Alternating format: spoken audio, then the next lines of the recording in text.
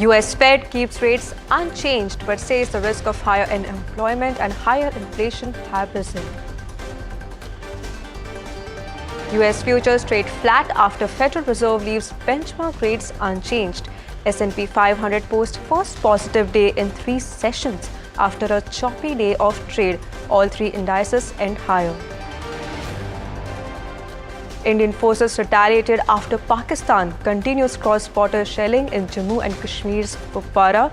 External Affairs Minister S. Jaishankar holds discussions with foreign ministers from Spain, France, Germany, Japan and Qatar.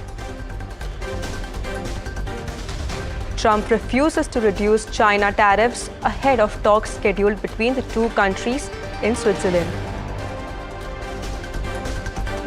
China attempts to shore up its flagging economy to cut the 7-day reverse repurchase rates by 10 basis points to 1.4% from 1.5%. The Chinese central bank will also lower the reserve requirement ratio by 50 basis points. Indian benchmarks end flat but in positive territory after India carried out precision strikes at terrorist bases in Pakistan-occupied Kashmir and Pakistan. Defense and FMCG sectors lose the most.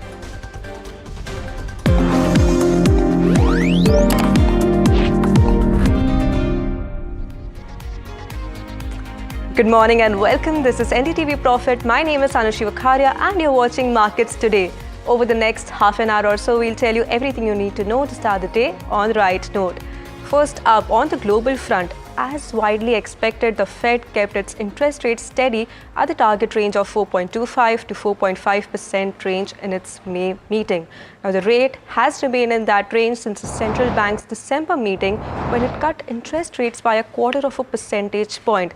However, do note that the Fed has noted that the risk of higher unemployment and higher inflation have risen. Now, this is with the overall outlook remaining uncertain as Trump policies evolve, creating an unclear picture for the economy forward. Powell noted that the US economy has remained relatively resilient and flagged a largely wait-and-see approach for future interest rate decisions ahead. Now, that said, the Fed chair added that rate cuts are possible if supported by economic data, but the Fed cannot make preemptive policy changes until there is more clarity. This is despite several calls from Trump for lowering the interest rate as we've seen in the past. Let's listen into US Fed Chair Jerome Powell's commentary post the Fed's announcement. My gut tells me that uncertainty about the path of the economy is extremely elevated and that the downside risks have increased. The risk is, as we pointed out in our statement, the risks of higher unemployment and higher inflation have risen, but they haven't materialized yet. They're not in the data yet.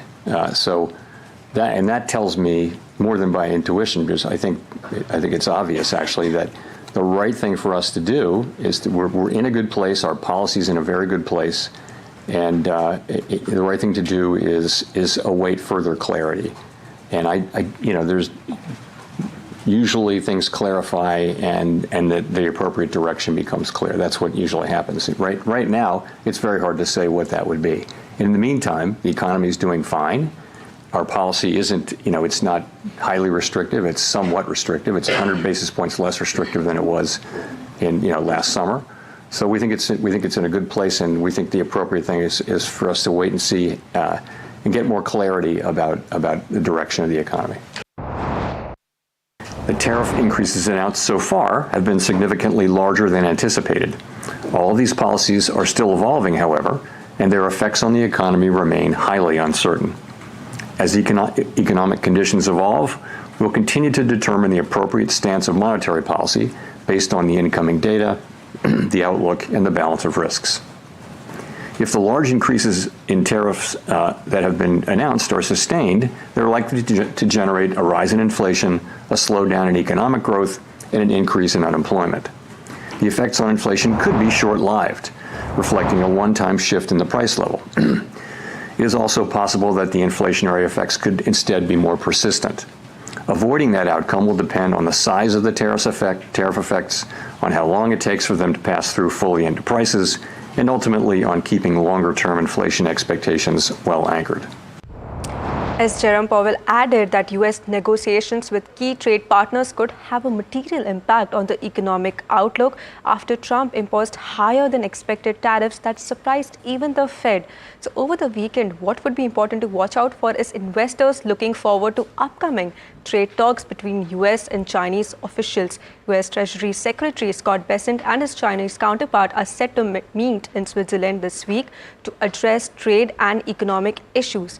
However, investors remain skeptical as hopes for an immediate de-escalation still remain dim. For most of the session, if we see what happened overnight, trading had remained choppy after the Federal Reserve kept its US interest rates unchanged. But close to the end of the session, semiconductor stocks rallied late on a report that regulations on artificial intelligence chips would be loosened. Fewer export restrictions benefiting US-based chip makers, allowing them to sell more advanced chips overseas.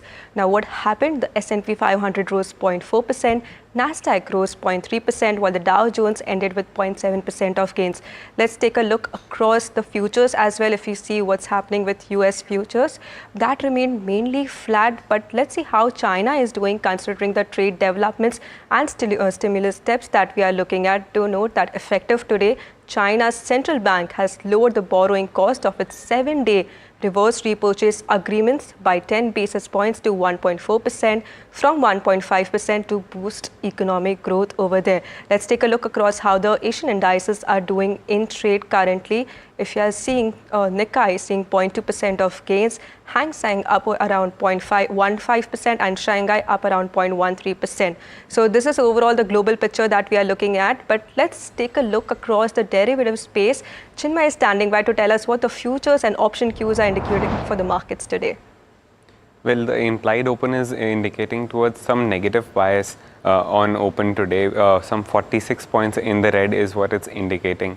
And when we look at the futures data, we saw the index closed marginally in the green, 0.17% higher yesterday, with some decline in open interest, indicating shorts covering in the markets.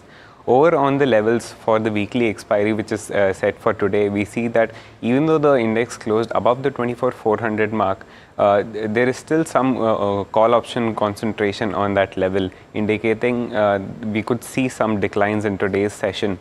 While in the supports front, we see the open interest concentration for put options at the 24,300 mark, and of course at the 24,000 mark being the major support for the markets. Over on the, let's take a look at the open interest gainers and losers front in terms of stock specific actions. We see shorts building up for InfoEdge and Hardco, with some shorts building up for Asian Paints, which is set to announce results today. Longs building up for Paytm and Apollo Tyres. Let's also take a look at the open interest losers. We see shorts covering for CAMS, KEI Industries, Muthoot Fin, MGL and Coforge. Over on the fund flow side of things, we see FIs continue to remain biased for the 15th session in a row. 2,500 crores worth of equities bought, with DIs also buying 2,300 odd crores, keeping the net figure significantly in the green.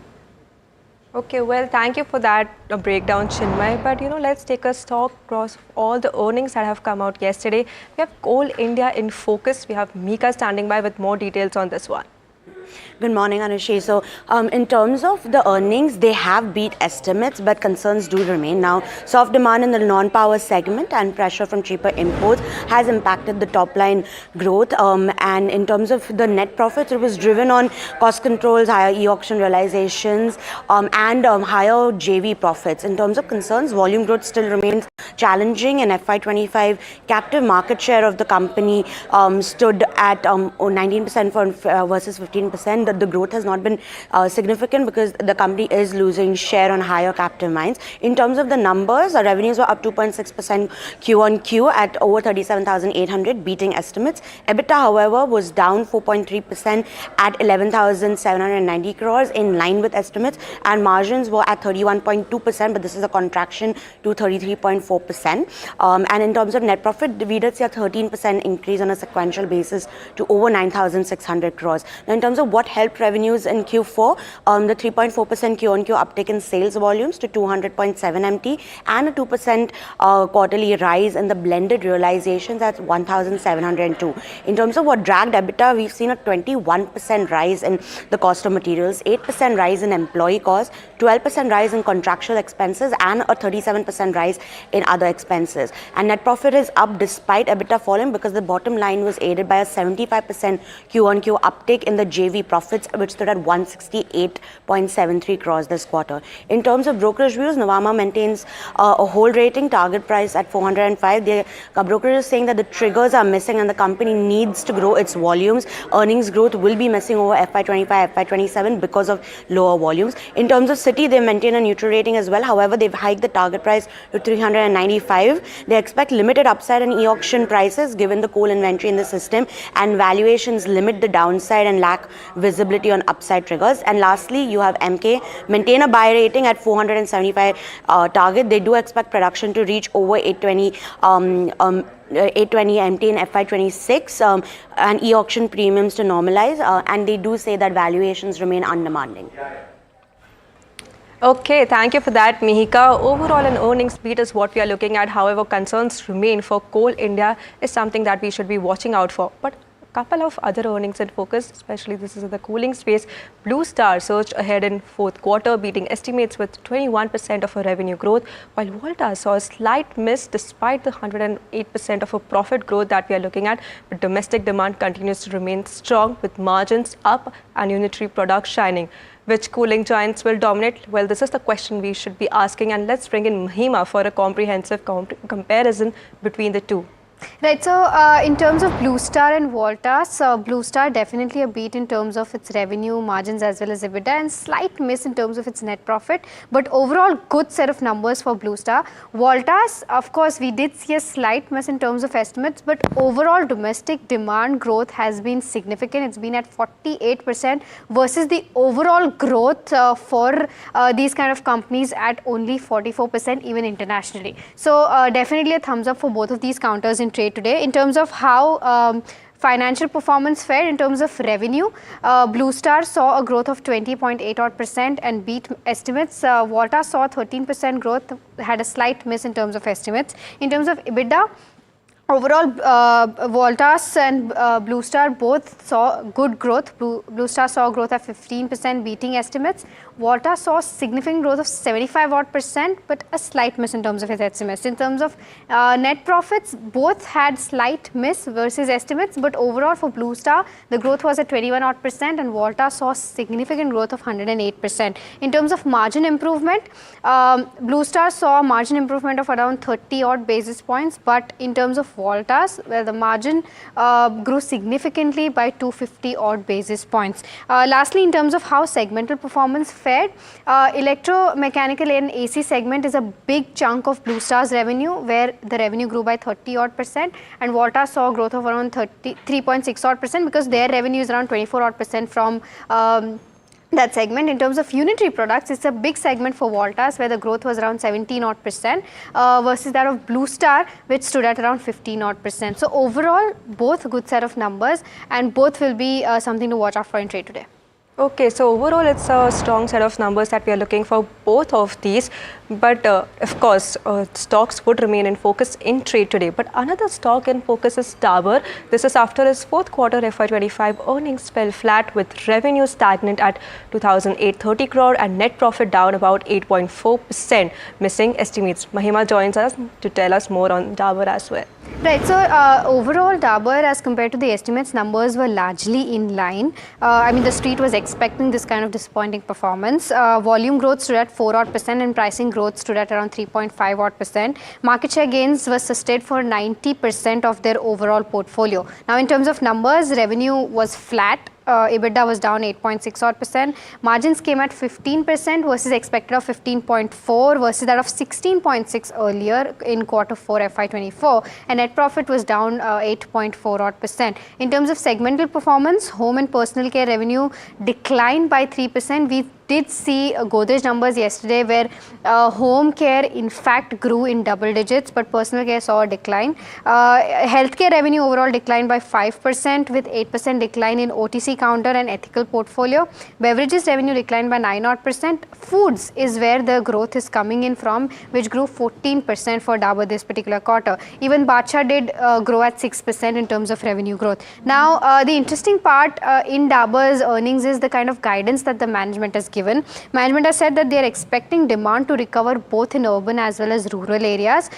They are set to achieve double-digit revenue CAGR over FY28, and the management along with McKinsey has given out 7 different structural changes that they will take FY26 onwards. Now, this includes streaming the overall portfolio. They are looking to roll back certain offerings that are not working well for the company. That includes baby diaper, tea, sanitizer, breakfast cereals, Vita, which represents around 0.5% of the total sales. Premiumization and contemporizing the portfolio is on the list. For example, hair care. The thrust will be on serum, conditioner, masks, etc. In beverages also, their focus will be on actives. The third thing is that they are looking for aggressive M&As. Focus will be on new healthcare, wellness food and premium and personal care. They're putting bold bets in terms of healthcare and wellness. They've identified certain pockets which are doing well for them, that is Shilajit, Health Juices, Hajmola. They will be sustaining their investments in the core portfolio. The go-to market 2.0, that is double down on the emerging channels and consolidation in stock list in urban area will take place for the company. And lastly, they will work on cost optimization. So this is something to watch out for, and of course, it will be one of the key stocks to watch out for in trade today. Okay, well, thank you, Mahima, for that detailed breakdown on what we can expect for Dabur in trade today. But a couple of other previews in focus today, and one of them is L&T, and this is after the company is set to come out with its 4th quarter results. Now, what majorly are the 4th quarter expectations? Let's talk about that. Revenue may see about a 13.7% of a growth. Margins expected to remain majorly flat at 10.9% as compared to 10.8% that we've seen last year. And net profit may see about a 3.3% of a growth. Now, what should be the key expectations of 4th quarter? If we see, brokerages now expect that the order inflows are set to be in the range of 97,500 crore to 1.1 lakh crore. So this strong growth is also supported by higher international orders that we've seen, along with a low base effect of last year. The company may marginally exceed its order inflow guidance and the revenue guidance for FY25 as well. Now, majorly orders, as said earlier, would be driven by international business along with the projects and manufacturing business. Do note that the revenue guidance beat that we may see is because of projects and manufacturing business offsetting some of that softness seen in the services businesses. However, the expectations for the margins for the projects and manufacturing business are expected to remain flat. Now, key things to watch ahead for FY26 would be the guidance in terms of the order inflows, revenues and margins. What would be also important to note down is the order prospect pipeline that the company gives out after the end of every quarter. This is especially for the Middle East business, which majorly contributes to about 35% of the revenue, given that the Saudi Aramco capex that we've seen just a couple of months ago had remained muted given the kind of impact that we've seen on the lower crude oil prices. So the commentary on how the order inflows would be from the Middle East business is something that we should be watching out for. Along with that, domestic business prospect is something should be the focus area as well. Improvement in projects in manufacturing business is expected. This is on better margin projects now which are on the threshold compared to FY25. So that is another key focus area. Now, just to reiterate the FY25 guidance which was given, we had seen about a 10% of a growth in order inflow, 15% of revenue growth expected, and project and manufacturing segment margin is set to be in the range of 8.2 to 8.25%. So L&T in focus today, and of course the major expectation is for overall a better commentary and the company exceeding its FY25 guidance. But let's take a look across other stocks which would be in focus in trade today, and we have Varsha joining with her list. Hi, morning Varsha, what are you picking up? Good morning. So there are 3 stocks on my list. Let me start with Jindal Drilling, wherein they've secured subsequent 3-year contract from ONGC, and the contract is for deployment of rig Jindal Explorer. Now the consideration is an effective day rate of $35,138 and the current contract of rig with ONGC ends at Q1 FY26, and the new contract is expected to begin by Q3 FY26. Next on my list is Coal India, wherein Coal India and AM Green Ammonia has signed a non-binding MOU. A company will supply renewable power to AM Green's ammonia project, and that this power would come from Coal India's 4.5 gigawatt renewable energy project, and ammonia project is planned for Kandla or their other AM Green facility. Last on my list is Lupin, wherein they have launched one of the tablets which treats seizures, and Lupin was one of the first to file the ANDA. Company will have 180 days exclusivity, shared generic exclusivity, and these tablets are equivalent to Sumitomo Pharma's Aptium tablets, and which has an estimated annual US sales of around $395 million. Thank you for that, Varsha. But now shifting focus back, Indian forces retaliated after Pakistan continued cross-border shelling in Jammu and Kashmir areas such as Kuparwa, Baramulla. My colleague Shiv Arur gets this report with the latest details. We've gotten an update from the Indian Army that ceasefire violations have taken place by the Pakistan Army in Kupwara, Baramulla, Uri and Akhnur sectors. Small arms and artillery guns took place overnight. We were in Uri sector late last night, and while we were leaving, we did hear some small arms fire, which we were told was the beginning of the ceasefire violations early in the night. And late at night is when the big guns start actually booming. Our viewers did see my ground report yesterday of places near the line of control in Uri sector where shells fell on villages. Many people injured, many villages evacuated in that area. So this obviously is continuing even now. Please remember that this is not one-way artillery fire. It's happening in both directions after unprovoked firing from the Pakistan side. It's a very, very tense situation there, because unlike small arms fire, shells have range. They can travel tens of kilometers. They can not only hit civilian areas, but they can target establishments as well. Obviously the Indian Army isn't a sitting duck there. It's giving it back in full measure, and as I've been reporting, one of the untold stories of Operation Sindoor and its aftermath is the huge amount of damage on the Pakistan side that I've been hearing from my intelligence contacts in the Rajouri Poonch area. That's the hidden story right now. Hopefully there will be imagery, there will be satellite imagery, and maybe even an admission from Pakistan about the large scale damage and a large number of casualties that are being reported, especially in the Rajouri Poonch area. And remember that Rajouri Poonch is also a place where India has lost a lot of civilians. There have been horrific images that have been coming in from there of injuries and people being rushed to hospital, including young children. I did see some of that in Uri as well, though the casualty figure is far less. There are no deaths, thankfully. In fact, miraculously, despite multiple shells and mortars landing in at least 6 villages that I visited yesterday. And like the army has just confirmed, that shelling appears to have continued last night. We'll be heading to another sector today to get you more. Amid tensions between India and Pakistan, US President Donald Trump said that he gets along with both the countries and is ready to help as a mediator to stop the escalations. Listen in. My position is I get along with both.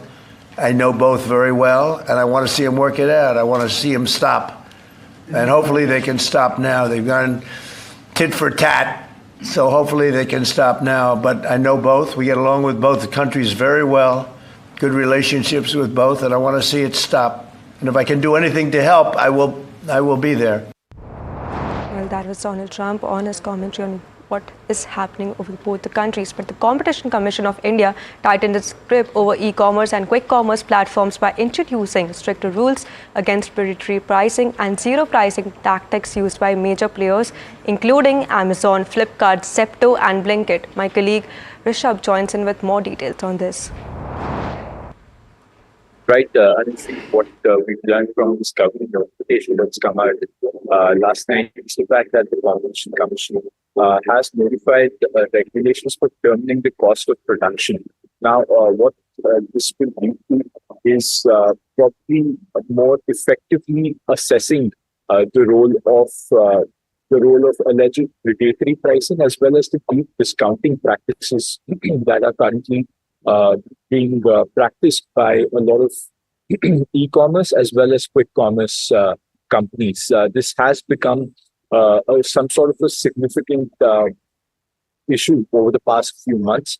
You have the Confederation of All India Traders, you have the AICPDF, which is sort of the FMCG distribution network, both of them very vehemently protesting the sort of deep discounts that one can buy goods off of, let's say, a Blinkit or a Zepto. So that is something that the CCI has tightened its grip on. These are the final rules that have come out now after stakeholder consultations. The draft rules came out in February.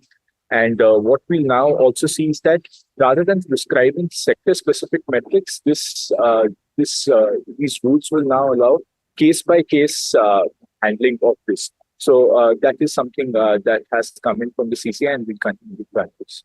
Right, thanks for that, Rishabh. But with that, it's a wrap on this edition of Markets Today. India Market Open is up next, so do stay tuned in.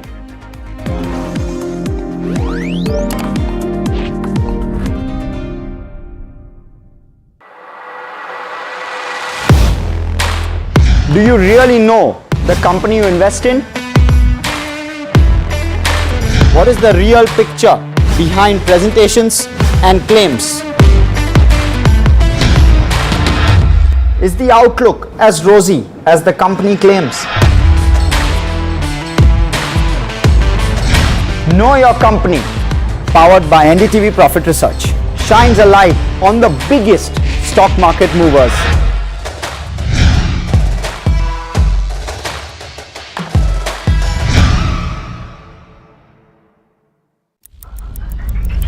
Headlines you start your day with. What matters worldwide is now in the palm of your hands. Get ready to seize the day and maximize your financial potential. Stay ahead of the curve with all you need to know on NDTV Profit.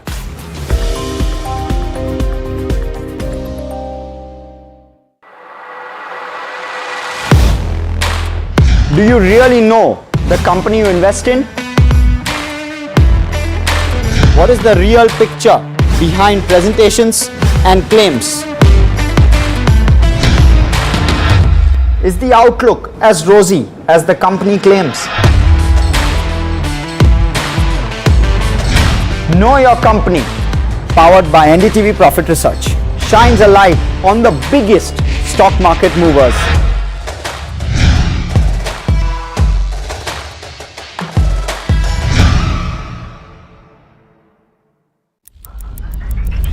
Headlines you start your day with. What matters worldwide is now in the palm of your hands. Get ready to seize the day and maximize your financial potential. Stay ahead of the curve with all you need to know on NDTV Profit.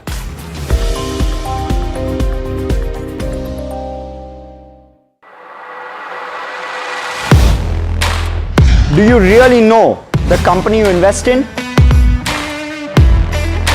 What is the real picture behind presentations and claims? Is the outlook as rosy as the company claims? Know Your Company, powered by NDTV Profit Research, shines a light on the biggest stock market mover.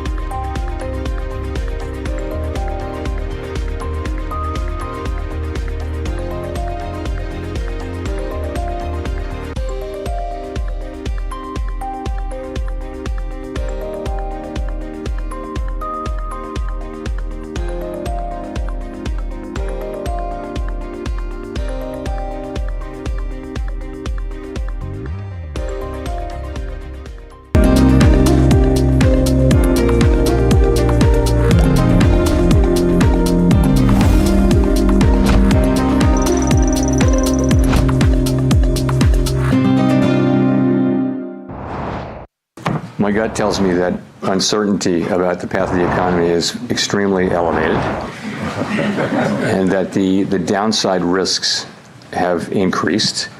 The risk is, as we pointed out in our statement, the risks of higher unemployment and higher inflation have risen, but they haven't materialized yet. They're not in the data yet. So that tells me more than by intuition, because I think it's obvious actually that the right thing for us to do is we're in a good place. Our policy's in a very good place, and the right thing to do is await further clarity. And there's usually things clarify and the appropriate direction becomes clear. That's what usually happens. Right now, it's very hard to say what that would be. In the meantime, the economy is doing fine. Our policy isn't, it's not highly restrictive. It's somewhat restrictive. It's 100 basis points less restrictive than it was in, last summer. So we think it's in a good place, and we think the appropriate thing is for us to wait and see and get more clarity about the direction of the economy. We are going to be looking at the not just the sentiment data, but also the real economic data as we assess what it is we should do. And remember, there will be two effects. One of them would be weakening economic activity, which translates into higher unemployment, and the other would be potentially higher inflation. Again, to say it again, the timing, the scope, the scale, and the persistence of those effects are very, very uncertain. So it's not at all clear what the appropriate response for monetary policy is at this time. And and by the way, our policy is in a good place, so we think we can wait and move when it is clear what the right thing to do is. Really not at all clear what it is we should do.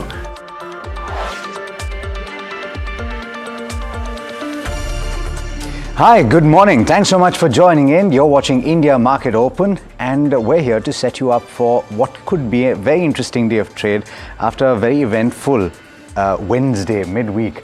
Good morning. Good morning, Alex. All right, so let's talk about what you just listened to, which is Fed Chair Jerome Powell essentially shrugging his shoulders to chuckles in that press conference, because he said, at this juncture, we don't know what to do. And in that context, because there's so much that is playing out with the economy, not least to which the import numbers that have come through for the fourth quarter, which has changed the estimates for GDP growth in the US, they've said they're going to pause. So they've kept the policy rate unchanged. They've said that the risk exists for higher inflation as well as unemployment.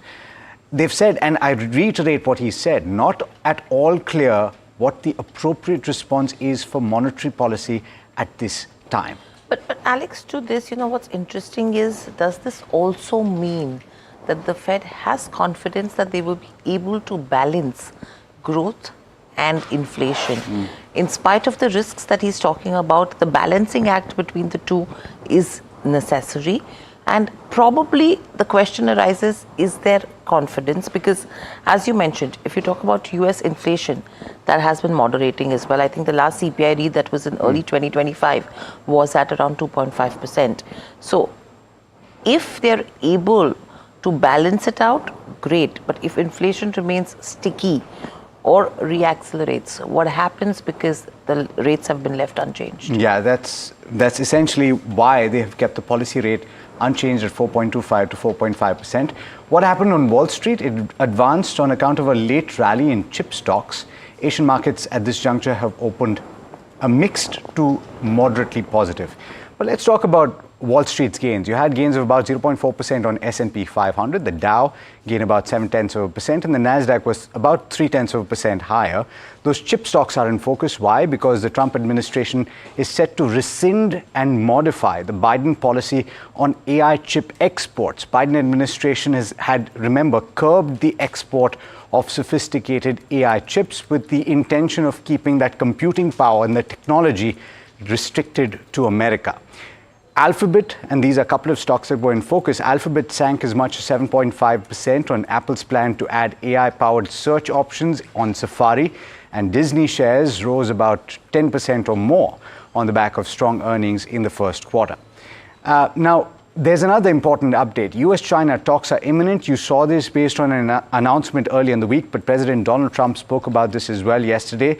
He suggested that China initiated those senior-level trade talks. By the way, in case you missed it, because there was so much happening here, US Treasury Secretary and the trade representative from the US are set to meet China official on Saturday in Switzerland. What emerges from that is yet uncertain.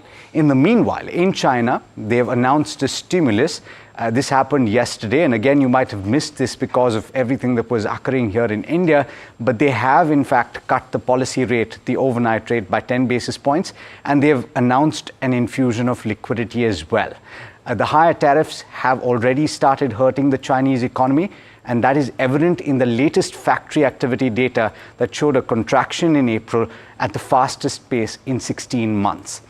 There's one other data point or news point that I want to focus on, and this is amidst this entire barrage of tariff measures that were announced by Donald Trump, and this has to do with the use of the dollar as a reserve currency.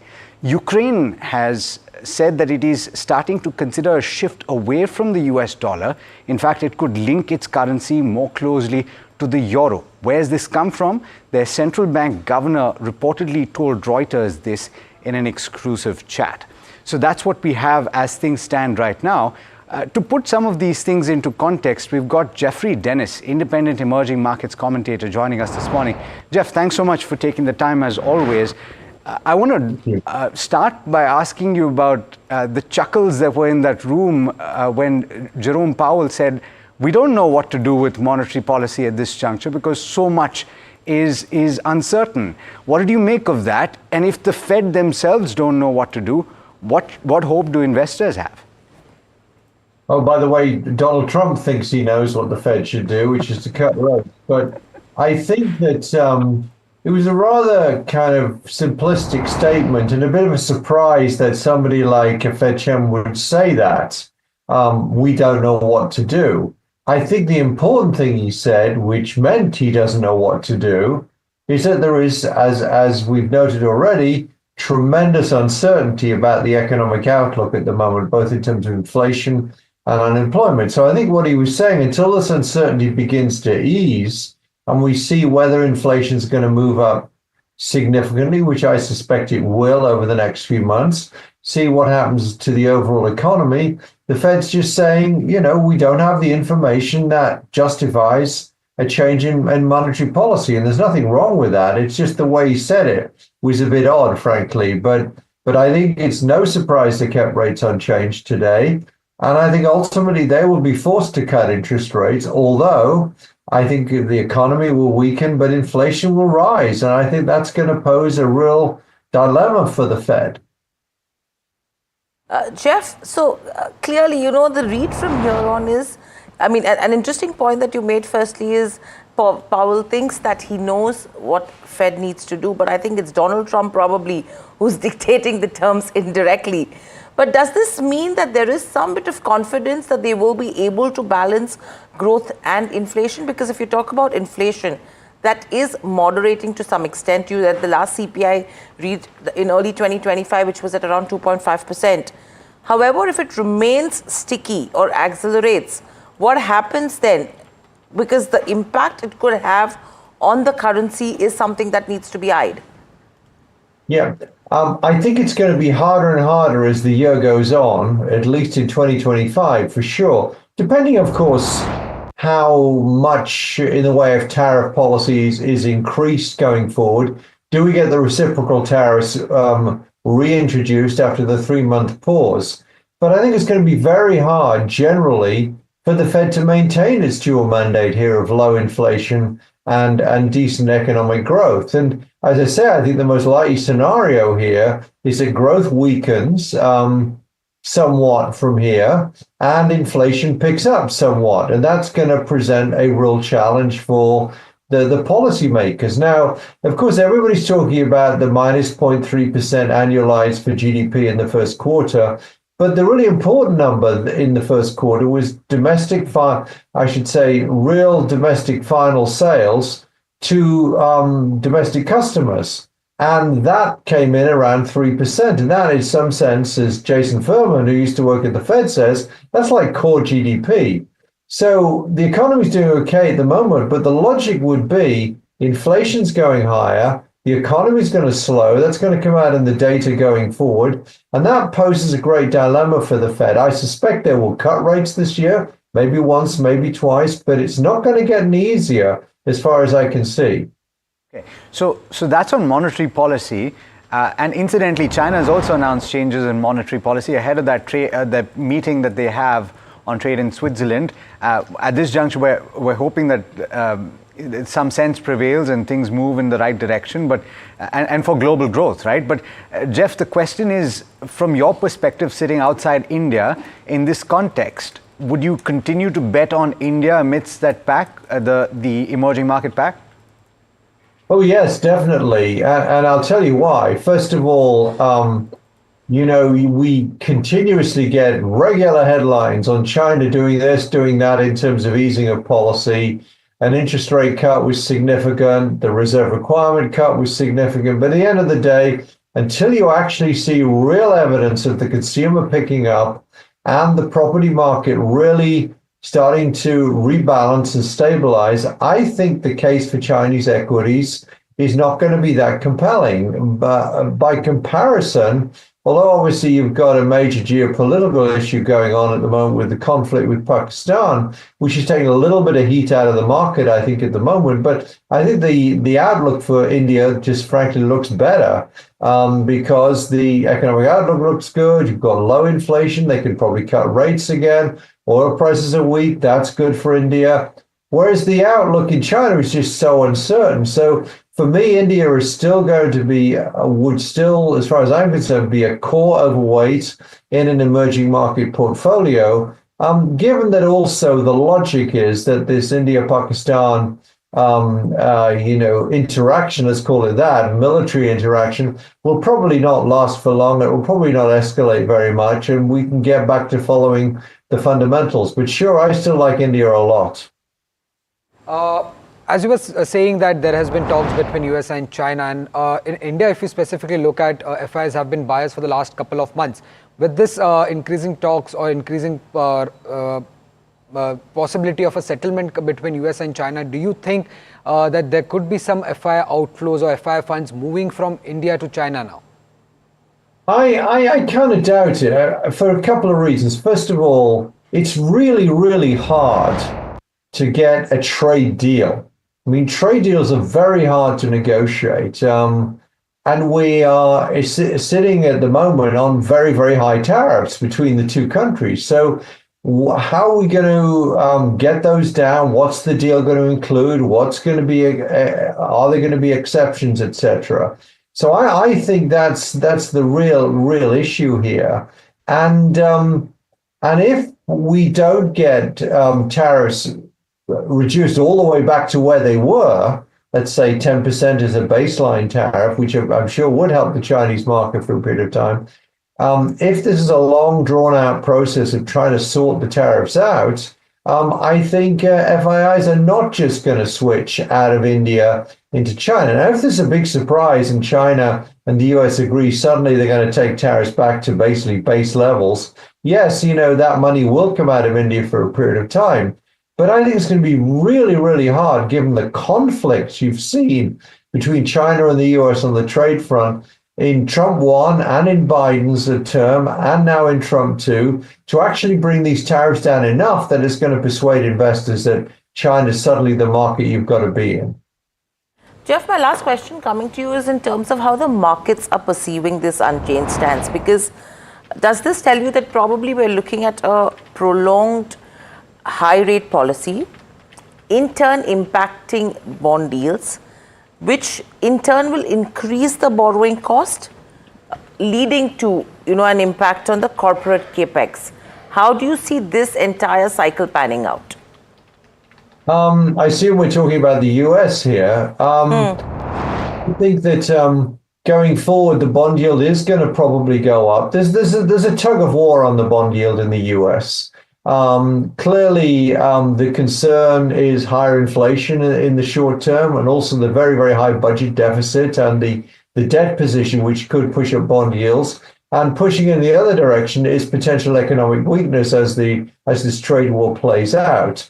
If you were to get a significant move higher in the bond yield, and I think it's not going to be a major move higher. We're not going above 5 or to 6% or anything for the 10-year. But if you were to see a big move, that would affect corporate financing rates, which in turn would hurt investment, which would be another problem for the US economy, but it would also hurt the housing market because mortgage rates would go further up. So I think the bond market is probably trading in a range because there are these alternative push and pulls on the yield, as I say, inflation and the budget deficit on the one hand and weak growth on the other. So I don't think you're going to get a big enough move higher in bond yields to really put corporate financing under pressure, at least under pressure for the reason that bond yields are going up. There may be other reasons why corporate financing may be under pressure because the economy weakens, but I'm not sure I see bond yields really doing that job at this point.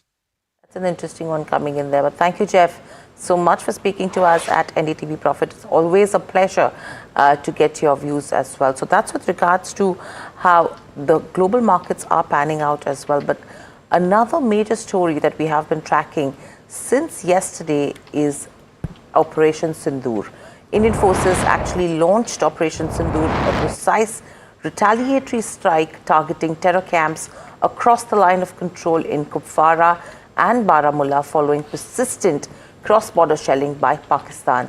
In fact, India emphasized that the operation was measured and non-escalatory, aimed at dismantling terrorist infrastructure behind recent attacks. Concurrently, External Affairs Minister S. Jaishankar held a high-level talk with foreign ministers from Japan, Germany, France, Spain and Qatar, briefing them on India's stance and seeking international support. Now, amidst all this escalating tensions between these nuclear-armed neighbors, diplomatic efforts continue to prevent further conflict. In fact, my colleague Shiv Arul joins us with a report from Ground Zero. Shiv, good morning. Over to you. We've gotten an update from the Indian Army that ceasefire violations have taken place by the Pakistan Army in Kupwara, Baramulla, Uri and Akhnur sectors. Small arms and artillery guns took place overnight.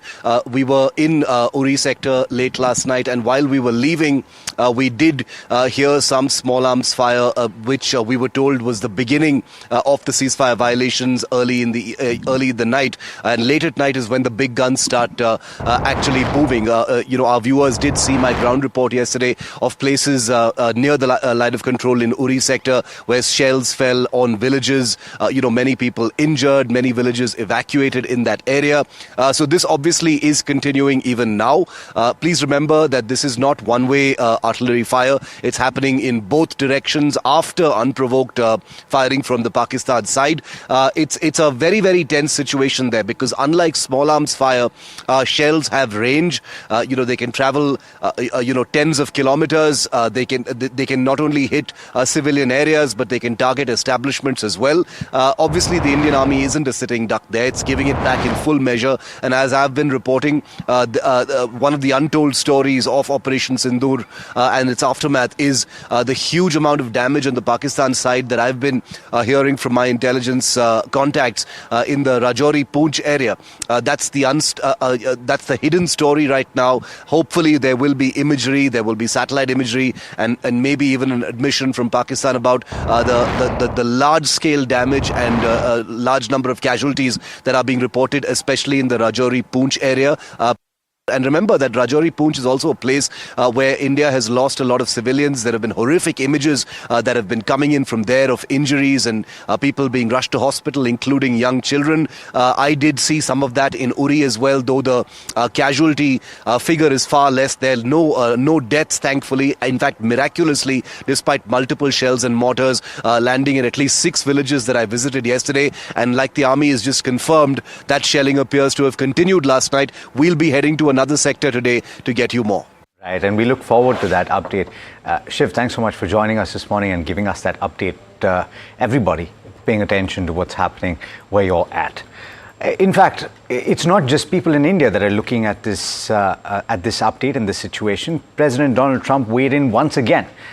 He didn't really change his tone, pretty much reiterated what he had said the first time he made a statement, but listen in to what he had to say. My position is I get along with both. I know both very well, and I want to see them work it out. I want to see them stop. And hopefully they can stop now. They've gone tit for tat. So hopefully they can stop now. But I know both. We get along with both the countries very well. Good relationships with both, and I want to see it stop. And if I can do anything to help, I will be there. Well, let's take you across what happened in trade yesterday. Well, Nifty was quite volatile in trade, but it remained range bound between the range of around 24,300 to 24,400 for most of the trading session. Now, volatility was because of the fact that India had launched missile strikes on terrorist hideouts in Pakistan and Pakistan occupied Kashmir. But if you look at how the trade opened, it opened low at around 24,220, and from there we saw a strong recovery of around 200 points, and Nifty gained nearly 34 points at closing level to close at 24,414. Now this was on the back of strong flows that we have been seeing both from DI and FI. In fact, FIs have been buying for 15th consecutive session, and the total buy amount now stands more than 44,000 crore rupees in the last 15 trading session. Now, despite the geopolitical tensions that we have been seeing, mid and small cap, real estate stocks, auto stocks and metal stocks posted solid gains of anywhere between 1 to 2% in trade. In fact, bearing the pharma and the FMCG index, all the other indices closed in green in trade yesterday. Some action was seen when it comes to textile, auto and auto ancillary stocks, and this was on the back of the UK FTA deal signing. Stocks like Welspun Living, KPR Mills, Tata Motors, Endurance Tech and Vardhaman Textiles gained anywhere between 5 to 12%. On the other hand, there was Nifty Metal Index, which also rose more than 1% in trade after basically China reduced its policy rate and the reserve ratio, and in anticipation of the US-China trade deal. Tata Steel, Nalco, SAIL, NMDC each gained more than 1 to 2% in trade. Defense stocks, now that is one sector which was down in trade yesterday. Stocks like Hindustan Aeronautics, Bharat Dynamics, Bharat Electronics saw some profit booking, with some also shipbuilders like Mazgaon Docks shipbuilders were falling by nearly 5% in trade. Apart from that, few FNS stocks which were among the gainers, Piramal, Paytm, both on the back of a strong set of numbers. BAC again strong set of numbers. Apart from that, it was IIFL Finance and Aarti Industries which were gaining in trade. On the losing side, it was Asian Paints ahead of the fourth quarter numbers. Chambal Fertilizer, Sun Pharma, Hudco, Bajaj Auto. Chambal Fertilizer was an interesting trade yesterday. In fact, day before yesterday, the stock was up around 5-6%, but futures were at a discount of 6%. And yesterday, we saw a sharp fall coming in in Chambal Fertilizer. Largely the cash market coming in terms with the futures discount that we were seeing. Apart from that, it was Sun Pharma, Hudco, and Bajaj Auto that were among the top losers in FNO stocks. Right, Thomas. I mean, yesterday's day was absolutely interesting because the markets were absolutely resilient, yes. And that's what I think the street has been looking forward to. Though, if you talk about the investor sentiment, there is that cautiousness that is prevailing. There is no direction that the markets are getting currently, and that's what is concerning investors currently. Nifty has been locked in a tight consolidation zone, and this is, I think, for a 6th consecutive session where this consolidation phase has continued. What's happening is you are seeing buying that is coming in select specific stocks at lower levels, though the moment you see an upside, selling starts increasing at higher levels as well. So that game between support and resistance between individual sectors or indices, or if you talk about stocks, that has continued as well. In fact, yesterday's session, what was interesting is that up move that we saw in the broader markets, which were outperforming the benchmark indices, that showed some bit of renewed confidence as well. And in spite of these geopolitical uncertainties that we've been looking around, the index has held firm at the key support levels. Now, neither the bulls nor the bears are actually gaining firm control.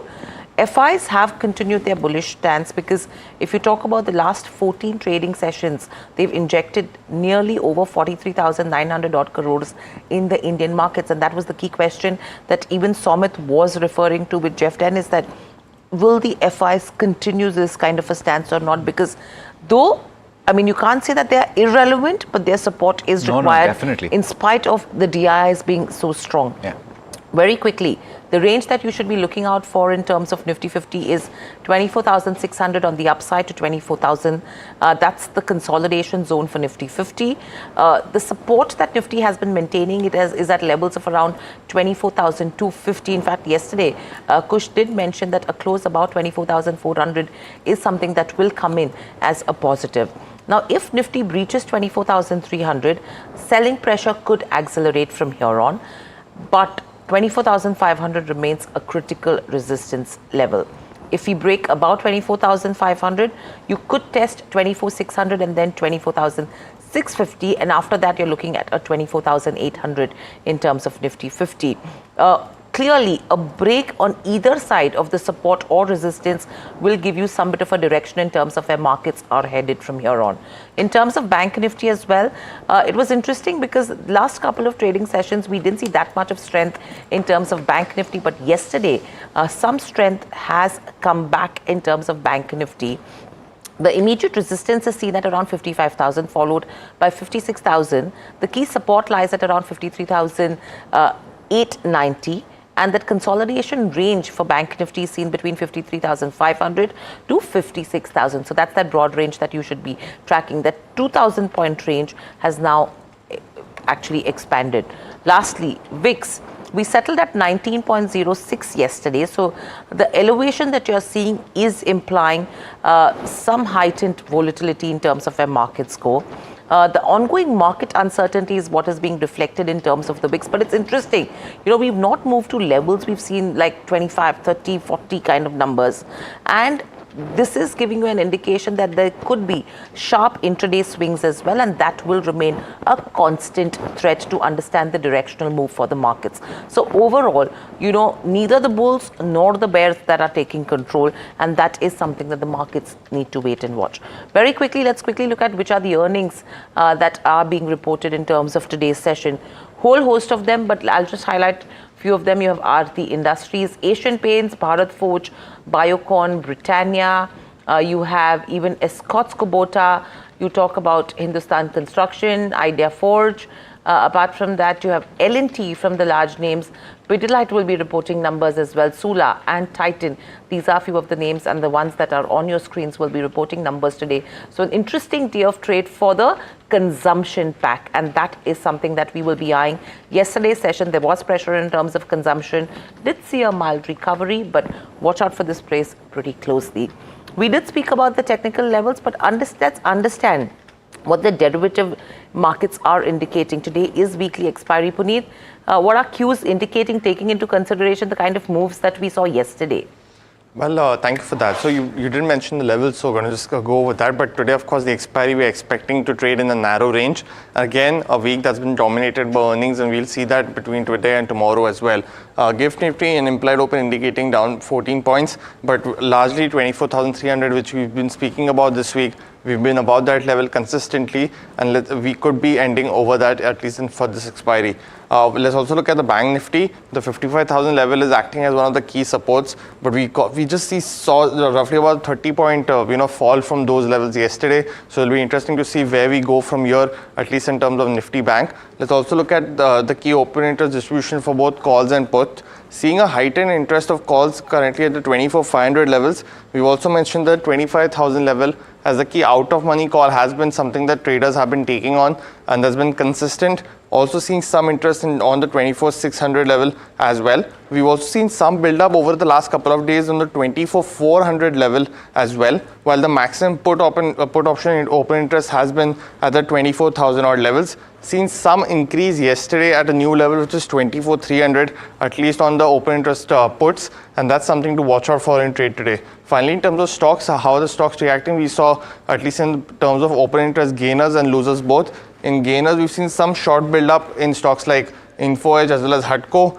Some long build up as well in stocks like Paytm. Paytm was also in focus after its earnings yesterday. And on the other side, in terms of open interest losers, we've seen some short coverings across stocks like KEI Industries, like MGL as well as Coforge. So overall, we are looking at just about 15 points in terms of implied open on the downside.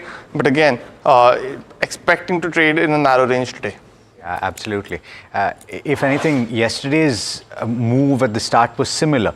It was pointing to a downtick, and we ended, as Somit pointed out, in the green. So let's see how that pans out at the start. We've got stocks to talk about that have been reacting to earnings, and we've got quite a few to talk about. We'll get you all of that after this very quick break. So do stay tuned.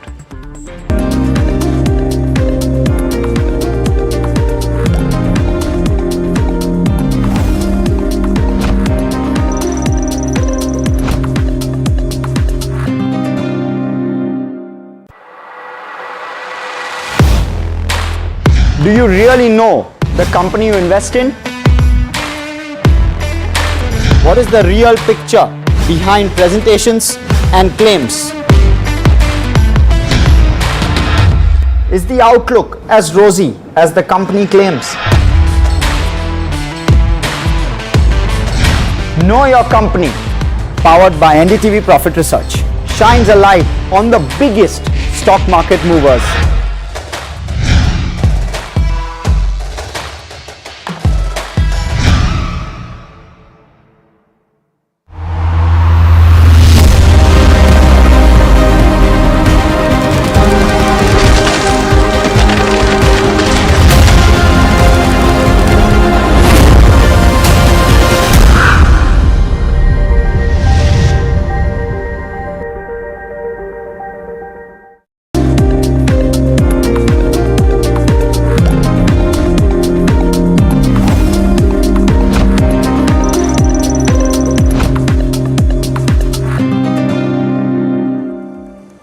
Welcome back. You're watching India Market Open. We've spoken about the latest updates from overseas. We've told you about what's happening on the border. And we've also spoken about the setup, more or less, for trade today, the key technical levels that you should watch out for.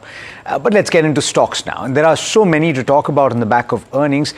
Each of us have got a few to tell you about, and in no particular order of importance. Let me start with Tata Chemicals. A very poor set of numbers by this company. The revenue has increased by about 1% or so, and it has come in below the consensus estimates at 3,509 crore rupees. The EBITDA is down about 26% and come in at 327 crore rupees. That is also below the consensus estimates. A contraction in the margins taking place, that is coming at 9.3%. And there's a net loss which has narrowed, but there was an expectation on a consensus basis of a PAT number of 74 crore rupees. So you could look at a disappointment that is very evident at the start of trade. What has happened in the quarter is that the revenue growth was constrained by pricing pressure across its geographical regions, and it has quite a spread in terms of where it's present. The EBITDA decline was seen primarily on account of lower pricing. The UK soda ash unit closure led to an exceptional charge of 55 crore rupees during the quarter. Now, in terms of the demand scenario, they're saying that they have seen robust demand in Asia, ex-China, and in India as well. And in America, or in the Americas, I should say, except the US, they're seeing a decent demand picture emerging. They're seeing a decline in demand in Africa. So this is the context that they have set. They're saying that the market conditions remain challenging, and the US and Western Europe have witnessed declines on account of reduced demand for flat and container glass. So overall, you're expecting there to be a bit of a weak reaction on the back of what has been a pretty bleak Q4. They say that the medium-term outlook is decent, but the near-term pressure on pricing and on demand continues. Lupin is a positive update. They have announced the launch of, now I hope I get this right, eslicarbazepine acetate tablets. I struggle with these often. What this is a medicine that is used for the treatment of partial onset seizures. There is a drug that exists in the US, and that equivalent drug is manufactured by Sumitomo Pharma. And this drug had an estimated annual sales of $395 million in the US. So it is a positive update. They have, in fact, a 180-day shared generic exclusivity, which is a positive as well. So watch out for this one at the start. The last one is also a positive development, and this is on the back of earnings. It's in the health insurance space. Niva Bupa Health is the name of the company. The premium earned has grown by about 11%. The gross written premium has risen as much as 36%. Strong PAT growth at 31%, coming in at 206 crore rupees. The claim settlement ratio has come in at 93%, but the number that you should be looking at is a combined ratio, which has improved quite considerably. Remember that the combined ratio is a combination of the loss ratio and the expense ratio, and what that means is that if it goes down, it is beneficial for the company. It has come in, if I'm not mistaken, around 267 basis points better than the previous quarter. It continues to be one of the fastest growing companies in the health insurance space and should be watched out for at the start today. Hiral? Right, so that's with regards to where the three stocks that you're looking at. In fact, today we had an interesting day where all of us wanted to look at similar stocks, but let's look at what I have on my radar. Number one we have is Coal India. If you see in terms of where Coal India is concerned, the earnings have beat street estimates. However, the concerns still remain from here on. The reason why we are seeing this is because the soft demand in the non-power segment and the import pressure, that is what has impacted the top line, and that's the reason why your revenues have just seen a growth of around 2.6% this time around. If you see in terms of the PAT, that has mainly been driven on the back of higher e-auction realizations, cost controls, as well as the JV profits that have come in. So in terms of the profit number, that is up around 13% at 9,604 crores versus an estimate of 8,414 crores. Now, what's helped revenues in the fourth quarter? The 3.5% sequential uptick in sales volumes and the 2.1% sequential rise in the blended realizations. Now, there are a couple of reasons what has dragged EBITDA. So the cost of materials, employee cost, contractual expenses and other expenses, all of them have seen an uptick in the range of around 8% to 37%. So that is what has dragged the EBITDA this time around. And in terms of the JV profits as well, the bottom line was aided on a 75% rise there, which is almost 168 odd crores. The key concern over here is that the volume growth is still remaining a challenge for a Coal India, and the FY25 captive market share, which is at 19% versus 15% last year, they've share lost on higher captive mines as well. So that's the key. Nuvama has maintained a hold. They have a target price of 405. They are indicating that triggers are missing and they need volumes to grow. Earnings growth missing over FY25 to 27 as well on the back of subdued volumes. Citi has maintained a neutral. Their target price is hiked to a 395 from a 390, so not a major one there. Valuations limit downside and they lack visibility on upside triggers. And MK has maintained a buy. They have a target price of 475 and the production and e-auction premiums, that is what they're wanting to normalize as well. In fact, what's interesting is if there is any increase in terms of bond deals in the global markets, the finance cost in future for Coal India could increase as well, taking into consideration their capex pipeline of nearly 60,000 odd crores. And clearly, unchanged rates may allude to steady US demand for coal, supporting the thermal coal prices, and a stronger dollar might actually cap coal prices, impacting the e-auction realizations in turn as well. So it's a double whammy with regards to Coal India. On number 2, I have a Somani Ceramics. It has been a weak quarter. Again, a thumbs down on Somani Ceramics. The fourth quarter has been impacted due to the sluggish market conditions. Revenues are up 4.5%. Margins have also reduced. They've come in at around 8.2% versus a double digit, which is 11%, and a dip in terms of profitability to the tune of almost 32%. Now, the management is expecting the tile volumes to grow at high single to low double digits in FY26. So again, it's a thumbs down on that one. And the company remains focused on increasing profitability and thereby accelerating its cash flow generation. That's the guidance that they've given. Very lastly, United Breweries, a thumbs up. The numbers are above what the street was estimating. Though the revenue is down around 9%, profits have increased by around 19 to 20%. Margins have improved by nearly 135 basis points for United Breweries, the volume growth has been decent, and this is taking into consideration the temporary suspension that we saw in Telangana, as well as the kind of challenges that they've been seeing on the back of the duty structures in Karnataka as well. A 5% volume growth is what you've seen. And the premium segment, which is Kingfisher Ultra, Kingfisher Ultra Max and Heineken Silver, saw strong growth. In terms of the segmental, the premium segment revenues increased 24%, though beer revenues have taken a dip to the tune of 7.5%. Capex around 750 odd crores is what they have announced in a greenfield brewery in Uttar Pradesh, and that will be added by the fourth quarter of FY27. And it will produce both mainstream as well as premium products, which includes Heineken with provision for both cans and bottles. So that's a United Breweries, which is a positive. So these are the stocks that I'm looking at, Sumit.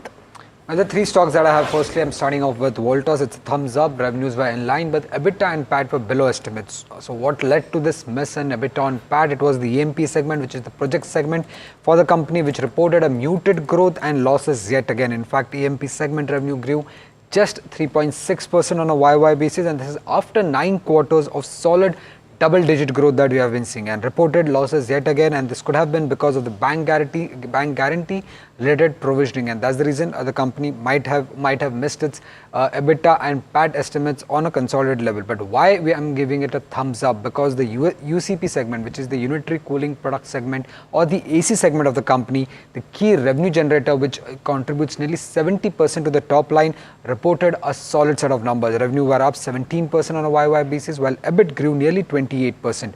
EBIT margins came in at 10%, which was the highest that we have seen at least in the last 2 years, and the market share of the AC segment increased by nearly 30 basis points on a YY basis at around 19%. Also, when you compare it with Voltas, your AC segment, Blue Star's AC segment, their numbers were pretty much ahead of what the peer reported. Blue Star's UCP segment revenue were up 15%, while that of Voltas was up 17%. Margins came in at 10%, while that of Blue Star came in at around 8.4%. Also, Blue Star's margin improvement was just 12 basis points as against 82 basis points improvement that Voltas has seen in the fourth quarter of FY25. Second stock on the list is Dabur, and it's a thumbs down. It was an all-round miss reported by the company. EBITDA margins came in at around 15.1%, which was down nearly 524 basis points on a sequential basis and 150 basis points on a YY basis. India revenue was weak at -4% owing to urban slowdown and inflation. Management expects an average high single-digit value growth in FY26, but then Street doesn't seem to be quite bullish upon that. In fact, this growth will largely be led on the back of the price hike that the company had taken in the fourth quarter of around 3.5 to 4 odd % and a potential demand recovery that could happen. That is what the management is expecting. Now, in the conference call, for the first time, management highlighted the McKinsey strategy. Now, they had employed McKinsey a while back to change the company's strategy, and now they have highlighted those strategy that McKinsey has suggested them. Firstly, they are looking to streamline their portfolio. They're looking to roll back offerings like baby diaper, tea, sanitizer, breakfast cereals, which together contribute just 0.5% of the sales. There are multiple other strategies also which they have highlighted, like premiumization of portfolio, aggressive M&As, bold bets in healthcare and wellness, sustained investment in core portfolios, go-to-market strategy, and cost optimization. But Street continues to remain in wait and watch mode. In fact, Investec says that the narrative is not convincing. MK says that the growth guidance remains aspirational, while Citi says that challenges remain across growth and profitability for the company. And the last stock on the list is Symphony. It's a thumbs up. It was an all-round beat. In fact, revenue was 20% ahead of the consensus estimate. EBITDA was 43% ahead of consensus estimate, while PAT number was 38% ahead of the numbers. The strong numbers were driven by the 48% growth in the domestic business, while the international business also grew nearly 44% on a YOY basis. Consolidated margins came in at around 21.9%, which is the highest that we have seen since the fourth quarter of FY21. Now, EBITDA margins remained elevated elevated for the company despite the high marketing spends that we had seen in the fourth quarter, and analysts believe that the strong growth could also be because of some spillover of demand coming in from the third quarter of FY25. Now, what is important to watch out for when it comes to Symphony? The company will be holding the conference call today at 12:45, and commentary on demand outlook will be the most important thing to watch out for, because how has Q1 panned out so far will be something that the street would be wanting to know, and that is something that could lead to the share price move for Symphony going forward. And another key trigger for Symphony would be, given the fact that they're looking to divest stake in Climate Technologies and IMCO, which are the foreign subsidiaries of the company, and divestment should turn the overseas operations profitable, should improve the return ratios and release management bandwidth. So this is one of the key trigger that we need to watch out for. Any commentary coming in on that front would also be something that the street would be taking positively. Let's also welcome in our guest Amit Goel, technical guest, founder of Amit Ventures, and Chakri Roplier, Chief Investment Officer, Equities with LGT Wealth. Chakri, coming to you first on Voltas, the numbers were pretty much strong if you look at the AC segment. How are you looking at the entire cooling space, consumer durables, be it Voltas, Blue Star, Symphony? Any top picks here? Good morning. Thanks for having me. Voltas, Blue Star, Symphony also, they all had very good numbers. Their year-over-year growth has been, in revenue has been north of 30%. This was kind of expected in the sense that, the last year was a weak number. And this year expectations of first, a strong summer. Second, the companies themselves have underperformed. So the only catch in this whole thing is the weather experts point to a slightly cooler than expected summer, if that is true. But I don't think that will really dent Voltas or Blue Star. Both of them look good because the AC segments of these businesses are continuing to improve. But would you buy any one of these? Just to follow up, Chakri, good morning. Yeah, absolutely. We would be biased into Voltas. Blue Star may be slightly longer simply because it's done better. Okay. Amit, very good morning to you, and thanks for your patience.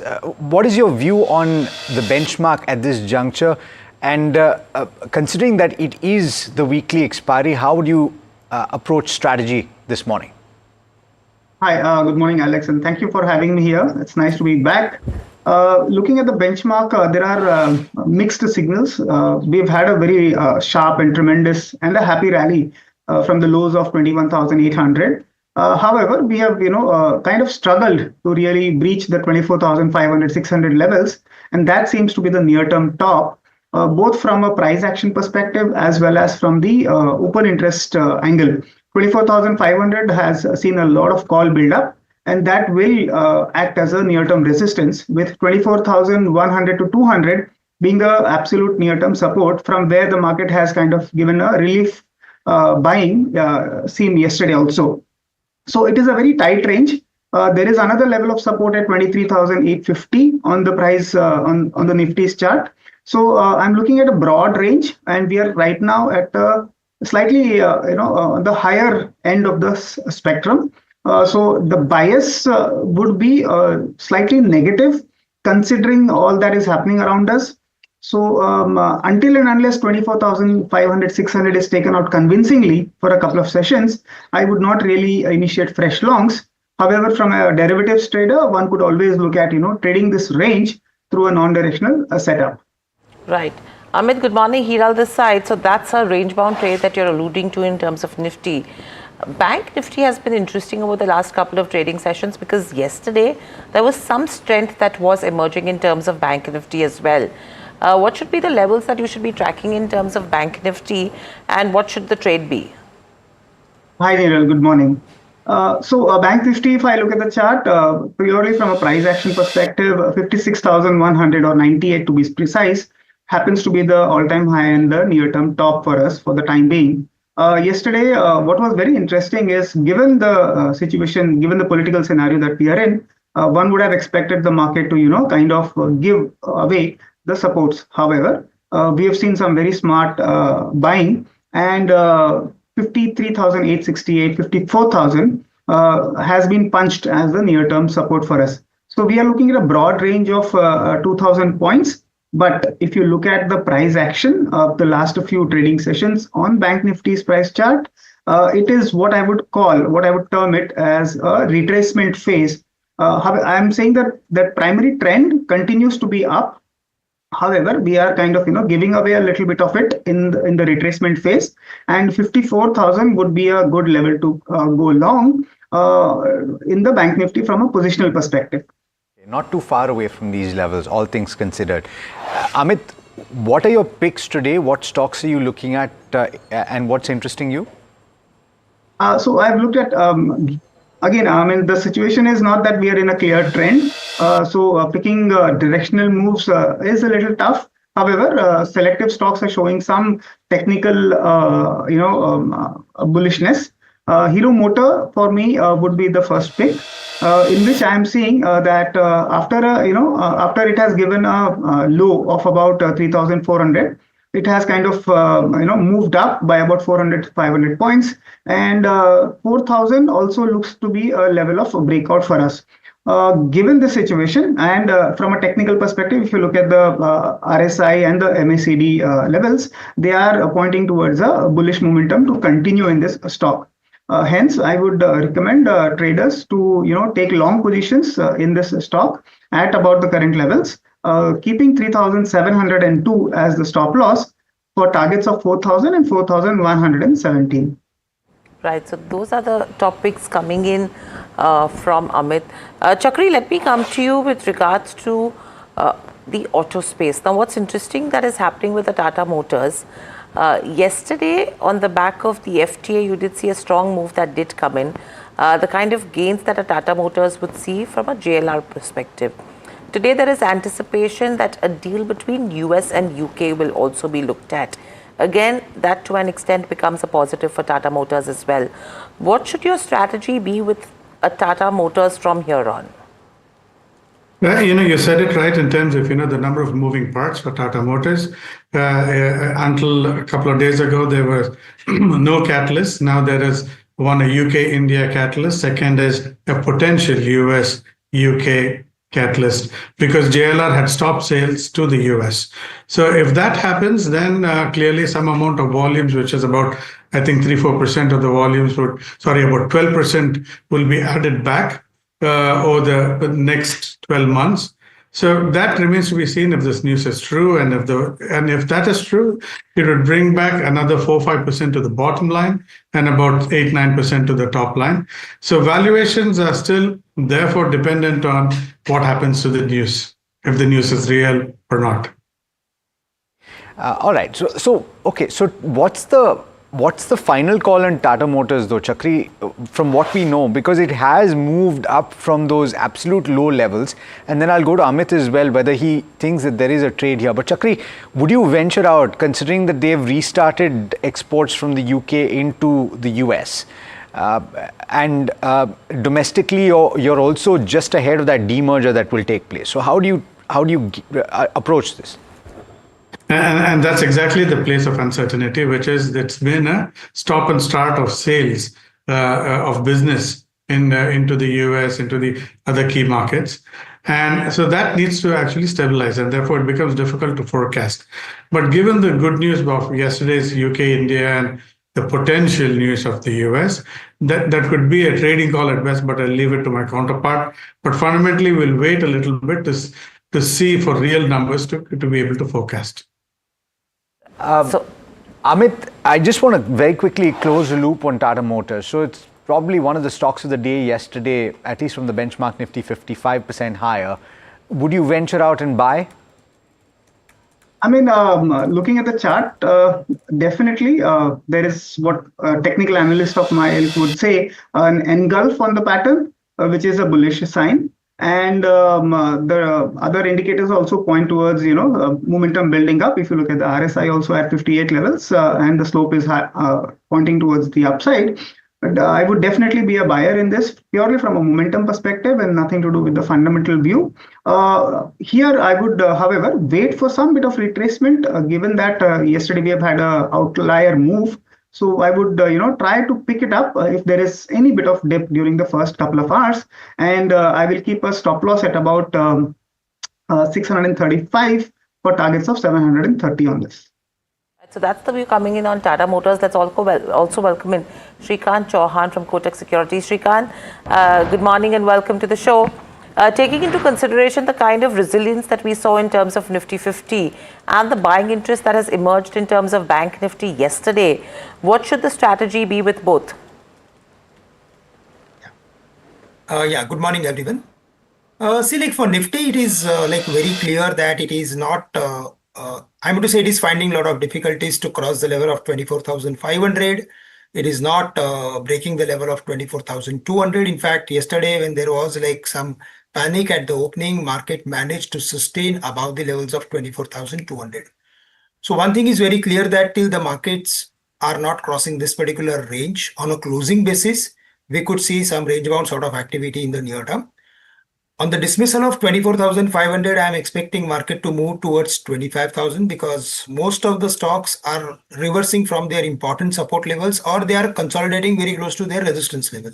So there is a possibility that we could see the levels of 25,000, but for that we need a very strong dismissal on a closing basis at 24,500. For the Bank Nifty, there also we are seeing range bound activity, but the best part is that Bank Nifty has already corrected to its important support levels, and now again the Bank Nifty can resume its uptrend. So 54,000 should be the final stop loss for creating any long position on Bank Nifty, and again we could see the levels of 57,000 in next few weeks. It will take some time, but in the near term, yes, we could see the levels of 55,500.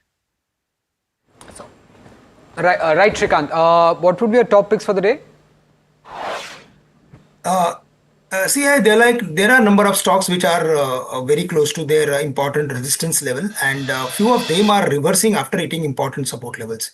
So specifically, Divi's Laboratories, which is around 6150, 6100 levels, is very close to its breakout level, and whenever we are seeing some buying interest in pharma stocks, we are seeing specific buying interest in CRDMO stocks. So Divi's looks good at current levels, attractive at current levels with a target of 6,300, 6275, 6,300 on the higher side. And we can keep a stop loss at 6090 for creating trading positions on it. The other stock which we like is BHEL, Bharat Heavy Electricals, which is around 225. The formation is suggesting us that the stock is heading for 250. Eventually, it will take some time. But in the near term, the stock can move towards 235. And we can keep a stop loss at 220 for, again, taking trading position on the stock. Right, Shrikant. Well, before we slip into a short break, thank you, Amit Goel, for joining us and giving us your perspective on the markets and your top picks. With that, let's slip into a short break and we'll be back with more news on the other side.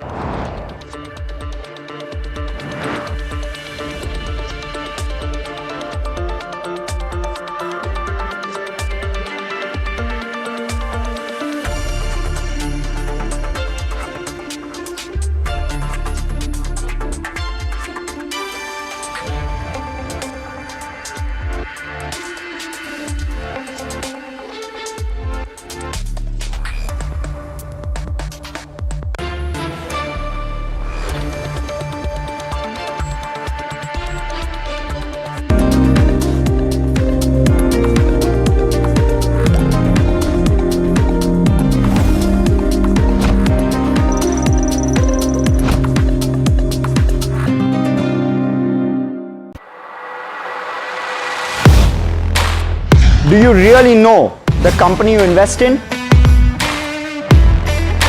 What is the real picture behind presentations and claims? Is the outlook as rosy as the company claims? Know Your Company, powered by NDTV Profit Research, shines a light on the biggest stock market movers.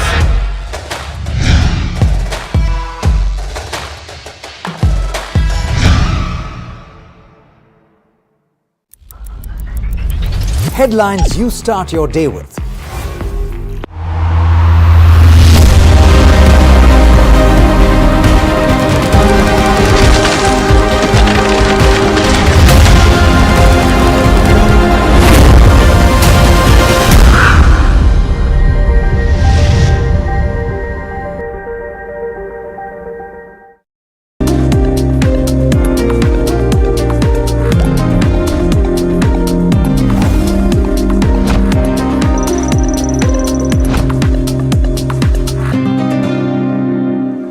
Welcome back to India Market Open. If you see in terms of the implied rates, no major cuts that the number is indicating so far. So pretty flattish start that could be on the cards. But one stock that is in focus in today's day of trade is a MRF.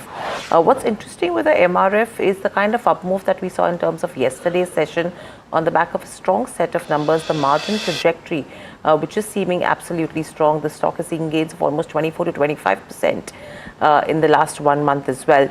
Puneet is standing by to tell us more in terms of what brokerages are making out of it. Puneet, are brokerages still alluding to a buy MRF at this price?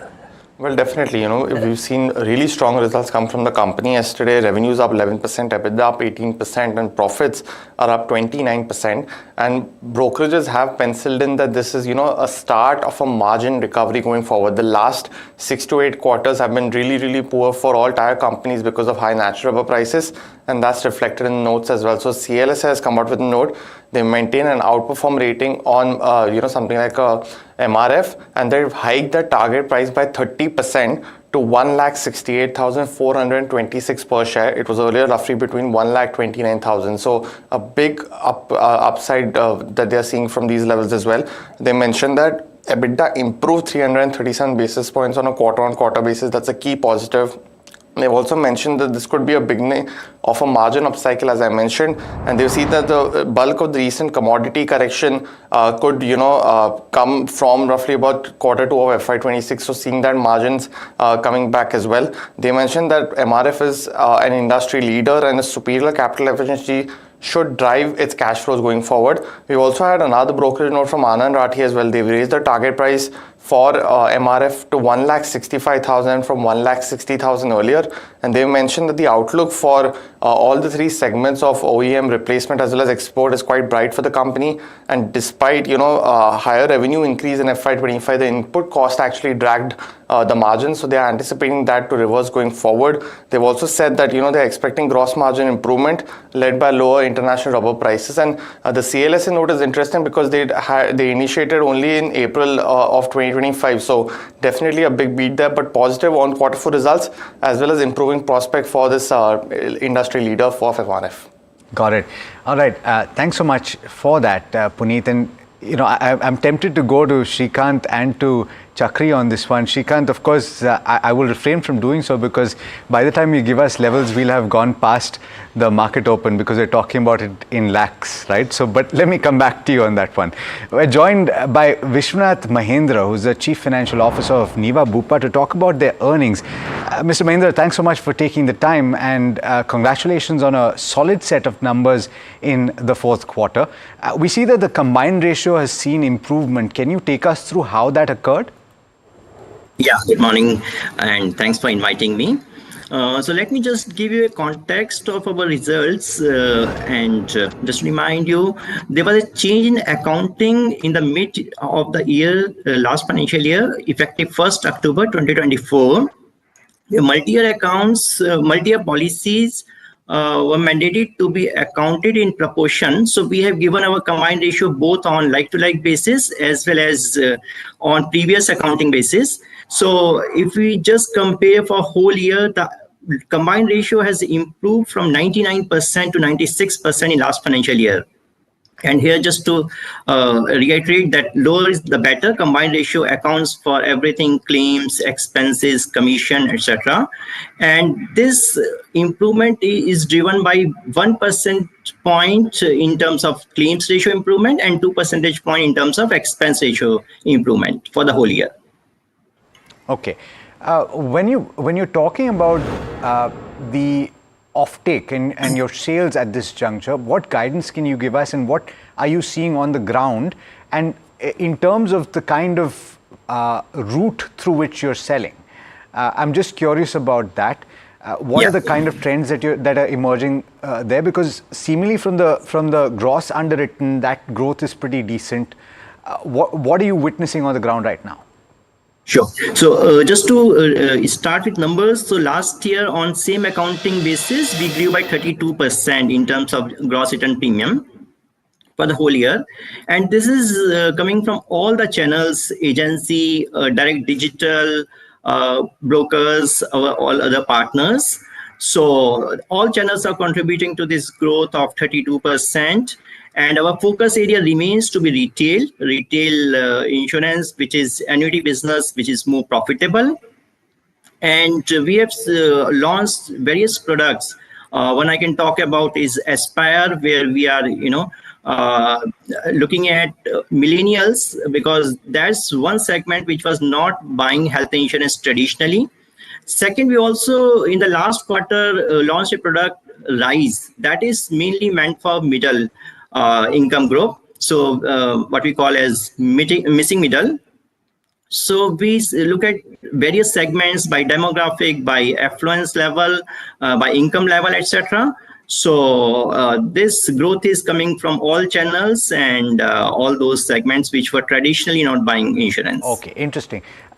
Mr. Mahindra, can you give us some sense on the increase in the cost of premium? This is actually something that a lot of people have reported. We've got anecdotal evidence of this occurring as well. So can you give us a sense of, and of course this works in blocks, it works basis age group as well. So can you give us a sense of how much premium have increased? How much premium? Sorry, I just wanted to understand your question. How much is the increase in premium? Of That's right. Premium. So yeah, so sure. So in terms of premium increase, our policy is just to pass on medical inflation and some percentage because of change in mix.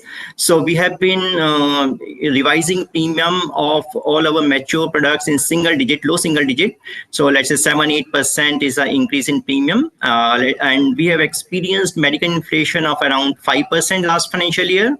And that's been the case, it's been range bound in past also. So 5 percentage point because of medical inflation and 2-3% for other mix changes, increase in incidence rates, etc. So premium increase of, let's say, high single digit is what we do every year, and we would like to continue doing. We don't believe in correcting premium by 20%, 25% in one go. Right. So in FY25, you have been able to grow your retail market share, and recently you just have launched a new product as well for the middle class and the lower middle class segment in the fourth quarter. So firstly, how has been the response for this new product in the first quarter so far, and what is your target market share for FY26? Yeah, so our market share in terms of retail health has improved from 9.1% in FY24 to 9.4%, and this is despite 1/N accounting. So we would like to continue growing in retail health faster than market, let's say 6-7 percentage point faster, which should help us in getting to double-digit market share. Let's say I can't comment on timing, but yeah, we are very confident of getting there. Right. Vishwanath, my key question to you is, from here on, the kind of growth that you're expecting in terms of FY26, the opportunities that you have, and are you looking at a strategic global partner as well from here on to harness that growth opportunity with innovative offerings? What's the stance on that front? Yeah, so actually, if you see our promoter, Bupa is global giant in health insurance. They are into health insurance, healthcare. So in that sense, we get a lot of expertise from them in terms of product innovation, customer service, claims management, underwriting, etc. So that need is being fulfilled by Bupa globally. So, but then what's the outlook looking like for FY26? And the trajectory in terms of your ROEs? Yeah, so if we just look at last year number, our return on average equity was 8.4%, and this has to be seen in the context of the investment we have made in last 3-4 years in terms of distribution, network, increasing number of branches. And we feel in next 3-4 years, we should be able to get to return on equity of mid to high teens. That's the steady state target we are aiming at. Right. So that's what we should be watching out for as well. Thank you, Vishwanath, so much for joining us on the show. That's the management of Bupa. Clearly a good set of numbers that have been reported. But time for a big brokerage call. In fact, slightly delayed on the back of this conversation. UBS has downgraded Arki Forgings, and this is going to be interesting with the kind of moves that we've seen on the counter. Harsh is standing by to tell us more. Harsh, what is their stance? And what's the target alluding to? Well, first off, they've downgraded from a buy to a neutral, and they've considerably reduced the target price from 1500 earlier. It's now 680. There's still some upside from here, but there's multiple headwinds. So just let me try and contextualize this. Stock is down 40% year to date. They're facing challenges on multiple fronts. One is slowdown in the CV segment, and the second one is the inventory write-off. Let me talk about the weakening CV cycle first off. The global CV cycle is weakening and is expected to continue to deteriorate. The American Class 8 truck orders also continue to remain weak. Plus, on top of it, there is tariff-induced slowdowns which are likely to weigh in as well. So the trend is likely to worsen is what UBS is saying. They do not expect recovery despite low expectations, at least in FY26. So that's the first headwind. The second headwind is with regard to the recent one-time inventory write-off. This could adversely impact projections going forward. The discrepancy has been reported in the annual physical verification of inventory, and as part of that, likely a 150 crore write-off is expected. They believe that this is accumulated over the years, and therefore it's going to be likely a one-time impact on FY25, but will also impact the way in which accounting will work for RK Forgings going forward as well. Fund infusion by the promoter to protect external and minority investors may be welcome, but nonetheless headwinds galore is what they are saying. Medium-term factors dampen growth and profitability outlook. So for FY26 and 27, they've revised and cut their earnings estimates by 17% for FY26, 23% for FY27. And on the back of that, cut that target price as well. Right. So that's the view on RK Forgings. Looks like it's going to start just a tad bit weak today, 0.4%. But let's take a look at where rates have settled. It's 9-10, and so you've seen enough action at the start and just about flat for the benchmark Nifty 50. The Nifty Bank also about 0.33% higher at this point. The broader market's looking sanguine, and let's see if that continues. That was the case in trade yesterday. The broader market's outperforming in trade. Let's pull up a few of the stocks that we were focusing on at the start, something like a Coal India. Let's see if it is reacting at all. Tata Motors, I think, is up today as well, 3% higher. Coal India is up and about. From the broader markets, let's see if any of the earnings reactions are coming through. Something like a Volta, something like a Blue Star. Let's pull up those two. So both of those. Blue Star not doing too well, but let's pull up Symphony as well. There you go, 10% higher. Very strong set of numbers. So those schooling companies are in focus and should be watched. PB Fintech, let's look at whether it's reacting to the latest development on PB Healthcare. Not too much, because I would think that a large part of this is already known, so maybe not too much of a reaction there. But I'll come to you, Shrikant, on whether or not you're seeing any other opportunities emerge beyond what you've spoken about so far. No, I think Tata Motors is showing a lot of strength on daily as well as on monthly basis. And whenever we see such type of activity on monthly basis, it support us to take positional call on the stock. Based on its technical formation, I am expecting stock to move towards 850 in next few weeks. It will take some time, but broader formation is suggesting us that the stock is heading for 850 sort of levels. On MRF also, on which we were discussing, there also I am quite bullish, but yes, again, 150,000, 151,000 is going to act as strong hurdle for the stock. But on the dismissal of that, based on technicals, I can see that the stock can move towards the levels of maybe 2 lakh sort of levels. So the recovery which is there in the tire stocks is really encouraging. And if we consider other stocks, then in that CAT looks good. And after that, we can focus on MRF. So let me get this clear. 2 lakh is a possibility based on the charts? Yeah, absolutely. Way it recovered and the way it is outperforming to the broader market and the sector, it is very clear that the stock is heading for 2 lakhs. Okay, Chakri, then the question is, would you buy it? You can afford it. The question is whether everybody listening in can afford one stock at a time, right? So would you buy? Apollo Tyres, MRF, CEAT, all of them look good because they all benefit from low raw material prices. Demand has been weak for the last couple of years. Now it's picking up, and therefore, the valuations are clearly on their side. Even after the run-up, MRF still looks good. Regards to where your tire companies are concerned. But apart from that, let's look at a PB FinTech and see what that counter is doing in trade. PB Healthcare Services has, actually completed the first round of fundraise. No major moves on that one. But Srikanth, what are charts indicating with the PB FinTech, as well as if you have to look at the BFSI space, anything that comes to your radar quickly? See, PB FinTech Policy Bazaar is in the range. It is failing to cross the level of 1700, but on the dismissal of that, I can see the stock can move towards the levels of maybe 2000 sort of level. So overall, the pattern is good, but for the time being, this stock is going to remain in a range. That's the view. From the NBFC space, a number of stocks recovered very well, including Jio Finance, Shriram Finance, Chola Finance. All these stocks are showing a lot of strength. But in that specifically, if I would like to choose anyone, then in that case, I would like to go with Chola Finance, which is currently around some 1575 sort of levels. And again, the stock can move towards the levels of 1650 or 1700.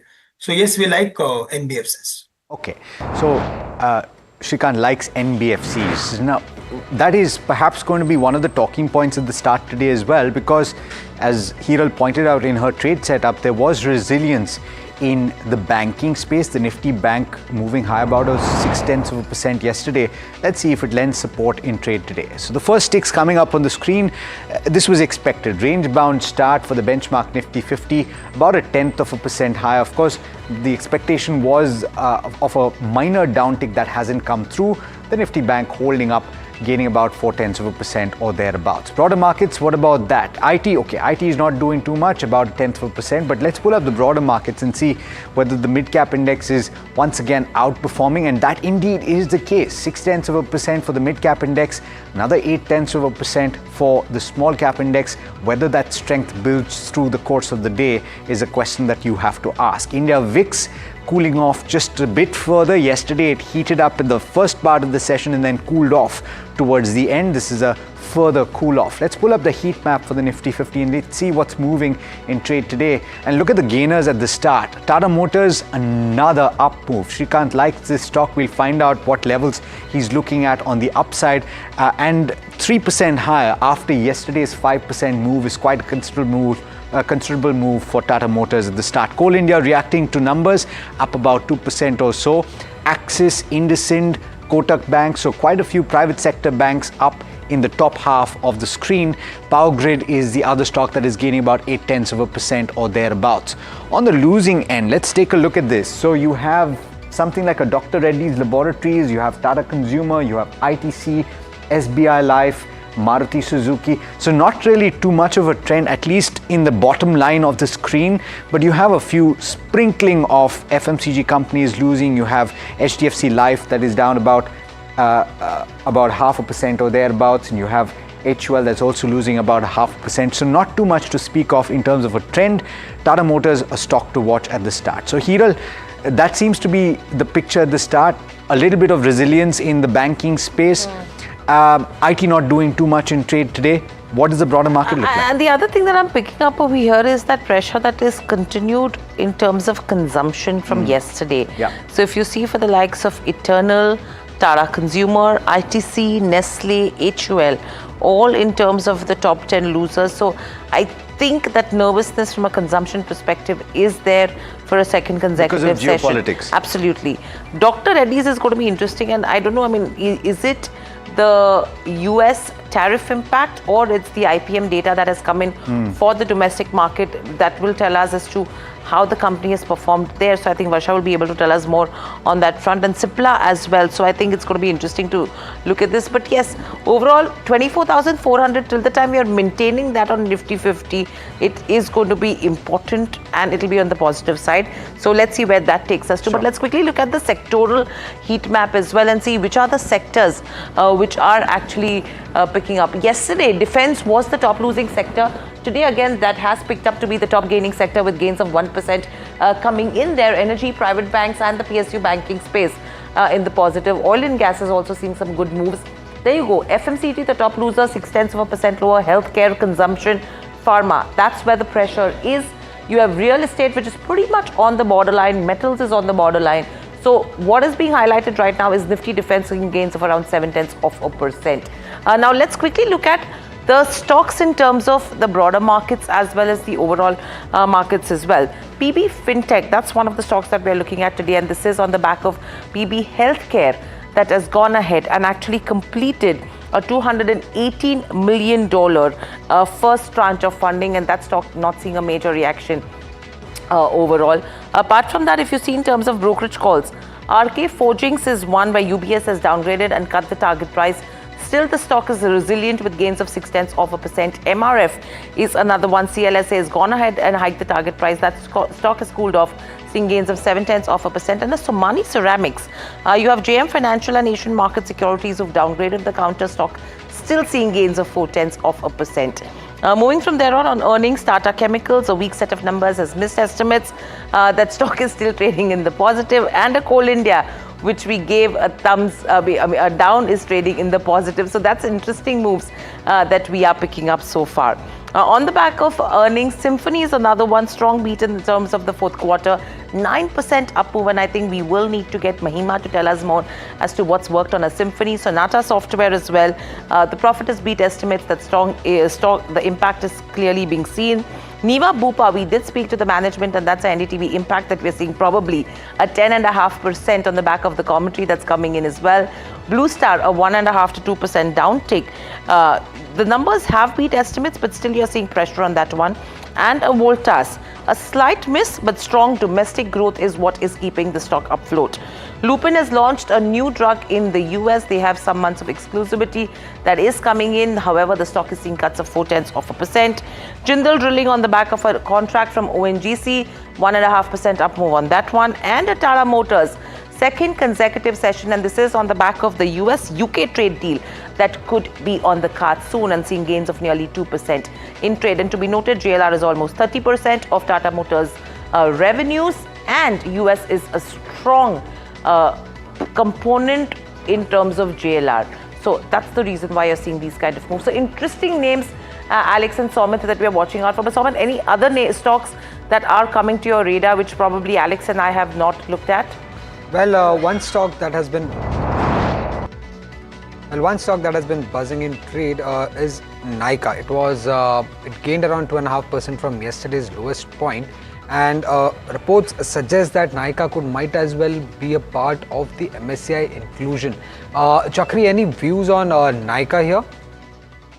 On Nykaa, not really, given that the stock still will face lots of margin pressure, and this is not a market which will kind of reward high valuation stocks. So from that perspective, we're still staying away from all the new age tech companies. Right. And Shrikant, how's Nykaa looking like on the technical front? Yeah, it is very close to its resistance level, and I think 200 is going to act as major resistance for the stock. So we are expecting stock to trade within the range of maybe max on the downside 180 and 200. But it looks difficult to sustain above the levels of 200. Okay. Shrikant, any interesting plays in I know, and we haven't spoken about this in a while, I think, but IT is bouncing from the low point today. It's up about 0.5%. Not very big moves, but anything interesting there? HCL Tech up a percent or so. TCS up about 0.6%. Would you buy anything here? See, if we go through with IT stocks, then all these large cap companies or stocks, they are available at their important support levels. But the recovery is not that encouraging, as we can say. We see whenever there is a dip sell-off in any sector or stock and then it recovers. So that buying interest is not there. But yes, few stocks like Coforge, Persistent, they are showing some strength, and there we are expecting gradual upward activity in the near term. So yes, Coforge looks really good because it is holding above the levels of 7,400 since last almost 10 days, which is something positive. It is relatively performing much better than the sectoral index as well as Nifty. So yes, there we could see some more activity. But again, we need to buy them with a view of at least next few weeks. So it's a positional buy, not with a short-term view we can look for it. What about Tata Motors. We spoke about it before trade, and it is indeed the stock of the day for the benchmark Nifty 50, top gainer, up about 2.3% or so. And you said that it's looking interesting. Based on yesterday's move and today's, would you say that it's something that you should buy? See, at current levels, it is far away from its important support levels of 650. So for short-term traders, it will not reward because it is very close to its psychological level of 700. But if we take positional view on the stock, then I'm very much sure that the stock can move towards the levels of 850 in next few weeks. So it's a positional buy, and the strategy should be to buy at current levels, more on dips, with a stop loss below 650. Shrikant, how are you looking at a Blue Star versus a Voltas and a Symphony? Because strong moves coming in terms of Symphony in today's day of trade, 3 from the durables pack. See, the entire space is not showing any signs of any extraordinary strength or reversal activity. All the stocks are correcting from their highs and they are consolidating in a range. But in case if Blue Star falls to the levels of 1500, then there the stock is having long-term support. So around 1500 level, it looks interesting to buy and hold with a target of again 1800. So it's a buy, but buy on dips. For Voltas, again, we need to stay away from it because the stock is finding difficulties to sustain at higher levels. In this space, we like Amber Enterprises, which is around 6,000. And close to 5600 levels, the stock is having excellent support. It is forming some continuation bullish formation, and currently it is available at its support level. So around this level, the risk reward ratio is quite favorable for creating or investing in this stock with a target of again 7,500. Okay, so that's the view coming in. I want to ask you about Niva Bupa. Shrikant, how do you react to something like this? Because it's clearly reacting to numbers. It's about 11% higher. But if you don't have a position, would you suggest that you can get in at these levels, or would you wait? See, the stock is forming rounding bottom sort of formation. It means that the stock is going to cross or surpass its previous high of 110 after the listing which we saw on the screen. So possibility of crossing those levels are very high. It is relatively better than the overall performance of the Nifty and its index, so which is positive. But again, we should look for adding stock at current levels more on dips because the stock is going to spend some more time within the range of 90 and 85. And later on, we can see some activity. So it's a buy, but buy with a view of at least next 3 to 6 months. Buy with the idea of 3 to 6 months. 90 to 85 is the range that Shrikant is tracking on Niva Bupa. Thank you so much, Shrikant, for joining us on the show and sharing your views as well. So that's with regards to, what the stocks that are moving, your picks that you should be watching out for as well. But let's quickly slip into your short break. On the other side, we'll get you White Oak Capital AMC's Ashish Samaya to talk about investing in the volatile market scenario and what benefits he sees in terms of the FTAs as well. Stay tuned.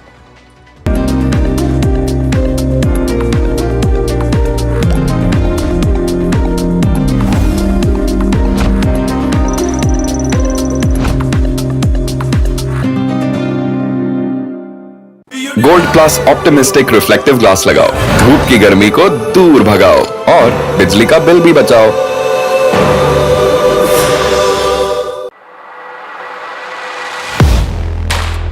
Do you really know the company you invest in? What is the real picture behind presentations and claims? Is the outlook as rosy as the company claims? Know Your Company, powered by NDTV Profit Research, shines a light on the biggest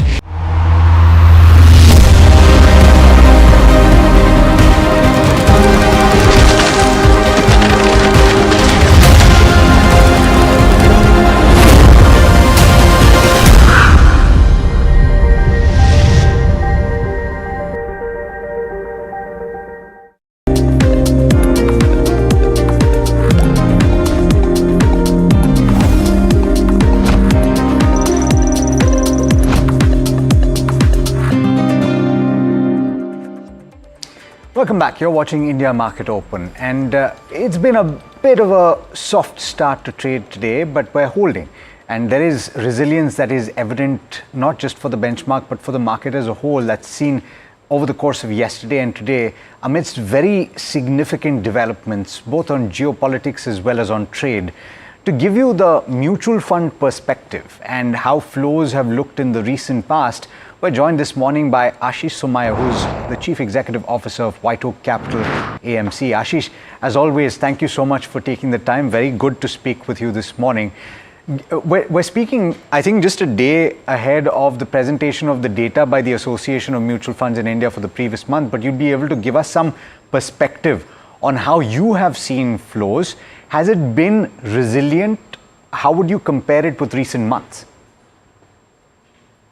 Alex, I don't see much. I don't think there is any big trend change that you're going to witness. If you look at whatever April data that we will get in the next couple of days, and if you compare April data with March, I don't see any reason for anything to change substantially. In fact, I believe that the gross equity flows would actually, maybe increase or maybe in a similar range.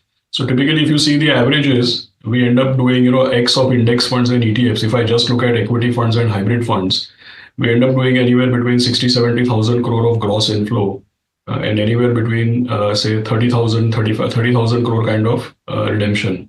So that's how the industry ends up between 35 to 45,000 crore of net flow every month. Now, typically when the market does badly, you find that the gross inflow tends to go down, but then there is also a bunch of people who don't want to redeem when markets are bad.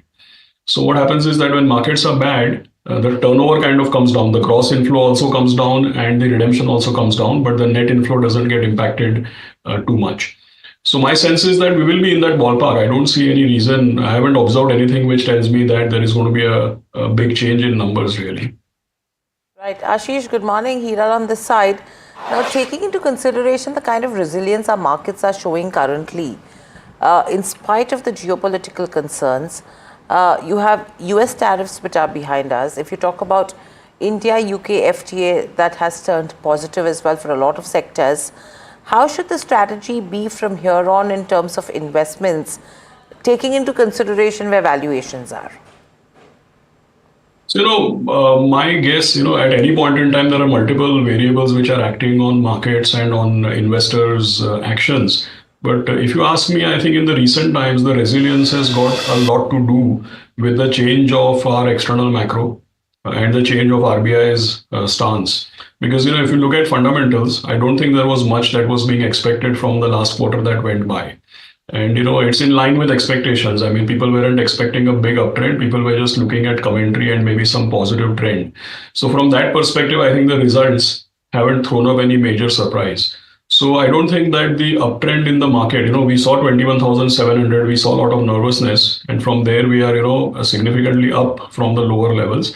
And I would credit this resilience with, currency appreciation. And, typically currency appreciation is always accompanied by more confidence by the foreign investors. Because they always prefer to invest when the currency shows some strength, right? So currency uptrend, interest rates, because obviously when the currency stabilizes, it strengthens RBI's ability to support our economic growth and, credit creation and lower rates, liquidity, all of that.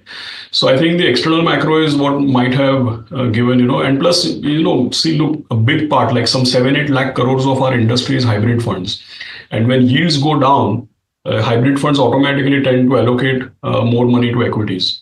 And I think there is, so the buoyancy in the market is purely because of, my sense, external macro, which is improving local conditions.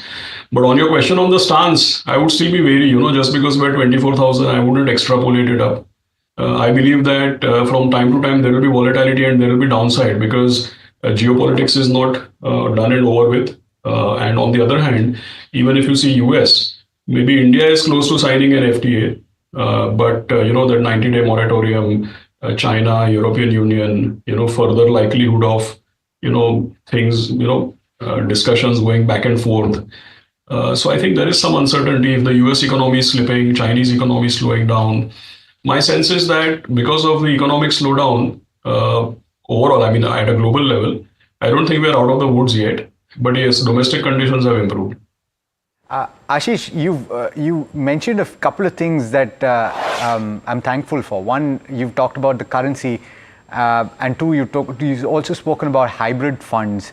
I'm just wondering, and this is essentially one of the litmus tests that I look at from the perspective of how an AMC is positioning itself. The Balanced Advantage Fund, is it overweight on equities? Is it neutral at this juncture? What is the fund view right now as things stand? And you mentioned that your positioning towards bonds would increase to play duration, considering that yields have come down, and that is definitely a bolstering factor. But what is White Oak Capital doing in its Balanced Advantage Fund? Yeah, so apologies if I didn't come across correctly, Alex. Basically, what I was trying to say is that since the yields have gone down, right, what happens is it adds more to equity. The reason being that, typically when yields go down, obviously the discounting rates and the valuation that you are able to tolerate for equity, that kind of tends to go up. So what I meant to say is that in our Balanced Advantage Fund valuation models, other than stuff like, price to book adjusted for ROE, we also look at a ratio called earnings yield to bond yield. And when the bond yield goes down, obviously your equity allocation will start to go up. So that's what I meant. On your question, say if you ask a Balanced Advantage Fund like ours, we are at the higher end. Actually, we are more like 62% or 63% in equity. And, everybody has different models. But if you ask me, for last couple of years, when market has been very volatile, at the lower end, I have seen 46 or 47% equity. And at the higher end, I have seen more like 63% equity. So, and these valuation models, they never swing for the fences. So I don't think we will ever go to 30%, which is the lower band, or 80%, which is the higher band. Typically, your average exposure has been 55. Right now, we are 62. So, from that perspective, our models suggest that we should be at the kind of say 60-62%. That's where we are. And if you look at multi-asset funds, where the range is from 15 to 45, there also we are just above the midpoint. We are more like 33% in equity.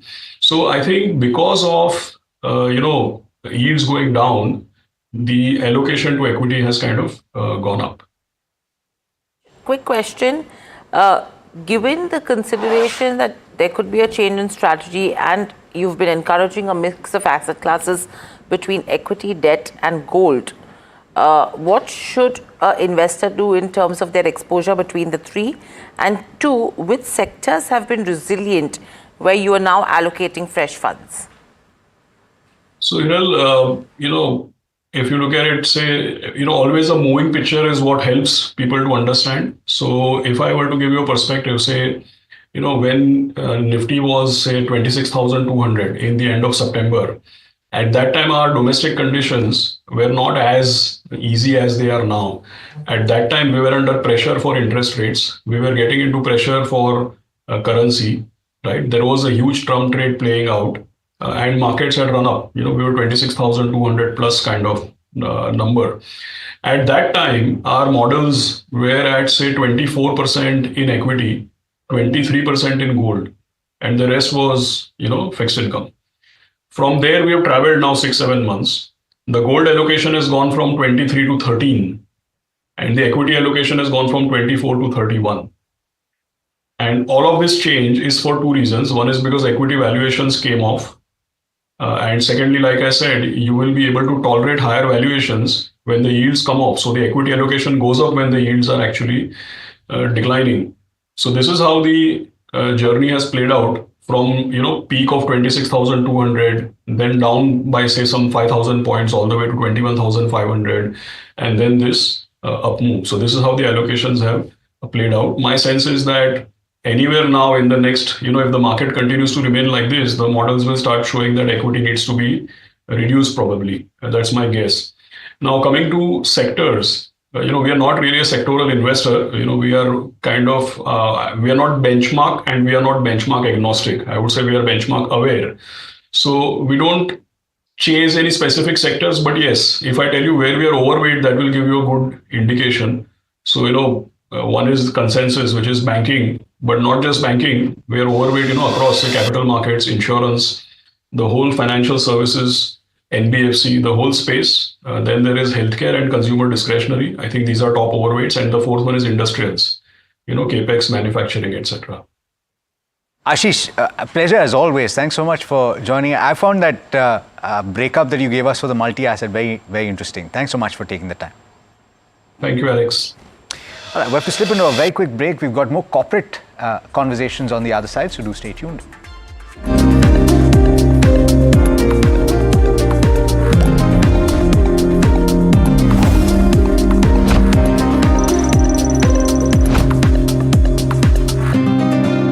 तू ही तो है जिसकी सच्चाई वाली clarity की वजह से मैं आज यहाँ हूँ। गोल्ड प्लस सिल्वॉक्सी मिरर्स, ऐसी क्लैरिटी कि आपको सिर्फ सच नजर आए, चाहे कितने भी साल बीत जाएं। Do you really know the company you invest in? What is the real picture behind presentations and claims? Is the outlook as rosy as the company claims? Know Your Company, powered by NDTV Profit Research, shines a light on the biggest.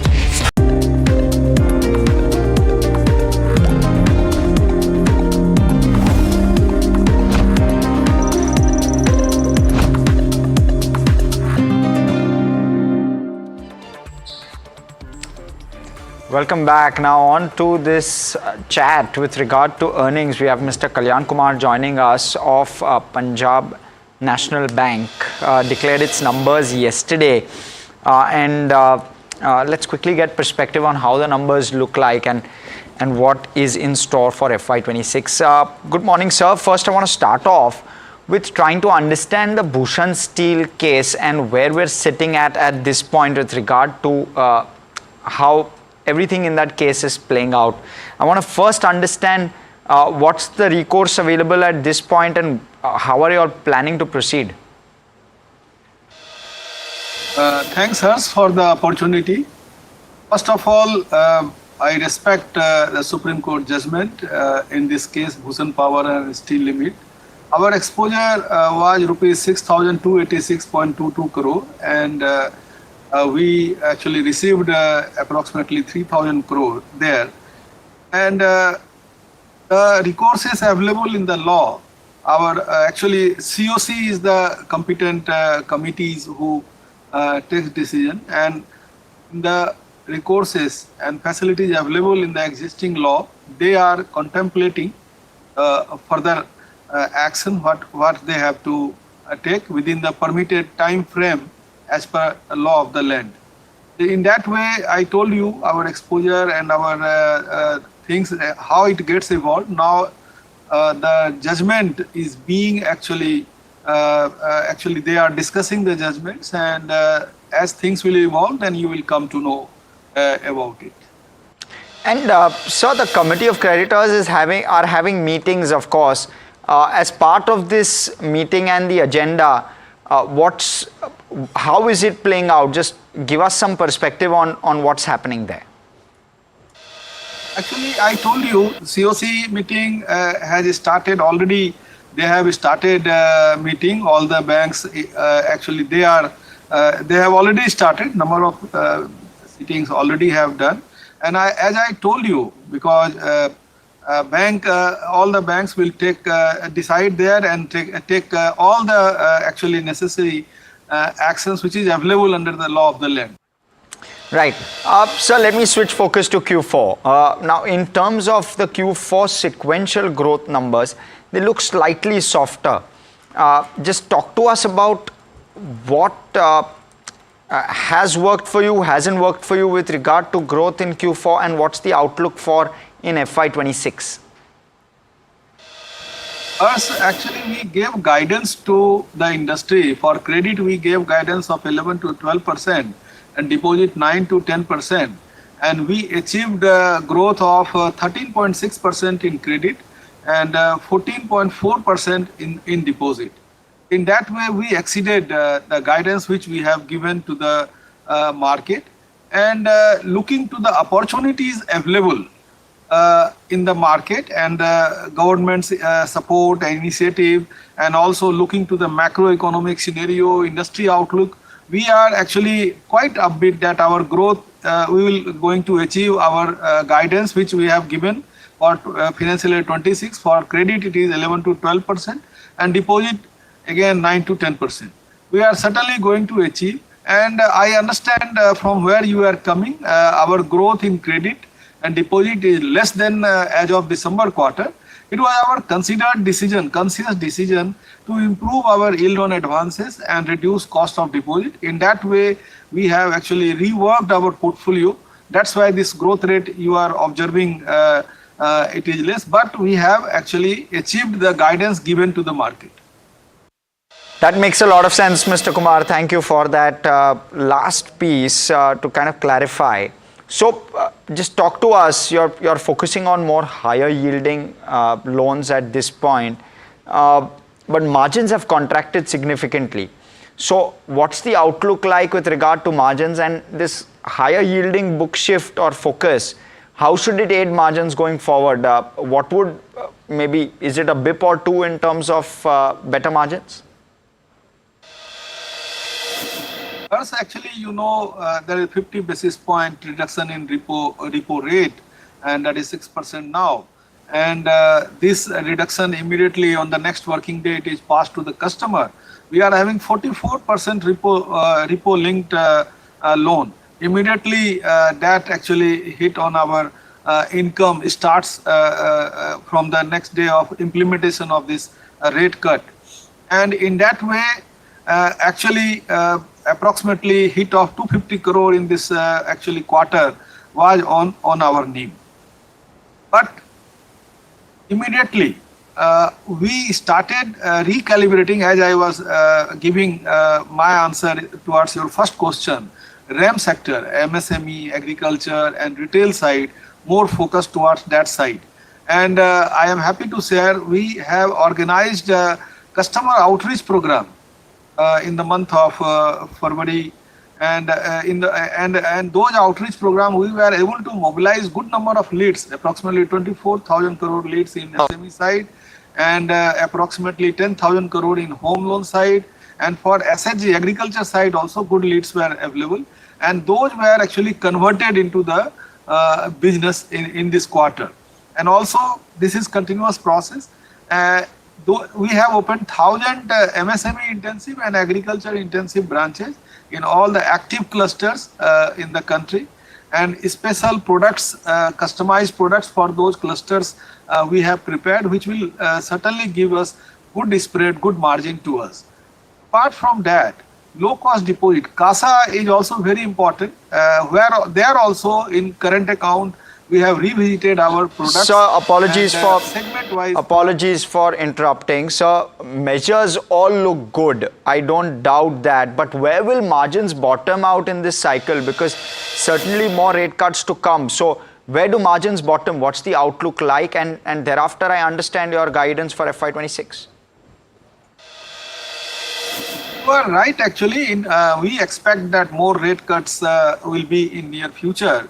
And that will certainly impact our margin. As I told you, this time also it has impacted our margin. But I am of the opinion that NIM will hover around 2.8 to 2.9% for PNB. Otherwise, I would have more upbeat, it would have crossed. But looking to considering those things in our mind, we have given guidance of 2.8 to 2.9% for the NIM for the next year. Right, sir. Sir, switching focus to asset quality, slippages have spiked. Give us perspective on that. Hers, actually, this slippage, I will say that this quarter agriculture was an outlier. In December quarter, slippage in agriculture sector was 306 crore, but in March quarter it went up to 1,400 crore. It is due to change in actually interest application. Earlier it used to be March and September, but this year we have implemented it on anniversary date. That was the main reason behind slippage, more slippage in agriculture side. I look at it as one-off incidents. It will not be common. but more slippage was towards less than 10 lakhs segment. MSME also, previous quarter it was 829 crore and this quarter it was 995 crore. These two segments, agriculture and MSME, actually played important role in increase in slippage. But I assure you, it is still half of the recovery. Recovery is double than the slippage amount. And slippage is actually 6,390 and recovery is 14,336 crore. In that way, the technological interventions which we have made in slippage, containing slippage part, so many innovative things PNB has implemented, propensity-based collection, and also frequent message to the customers. PNB also triggers. This is very important area, actually, where I can proudly say that our collection efficiency is 94.41% and can assure market that in coming next year also, our collection efficiency also is going to be maintained. So point taken. So you've breached the 1% ROA threshold. What's the outlook like for FY26? Can you hold the full year ROA at 1%? The kind of initiatives and point I have shared with you, I am sure that our ROA will be above 1% next year. Okay, point taken, sir. We'll let you go on that note. Thanks so much for coming in, speaking with us on NDTV Profit. With that, back to you, Alex. Yeah, well, okay. So there you have it. The management of PNB speaking about a variety of issues, not least of which the Bhushan Power issue, which the street has been looking at very, very closely. But there is a stock that we're focusing on at the start today and within the first hour of trade, and that is KPIT on the back of its acquisition of Caresoft Global Engineering Solutions, which is it has announced the value of the deal at $191 million or thereabouts, and this is a 100% acquisition. We're joined by Sachin Tikekar, who's the president and joint managing director of KPIT Technologies this morning, to give us a sense of what the thinking behind this deal is and what opportunities it presents. Mr. Tikekar, thanks so much for taking the time. Tell us about this, give us context and tell us how it's going to improve business for you. Absolutely. First of all, thanks for having me and good morning to all of you.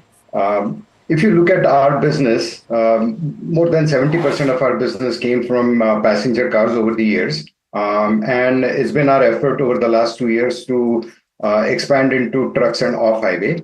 That's one thing we've been investing in. And secondly, we've also been investing in China as a market. As you know, the Chinese car makers and Chinese truck makers are making quite a splash. So these two areas were important. And from that perspective, we think that this acquisition of Caresoft helps us to deepen our focus on trucks and off-highway, number one. Number two, they've been in China much longer than we've been, and they've been working with some of the new age OEMs there. So that helps us to sort of accelerate our foray into China. The third part, Caresoft technology platform does vehicle cost reduction programs. And it's an incredible opportunity for KPIT to sort of partner with them and help our OEM clients reduce the cost of their vehicle. And last but not the least, what is complementary to us is the manufacturing engineering services. This is something that in KPIT we didn't have much expertise in. And so these are the four things that made the acquisition very compelling. And we believe that this will help us to help our OEMs reduce their cost of the vehicles and also provide much broader holistic solutions beyond software. Sachin, good morning. Hiral on this side. So when do you expect the acquisition to be EPS accretive? And secondly, how much will it contribute to your revenues in FY26 and then years thereon? We hope to close it during this quarter, and it will be EPS accretive from day one. because Caresoft profitability is the EBITDA is in excess of 25%. So that helps us and to have profitable growth. To answer your question about how much it would add to our top line, it depends on when we'll have the entire deal sealed and revenues integrated with ours. So we'll be in a better position to answer that question in a couple of months. Hopefully, with our quarterly earnings call, at the end of this quarter, we'll be able to provide more clarity. But we do believe that it would be in the range of 40 to 50 million US dollars. And Sachin, the other question is in terms of the acquisition multiple. I mean, it is at a premium to the past ones that you've done as well and on a trailing basis. And if I have to compare this acquisition, it is also at a premium to the acquisition that HCL Tech had done of ASAP and Intech that was done by Infosys.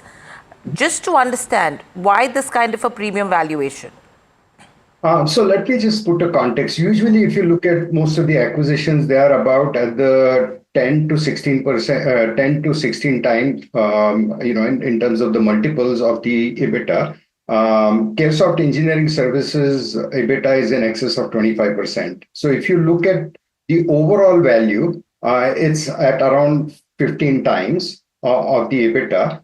However, there is a more than 10% variable pay. So if you take out the variable pay, which is based on performance, to exceed the goals, then it's in the range of 12 to 13 times of the EPS. So we think that given what we gain in terms of the depth and breadth in our offerings to our clients, we believe that it's a great acquisition for all the stakeholders, not only for our clients, but also for our shareholders and employees.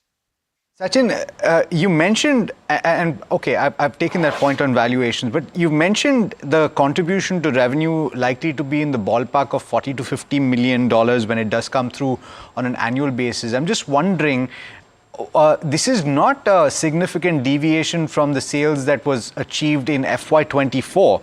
If I'm not mistaken, those entities managed sales of about $51 million.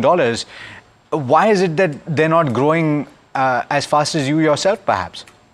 No. So let me just clarify. And that's why I said the revenues for our financial year will know only on the date of the closure.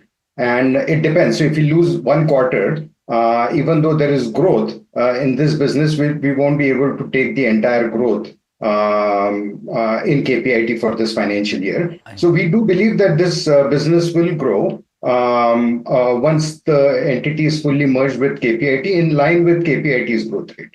We don't think that there is going to be a deviation there. Okay, no, that clarification is appropriate because then you're talking about 3/4 of contribution to your revenues. I understand that. Approximately. Yeah.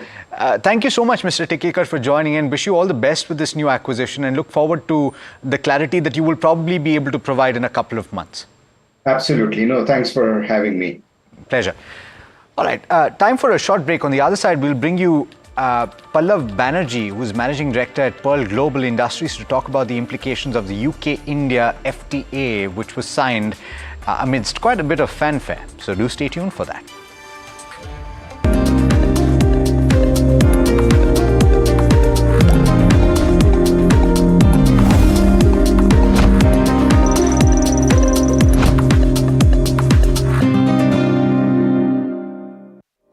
That's huge! That is a biggie! It's up! Gold glass clear glass, पार हो या near, सब कुछ दिखे clear. Do you really know the company you invest in? What is the real picture behind presentations and claims? Is the outlook as rosy as the company claims? Know Your Company, powered by NDTV Profit Research, shines a light on the biggest stock market movers.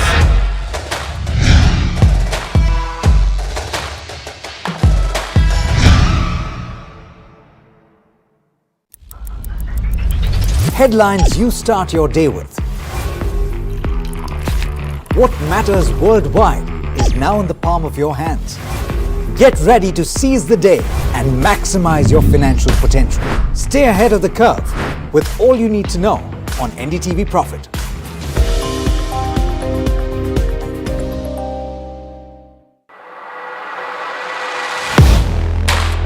Do you really know the company you invest in?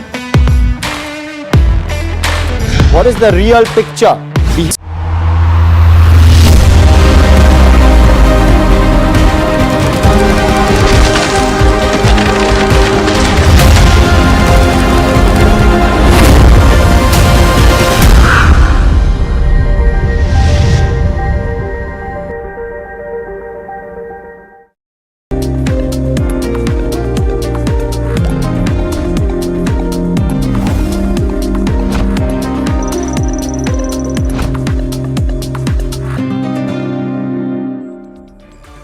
Welcome back. You're watching India Market Open. Let's quickly just pull up Nifty 50 as well as Bank Nifty right now as we speak. Currently, you're trading pretty much at the lowest cuts of 0.2% coming in there. In fact, we've broken 24,400 in trade.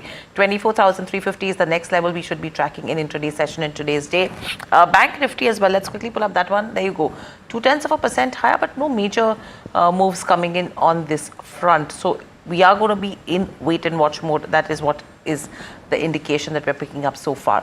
But moving on, you have your agrochemical companies that are in focus, and this is on the back of the anti-dumping duty that has been initiated by China. Let me head across to Varsha to understand more. Varsha, what is this anti-dumping duty that China is talking about? When are they going to be implemented, and which are the companies they impact, and to what extent? Thank you for that. So normally we see that, India imposing anti-dumping duties on Chinese products, but this time China has imposed anti-dumping duty on one of the agrochemical which is used as an insecticide. Now, Chinese investigation found that India was dumping this product, cypermethrin, which is an insecticide, and this dumping caused material damage to its domestic insecticide industry, and a causal link was established between dumping and the damage. Now, talking about the duty margins, anti-dumping duties will be effective for 5 years, and duty margins will range from 48% to 166%, and this has been already initiated yesterday. So Wednesday is the period where anti-dumping duty will be started. If I were to talk about the company specific and which of the stocks will be in focus, you have Make Money Organics, which has a duty of around 62%, Bharat Rasayan, Hiranba Industries, and UPL, which has a duty of 166%, will be impacted the most, and other Indian companies will also have 166% of the duty. China announced this anti-dumping duty on May 7, 2024, and a preliminary ruling of dumping and damage was actually issued on Jan 7, 2025, and the provisional anti-dumping measures have been placed since Jan 8, 2025. Right. Thank you so much, Varsha, for getting us the details. You're not seeing a major reaction that's coming in on any of the names that have exposure to this one, but Sharda Cropchem, which is at the day's highest levels. So interesting moves opposite direction is where the stocks are moving. Moving on, the India-UK free trade agreement is said to actually supercharge India's textile sector, now granting duty-free access to the UK market. We have Pallav Banerjee, MD at Pearl Global Industries, joining us. Pallav, good morning and welcome to the show, and a pleasure to speak to you as always. Clearly, the FTA that has been signed seems to be a positive, and textile industry is the key beneficiary, and that was clearly visible in terms of the stock reactions that we saw in terms of yesterday's session. Firstly, if you could explain to us what would this mean for the sector and in terms of Pearl Global as well. So yes, with this FTA, India comes into the same playing field like with some of the other countries like Bangladesh, Cambodia, Vietnam, Turkey. So all these countries had this advantage which India did not have. And UK market definitely is one of the, I think apparel is the largest that what we are shipping to UK as of now in terms of all of the products. So I think that is poised to get some kind of, good significant gain as this FTA will come into effect. Can you take us through some of the some of the numbers as they stand, and good morning to you, Pallab. Thanks so much for taking the time.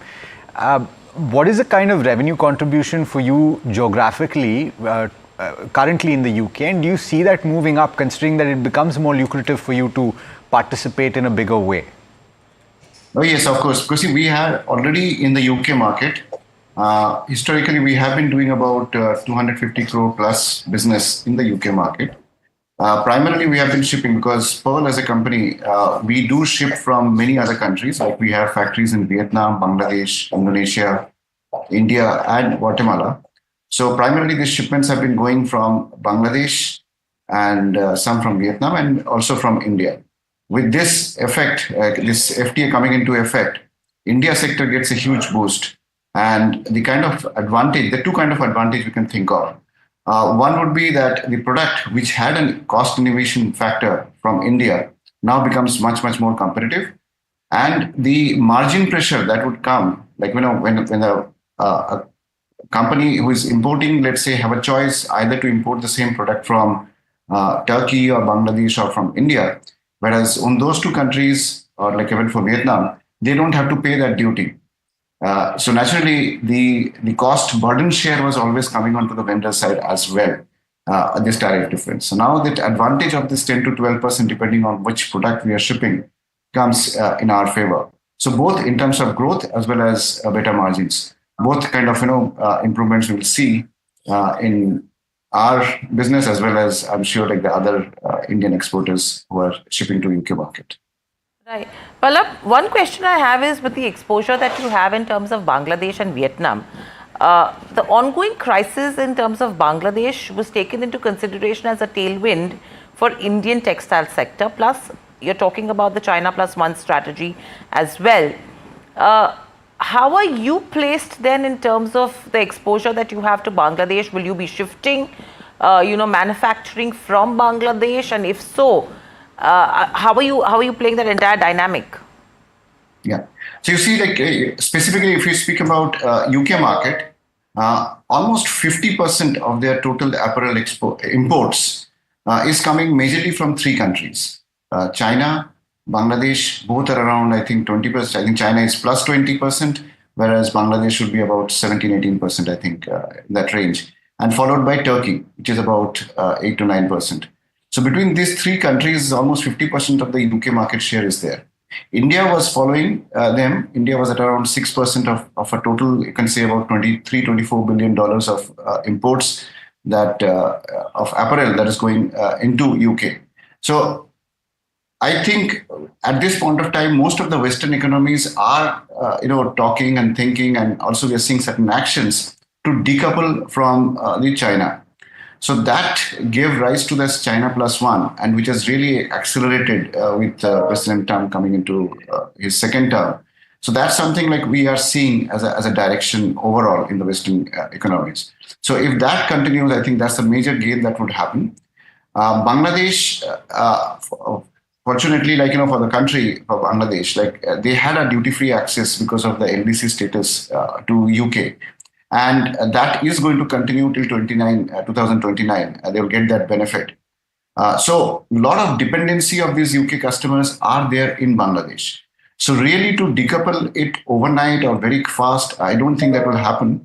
But yes, there is an awareness among these customers to de-risk from Bangladesh. That means may not decouple, but de-risk. You understand that the difference. They will try, if they have one particular category where they feel that there's an overexposure and they're buying a lot from Bangladesh, they would like to spread that into other countries as well. I'm also those kind of fringe benefits will continue to get. Yeah, but just to answer what Hiral asked you, and to give us a sense of how your own manufacturing picture will change, Pallab. And I appreciate that you've explained to us what the overarching scenario is, but considering that it's now more lucrative to manufacture and export out of India, what does your manufacturing footprint look like in the near term? And from that perspective, the add-on to that is, if it is indeed going to result in a larger share of India in the overall manufacturing pie for you, does that require you to spend on capex and bolstering capacity here? So we, as a company, we have been forecasting and strategizing for it for last couple of years. Not only for UK, but we feel that there's a huge opportunity that is coming into India for the garment sector, and apparel sector. So as a result, as I speak, like almost we doubled our capacity over the last 1 or 2 years in India. And so we have that advantage at this point of time because some of these UK customers and some of the other customers also who were de-risking and decoupling from China and Bangladesh have been talking to us to increase the share in country like India. And that has been ongoing discussion. So naturally, we have been doing the capex. And as I speak today, we have that additional capacity which is available. How I see the UK market will play, most probably that will become 2x or 3x immediately in this next 1 to 2 years. And talking about specifically of Bangladesh, there could be some shift, but I don't see a major, I don't have to decrease my Bangladesh share to gain my India share. So what you have to understand is we have been investing in this UK market for a long time. We do have a well-established office with our designers, marketing, merchandising staff in London. And that works very closely with some of our strategic customers, various customers, the big names of UK. And they have been pushing us, like if this FTA happens, what are the benefits that they can get from India? So these things have been under discussion for some point of time. In fact, too much of a long of a time because we were told that by 2022, Diwali, this is supposed to come. And it took some extra time. Of course, this kind of FTAs are not easy to sign and it takes time. And unless until like what US is teaching us at this point of time, that things can be very fast as well. So this is have been in the work. So what we will see over the next few 1 or 2 years is that there is significant growth in the UK market share from our India operation. And Bangladesh would love to maintain because Bangladesh has been a good performer for the UK market. So, what you have to understand is that all in all, what I would want to ask you over here is taking into consideration the quantum of your revenues that come in from rest of the world, we're at around previous year is around 950 odd crores. Your first 9 months of FY25 is around 800 odd crores, and overall total revenue around 3,277 odd crores so far. Will your rest of the world revenue contribution increase from here on, taking into consideration the tailwinds that you're seeing in the UK market from India, from Vietnam, from Bangladesh, if all the three fire to your advantage? By how much and how margin accretive will it be? So, as I said, we are looking forward to double the kind of UK share that we have at this point of time. And that's primarily from India and Bangladesh. You have to also keep in mind that our total sales that happens from all the region is across many other regions. We do, our US is a bigger market. Similarly, Japan, Spain, these are bigger market than UK. So naturally, what we see is that we will experience growth in the overseas sales as well, and a significant growth in the India sector as well. Last question from my side is in terms of US, what is your exposure to the US markets and anything that impacts or benefits if, the trade tariffs come into play? So overall, from a company perspective, the goods that is landing and going into the market of USA is about anywhere between 45 to 47% of our total revenue. And what we feel is that India, like as President Trump and his cabinet have been speaking often, that India would be one of the first, bilateral trade agreement that they would sign. And we are very hopeful that most probably we will be restricting ourselves to the baseline tariff of 10%. Yes, he has been hinting that there will be other countries which may have some additional tariff over and above the baseline tariff, but it will be significantly less compared to what he had declared on 2nd of April. So that's where we stand as of now. And from the customer point of view, we have a very strong foothold. And most of these customers are talking to us in the long term, and they are booking their capacities across the globe. Pallab, just to, and not to belabor the point, but just so that we understand and your investors understand as well, currently around 10% of revenues from UK, you see this doubling. Is that clear? For us? Yes, for you. Yeah, the overall revenue is less than 10%, but yeah, I'm seeing it doubling. Less than 10% means how much?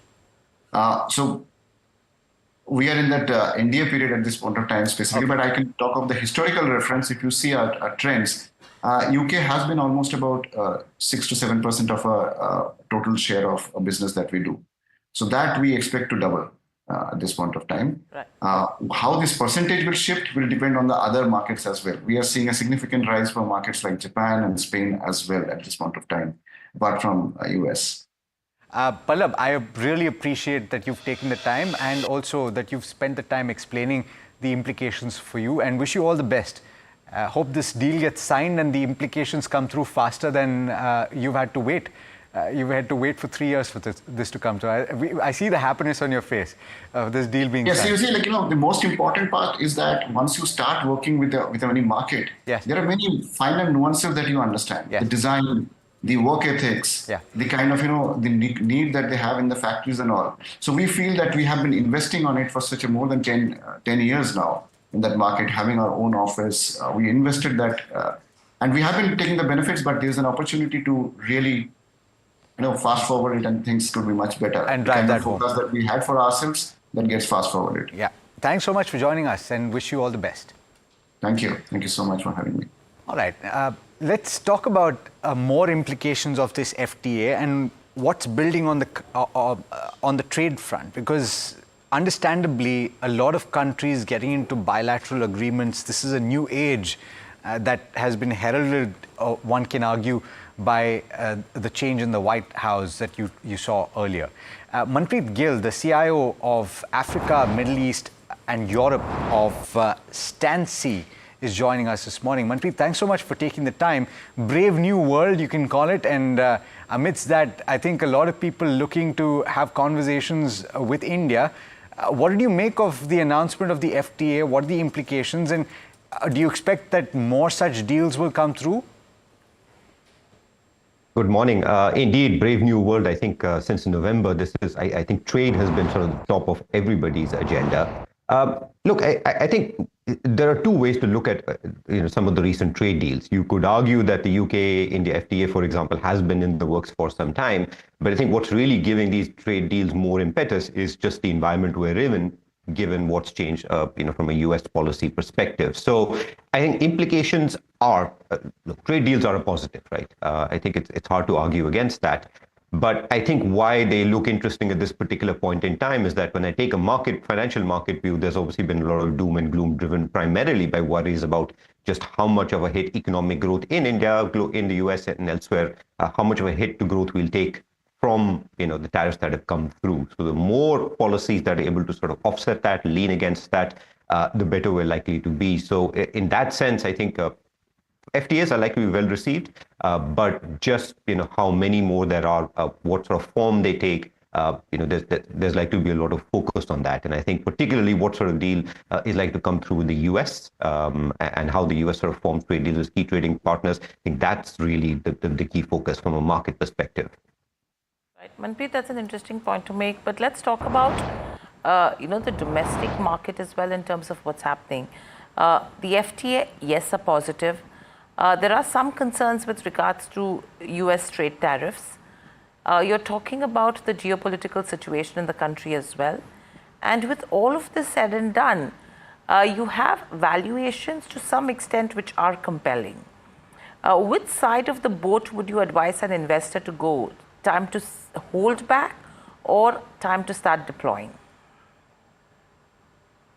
I think when it comes to Indian markets particularly, I think we're more in the camp to use these opportunities to start deploying within reason, right? We're big fans of diversified portfolios, and that diversification, of course, is more important than it's ever been in this environment. But within that context, to your point, right? Yes, there are always a lot of things out there to worry about, and we're in an environment where we need to keep a close watch on trade deals, geopolitical risks to ensure none of them worsen to the point where it would be prudent to change views. But having said that, and having said that, there are always risks to keep in mind. The other key element, which you brought up very well, is what's in the price. And the fact that we've seen in Indian equities, perhaps more so than elsewhere, the pullback started much sooner, well before April. And that's left Indian markets in arguably a much better position from a valuation standpoint in terms of pricing and some of that slowdown, some of the risks. So that's why we'd rather be a buyer than a seller when you take a domestic investor's perspective. And even from a global investor's perspective, one of our views has been there's been a huge focus on US equities alone in recent years. we think we're in an environment where it makes sense to diversify to Europe, to Asian markets, including India. So those to us are the positives. It's not about ignoring the risks. I think we still need to keep close watch on them. But on balance, we just think we'd rather be buyers than sellers. That you're saying that because that sort of builds into the narrative that we've heard over the last few weeks from international investors as well about moving away from Wall Street and looking for opportunities around the globe, and specifically talking about India. Manpreet, how closely are you watching the currency scenario play out, and how much of a bearing will that have in the way that you deploy funds in the near to medium term? Well, I'm so glad you brought it up, because I've often been one of those advocates of, following currency markets and arguing we don't follow currency markets enough as equity or bond investors. I think the big picture context and why we think is important is, the dollar is quite a big driver of flows into emerging equity markets, including India, right? And obviously, since 2021, 22, the dollar's been, holding quite strong, and that, if anything, has been a headwind. But if we are starting to see that getting chipped away to some degree for a variety of reasons, that on its own is a positive for emerging assets. We initially saw a bout of dollar weakness against the majors. I think what we've really seen in recent days is some dollar weakness start to emerge against major Asian currencies. Look, this is just a week, but I think in the bigger context, if that has one roadblock or headwind to foreign investor flows into EMs like India, some dollar softness, even if it's just softness, not necessarily a big downtrend, can be an additional positive, an additional tailwind, which feeds into our view that it's no longer about a US equity-led view alone. It's about having equity exposure that's spread across regions, including in Indian equities. Okay. You mentioned bonds as well, and I'm just wondering whether there are opportunities that you're spotting, and I will keep this short because most of my viewers are, in fact, interested in equities. So, quick answer here. Do you see opportunities in India bonds? We do, and I think even for equity investors, having some diversification into bonds and gold is reasonable. We've always been of that view, right? And the opportunity today is that, an environment where we've been worrying about, moderately a slower growth, more risky environment. That's why bonds can play a key role in an equity portfolio, not only in terms of the returns on their own, but also helping buffer the overall volatility. An allocation to bonds and allocation to gold is what almost allows you to take a little bit more risk without, having to increase the volatility to the whole portfolio quite a bit. So yes, we still think it's a good time to hold some bonds, particularly when, the RBI is biased towards cutting rates. That's always a tailwind. So the only reason that I kept that short because the tax treatment on bonds is not the most favorable for the Indian investor currently, and so therefore it doesn't make sense if you're paying that much tax on it, right? So, but speaking about equity, and to drive home the point that you were making, and there are opportunities, could you distill that for us and tell us, because if you're talking about the move over the last month and a half, Manpreet, the catch-up that has taken place in the Indian equity markets has been pretty red hot. And so from that perspective, a lot of the opportunities that might have been visible even a month and a half back have evaporated very, very quickly. And so if anything, the argument is that we're neutral in terms of valuations as things stand right now. We're not too expensive, we're not too cheap. So where are you seeing pockets of opportunity? I think there are a couple of different perspectives I'd bring there, right? I think one is, looking at the nominal price, yes, it's easy to say, look, if we're back where we were at the start of April, is that a good thing or a bad thing? I'd argue the price level does not tell you as much as, look back into fundamentals does. Because yes, the prices have rebounded, but it's the valuation number, the fact that we're not back to elevated valuations, that to me gives me a little bit more comfort. Because let's not forget, the whole debate was, when have markets sort of priced in, growth sort of moving to a positive but somewhat lower level than where we were last year? And you could argue that process has already occurred.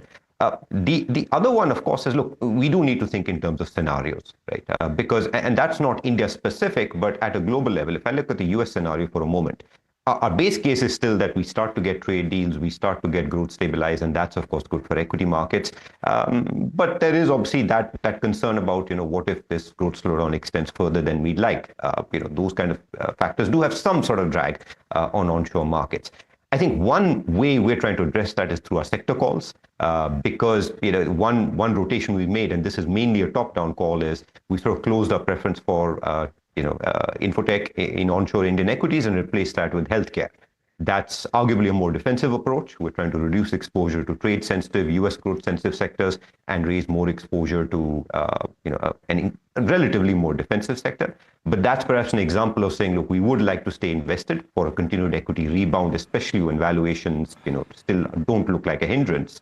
But how do we build a little bit more balance into that, a little bit more caution? I think that's the way we are addressing it from an investor perspective. So Manpreet, taking into consideration the India-UK FTA, how positive would you be in terms of the auto and the auto ancillary space, taking into consideration the opportunities that I know you can't talk stock specific, but for the likes of a Tata Motors or a M&M, which in a way for the Indian players like a Maruti and a Hyundai are slightly on the back footing with the kind of cheap imports that could come in, right?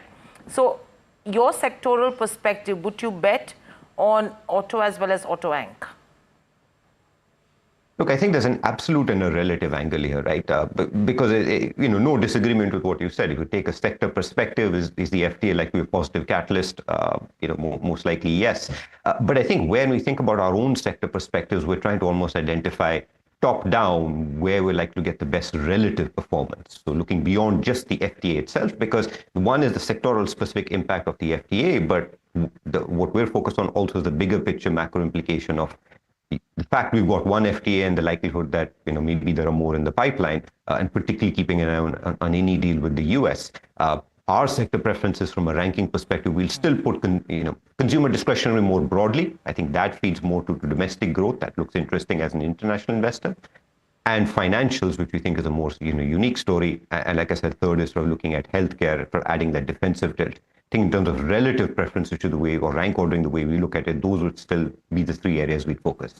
Manpreet, what's your reason for being positive in terms of consumption? Reason being is there is pressure in terms of consumption right now, in spite of whatever is being announced in terms of the budget, the income that comes into the hands of the people.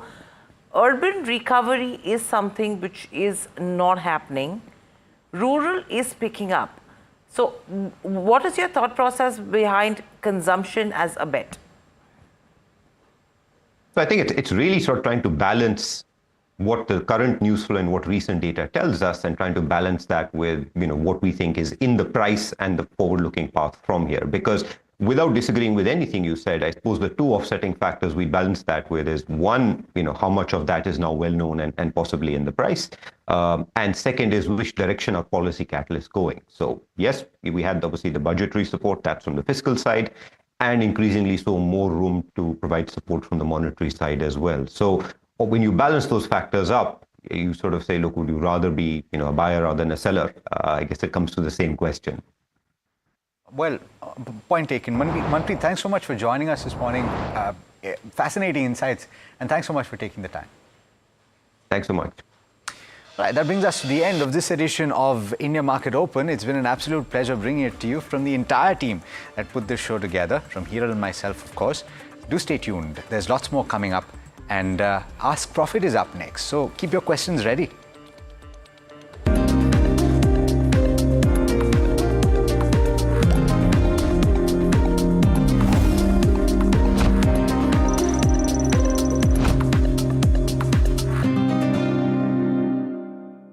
Gold plus optimistic reflective glass लगाओ, धूप की गर्मी को दूर भगाओ और बिजली का बिल भी बचाओ।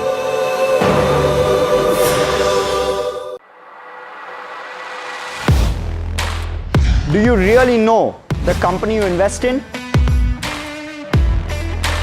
What is the real picture behind presentations and claims? Is the outlook as rosy as the company claims?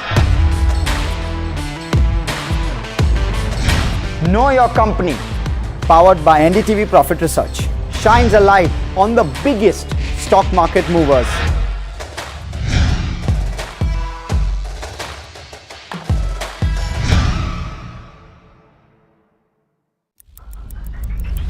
Headlines you start your day with.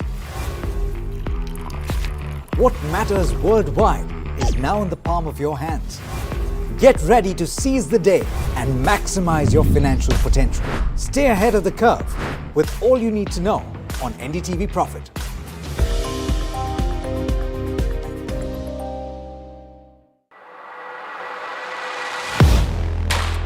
Do you really know the company you invest in? What is the real picture behind presentations and claims? Is the outlook as rosy as the company claims? Know Your Company, powered by NDTV Profit Research, shines a light on the biggest stock market movers.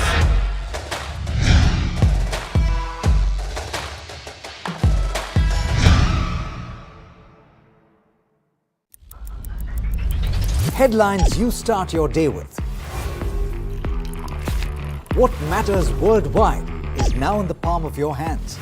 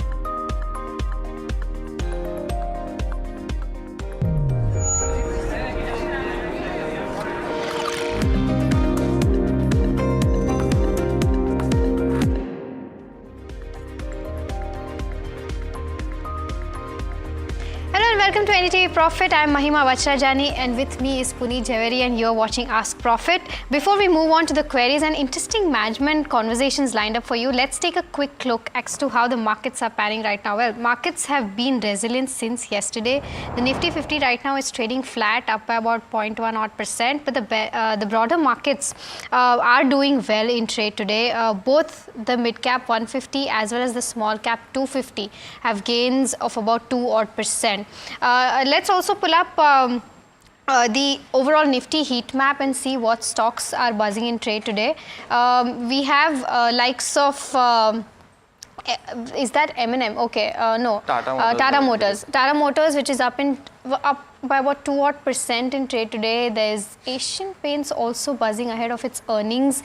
Kotak Mahindra Bank up by about 1%. Coal India on the back of its earning up by about 1%. SBI up by about 1%. Trent is also doing well in trade today, up by about 1%. Eternal is down, seeing pressure of about 2%. Yesterday also facing about 1% of downtake. Tata Consumer down by about 1%. Maruti also down by about 1%. There's ITC also languishing in trade. It's down by about 1%. Let's pull up the advanced decline ratio and see what that chart is indicating right now. Of course, it's the broader end of spectrum which is doing well. There you go, 1800 odd advances versus 380 odd declines, and that gap throughout the trading day has been widening. So interesting to watch out that, because both the mid cap 150 as well as the small cap 250 are seeing gains of about 1.5 to odd %. Let's pull up the sectoral heat map and see what sectors are doing in trade today. There you go. There's Nifty Media up by about 1.5 odd %.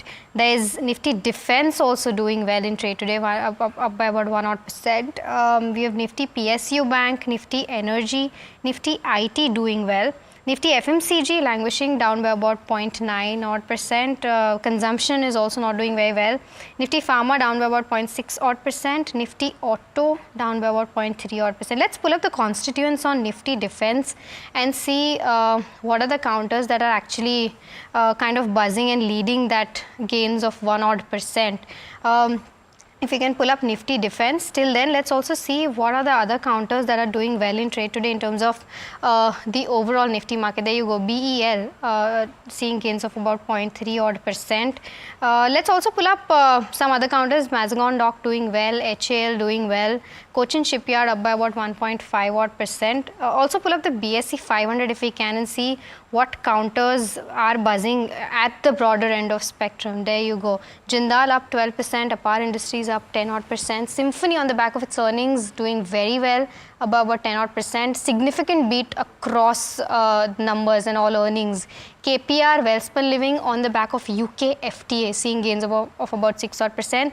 CCR Products down by 3 odd percent. Some profit booking there after earnings. Arkin Chemicals down by about 2.7 odd percent. Polymedicure is also down by about 2 odd percent. But Puneet, M&M is in focus. What's the deal there and what's happening exactly? Well, definitely, after earnings for Mahindra and Mahindra, we've seen that positive momentum continue for the counter.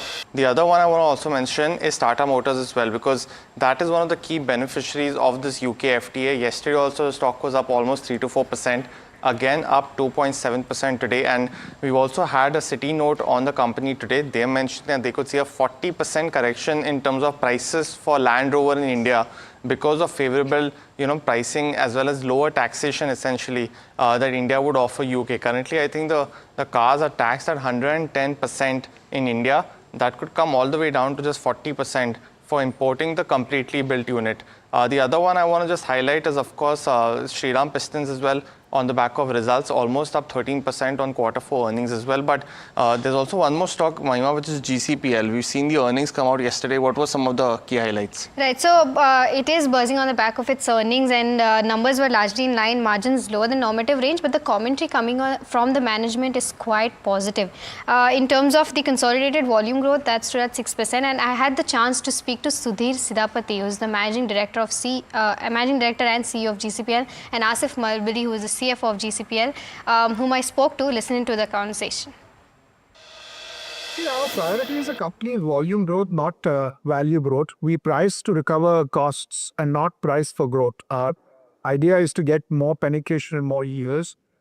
So whatever the price growth is, that's the price growth. Our hope is that we can move from big single-digit volume, which we had last year, to high single-digit volume. This is what we would like to do in FY26, which means a little bit more growth. And then that's what we're aiming for. Right. And in terms of margins, you did mention in your press release this time that they were below normative range. But from what I understand is that, we were discussing earlier as well, that palm oil prices have now started to ease. That it's not the case how it was 2 months or 3 months back. How are you seeing margins improving, let's say, from a longer term perspective by FY27? What is going to be the normative range in which margins will be at? And secondly, what will be the levers that will be auguring the growth? One thing is, of course, palm oil prices going down, but what are the other levers that you think will augur the margin growth? Sure. So I think firstly, as a company, we've delivered a strong margin profile of 21% at the company whole level. And these are on the higher side of the range which we've historically done. So we are in a good kind of shape in terms of the overall shape of margin. Within that, the India margins have been mildly lower. They've been around 150 bits lower than a normative range in last quarter, primarily coming on the back of the palm oil prices which were higher. We're seeing early signs of palm oil reduce. There is a possibility that palm oil prices will be subdued over the next few months, and hence more towards the latter part of the year, we should see margins improve and get back into normative range. We are not worried because these are not structural. These are short-term fluctuation in commodity prices, and hence we're quite reasonably sure we'll get into. Got it. There was one interesting trend that I observed this time when FMCG earnings were coming out, and that was coming out from the commentary that these companies are giving. Just wanted to understand if that's the trend that you've also observed. It's something that the managements are saying that this time we've seen more growth in terms of lower end of products rather than premium products. And I wanted to understand, because you are very well penetrated when it comes to rural markets. Is it the trend that you are also observing, and do you think that there is a structural shift there that we are observing? It's an interesting question you ask, and the answer, I'm thinking through the answer as you speak, because over the last couple of years, it's been the reverse, where it's been the market that has been premiumizing. Right. Have I seen a change in last quarter? Not discernible, but it's also fair to see that the kind of growth that we saw in premium, or the difference between premium and mass, have probably come down in the recent past. Correct. Right. And in terms of your overall home care business that has, spurred this quarter, do you think that this growth is sustainable? And going forward, what is the kind of outlook that you give for your entire home care segment? See, home care segment has three categories in it. Air care, which has seen secular growth and will continue to see growth. Laundry, which has seen recent growth over the last 1.5 years, but I think that will continue. And household insecticide that did extremely well in Q4, but hasn't been doing well for many years. I hope household insecticide was aided a little bit by the season, which is we had a slightly early summer in North India, etc. So, but despite that, it did well. I hope that continues to do well in the quarters to come. Okay. And in terms of, you did announce 700 odd crore of capex in your presentation. How are you going to deploy that, and what's the overall ROI that you're expecting out of that capex investment? So these are apex investments which are done to support growth from a multi-decade perspective. So we've set up 2 new factories, one in Bordia, one in DN. And while the first phase of the factory commissioning has happened, there are expansions in the factory which are going to be happening over the next year and a half. So the capex is towards that. One setup, they actually support many years of growth. So let's go. Okay. And in terms of your pet care business, I believe that you are, betting big on that. What's the outlook like? I wanted to understand as to how big the market is, one thing. Plus, what's the kind of growth levers that you are observing in that particular market? And what's the outlook like from a longer term perspective? Not FY26, from 5 years down the line, what is the kind of revenue growth that you're expecting? And how much of a revenue contribution in terms of your total revenue will that business be? So it's hard to predict numbers in the future, but I think the underlying reason why we entered the pet care business is that it's a category with a long runway of growth. Only 1 in 10 Indians own a pet. And even those who own a pet, only 4% of what they feed the pet is packaged food. The rest of it is home food. So there's obviously a lot of runway of growth in this category.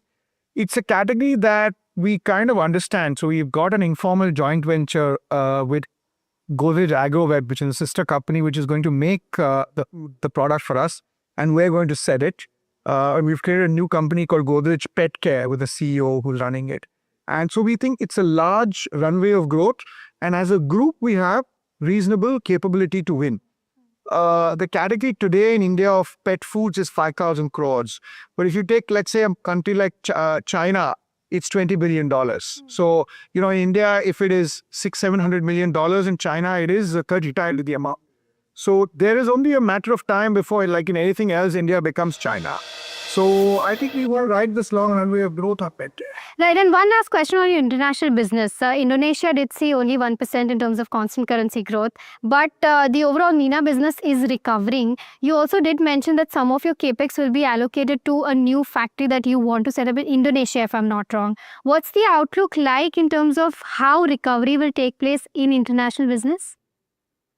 So I think firstly, when it comes to the Africa and the Middle East and the GOM business, we kind of actually had a profit reset in that program. It was single-digit EBITDA margins. For the last 5 quarters, we've been consistently growing both absolute profits and margin. We brought the business to 15% margin. So it's a strong shape of the business. We do see that business actually kind of grow quite well, and we don't see the need for too much capex there. We adequately kind of provided for in terms of capacities to take that growth. When it comes to Indonesia, over the last 2 years, we had a CAGR growth of around 9% on volume. So it's been 2 solid years of volume growth. We do believe that there is a lot of potential in terms of the long-term potential to grow. And typically these investments in terms of new plants come in with a bit of a 5-year, 10-year horizon to kind of support growth. We believe that it's the right time to kind of set up a new plant to kind of take care of these future growth. All right, so that was the management of Godrej Consumer indicating what FY26 looks like, plans with respect to their pet care business as well as how international business will fare for them. All right, moving on to the Ask Profit segment of this show. We're joined by Shahina Mukaddam, independent market expert, and Kush Bora, founder of kushbora.com, joining us now. Welcome to both of you. The first question is from Shankar, who is writing in from Bengaluru. He's holding 900 shares of RCF, that is Rashtriya Chemical Fertilizer, at an average price of 133. He wants to know the outlook for the next couple of quarters. He wants to book profits once the stock goes about 25% of his acquisition price is something that he's aiming at. Kush, I'll come to you quickly on this one. Let's say 3 or 4 quarters down the line, is 25% achievable on something like an RCF? Hi, first of all, very good morning to you, China, and all the viewers. Well, this is the Ask Profit segment of the show. I was quite interested with that line. But yeah, Ask Profit is the show, isn't it? So yeah, that's what I'm getting at. So nevertheless, as far as RCF goes, the stock's been in a bit of a consolidation. There is resistance around the 140 and the 145 zone. So I would suggest it's not a bad idea to perhaps book profit. The reason being that if you look at the likes of Chambal Fertilizer, one stock that we've time and again had a buy call on, has been doing rather well, steady uptrend on this one. So if I were to pick something in this segment, I would actually exit RCF and look at Chambal Fertilizers, perhaps even a Coromandel, but Chambal Fertilizers is on top. So the good thing is that he's still in a profit on this one. So might as well take money off the table and switch to Chambal Fertilizers. Got that view, Kush. The next query that we're getting is from Rahul, who's writing in from Shimla. He's holding KFin Tech at roughly 1,141 rupees per share, holding 100 shares there. He's looking for a view on a long-term suggestion on the stock. Stock has just seen some correction after the quarterly earnings, but Shahina, let me come to you on this. Earnings largely look in line. They're also estimating growth going forward. How do you expect KFin to perform, at least on the fundamentals? On the fundamentals, I think it will do much better going forward. They recently acquired a company in Singapore, which actually enables them to expand their global reach. And while it is an expensive stock in terms of pure valuations. So I would say you can continue to hold. The results were also a bit disappointing, given the fact that it is linked to the overall market and the performance of the indexes. But at the same time, I would say you can hold with a stop loss close to about 1,100. Okay, so that's the view with regards to where KFin Tech stands. Also, viewers who are tuning in, you can also call us on the numbers that are flashing on your screen right now, on the lower band of the screen. All right, the next question is on Cummins India. Pratap from New Delhi is holding 1,000 odd shares, bought at 365 a piece, and wants to have again a long-term and fundamental view on this particular counter. Shaina, I'll again come to you on this one. What's the view like for Cummins India? Yeah, so Cummins India, it's like a mixed bag in terms of the performance. At the same time, I think one can continue to hold if one is looking at a medium to longer term. Basically, because I think the business going forward, it looks to be better. So you can hold with a target close to about 2,900. Not too much of upside, but you can hold for now. Got that view, Shaina. We have a first caller of today. It's calling from Chennai. Aditya is on the line. Aditya, good morning. Welcome to Ask Profit. What's your query? Yeah, good morning. So I'm holding about 1,000 shares of Vedant Fashions, Manyavar. Okay. And are you looking for a long-term view on the stock, Aditya? Hi, Aditya. Yeah, we've actually lost him. But Shaina, actually, let me come to you first. We don't know if the caller wants a long-term view, but we've just seen the results actually come out yesterday. Not so much to write home about. Growth has been faltering for the company. How are you viewing Vedant Fashion in terms of fundamental performance going forward? Yeah, so the numbers were a bit disappointing, both in terms of the revenue also, and in fact, EBITDA was lower. So it has been a disappointing number. At the same time, I think it is better for us to focus going forward on the export potential with the trade agreements between UK, US all coming into force. So I would say you can hold. You can hold currently. After the stock has corrected, I think if you hold hold it. You can hold it with a stop loss close to about 710. If you're a very short-term investor, then you can look to exit. So that's the view with regards to where technicals are, overall the fundamentals are concerned for Vedant Fashion. But in fact, Puneet did mention about Vedant Fashion earnings, and post the earnings, the stock did see a significant amount of tanking, and this was because the overall net profit was down by 12%. Margins also significantly reduced to 45% from that 48% mark. Cost of raw materials inched up quite significantly, and other expenses also were up by 20%, and that's kind of reflected in the stock performance since the earnings came out. All right, the next question is on Hudco. Rohit is writing in, has 1,000 odd shares bought at 280 a piece, and wants to know as to what should be the next course of action for him. Kush, on the charts, from a longish period perspective, what's the view like? We might suggest an exit on this one. It's incidental that today on our advisory, we've released a short call on Hudco with lower targets of 210 and 206, stop loss around the 280, 220 resistance zone. I think there is some consolidation happening with a negative bias. Even on the higher side, you'll find resistances around the 230 to 45, 230 to 235 zones. So all in all, it's not auguring so well just yet. There were a couple of moves that came about, but that rally fizzled out at the 200-day moving average, and now the stock is down again on the back of fairly decent volumes. If you see yesterday and today also how things are shaping up. So at the moment, things don't seem to be going its way. So I would rather suggest an exit on Hudco. The view coming in where technicals are concerned for Hudco. Our next caller, Ishwar, is calling in from Andhra Pradesh. Ishwar, a very good morning to you. How can we help you? Hi Ishwar, can you hear me? Okay, I think we seem to have lost him, but we do have his query. His query is on Canara Bank. He's holding 1,000 odd shares at 92 a piece. We have one more viewer who has written in and wants to know about Canara Bank. He's bought at the levels of, okay, we don't have his level, 92. And wants to know, so both of them have bought at the levels of 92. I believe I'll take the technical view as well as fundamental view on this particular counter. Shaina, I'll come to you first. What's the view like? In terms of valuation, Canara Bank is pretty attractive. It is just about 0.8 times price to book. So I would say, and it is one of the better performing banks. Balance sheet has, improved in terms of NIMs. They're expected to remain stable. So I would say you could hold. You could hold with a target of close to, I would say 100. And Kush, what's the view like where technicals are concerned? So I think from a very near-term perspective, the pressures could perhaps remain on because, some of the PSU banks have had a rally, but again, they've fizzled out. And, as far as the pecking order goes in the PSU bank, in the PSU pack, there's SBI and then there's Canara Bank and then there's everyone else. So from that perspective, I think, you could continue to hold. I can understand why this 92 level has been, a level where the stock being bought by a couple of them has been the recent low.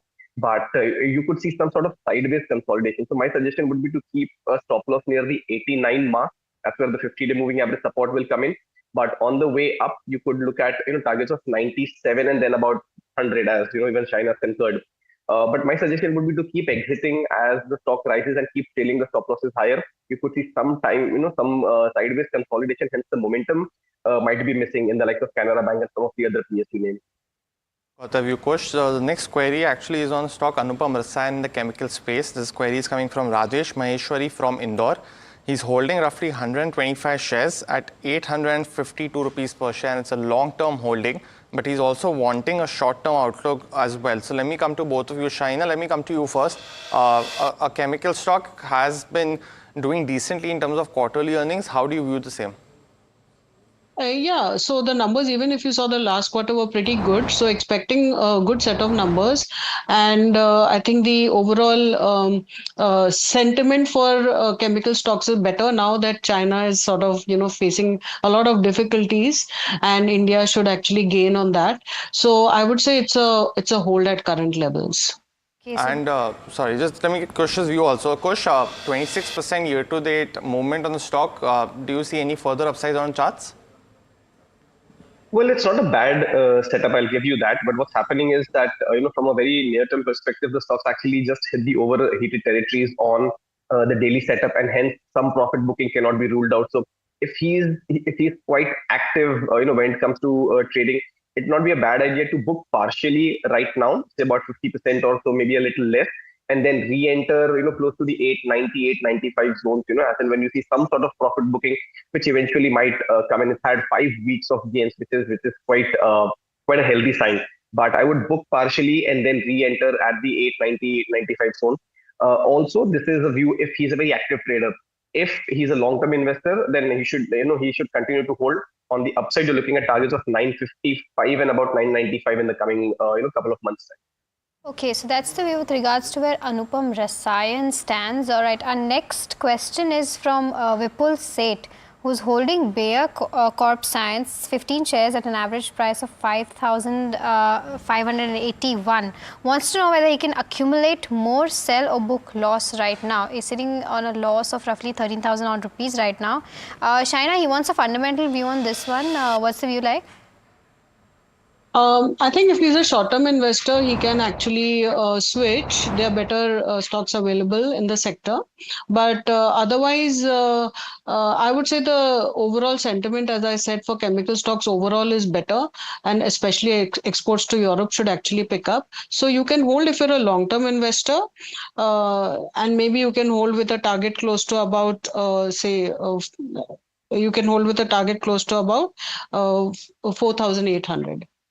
Got the view, Shaina. We are actually getting a next caller in from Kolkata. Avi is dialing in for a stock query. Avi, good morning. Welcome to Ask Profit. What's your query? Hi, good morning to everybody. So my query is, actually I've got 1,000 shares of Northern Capital bought at 173.37. So I want to know whether I should hold it or exit. And do you want a long-term view on the stock, Avi? Yes, the plan was at least 1 year, but now looking into current situation, there is so much of uncertainty. So I'm just confused at the moment, what should a person like me do? Fair point, Avi, because we've seen correction as well in the microfinance as well as the mid-tier banks. Shaina, let me come to you first for a fundamental view. From a buying price of 173, stock has gone up to 208 now. Do you suggest holding on to this new listing, or to avoid it, sell it for a viewer? In terms of valuation, it's not too expensive. It's one-time price to book. At the same time, that I think it's a small cap. So I think in this current market, it is better to stick with the larger corporates. So basically, I would in fact stick to the larger banks also in this sort of a market. And even if you're looking at the MFI space, I think it's better to be with the larger players rather than the small cap companies. So I would say a switch. Okay, so that's the view with regards to where Northern Capital stands. Our next caller, Raju, is calling in from Andhra Pradesh. Raju, a very good morning to you. How can we help you? Yeah, good morning. My query is regarding Anantraj. Okay. I own 100 shares at the price of 460. 465 or 460? Yes, 460. Okay. And my query is about I want to hold this for next 3 years actually. So is it good to accumulate more or? Okay. Okay, got your point, Raju there. Shaina, I'll quickly come to you on this one. There was a time when there was a significant momentum seen in this particular counter on the back of data centers that, it's trying to build in. What's the view like from a 3-year perspective? Should one continue to hold the counter? It looks decent, at least for the current period. At least you can review it after maybe 6 months, 1 year. They are done pretty well in the last quarter. And at current levels, I would say that you can hold, but do keep a stop loss. Keep a stop loss close to about 440, because it could correct in the shorter term if you're say a 6-month investor. But for the medium to longer term, you can review after a year. Got that, Shaina. Shaina and Kush, please stay on. We'll just take a very short break. More stock queries on the other side. Stay tuned to Ask Profit.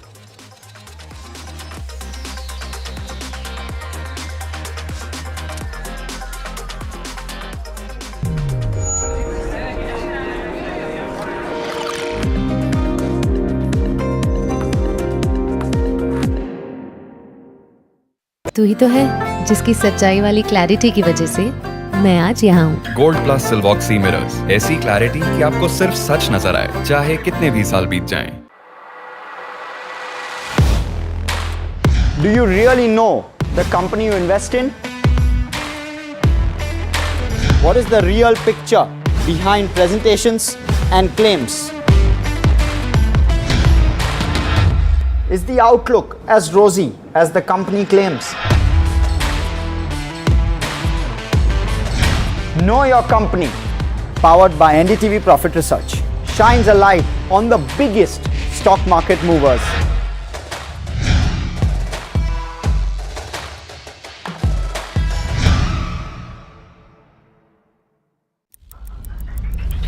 Headlines you start your day with.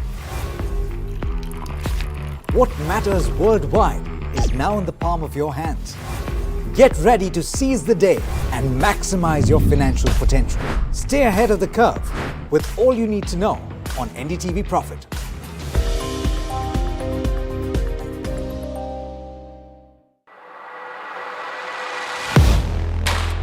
Do you really know the company you invest in? What is the real picture behind presentations and claims? Is the outlook as rosy as the company claims? Know Your Company, powered by NDTV Profit Research, shines a light on the biggest stock market movers.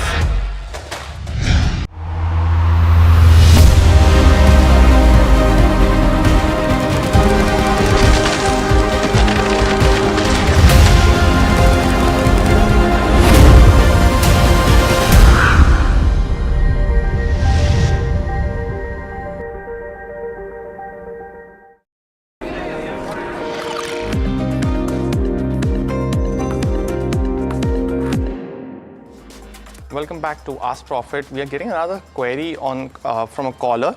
Mohan is dialing it from Warangal. Mohan, good morning. Welcome to Ask Profit. What's your query? Good morning, sir. Good morning, sir. Very good morning, sir. I want a query on Tata Motors. And do you want a long-term view or a short-term view on Tata Motors? Short-term view for 6 months. For 6 months. Is it right time to buy in this market price? And just now it is quoting now, I think, Right, 697. Correct. 596. Yes. Since the short-term 6-month view, let me go to Kush. Kush, on the fundamentals, there is a lot to talk about. Getting impacted from US tariffs, the UK FTA is a positive. Is the chart suggesting any positive price move on Tata Motors? So we've had a breakout yesterday where the 675 resistance zone for the last 5 to 7 trading sessions was taken out on the back of very decent volumes. But I'm afraid from a very near-term perspective, I think you have to wait for the 700, 705 zone to be taken out. There's a gap that was created around that level. It's coming to be filled in just now. Plus also you see some call conditions around the 700 mark that will act as a bit of resistance. So while the near-term trend does look positive, I would suggest just wait up for some time, let the 700 and 705 supply zone be taken out, be cleared, and then you can perhaps go and buy. Otherwise, what could happen is that you could either see some sideways consolidation or perhaps the stock dip a little for investors who've been holding it on for some time now and haven't really seen any kind of profits on this. So while the near-term structure, as I said, is turning positive, wait for the 705 mark to be taken out on a closing basis, and that's when you can consider. Even after that, from a 6-month perspective, the risk-reward ratio will be fairly favorable for targets of 755 and about 790 and 675. That resistance level will now start acting as a support and hence as a stop loss. Okay, so that's the view with regards to where technicals are concerned for Tata Motors.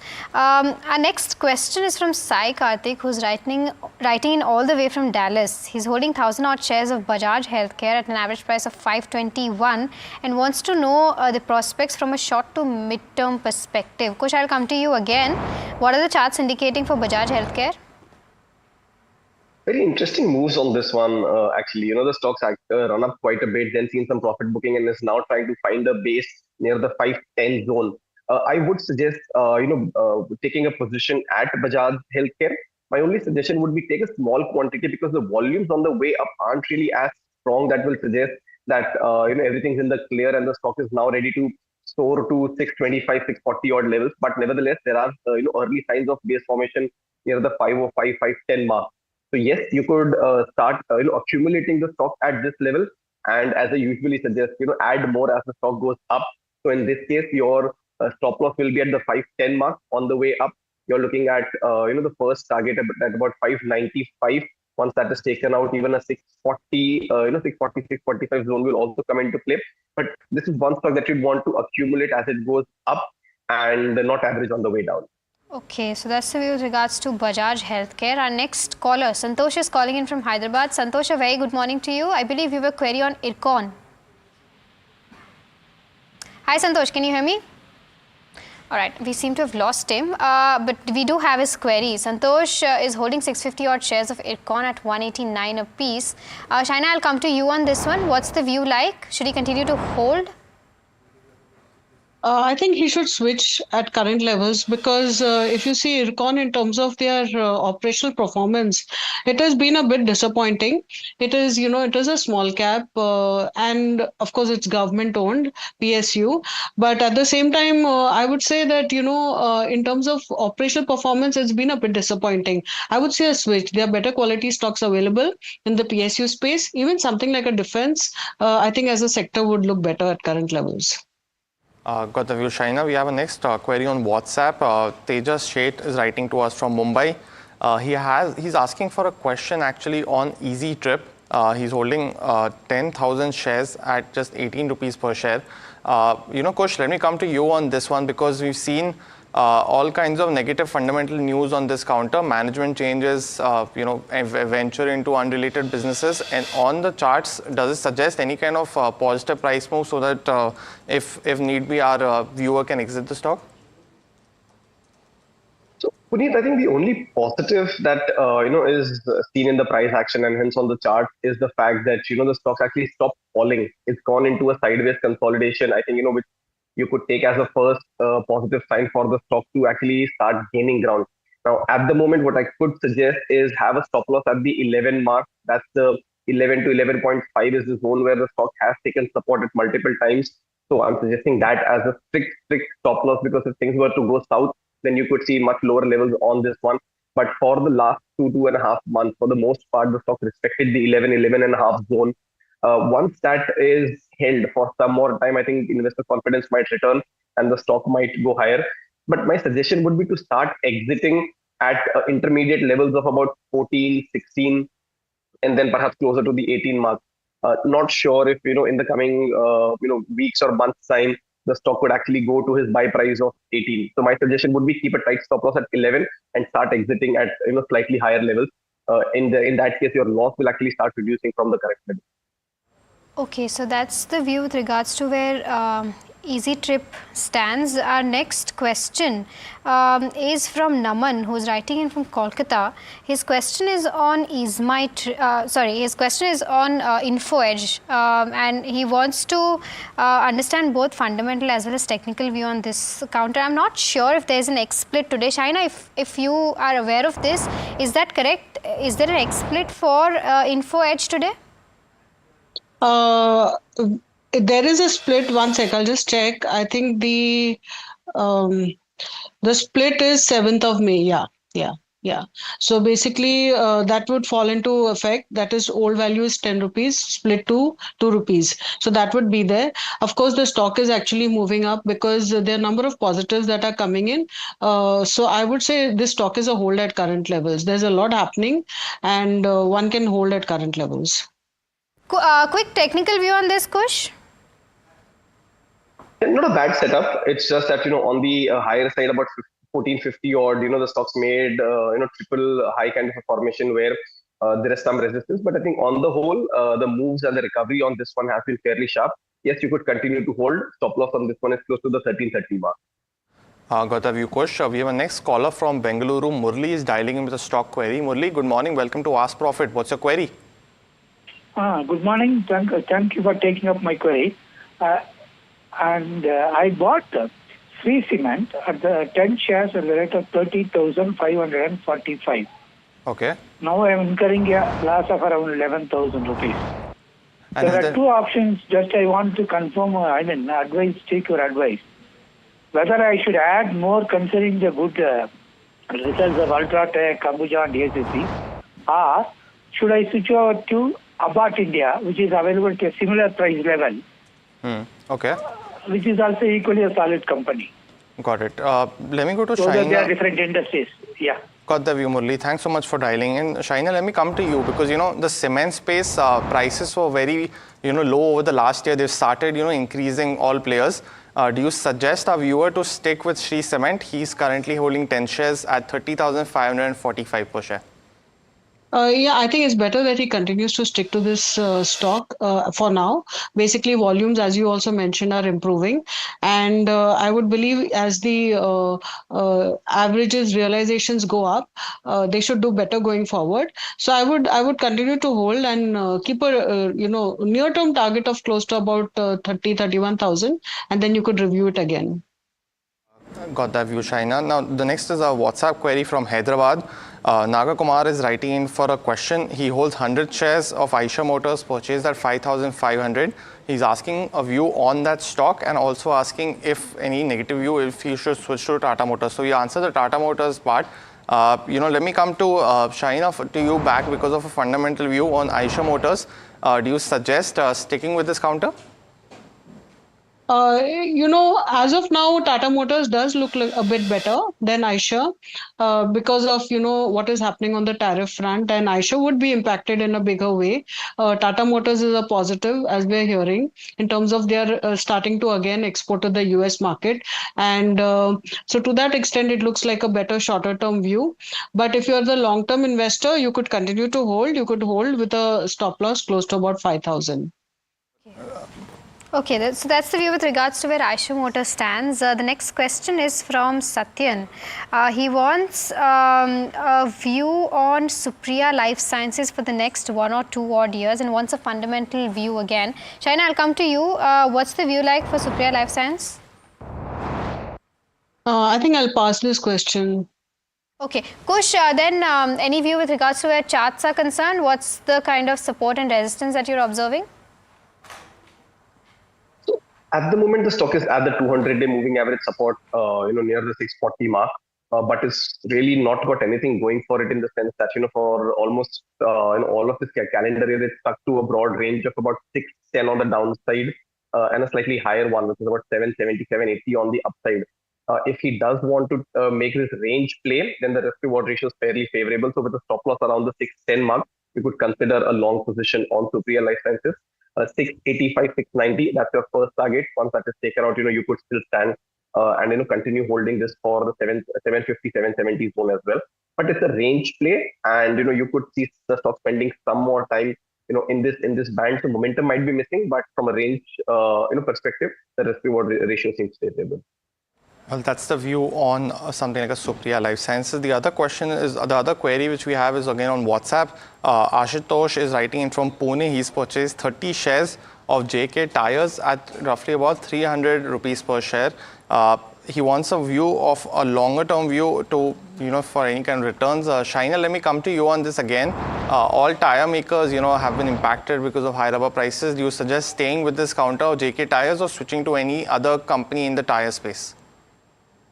No, in fact, tire companies are coming out with decent numbers actually, and basically the raw material prices are going down, crude as well as natural rubber, synthetic rubber, they are the main raw materials. So, after a bit of a disappointing last quarter, numbers are expected to be better in this quarter coming forward, the March quarter. So I would say you can continue to hold JK Tires. You could hold it with a target close to about 360, and you can keep a stop loss of close to about 310. Okay, so continue to hold is the view coming in on JK Tires. Next caller, Shiva Kumar is calling in from Bengaluru. Shiva, a very good morning to you. How can we help you? Good morning. I would like to enter Bharti Airtel. Okay. Is it the right time to enter Bharti Airtel, and how is it technically poised, and what is the target you are placing it for another 2+ years? Okay, 2+ years. Got it. But since you want a technical point of entry, I'll take this up with Kush. Kush, is this the right time to make an entry into something like a Bharti Airtel? It is, Mahima. In fact, it's just the other day, about 2-3 days ago, that we released a long call on Bharti Airtel, on our advisory as well.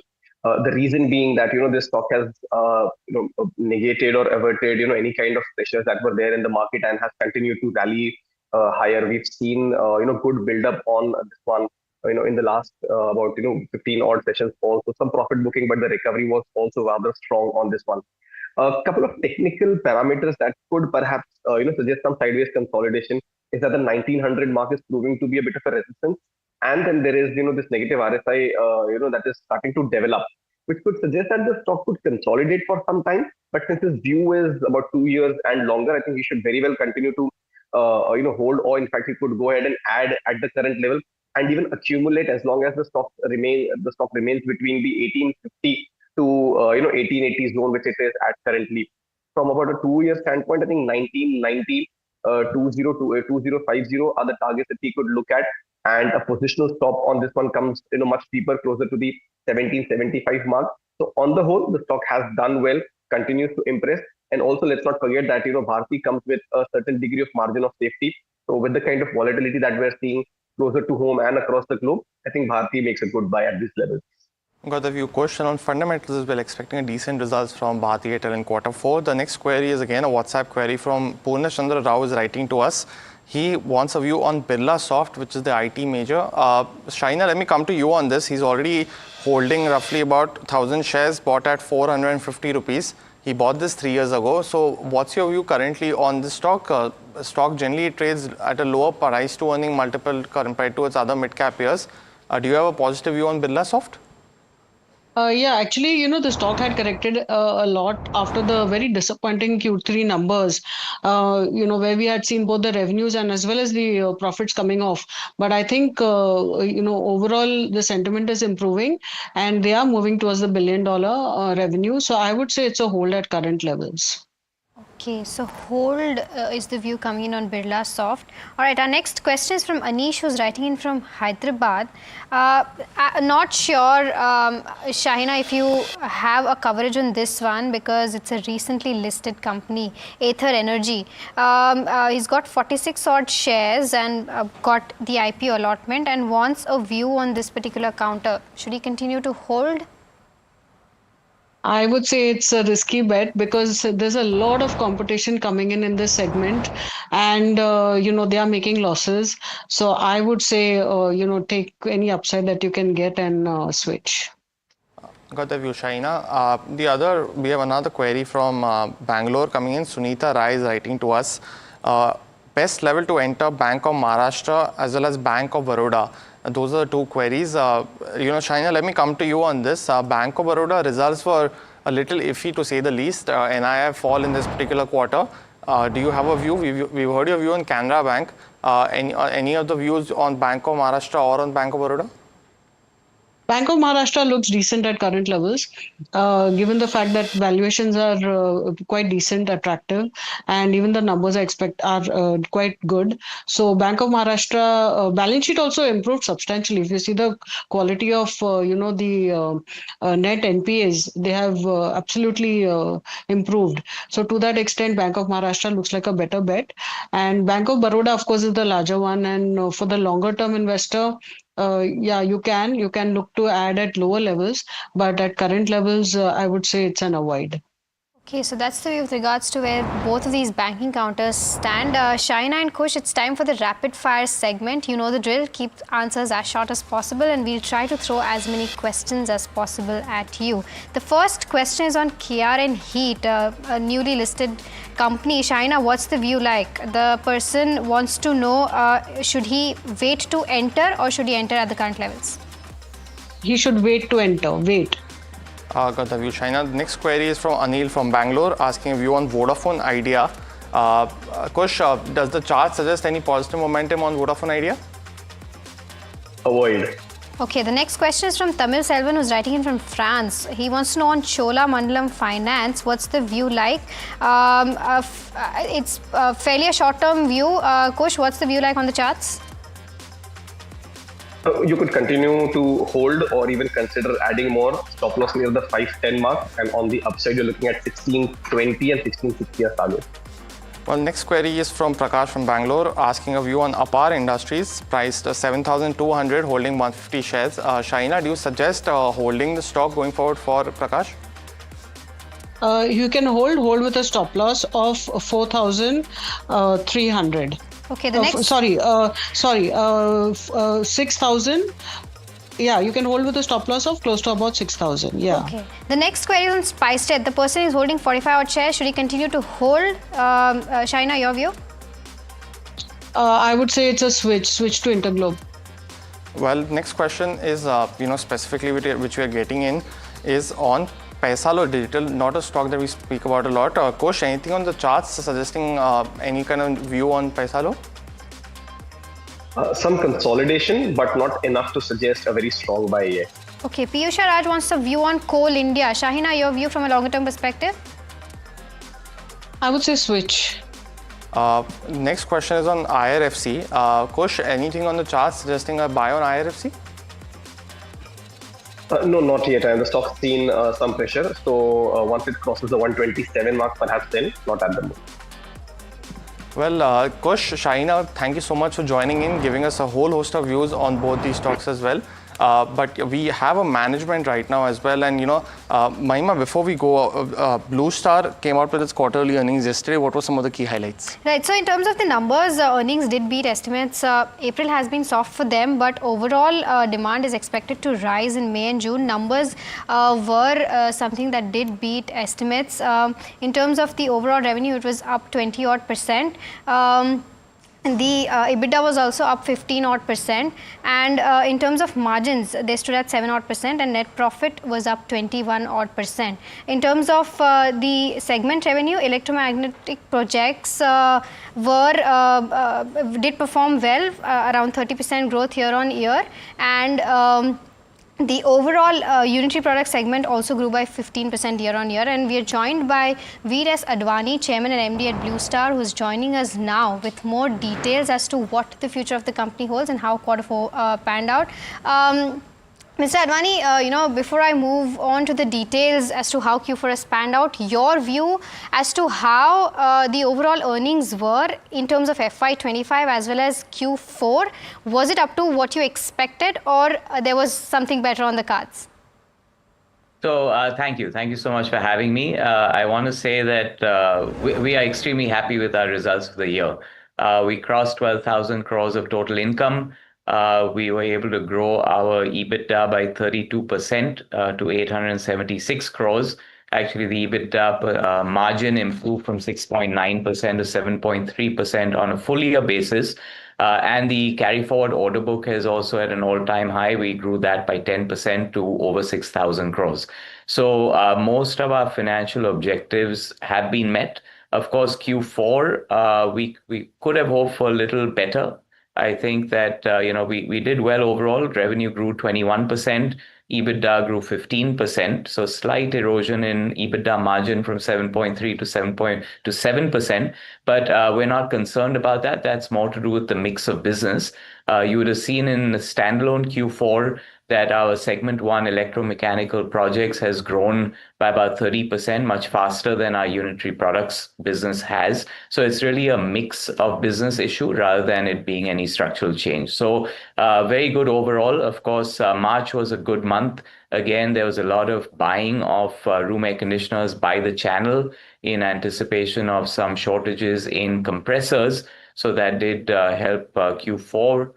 Billing, you did open by saying that April has been a soft month for the industry. We know that there's been rains all over the country, so not the best start to the new year, but we continue to be optimistic. All right. Mr. Advani, in everything you said, I'll, go one by one in terms of each segment that you talked about, that is your UCP as well as electromechanical projects. For UCP, UCM, the margins were overall slightly lower than what the street was expecting. I want to understand, because overall in that particular segment margins have been under pressure. So I want to understand as to what is the next growth prospect there. Is there a scope of improvement going forward, and if yes, what are the levers? Sure. So, segment 2 for us is our unitary products business. So their EBIT margin was actually quite good. For the full year, it was 8.4%. For the standalone quarter, again, it was 8.4%. Full year improvement was, 7.8 to 8.4. So we've done better than last year. There has been some economies of scale and leverage coming on account of the higher volume. Overall volume, you would have seen, grew by about 22%. So it was reasonably good. I think that you do know that this segment has two businesses in it. It has our room air conditioner business and it has our refrigeration business. So actually, for the last year, the refrigeration business has not done as well as we had hoped. There were regulatory challenges in that business. There was also some soft demand from FMCG, ice cream, etc. So we would have wanted better outcomes from our refrigeration business. Had the refrigeration business grown at the rate we expected, you would have probably seen segment 2 revenue growing by about 5% more. From 22%, we would have probably shown about 27%. And EBIT margin would have been higher by about 0.5%. So we'd have been closer to 9%. So we're quite happy with the margin profile. Going into the new year, of course, whenever it's a soft summer, you sometimes see pressure there. The only difference in the new year now is that while there is inventory in the channel, naturally, there isn't that much inventory with manufacturers, because unlike in the past, we're all manufacturing in India, so we're able to control our production quite efficiently. Right. So is that the same case for your electromechanical projects as well? Because it's been a strong quarter for that segment, but overall margins are still slightly under pressure. So what do you reckon? Is there a growth prospect there, or margins will continue to remain at the same levels that they are right now? So we closed the year at 8.2% margin in for segment 1. Q4 was 7.6%. I think that our outlook for segment 1, so volume growth has been strong, order booking has been strong. Even as we go into the new year, we're quite happy with order inflow. Government spending is back. There's been very strong spending by the manufacturing sector, by the data center sector. So these look good. Of course, with this India-Pakistan issue right now, there may be some cooling off on some private capex, but we still are optimistic for the full year. So I think outlook for that business is good. From a margin profile point of view, I don't think there's going to be margin expansion there. I think we're happy with the margin levels that we're able to get right now. Mr. Advani, good morning, and thank you so much for joining in, sir. It's Puneet this side. Just one question I had on inventory. Specifically for you, we were at multi-year lows in the same time last year. How are the inventory levels now? I'm sure they are above the current level because we've seen steady increase over the last 3 to 4 quarters. How are the inventory levels as of now for the industry and for you, if you can quantify it? Yeah, so inventory is important. So you know that the channel bought in advance in March in anticipation of compressor shortages. So there is a heavy amount of inventory in the channel. We estimate at an industry level, there's about 2 million units of additional inventory in the field than there should be. So that inventory level does need to come down. We're still hopeful that IMD is still forecasting a hot summer. So even though we've had a washed out April and a slow start in May, we're still optimistic that the rest of the summer should be okay. So with that, we will see tertiary sales picking up. We'll see channel inventories coming under control. As we said, as I had mentioned, because we are all locally manufacturing, I don't see an inventory pile up of finished goods with the manufacturers. We may be holding raw materials and components, but that's actually fine because, very frankly, even if it is not a very hot summer, given the demand, the latent demand for the category of room air conditioners, we will still expect the industry to grow by 15% over the year. If it's a hot summer, then we do better than that 15%. And that's what happened last summer as well. So I think inventory levels are well within manageable levels to do that 15 to +% growth for the year. All right. So that's the way with regards to Blue Star and how Q4 and FY25 fared and what FY26 holds. Mr. Advani, thank you so much for joining us and giving us all those insights, and all the best for FY26. Thank you. Thank you. All right. With that, it's a complete wrap on this edition of Ask Profit. But stay tuned. Know your company on the other side. So stay tuned.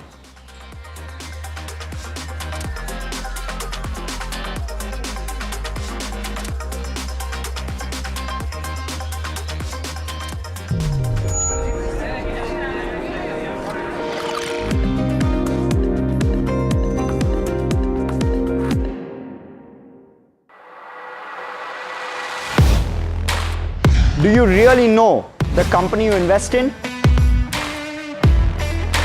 What is the real picture behind presentations and claims? Is the outlook as rosy as the company claims? Know Your Company, powered by NDTV Profit Research, shines a light on the biggest stock market movers.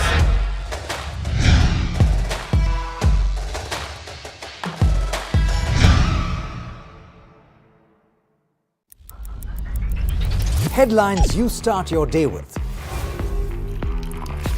What matters worldwide is now in the palm of your hands.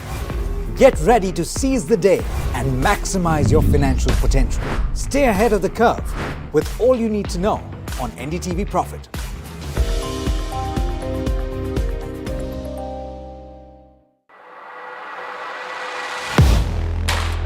Do you really know the company you invest in? What is the real picture behind presentations and claims? Is the outlook as rosy as the company claims?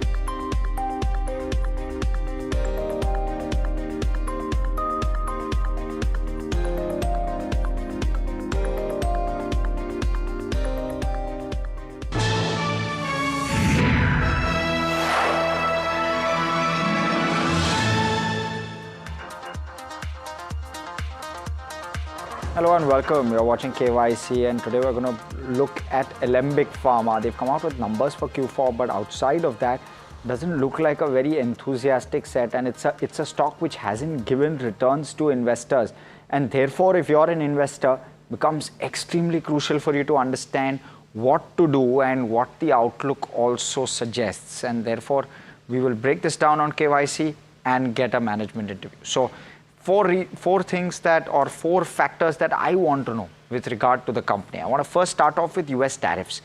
US tariff around 30% odd with regard to the top line of the company comes from the United States, and I have Varsha Chandani joining me as well. So just quickly introducing her. But so US tariffs, that's going to impact the numbers for Alembic Pharma for sure if that were to come through. There's also a higher quantum of US FDA inspections which are going to come along. So both of those are big risks, if at all we can call it that. And we will try to analyze whether those risks are real or not, especially with regard to Alembic Pharma. Now, the India pharma market outlook, for Alembic in particular, the numbers have not been good, and we'll talk about that. And therefore, what's the outlook like from the domestic side of things? One is there is headwinds on international, but even on domestic, the numbers don't seem too good. The third piece is with regard to margins. Now, margins have softened sharply from nearly 30% in FY21. They are down to 15%, and therefore the question will be, can they recover? And we'll try to answer that as well, because we're not seeing that recovery as of now. And last off, just with regard to outlook on pricing, both US as well, more US than domestic, but pricing will hold the key or one of the factors as to whether the margins will actually recover or not. But let's not delay this further. Let's talk about Alembic right off the bat. I'm going to start off with what the company does. It does two things. One is it looks at formulations, and then it looks at APIs, which is active pharmaceutical ingredients. Active pharmaceutical ingredients, as Varsha never stops reminding me, is something which allows every pharma company, every manufacturer of medicine, with the key component of that medicine, with the key repair, right? So the key component of repair of a crocin for a headache will be its API. So just to kind of dumb it down for people like me, Varsha gives us this example. Now, the company has 3 R&D facilities and 5 manufacturing facilities that it operates out of. Now, let's look at how the company has evolved in terms of segments. This is how the growth for the India business revenue has been. It's just gone up from 1930 crore to 2340 odd crore. So really no growth, at least on the Indian side of things. They've recorded an 8% growth even for Q4 with regard to India, and it's the 20th in the India pharmaceutical market. It holds a 1.5% market share. Now, in terms of the market share increase, there's plenty of bandwidth available, right? But can they actually do it? Well, it's not visible, at least on the numbers as of now, and that's what you need to know as one of the key risks. Now, this is with regard to how the US business is evolving. So if India is not doing well, can US do well? But that also doesn't seem to be the case, at least with regard to the numbers that you're seeing on your screen. And this is one of those reasons as to why the company is not also giving returns where investors are concerned. But Varsha, why don't you talk to us about products? Because that will give us a flavor as to whether the future outlook looks better or not. Yeah, so Harsh, starting with US business. Now, for this quarter, the US business grew 20%, which is actually good. Considering the history that the company has. So 4 products were launched in Q4 and taking to total of 163 products which have been commercialized. And they have 15 products which are under pipeline and which is expected to come in FY26. So this is the key thing that one should watch. But last year as well, Varsha, for context, they launched 14 products. Yes, and so I think this year it's another 15. It's another 15 products. So again, the question will be, can growth kick in? So now, as per the con call, so they are expecting, double-digit growth when it comes to every segment of theirs. Okay. Your India business or, your API and your US business as well. Now, we need to wait and watch whether management will walk the talk or not. Sure. And, their ongoing capacity expansion in oral solids will meet rising demand when it comes to, US and ex-US market. Now, coming to their animal health business. Now, it's a very small part of business, but it has grown from 232 crores to 430 crores. And they operate in livestock, poultry and companion animal segments. And the 3-year CAGR growth in this animal segment is 24%. Now, the point is you're seeing this double-digit growth because it's a very small segment for them and a new segment for them. Let's talk about their API business. Now, we all know that there has been pricing pressure when it comes to the API business, and company is no exception there. And that's why you're seeing kind of degrowth when it comes to API business. But in Q4, they reported almost 4% growth, which was led by increase in volume. So please note that there has been pricing issues, and pricing issues are actually going on, and that's the reason we are seeing some little cool off when it comes to API business. But yeah, there was a volume growth. And they filed 5 products in Q4 FY25, and the cumulative filings takes to almost 140. And their continued focus is on cost efficiencies to remain competitive, and capacity expansion projects are under process when it comes to API business. So overall, these are the key segments where company performs, and the main highlighting segment over here would be the US business, which actually grew 20%, and India business, where the growth has been tampered off like 8 to 10%, and this should go, beyond 10% when it comes to India business. Yeah, sure. So that's how we look at the businesses. Now, to give you perspective again, and very broad level perspective, 70% of the business comes from US and India. Am I right, Varsha? And if I were to break up the business as a whole on a product basis, formulations is around 80% and API is just about 20%. So that's the broad breakup on how the business is. But let's go across, look at our parameters and look at how the numbers are stacking up. We've seen individual businesses and how those numbers are looking. Now let's look at it from a broader perspective. Income statement, balance sheet, return ratios, cash flow. That's how our rating parameters as always stack up.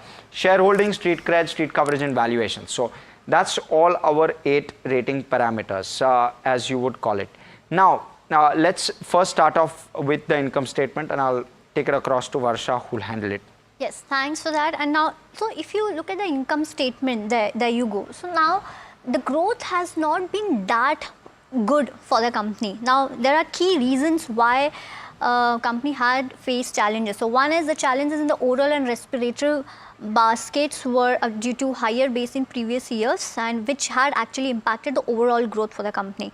And there were market challenges when it comes to India business, and that's the reason why it is growing only 8 to 10% due to subdued performance in certain therapeutic segments, which has actually impacted the overall growth, and that's the reason you're not seeing that kind of good growth when it comes to overall financial statements. The US business remained challenging due to competitive intensity, and that has been reflecting in the in the numbers. And of course the impact of pricing erosion on certain products and competitive landscape have affected profitability, and that's the reason there was a time when company used to enjoy 18 to 20% of margin, but that has been tapered off, and that has come to 15%, which company expects to go to increase the margin, but they're going to take time when it comes to 20% of margin.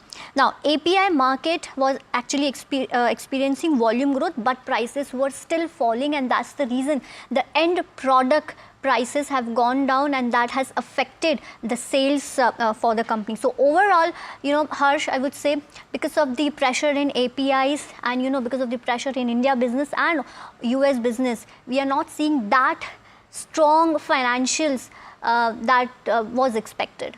Fair point. And I want to quickly pull out the margin graph as well.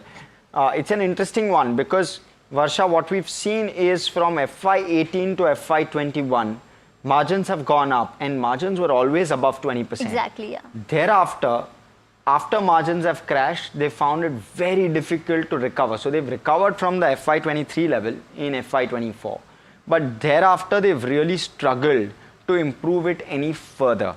That's because of the pressure, pricing pressure, product pressure, and US pricing erosion that has affected these kind of margins. Correct. So all of those factors impacting, and we did highlight in what we should know about this company, yes, whether pricing is actually improving and whether margins are actually recovering. And we'll ask, or rather we have asked the management this question. So you will get an answer and some flavor with regard to margins. But this is a key piece to look out for where Alembic Pharma is concerned. One is the top line growth and the other is margins. If either or both of these recover, you could well see a very strong performance on bottom line as a result of that, and warranted the margins to go up because they have traditionally been above the 20% mark. So if you look at that number, traditionally been above 20%. So no reason why it shouldn't go back up. Whether it can or not is really the question. Let's look at the balance sheet now, and nothing much to talk about here. Borrowing number is roughly 1250 odd crore. They've done some bit of capex this year, which should kickstart in terms of contributing to numbers from next year onwards.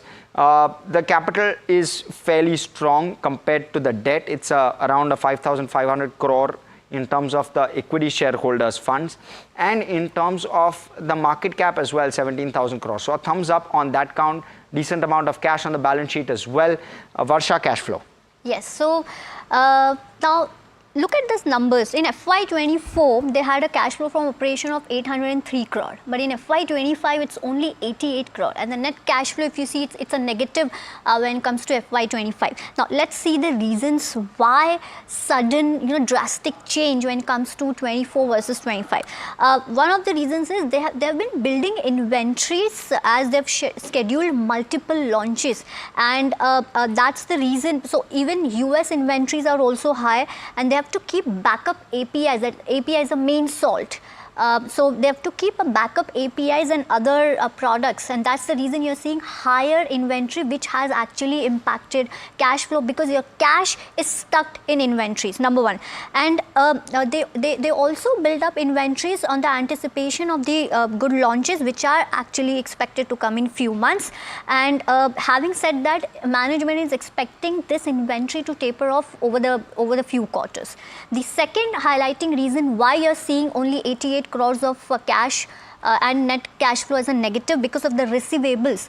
So if you see, for a long time, the receivable days have been around 70 to 80 days, but now this time it has gone up.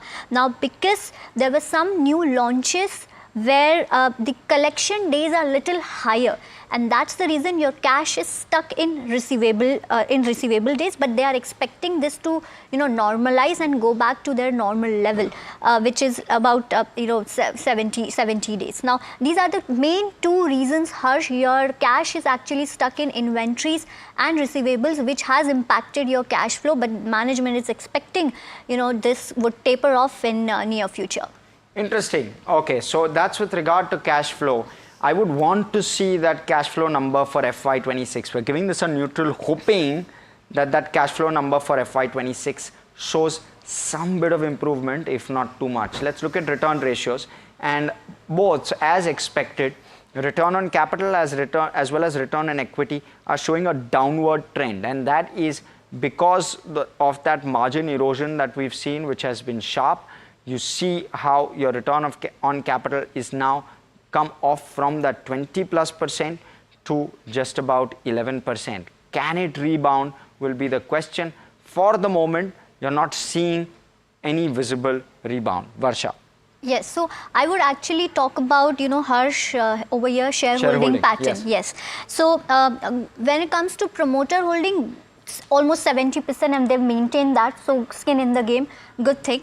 And FIIs, kind of a decent stake when it comes to FIIs, but DIIs, it's almost 16.5%, and public has almost 10%. So overall, this is a good thing, good skin in the game, good FIIs and DIIs exposure. So overall, a good rating when it comes to shareholding pattern. Okay, excellent. Let's look at street cred, therefore. It's not done too well on exchanges, at least. Over the last year or so, the returns have been very muted. It's been a tough kind of an environment for it. In fact, the last 5-year absolute returns is just about double digits. So not even a 20% return that we've seen, something like a mid-teens return over the last 5 years. What you want to see is better returns and that turnaround, but we're not seeing that. But what could well happen as a result of this is, because the stock hasn't done too much for a very long period of time, if you could start to see a turnaround, the stock could move up. So that is the possible positive, but for the moment, it's all looking grey. So therefore, we'll give this a thumbs down. Street coverage? Yes, so there are 7 buys, 5 hold and 1 sell when it comes to Alembic Pharma, but the return potential, if you see, it's about 10%. So I won't say that great, but I mean, buy holding of 7 and sell holding of only 1, I think that's kind of good thing, not as bad. But yeah, upside, I would say only 10%. Maybe, street is expecting that companies should post a good result when it comes to financials that we have been seeing. Yeah, and there could well be that upside if that were to play out.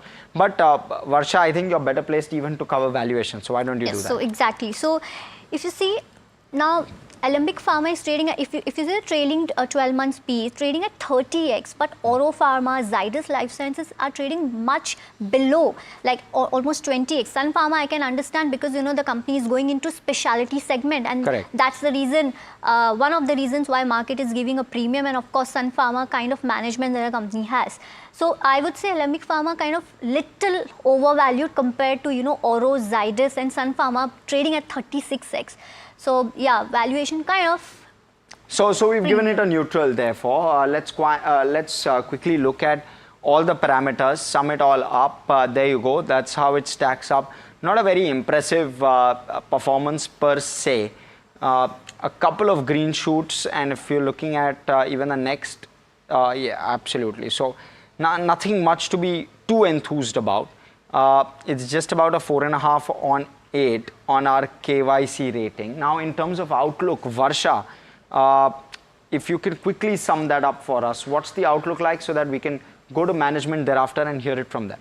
Yes, so basically they're developing specialty drug pipeline for India, and they're also exploring opportunities when it comes to injectables, which is a new area for them. And they are expanding when it comes to product portfolio in US, and also strengthening presence when it comes to Canada, Latin and Middle East. And they are expecting double-digit growth when it comes to your India business, US business, and also API. But overall, US business is one thing that you need to watch out, and of course, company going into injectables. And they're coming up with peptide block also, that is the semaglutide or GLP products or the diabetes products, which are the key things to watch, Harsh.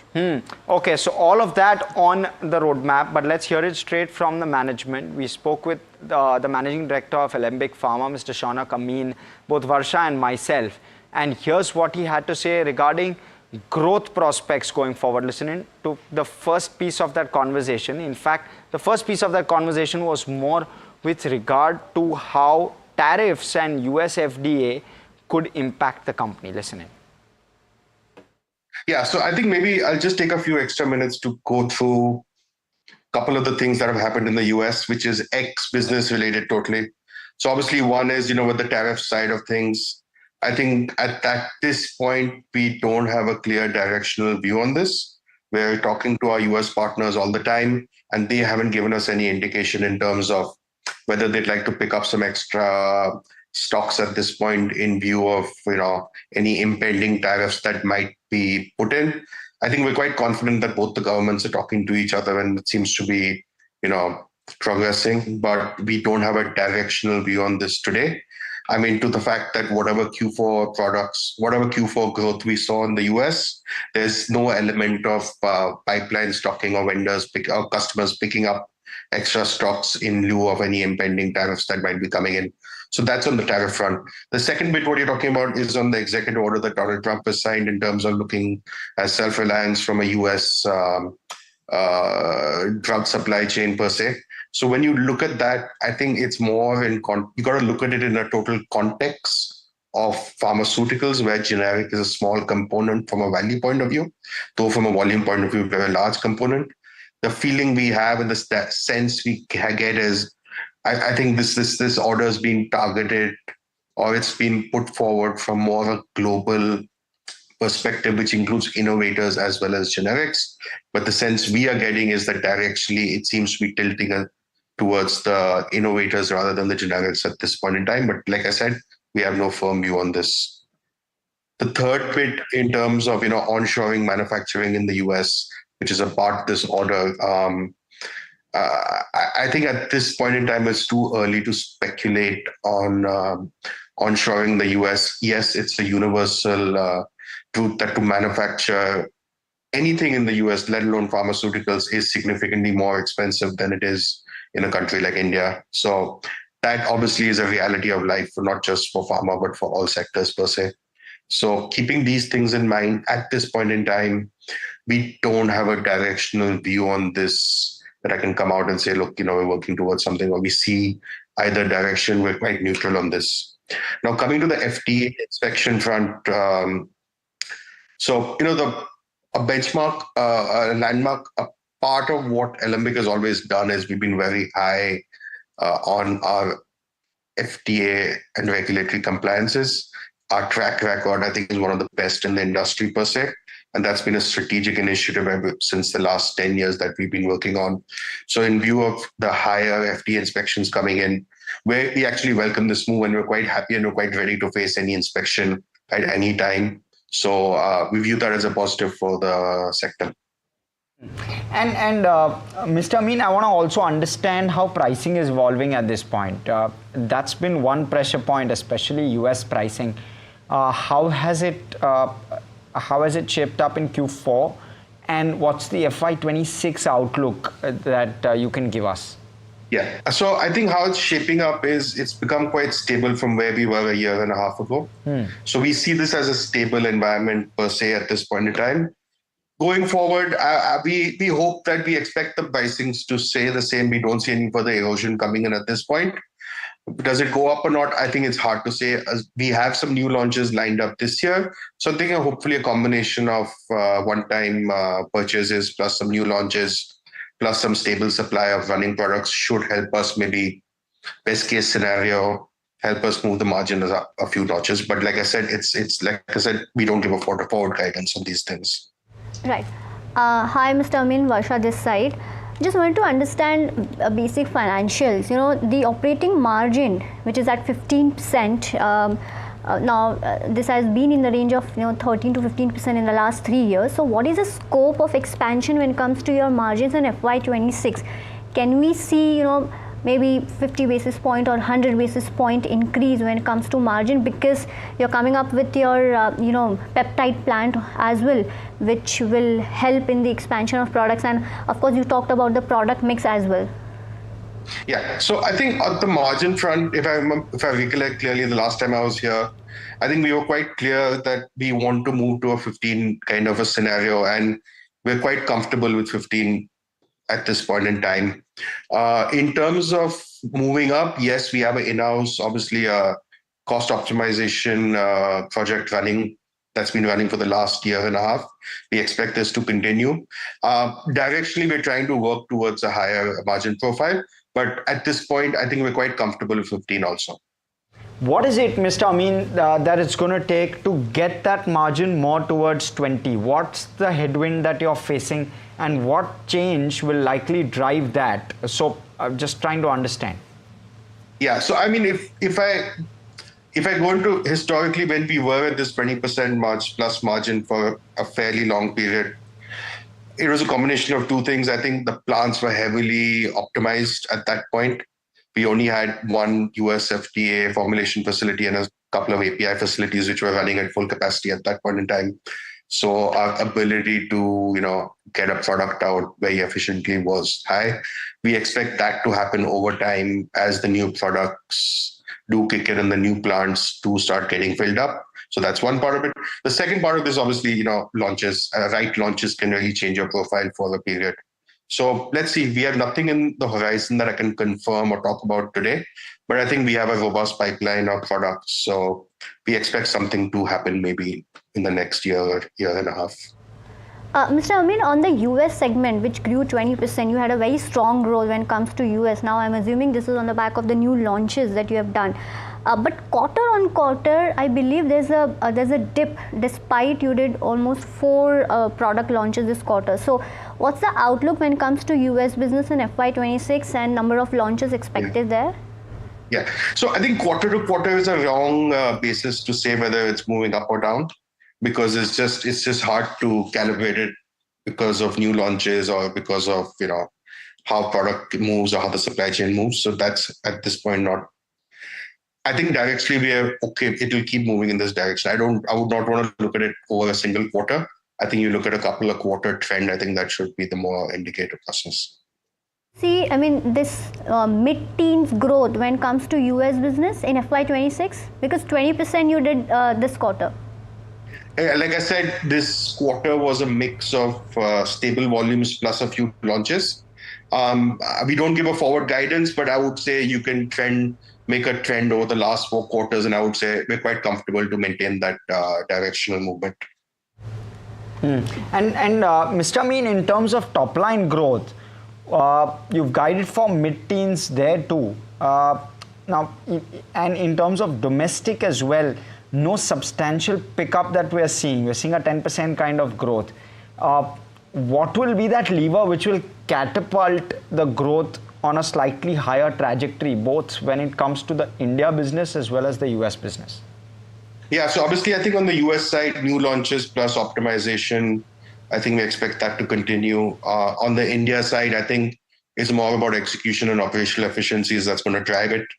We have we made a large investment, a technology backbone investment in the last year and a half, and we got a big data analytics package put on top of that to help us really get out the efficiencies. And as you're aware, India is an execution challenge for any segment, irrespective of the category. So we expect a lot more data to help us, dig out these efficiencies and really help us, add to our top line growth in the India business, even if the market is going to be quite, sober in the coming year. Okay, so that's of course the conversation with regard to Alembic Pharma, and we've tried to break it down the best we can. Of course, investors, hopefully all of you found this extremely helpful. But with that, we're out of time. From Varsha, myself, all of us who puts the show together, thanks so much for watching. Stay tuned to NDTV Profit. More action on the other side.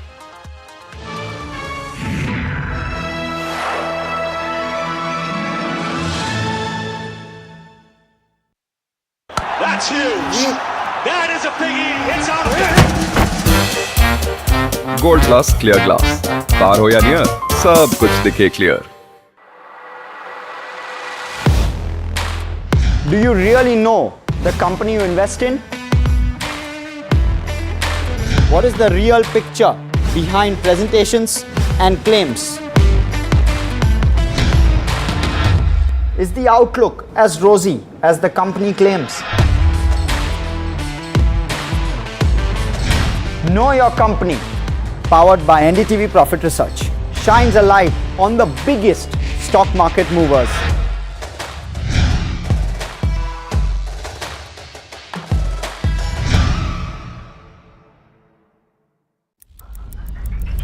Headlines you start your day with. What matters worldwide is now in the palm of your hands. Get ready to seize the day and maximize your financial potential. Stay ahead of the curve with all you need to know on NDTV Profit.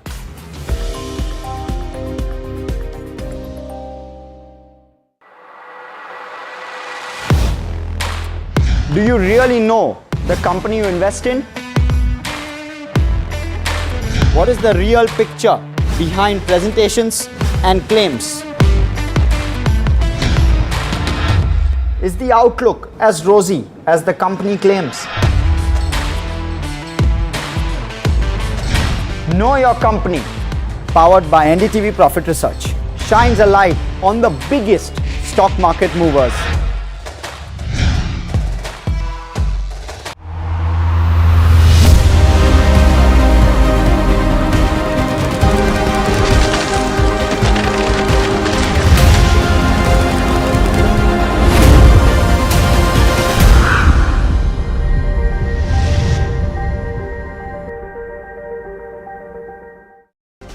Benchmarks trade in a tight range amid the border tensions. Nifty and Sensex are largely flat. Broader markets, though, outperform frontliners. Up move continues for Tata Motors. Share jumps as much as 9% in 2 days, topping rupees 700 mark as India and UK enter into a free trade agreement, which will reduce tariffs and may make vehicles more affordable. Then we have earnings candidate Nivea Bupa signing in trade as company's Q4 net loss narrows, accompanied by double-digit rise gross premium. Stock is up more than 10%.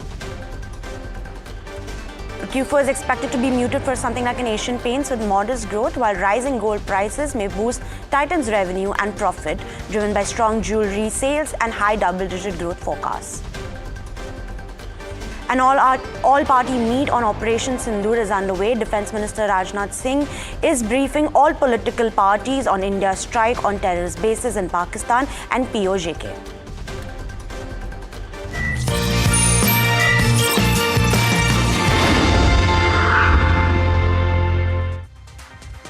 Well, hello and welcome to NDTV Profit. You're watching Markets at 12. My name is Mika Barre, and let's just take a quick look at how markets are faring. You have the Nifty 50 trading fairly flat, but with a negative bias. If you look at the advance decline ratio of the market on the Nifty, you have 33 stocks declining while 17 are advancing. In terms of some of the counters that are dragging on the Nifty, you have Eternal or a Zomato down about 3% in trade, followed by a Tata Consumers seeing cuts of almost 3% as well.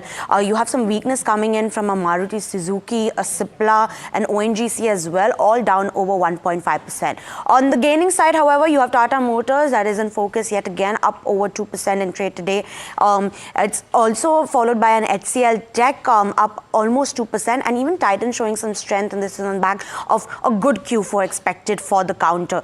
You also have Adani Ports, Tech Mahindra, and Trend trading above 1%. In terms of how the sectoral indices are performing, you have the Nifty Media, which is the top sectoral gain of today. It's up 1.8%. Some of the counters that are leading this trend is a Z Entertainment, which is up almost 4% in trade today, followed by a Network 18 and a Nazara Tech as well, seeing gains of 1 to 3%. You also have Nifty IT, which is showing a strong show today, up 0.7%, followed by the Nifty Banking Index, which is up almost 0.2%. Something that's not doing so well and continues to drag is a Nifty Healthcare Index and a Nifty Pharma Index as well. The Nifty Pharma down about 0.7% right now. Something that's not doing so well, you have 16 constituents of the Nifty Pharma currently trading in the red. Cipla, Divi's Laboratories, Aurobindo Pharma are some of the top losers on the Nifty Pharma Index. You also have some weakness in the Nifty Metal, Auto and Realty pack.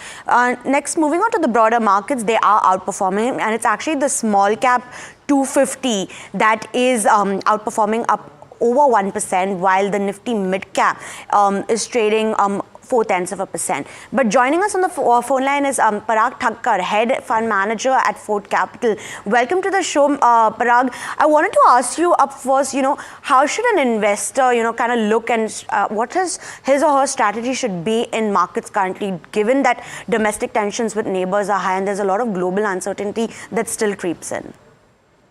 Thanks a lot for having me on the show. Am I audible? Yes, you are.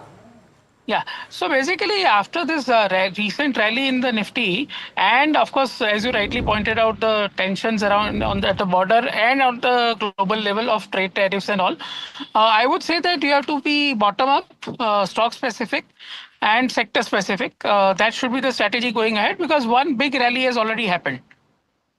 Got it. And market is showing huge resilience to all the negative news. So one cannot be very negative also on the markets. Got it. So right now, are you more inclined to, the large cap space, or do counters in the small and mid cap space look attractive as well? So basically, I'm market cap agnostic right now after this recent rally, which is caused by FII and domestic institutions buying in last 2 months in large caps. Till 2 months ago, definitely large caps were better choice because they were offering value due to FII selling. But now that in February, mid caps and small caps crashed, and after that, there's no big follow-up buying which has happened in mid caps and small caps. I would like to be sector and, as I said, stock specific. For example, with a disclaimer, I'm saying that I'm overweight on cement in the portfolio, and I continue to like cement stocks significantly because of the pricing discipline which has come, and some of the companies which might reduce debt also in this cycle.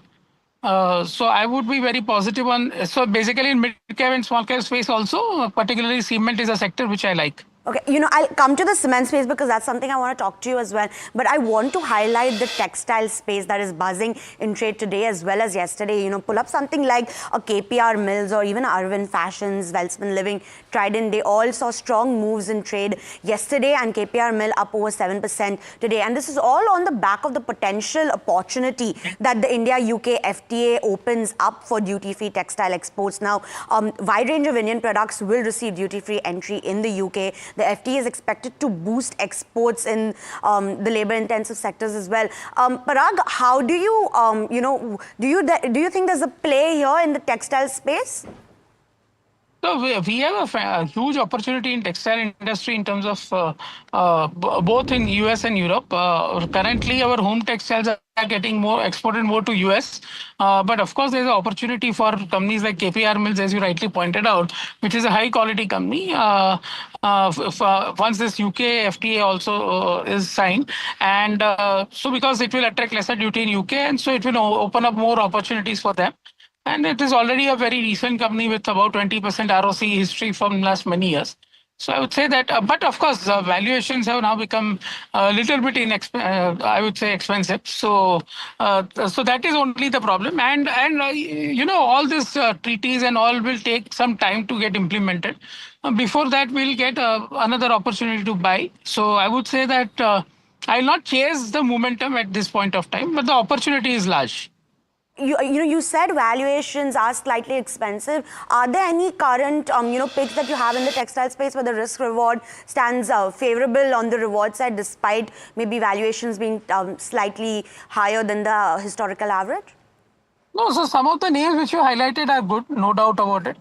Whether it is KPR Mill kind of garment manufacturers, Gokaldas kind of garment manufacturers, or home textiles, all these are good names. But as I said, we don't chase the momentum, and sometimes market runs on narratives, and we don't chase the narratives. As a principle, we don't chase narratives.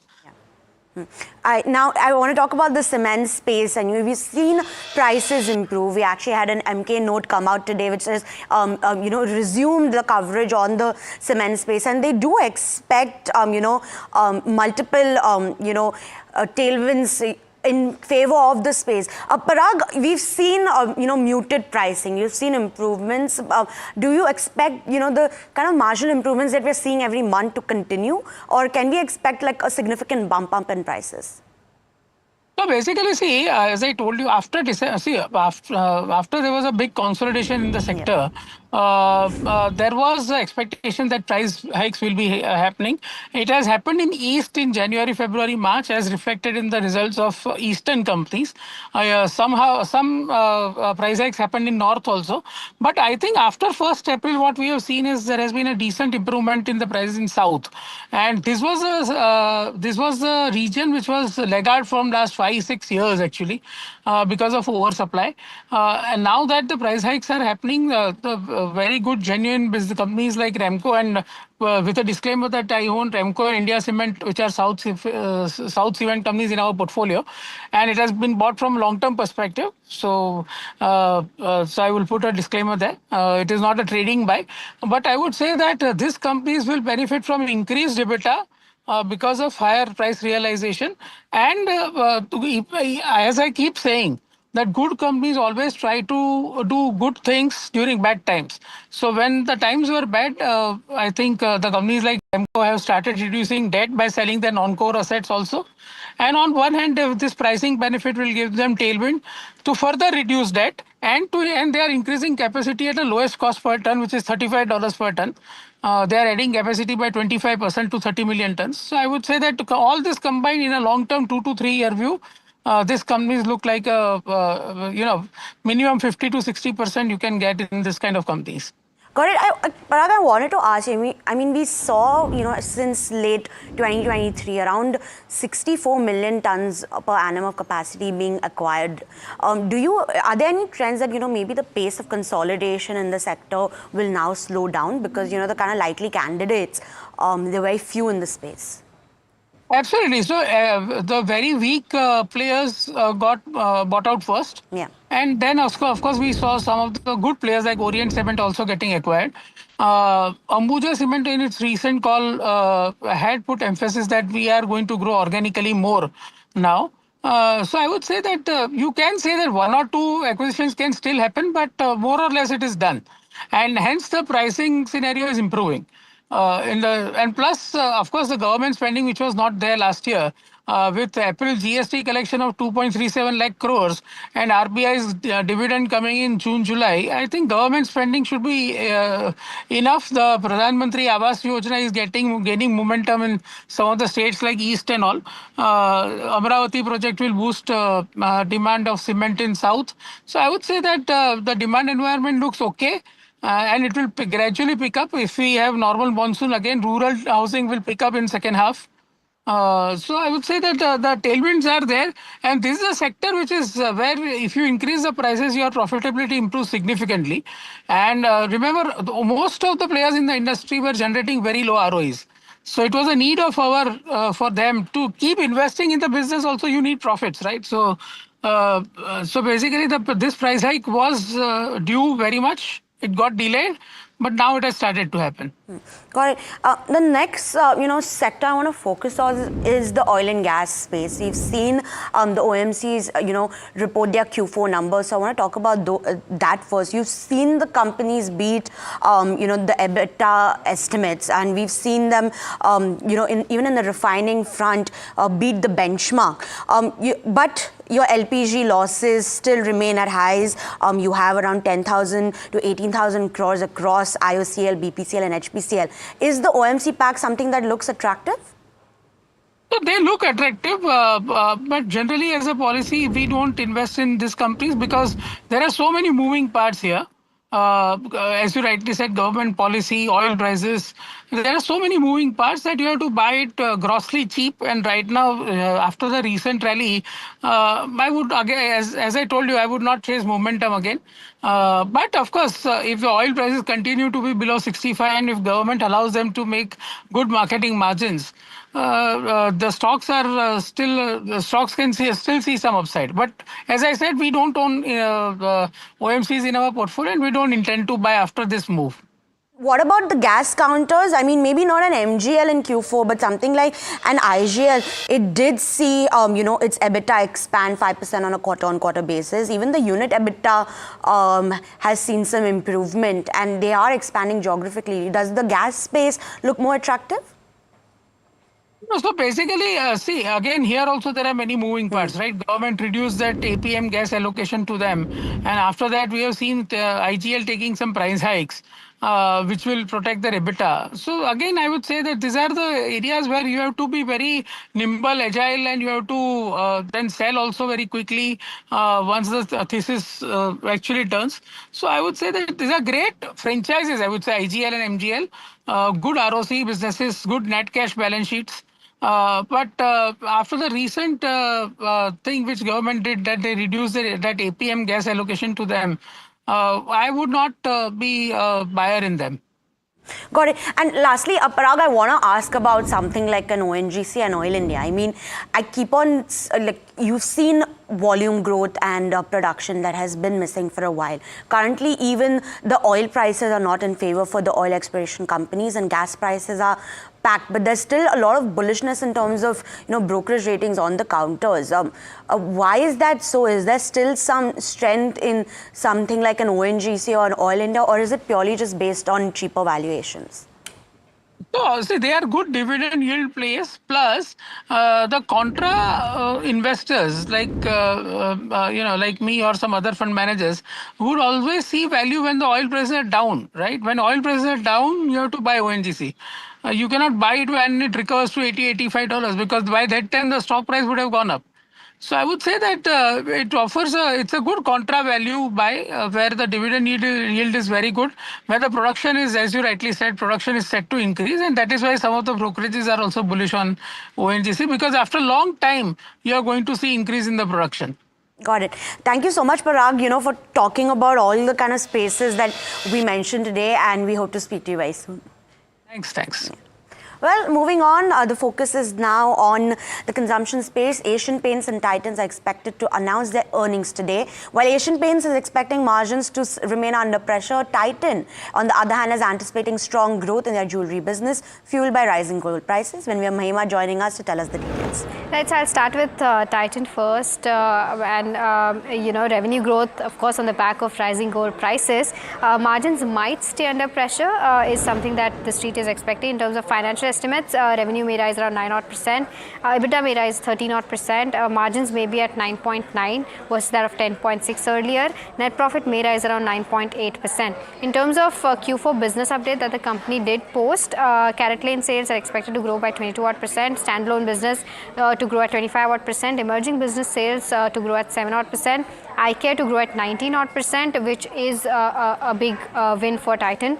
Watch and wearables to see a growth of 22%, and jewelry sales overall expected to grow up by 25% on the back of rising gold prices. Now, what can you expect? Strong growth in jewelry, lower studded mix impacting the overall margins, rise in buying of gold and gold bullions, and a commentary on that. CaratLane outperforming, that's been the story in the past few quarters as well. Recovery in eye care business, and key things to watch out for will be commentary on their emerging business, especially their new stores with respect to Taneira. Like-for-like growth trajectory going ahead and for this quarter as well. And lastly, margins outlook. In terms of Asian Paints, well, yet another quarter, disappointing quarter for Asian Paints. Fall in urban demand will put pressure in terms of their revenue growth. Margins will be under pressure on the back of inflation. Revenue may fall around 1.3%, EBITDA may fall 7%. EBITDA margins could be at 18.2 versus that of 19.4, and that is the lower end of what the management has always guided. Net profit may fall around 15.6%. What to expect? Subdued demand to put pressure on top line. Margins under pressure, and this is likely on the back of higher spends, ad spends as well, because Birla Opus is giving tough competition to Asian Paints. And it's not just Birla Opus, but peers like Berger Paints is also giving competition. Likely to underperform peers is something that the street is expecting. Key monitorables will be FY26 demand outlook, commentary on price hikes and outlook going ahead, and overall competition impact and commentary on that will also be something to watch out for. So these are the two things that, the two companies that are expected to post their earnings today, and this is something that you can expect from both Titan as well as Asian Paints. Thank you, Mahima, for giving us those details. Titan and Asian Paints, both of these counters are reflecting to what is expected on the street on the back of their Q4 results. Titan in the green, while Asian Paints slightly under pressure. But moving on, we talk about a Coal India, which did report its Q4 numbers. It's traded, it's at its day's lows, and is trading with a positive bias, and this is because the earnings did beat estimates, but concerns about volume growth still remain. Now, the soft demand on the non-power segment, import pressure did impact top line slightly, but we did see an uptick of 2.6%, and there was a strong profit growth, which was driven on e-auction realizations, cost controls, as well as profits from joint ventures. Now, in terms of concerns, volume growth still remains challenging. The company's FY25 capital market share is also being eaten away by higher mines. But in terms of your top four numbers, revenue was up 2.6% on a quarter-on-quarter basis. EBITDA, however, saw a 4% downtick, and margins did contract to 31.2% versus 33.4% last quarter. But we've seen a net profit expansion of 13% to over 9,600 crores, which beat the street estimates. Now, what helped revenues? One was a 3.4% quarter-on-quarter uptick in the sales volumes of the company, and a 2% uptick in the blended realizations of the company, which stood at 1,702 rupees. However, what dragged EBITDA were higher costs on a quarterly basis. You've seen cost of materials rise 21%, employee costs rise 8%, a 12% rise on the contractual expenses, as well as a 37% uptick in the other expenses. But net profit, we did see the share of the joint venture profits of the companies rise 37% sequentially and stand at 168.73 crores, which aided the bottom line. In terms of the brokerage views, you have Nuvama, which maintained its hold rating, target price at 405 rupees. The brokerage is saying that the triggers are missing and the company needs to grow its volumes, and earning growth could be missing over FY25 and 27 because of these low volumes. Citi also maintains a neutral rating. They have, however, hiked the target price of the company to 395 rupees. They expect limited upside in the e-auction prices because of the coal inventory in the system, and valuations, however, limit the downside, but there is lack of visibility on any triggers on the upside side. Lastly, you have MK, which is the most bullish out of all the brokerages on a Coal India. It's maintained a buy rating, and they expect the production of the company to reach 820 MT in FY26 versus 781 metric ton in FY25. And one of the key reasons why they are bullish is because valuations remain undemanding.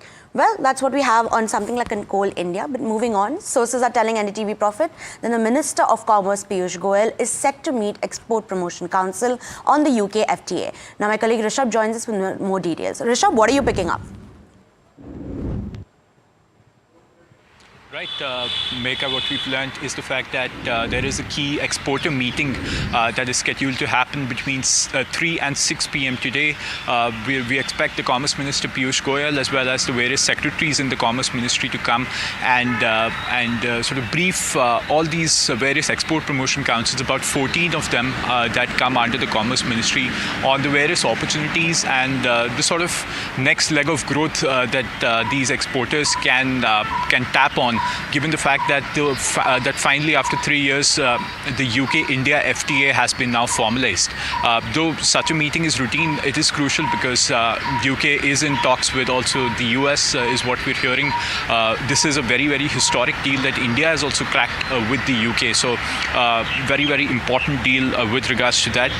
What exporters are also seeking to gain from this meeting is more clarity, right? A full document of the FTA is not out yet. So the exact contours, how one can tap this opportunity, if there'll be a streamlined portal that might open up for exporters, all of those questions are up in the air, and that is something that now exporters and various industries, from steel to engineering goods, from pharmacies, from the pharmaceutical industry to sporting goods, all of them can now tap this opportunity with regards to the UK FTA. Separately, on the Commerce Ministry side, what we're also hearing is the fact that the CIM, the Commerce Minister Goyal, might also be headed to the US in the week of May 19th for advancing the BTA talks, the bilateral trade agreement talks with the US. So that is also something that might come up in today's Export Promotion Council's meet. Thank you, Rishabh, for giving us those details. But you know, why we have you with us, the Competition Commission of India, or the CCI, has also tightened its grip over e-commerce and quick commerce platforms by introducing stricter rules against predatory pricing and zero pricing tactics used by players something like Zomato, Flipkart, Zepto and Blinkit. What can you tell us about this? Correct. This comes after the CCI issued a notification yesterday. What they've basically done is they've notified the regulations for determining the cost of production. Now, once the cost of production is determined, the CCI will be able to have a better grip on whether platforms, including e-commerce as well as Q-commerce, whether these platforms are actually indulging in predatory pricing or deep discounting. Now, this has been an issue that has come up at least over the past year or so, with the Confederation of All India Traders, basically brick and mortar stores versus the e-commerce and the quick commerce biggies that have come up. We've seen how e-commerce and quick commerce have changed the way urban consumption is happening, and that is something that CCI also has a very keen eye on. So what we'll also know is that rather than describing sector-specific metrics now, the CCI will be able to track predatory pricing on a case-by-case basis.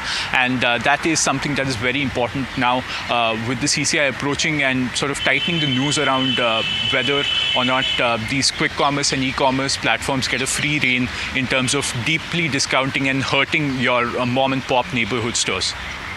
Thank you, Rishabh, for giving us those details.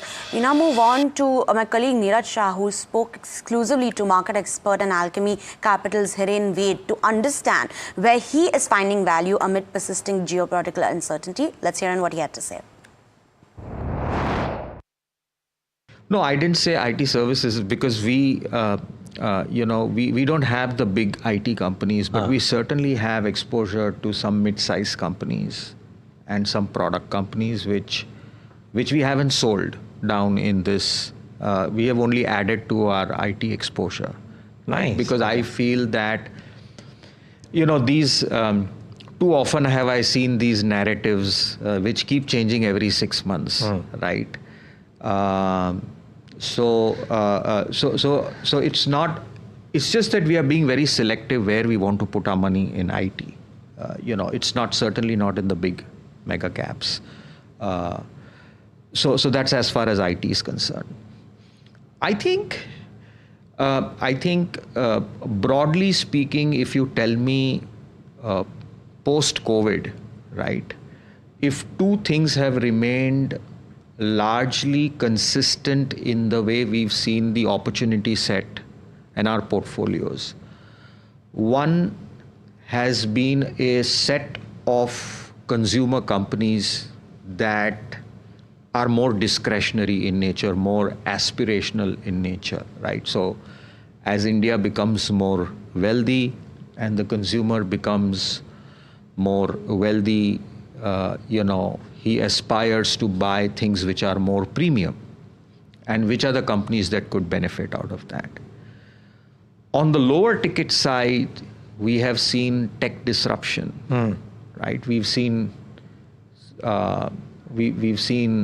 great entrepreneurs that have benefited from the digital stack that India has built, which has enabled companies like Zomato and Paytm to even come into being, which was unthinkable of, let's say, 10 years ago. Sure. Right? And it took a little bit of time to grasp,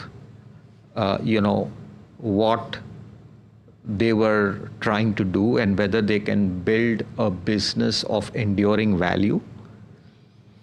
I think some of them have proven. I mean, valuations apart, I'm not talking valuations were crazy in 21, 22, and then they went to the others, swung to the other end of the pendulum, and now, we're somewhere in between.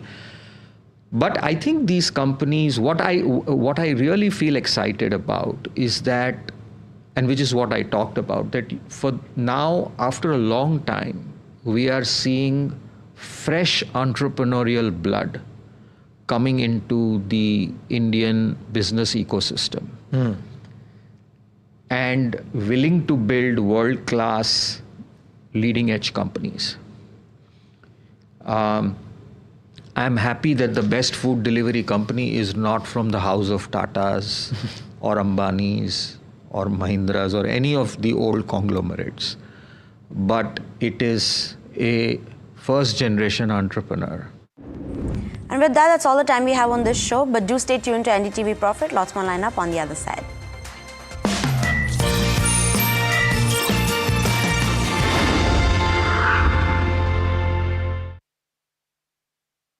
Gold plus optimistic reflective glass लगाओ, धूप की गर्मी को दूर भगाओ और बिजली का बिल भी बचाओ।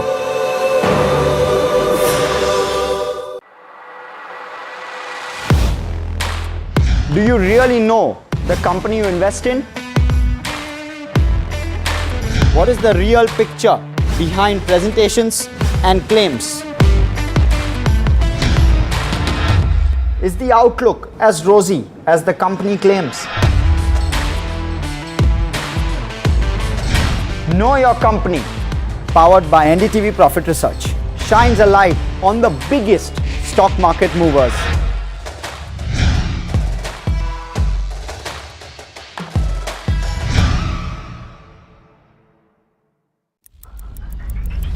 Headlines you start your day with.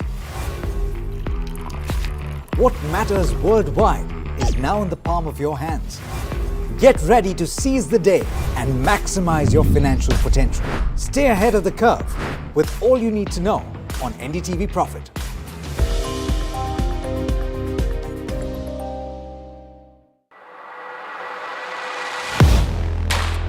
Do you really know the company you invest in?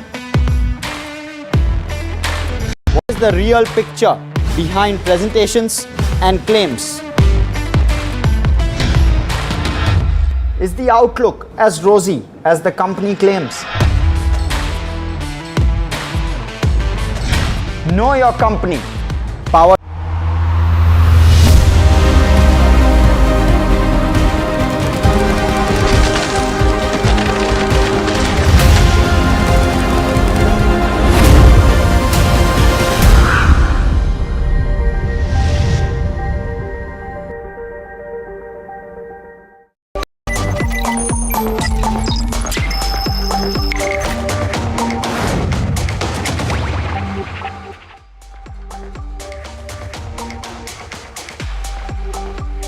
Hello and welcome to Profit Buzzers right here on NDTV Profit. I am Puneet Zaveri. With me is Varsha today. And let's first look at how the markets are doing first, because we've seen, the index largely start in the red. It's still, currently down about 11 to 12 points. Just some marginal gains. The day's low actually was 24,373. it is critical to stay above the 24,300 level, and that will be something to watch out for, because today is of course the expiry day. So we are expecting to trade in a narrow band. But let's look at the contributors today, because we've seen some split between the sectors as well. Within banking, we've seen some gainers on ICICI Bank, but HDFC is also the biggest contributor on the negative side for the Nifty as well. Some other stocks that are in focus, L&T, we are expecting earnings today as well. It's largely decent numbers, and we'll address that during the show. Positive gains on Reliance as well. Let's also look at the sectoral heat map as well, because we've seen sectors like defense do very well in trade. That's also the second most gainer, up 1.7%. We've seen the Nifty Media do very well as well, 1.91% as of now. On the other side, Nifty Healthcare just seeing some pressure, as well as Pharma. And autos actually slipped in the red now. It was in the green in the morning, slipped in the red as of now. Finally, let's look at the mid cap, small cap, as well as the BSE 500, see if the broader markets are kind of outperforming or underperforming the index. Currently in the green by 0.3%, at least on the mid cap 150. Small cap as well, actually being one of the biggest gainers today, 1.14% up. On the broader market side, we are seeing a lot of stocks moving in trade on the back of earnings as well as news flow. Symphony is one of them, up 9.3%. A lot of focus on Symphony today as well, because, and we'll address that with Mahima in the show, on earnings as well as what's happening with the overseas subsidiaries that were loss-making. KPR Mills is up. We've also seen Gokaldas up as well. And Amber Enterprises has now come up 6.5% on the green. We've also seen, essentially the textile companies like KPR Mills up. Welspun Living is the other one that's up today. Gokaldas is also up on the back of the UK FTA that India has signed on. On the negative side, seeing some pressure on stocks like Eternal, Devyani International also down as well as Siemens. I just want to pull up a couple of stocks. Just wanted to check first on Shriram Pistons. Company reported a stellar set of earnings yesterday. We've seen the growth momentum of that stock. It's up 16% now. Had seen some correction back in February because of the market corrections, but largely very positive today. That's one. I also wanted to just check on MRF as well, because while the stock was up 4% when the earnings came during market hours, just slipped in the red right now, and we'll address that during the show as well. So largely a lot of stocks in focus. Let's also, we'll look at Blue Star among others, and Symphony as well when you talk about that show. But largely today, we're seeing positive momentum, at least in the broader market stocks, because of earnings as well. But let's now get you an expert voice on the market. Ashish Sumaya of White Oak Capital believes that the market resilience is led by external macros. Listen in as he lays out some of these macro factors to watch out for.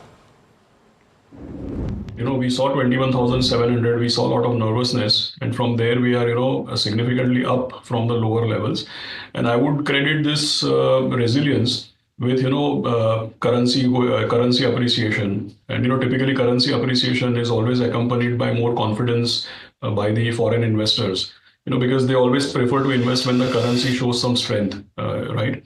So currency uptrend, interest rates, because obviously when the currency stabilizes, it strengthens RBI's ability to support our economic growth and credit creation and lower rates, liquidity, all of that. So I think the external macro is what might have given, and plus, look, a big part, like some 7-8 lakh crores of our industry is hybrid funds.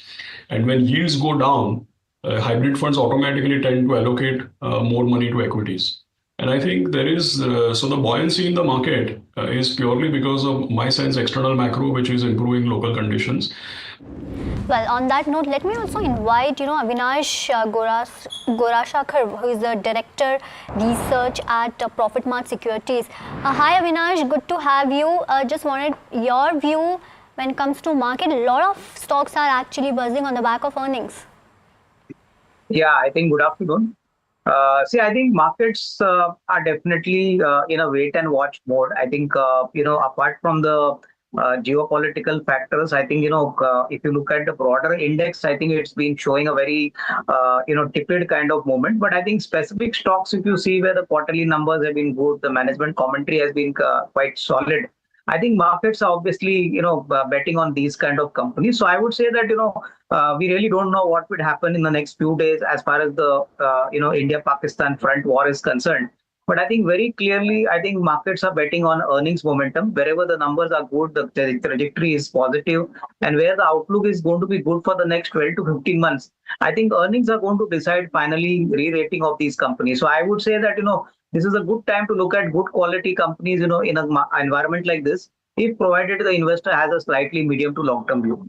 Right, got that view that earnings will decide the re-rating of these companies. But on that note, Blue Star slipped over 1% despite beating Q4 earnings estimate with 20.8% of revenue growth, while Voltas saw a slight miss even after 108% of growth in profit and strong domestic market, with margins up and unitary product shining, which cooling giant will dominate. Let's bring in Mahima for a comprehensive comparison. Right, so in terms of both of these companies, that is Blue Star and Voltas, both came out with their earnings post-market hours yesterday.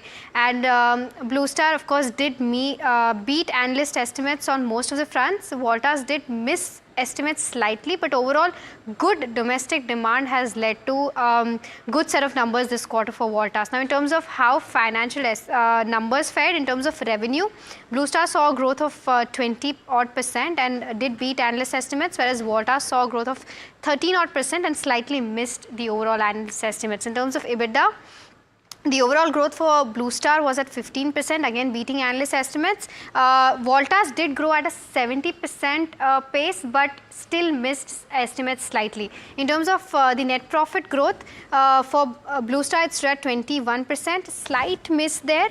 But in terms of Voltas, the growth was at 108%, but the street was probably expecting a slightly more uptick in terms of its net profit, so a slight miss there. In terms of the overall margins, not much margin improvement in Blue Star. It was hardly 30 basis points, but Voltas saw a good uptick of margins by about 250 basis points. In terms of how segmental revenues fared, the electromechanical and AC segment, Blue Star saw a growth of 30%, that is almost 74% of its revenue. Voltas has significantly lesser share of the overall electromechanical AC segment, where it saw a growth of around 3.6%. But in terms of the unitary cooling product segment, Voltas saw a growth of 17%, which has a larger share of revenue for Voltas, and Blue Star saw a growth of around 15% when it comes to their unitary cooling products. So this is the overall view as to how Q4 has panned out for both of these cooling giants. Of course, we'll have to wait and watch as to how the investor call also takes place for both of these companies. Well, thanks for that, Mahima. Avinash, good afternoon. Thanks so much for joining in. Good speaking to you again. Just wanted your view on both these stocks, because we've seen earnings largely very positive for both these companies, but I think because they've come on the same day, market not reacting very positively and maybe confused with the reaction. How are you seeing earnings for both these companies? No, I think, Puneet, numbers have been, in line with market expectations. I think even the outlook going forward for this current financial year looks pretty solid because, both companies, Voltas as well as Blue Star, they operate obviously based on the heat cycle in the country. And I think this time, current year trends clearly indicate that April to June quarter also equally will be a very solid quarter for them. So my sense is that, maybe the markets today are little lackluster, and that's the reason the markets have not taken these results, in a very strong manner. But I think going forward, hopefully, as the numbers for April and June come out, I think you'll see a further kind of re-rating and some sort of further buying interest. Of course, both the stocks, Blue Star as well as Voltas, they are fairly valued. So I think markets would now be penciling a stronger growth for FY26. Within this space, Symphony has also come out with pretty solid numbers. Symphony operates in the cooler space. I was just seeing their numbers. They have also reported very strong numbers. So the trend is positive, and I would not be surprised that over the next, say, 8 to 12 months, you could see a significant amount of buying interest even from these levels. So I think net, numbers have been good, but market reaction has been very tepid. But that doesn't mean that the stocks are not going to go upwards. I think you have to give in some more time, considering that now the markets are volatile, slightly uncertainty has pierced in the market. So these factors have actually, obviously not fully, markets have possibly not fully discounted these numbers. So net, I think we are positive and constructive over the longer term. Avinash, actually you took my line of Symphony because I was just introducing Symphony because Mahima is still with us, and let's see what are the details when it comes to Q4 earnings when it comes to Symphony. Mahima? So Symphony definitely a beat across its financial metrics in terms of the overall growth driven by strong 48% growth in the domestic business. Overall, the rest of the world business also grew by around 44 odd percent. The consolidated EBITDA margins.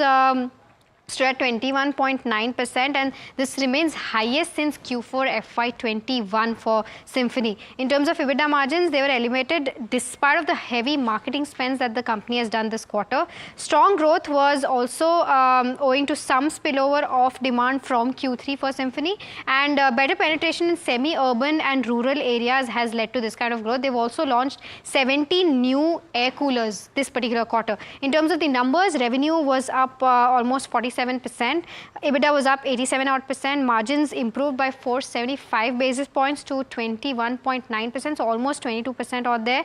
Net profit was up 90% almost for the company. In terms of recent updates, and management did mention in their earnings as well, they plan to exit Climate Technologies and Impeco, which are their two international subsidiaries. Divestments should help overall Symphony in turning overseas operations profitable, plus sharp improvement in return ratios, that is ROC and ROE is expected, and this will probably release the management with more bandwidth to focus on their core business. In terms of outlook, management has said that they have continued focus on the semi-urban and rural areas and continued focus on modern trade as a channel as well. They're building on initial success of adjacent categories of kitchenware, and overall USA markets remains highly attractive for them, and they are aiming to leverage that as well. So this is the overall view as to how strong Q4 was for Symphony.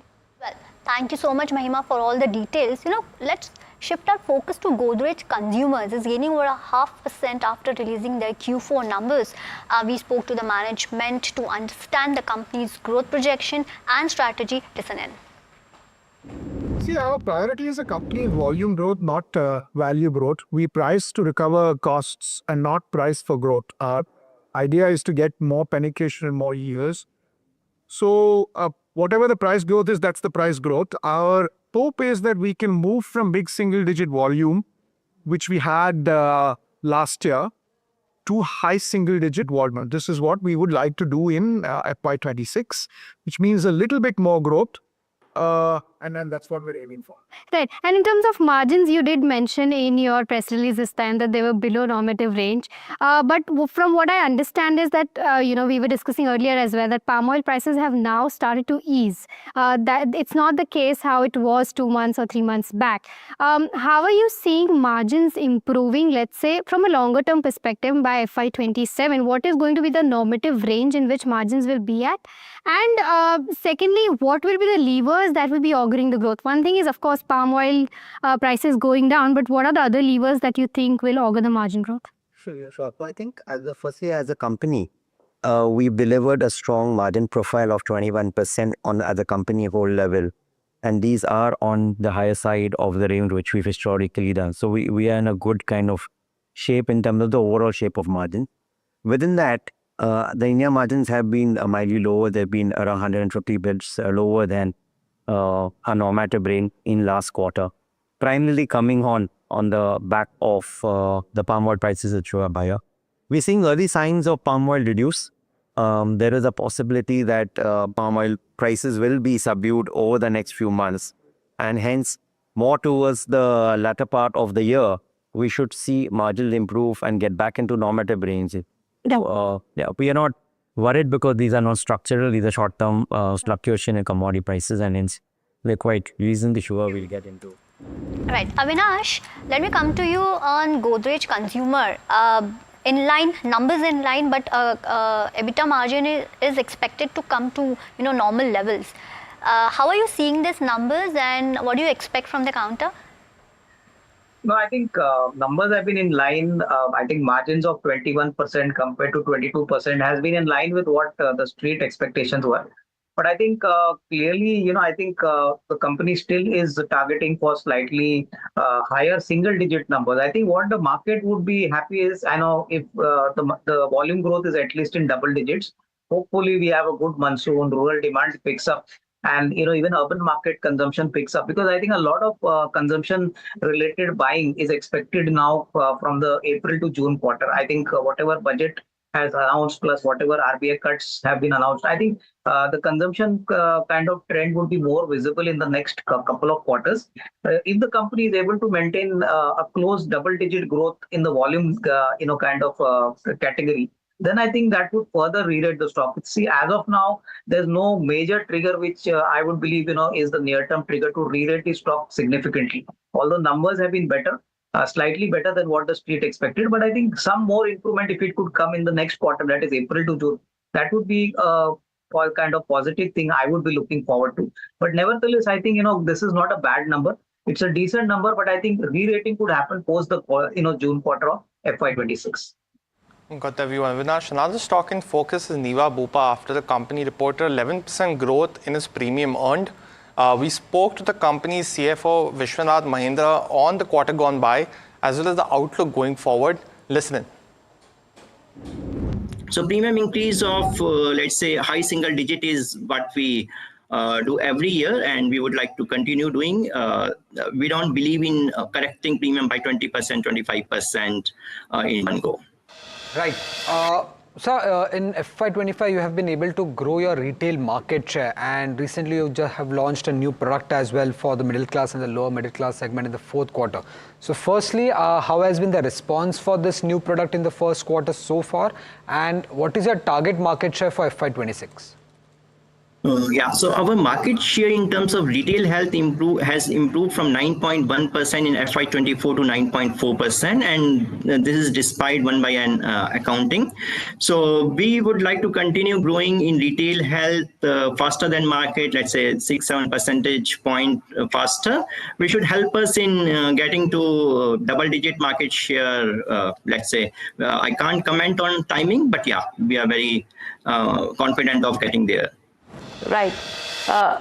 Vishwanath, my key question to you is from here on, the kind of growth that you're expecting in terms of FY26, the opportunities that you have, and are you looking at a strategic global partner as well from here on to harness that growth opportunity with innovative offerings? What's the stance on that front?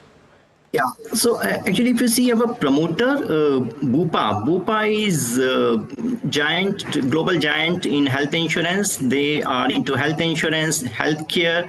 So in that sense, we get a lot of expertise from them in terms of product innovation, customer service, claims management, underwriting, etc. So that need is being fulfilled by Bupa globally. So, but then what's the outlook looking like for FY26 and the trajectory in terms of your ROEs? Yeah, so if we just look at last year number, our return on average equity was 8.4%, and this has to be seen in the context of the investment we have made in last 3-4 years in terms of distribution network, increasing number of branches, and we feel in next 3-4 years we should be able to get to return on equity of mid to high teens. That's the steady state target we are aiming. Well, that was the management of Niva Bupa stock reacting very positively. Avinash, let me come to you. We've seen decent results from iLombard in terms of health insurance as well. They've increased their retail share. We've seen a miss by Star Health, and now Niva Bupa again reporting positive results. Do you have any particular picks amongst, the standalone as well as, the general insurance player amongst these three? No, I think, our choices would be obviously be the large cap player, ICICI Lombard, because, in terms of geographical market share and their positioning of their products, they are very well positioned.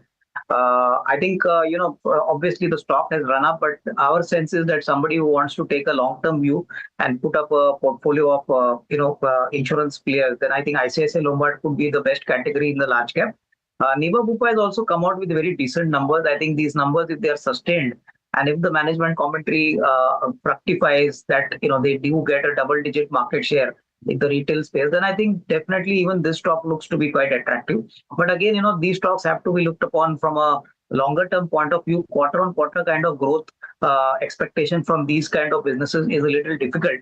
And I would say that, investors should also look at these companies by looking at their annual performances and not only one quarter numbers. So maybe the second quarter may be moderately better, maybe not as strong as the previous quarter for Niva Bupa. But I think definitely at these levels, the risk reward definitely looks attractive, from a 12 to 18-month time frame.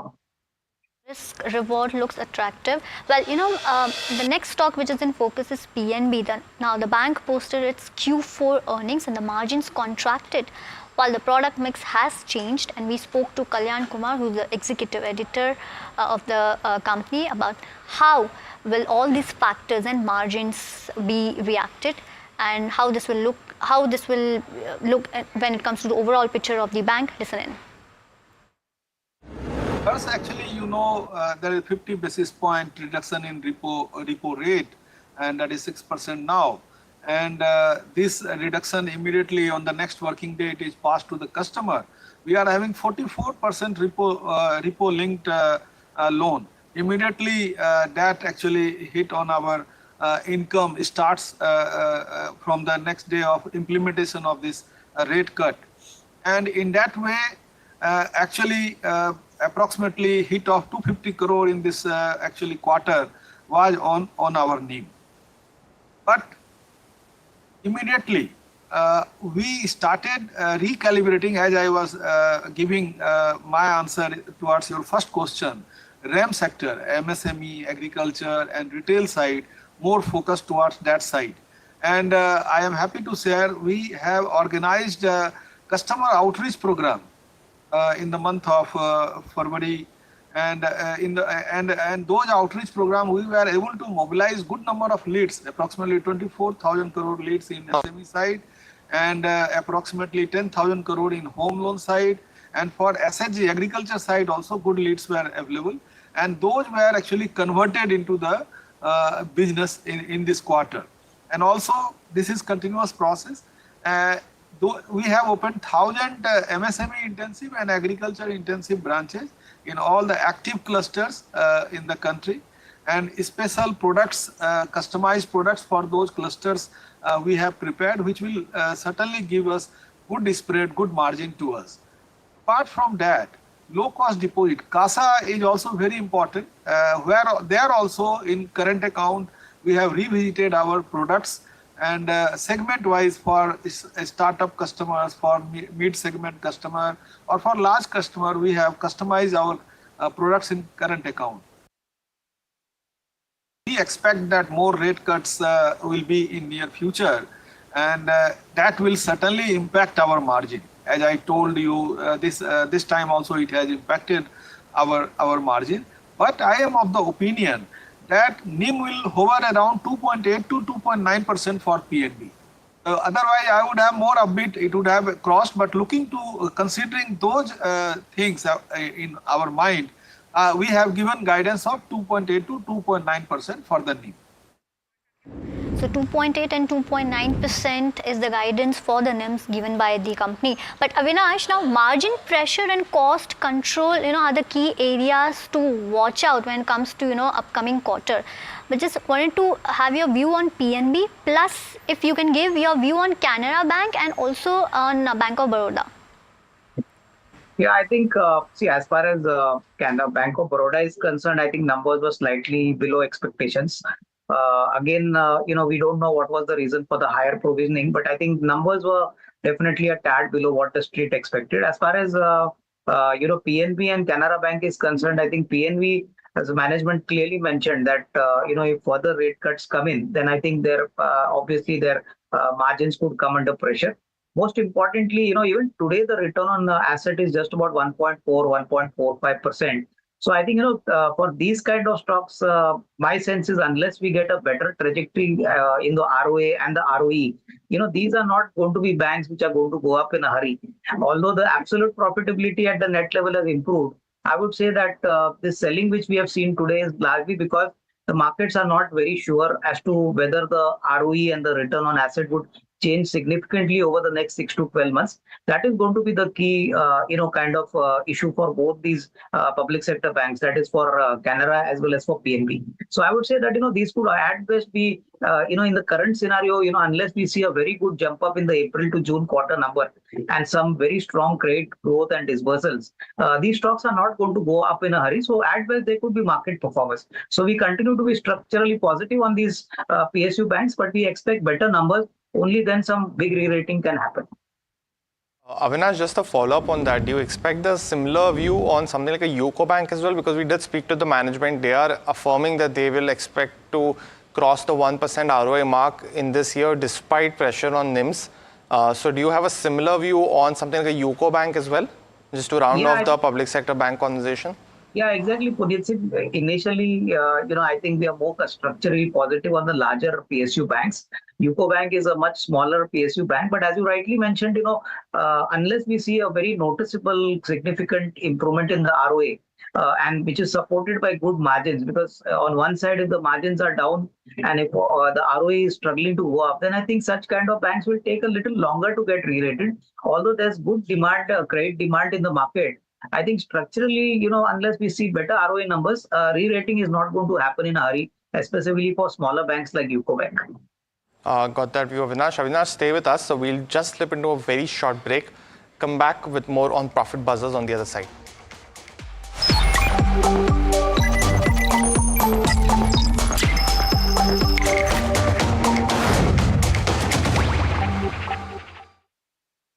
तू ही तो है जिसकी सच्चाई वाली clarity की वजह से मैं आज यहाँ हूँ। गोल्ड प्लस सिल्वॉक्सी मिरर्स, ऐसी क्लैरिटी कि आपको सिर्फ सच नजर आए, चाहे कितने भी साल बीत जाएं। Do you really know the company you invest in? What is the real picture behind presentations and claims? Is the outlook as rosy as the company claims? Know Your Company, powered by NDTV Profit Research, shines a light on the biggest stock market movers.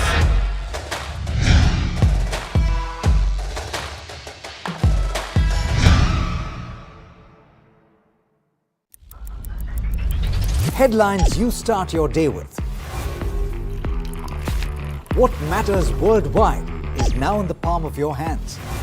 Get ready to seize the day and maximize your financial potential. Stay ahead of the curve with all you need to know on NDTV Profit.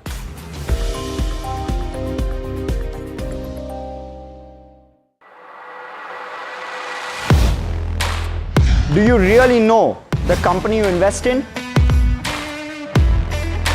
What is the real picture behind presentations and claims? Is the outlook as rosy as the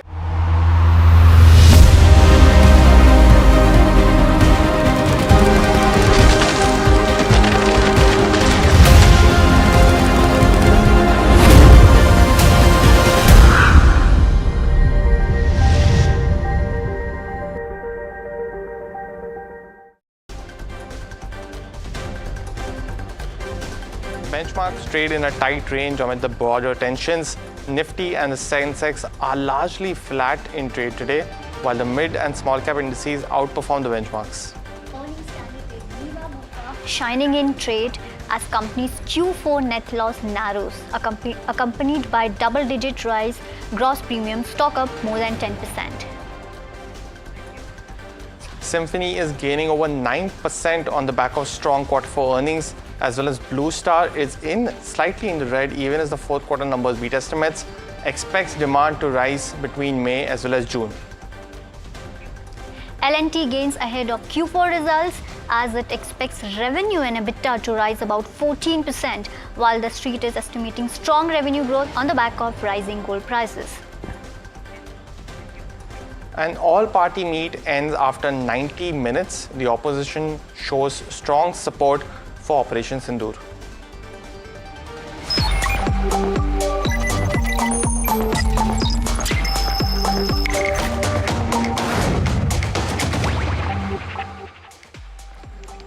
Well, welcome back to Profit Buzzers. Let's now take a look at some key big brokerage calls of the day. We have MRF first. That was in the green earlier in the morning, slightly slipped into the red now. And that's after the company reported its Q4 earnings. Really strong numbers at the back of, on a basis of quarter-on-quarter basis as well as YOY. The results, their revenue grew by roughly 10% in this particular time frame, while the net profit has actually gone to 30%. We have a couple of brokerages that have come in. The first one's on CLSA. They maintained an outperform rating on MRF.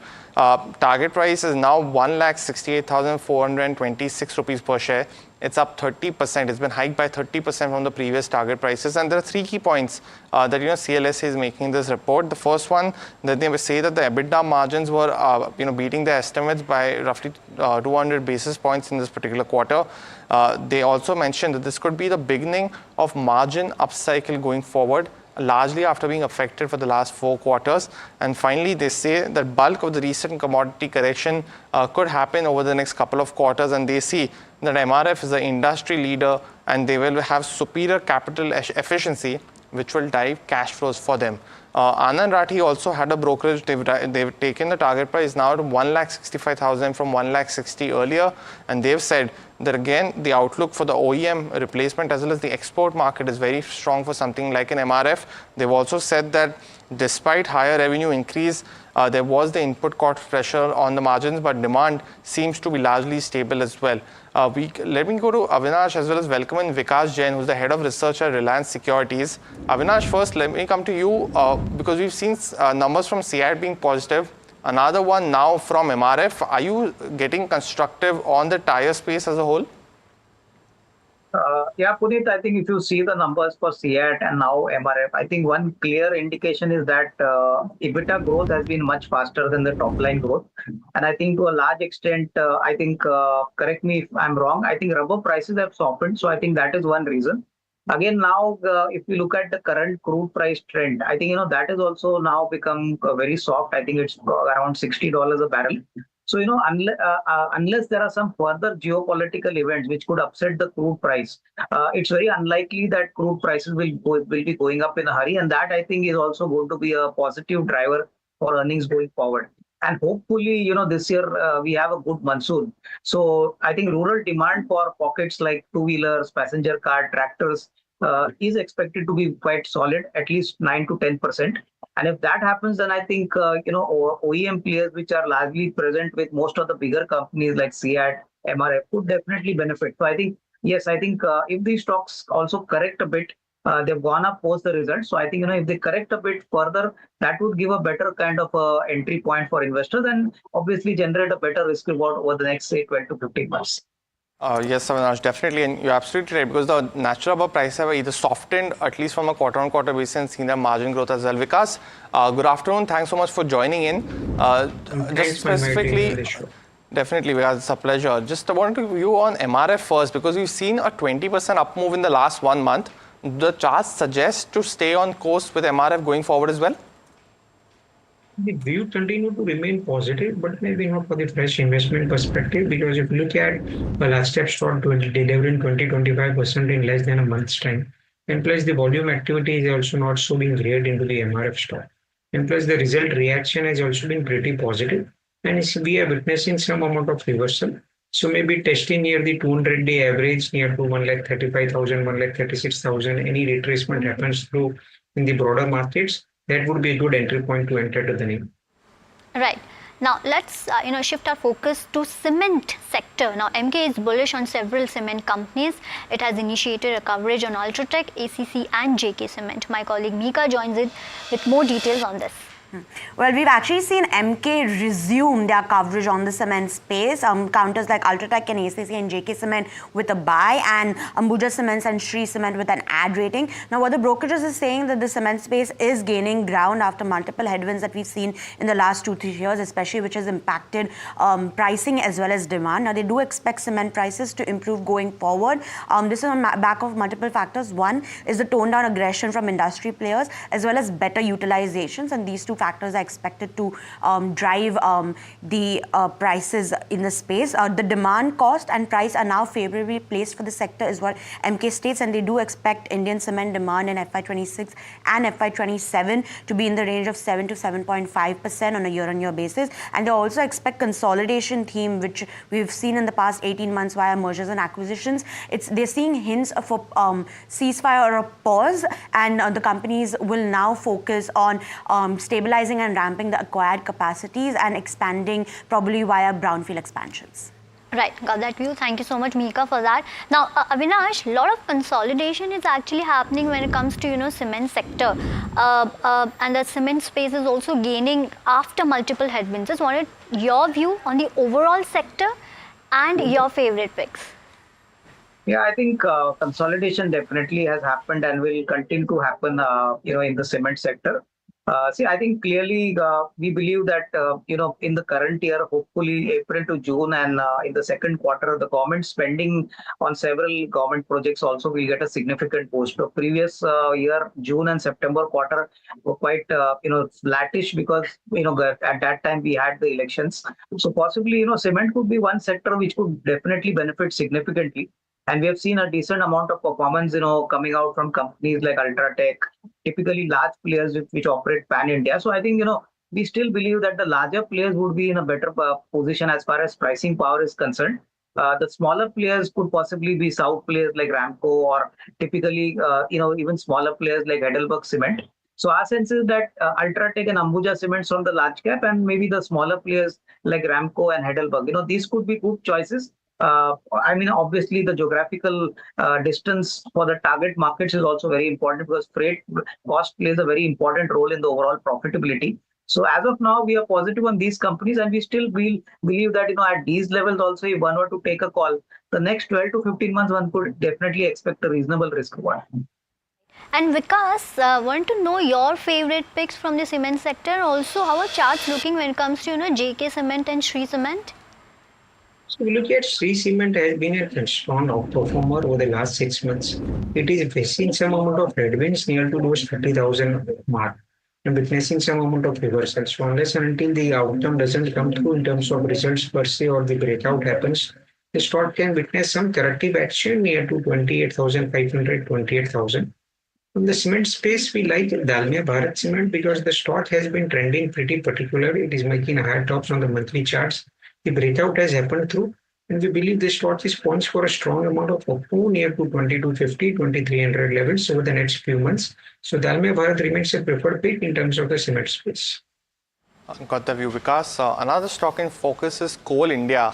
After the company's Q4 earnings remain a beat, but there was some concern in terms of volume growth which is still looming. Mika is still with us, joining with some of the key highlights from the results. Mika. Yeah. Coal India opened with an intraday high of 2%. It has kind of pattered down after that. The earnings were a beat on estimates, but concerns still remain. Now, the soft demand and non-power segment and pressure for cheap imports did impact the top line growth. However, the PAT was driven on higher e-auction realizations, cost controls. In terms of concerns, the overall volume growth trajectory still remains challenging, and the company is losing market share to higher captive mines of companies. If you look at the top 4 numbers on a quarter-on-quarter basis, revenue has seen a 2.6% uptick and has come in line with estimates. EBITDA, however, has fallen 4.3% to around 11,790 crores, but beat estimates. Margins have contracted as well to 31.2%, and net profit, however, has seen a 13% rise to 9,600 crores, which beat the estimates. Now, what helped revenues was a 3% Q-on-Q uptick in sales volumes, as well as a 2.1% Q-on-Q rise in the blended realizations of the company, which stood at 1,702. However, what dragged EBITDA was a 21% rise in cost of materials, 8% uptick in employee costs, 12% rise in contractual expenses, and a 37% rise in other expenses. And the only reason why net profit saw a 13% expansion was because the bottom line was aided by a 75% increase in the share of joint venture profits, which stood at 168.73 crores this quarter. Lastly, in terms of the brokerage news, Obama has maintained a hold rating. It's stating that triggers are missing and the company needs volumes to grow, and earnings growth over FY25 and FY27 could be slow because of this. Citi also has a neutral view. They expect limited upside in e-auction prices given the coal inventory in the system. Valuations do limit the downside. However, the lack of visibility on the upside triggers. And lastly, MK, which is the most bullish out of the three, they maintained a buy rating. They expect the production of the company to reach 820 MT in FY26 versus 781 in FY25. But they do expect e-auctions premiums to normalize around 50%. And the only reason, one of the key factors that they are bullish on is because valuations of the companies remain undemanding. Got the view, Mika. Thanks for that. Because anything on the charts for Coal India, does it warrant looking at it right now? When holding the medium term and the long term averages, nothing per se, but the view remains positive because if you look at despite a weaker set of numbers or despite weaker guidance, the stock has not broken down. So it means some amount of strong buyers have been placed into this name. So Coal India looks pretty promising from current levels. Strong support near to 365, 370 odd. On the high side, 410 to 415 could be possible over the next few weeks. Got the view, Vikas. I just want to quickly, address Bharat Forge as well, because we are expecting the earnings to come very soon now.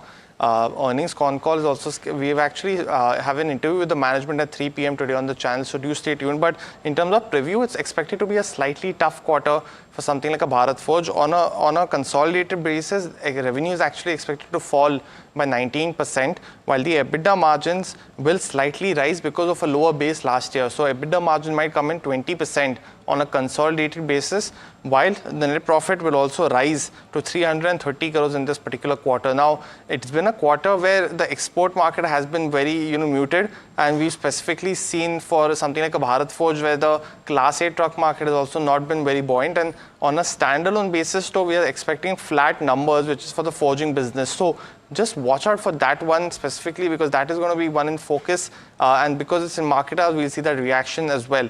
The other ones which is in focus is Asian Paints as well as Titan, which are expected to announce their earnings today, while Asian Paints is expecting margins to remain under pressure, something that's been continuing from the previous quarters. Titan is actually anticipating strong growth in its jewelry business. This will be, of course, fueled by the gold prices, but the studded share will be something to watch out for. Now, Mahima joins in with more on both these and what should we expect from both these quarterly results. I'll start with Titan first, revenue growth, of course, on the back of rising gold prices. Margins might stay under pressure, is something that the street is expecting in terms of financial estimates. Revenue may rise around 9%, EBITDA may rise 13%, margins may be at 9.9 versus that of 10.6 earlier. Net profit may rise around 9.8%. In terms of Q4 business update that the company did post, CaratLane sales are expected to grow by 22%, standalone business to grow at 25%, emerging business sales to grow at 7%, eye care to grow at 19%, which is a big win for Titan. Watch and wearables to see a growth of 22%, and jewelry sales overall expected to grow up by 25% on the back of rising gold prices. Now, what can you expect? Strong growth in jewelry, lower studded mix impacting the overall margins, rise in buying of gold and gold bullions, and a commentary on that. CaratLane outperforming, that's been the story in the past few quarters as well. Recovery in eye care business, and key things to watch out for will be commentary on their emerging business, especially their new stores with respect to Taneira. Like-for-like growth trajectory going ahead and for this quarter as well. And lastly, margins outlook. In terms of Asian Paints, well, yet another quarter, disappointing quarter for Asian Paints. Fall in urban demand will put pressure in terms of their revenue growth. Margins will be under pressure on the back of inflation. Revenue may fall around 1.3%, EBITDA may fall 7%. EBITDA margins could be at 18.2 versus that of 19.4, and that is the lower end of what the management has always guided. Net profit may fall around 15.6%. What to expect? Subdued demand to put pressure on top line. Margins under pressure, and this is likely on the back of higher spends, ad spends as well, because Birla Opus is giving tough competition to Asian Paints. And it's not just Birla Opus, but peers like Berger Paints is also giving competition. Likely to underperform peers is something that the street is expecting. Key monitorables will be FY26 demand outlook, commentary on price hikes and outlook going ahead, and overall competition impact and commentary on that will also be something to watch out for. So these are the the two things that, the two companies that are expected to post their earnings today, and this is something that you can expect from both Titan as well as Asian Paints. Right. Thank you so much, Mahima, for all the details. Avinash, how should one look at Asian Paints? Now, we all know that this quarter would be muted, and we all know the competition which is actually, affecting Asian Paints. So how should an investor look at it? Of course, from a long-term point of view, should they hold it, or is it time to sell Asian Paints? I think, quite frankly, the good old days for Asian Paints are over. Not only from the valuation side, but even from the growth trajectory side. I think today the paint market has become more vibrant. I think, your colleague mentioned about Birla Opus. I think clearly after the entry of Birla Opus, we got JSW also who entered the markets. These companies have been offering more or less comparable quality at very competitive prices. And today, even customers want to try something new. So basically, the markets have become extremely competitive. Birla Opus is not only offering a better competitive price, they're offering a little larger quantity, for the customer also. So that goes a long way. So I think, typically, even if now crude prices do come down, there is going to be some benefit on the raw material side. The pricing is going to be under significant pressure because earlier it was only Asian Paints and the other smaller players. But now levels of competitive intensity have increased significantly. And I think unless we see earnings growth of at least 15-20% coming back, it's very unlikely that even the larger institutions would stay invested here, because at some point of time they would also look at comparable companies in the same sector, or maybe they may switch to some other growing kind of corporate, because without earnings growth this stock is not going to go anywhere. So I think after tomorrow's numbers we could possibly see the stock heading further downwards. Right. Thank you for that view. And Vikas, let me come to you for Titan. How are charts looking for Titan? In terms of Titan, this stock has done pretty well. It is being consolidating and witnessed good amount of upmove. We believe the stock is poised for a higher move because it is consistently trading above the 200-day averages with volumes. Some amount of retracement came in 2 days before with the broader weakness, but again has recouped. So we believe the stock can move further higher near to 3550, 3600 levels. If the results persist would good pretty a bit, then we could see some extended up move. So the view remains positive. Okay, got that view. Well, L&T is one big counter set to come out with its 4-quarter results today. The order inflow may hit 1.1 lakh crore rupees. Now, Anushi joins us with more details. Anushi, what we can expect from this counter and how is this quarter looking? Well, firstly about the general numbers, if we see, we do expect a revenue growth of around 14% this quarter, while the margins are expected to remain majorly flat at 10.9%. This is as in comparison with the last year figure that we are looking at. Net profit may see about a 3.3% growth. Now, what are the key expectations for this quarter is firstly order inflows, which would be in the range of 97,500 crore to 1.1 lakh crore. Again, this is this higher growth that we are seeing is on account of higher international orders that we've seen, especially in the last quarter, along with a low base effect that we've seen of the last year. So that is going to support the order inflow growth. Orders to be driven by international business and the project and manufacturing business as well. The expectation is also for the project and manufacturing business to offset some of that weakness seen in the services business. So that would be something we should be watching out for as well. However, the margin expectation for the project and manufacturing business remains flat for the year. But if you go ahead and look the ahead picture, that's the FY26.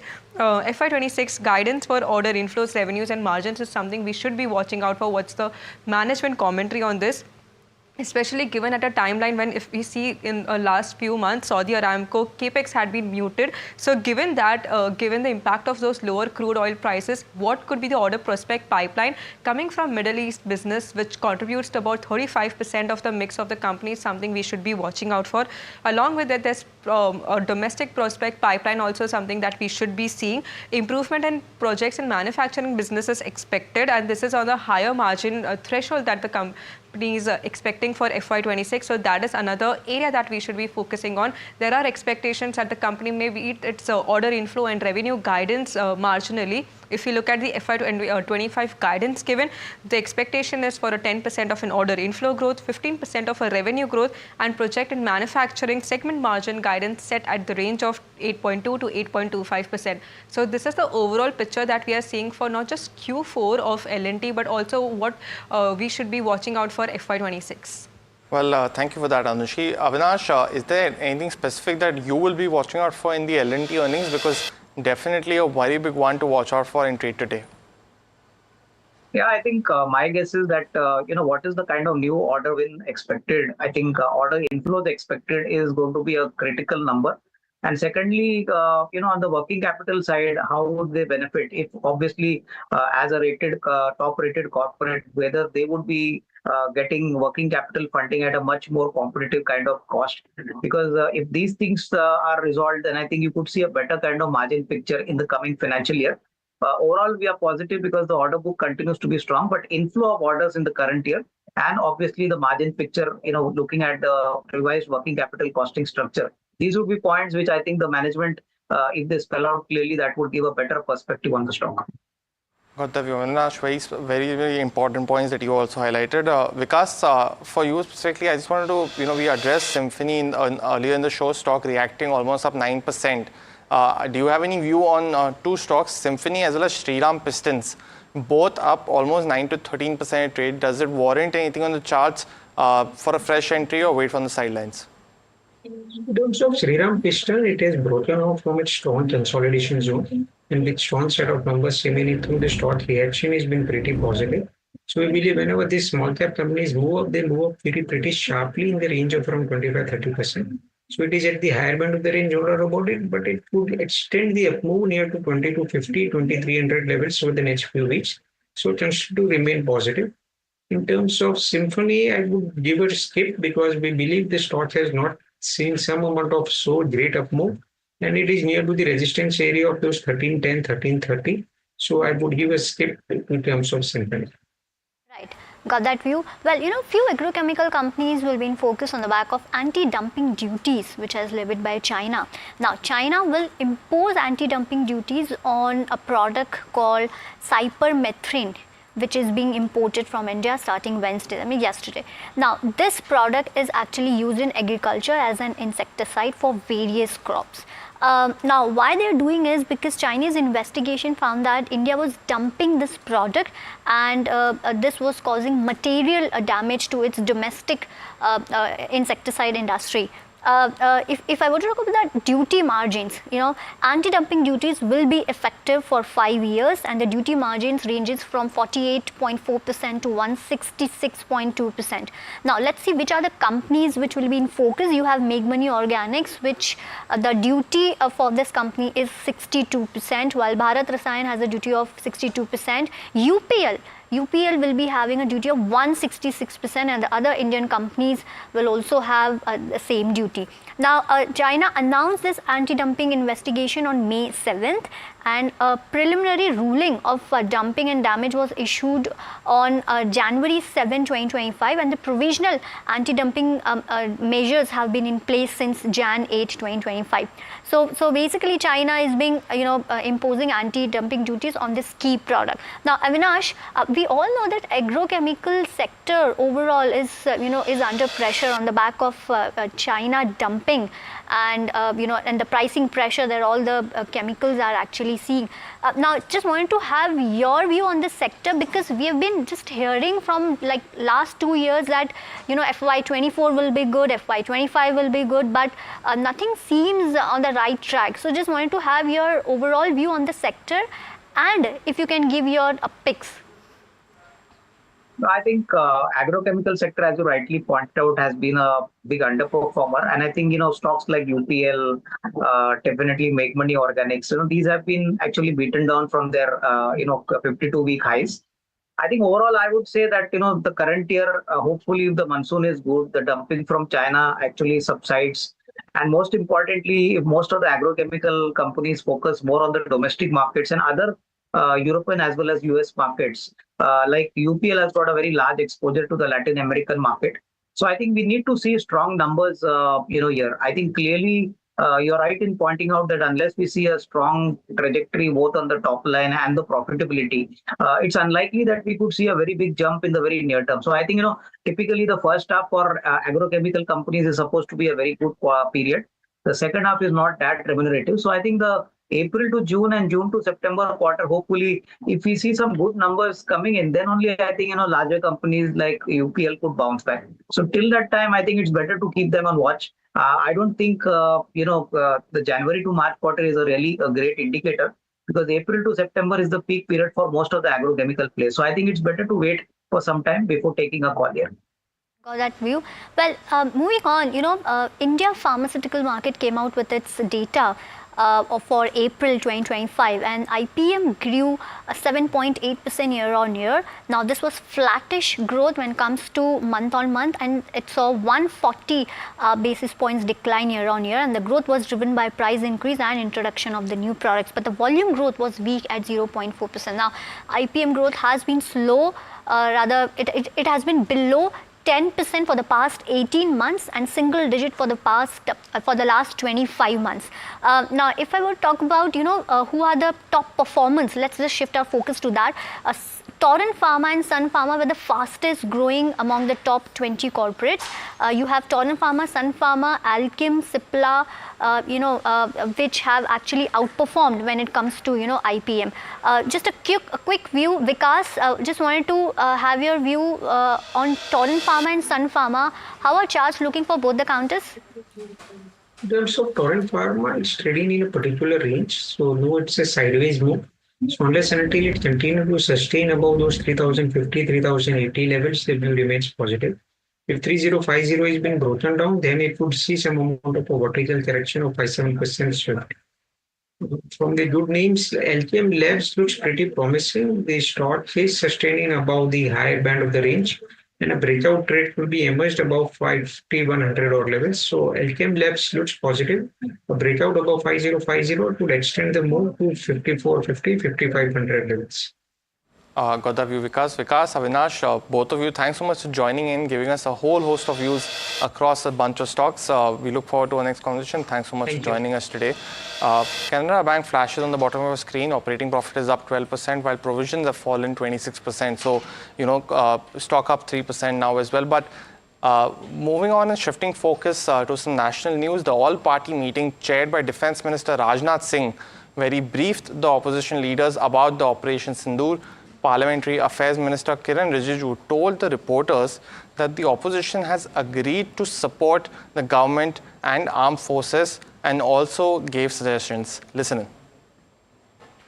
एक broad information consensus सारे political parties को एकजुट में कैसे काम करना चाहिए लोकतंत्र में और विशेष करके संसदीय परंपरा में पार्लियामेंट्री डेमोक्रेसी में पीपल्स वॉइस होता है पॉलिटिकल पार्टीज और एमपीज तो इसलिए सबका वॉइस ऐसे समय में एकजुट आना ही मैं मानता हूं कि भारत का सक्सेस है.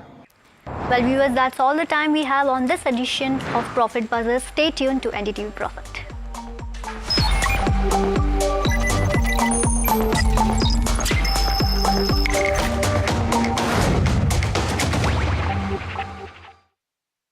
That's huge. That is a biggie. It's out of there. Gold Plus Clear Glass. Far ho ya near, sab kuch dikhe clear. Do you really know the company you invest in? What is the real picture behind presentations and claims? Is the outlook as rosy as the company claims? Know Your Company, powered by NDTV Profit Research, shines a light on the biggest stock market movers.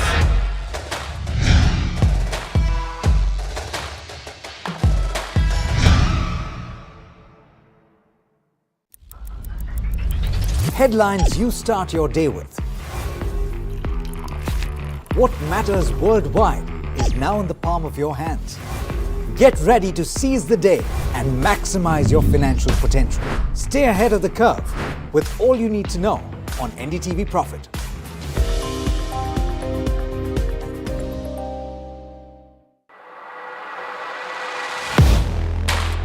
Do you really know the company you invest in? What is the real picture behind presentations and claims? Is the outlook as rosy as the company claims? Know Your Company, powered by NDTV Profit Research, shines a light on the biggest stock market movers.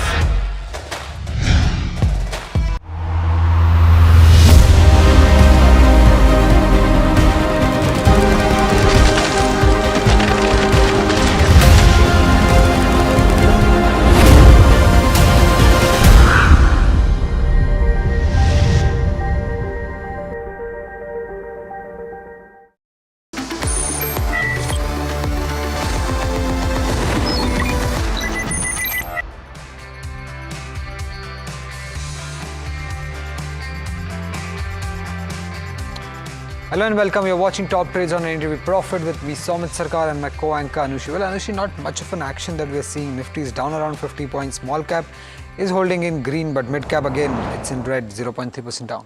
Yes, it's a relatively flat day of trading that we are looking at in terms of where the benchmark indices are concerned. If you see Nifty 50, you're seeing cuts of around 0.19% over here. Let's in fact pull the point contribution table to see which are some of the gainers and the laggers over here. So we have M&M, Eternal, HDFC Bank under pressure, while on the gaining side, we have something like a Reliance Industry, ICICI Bank and Axis Bank holding up some of those gains that we are looking at.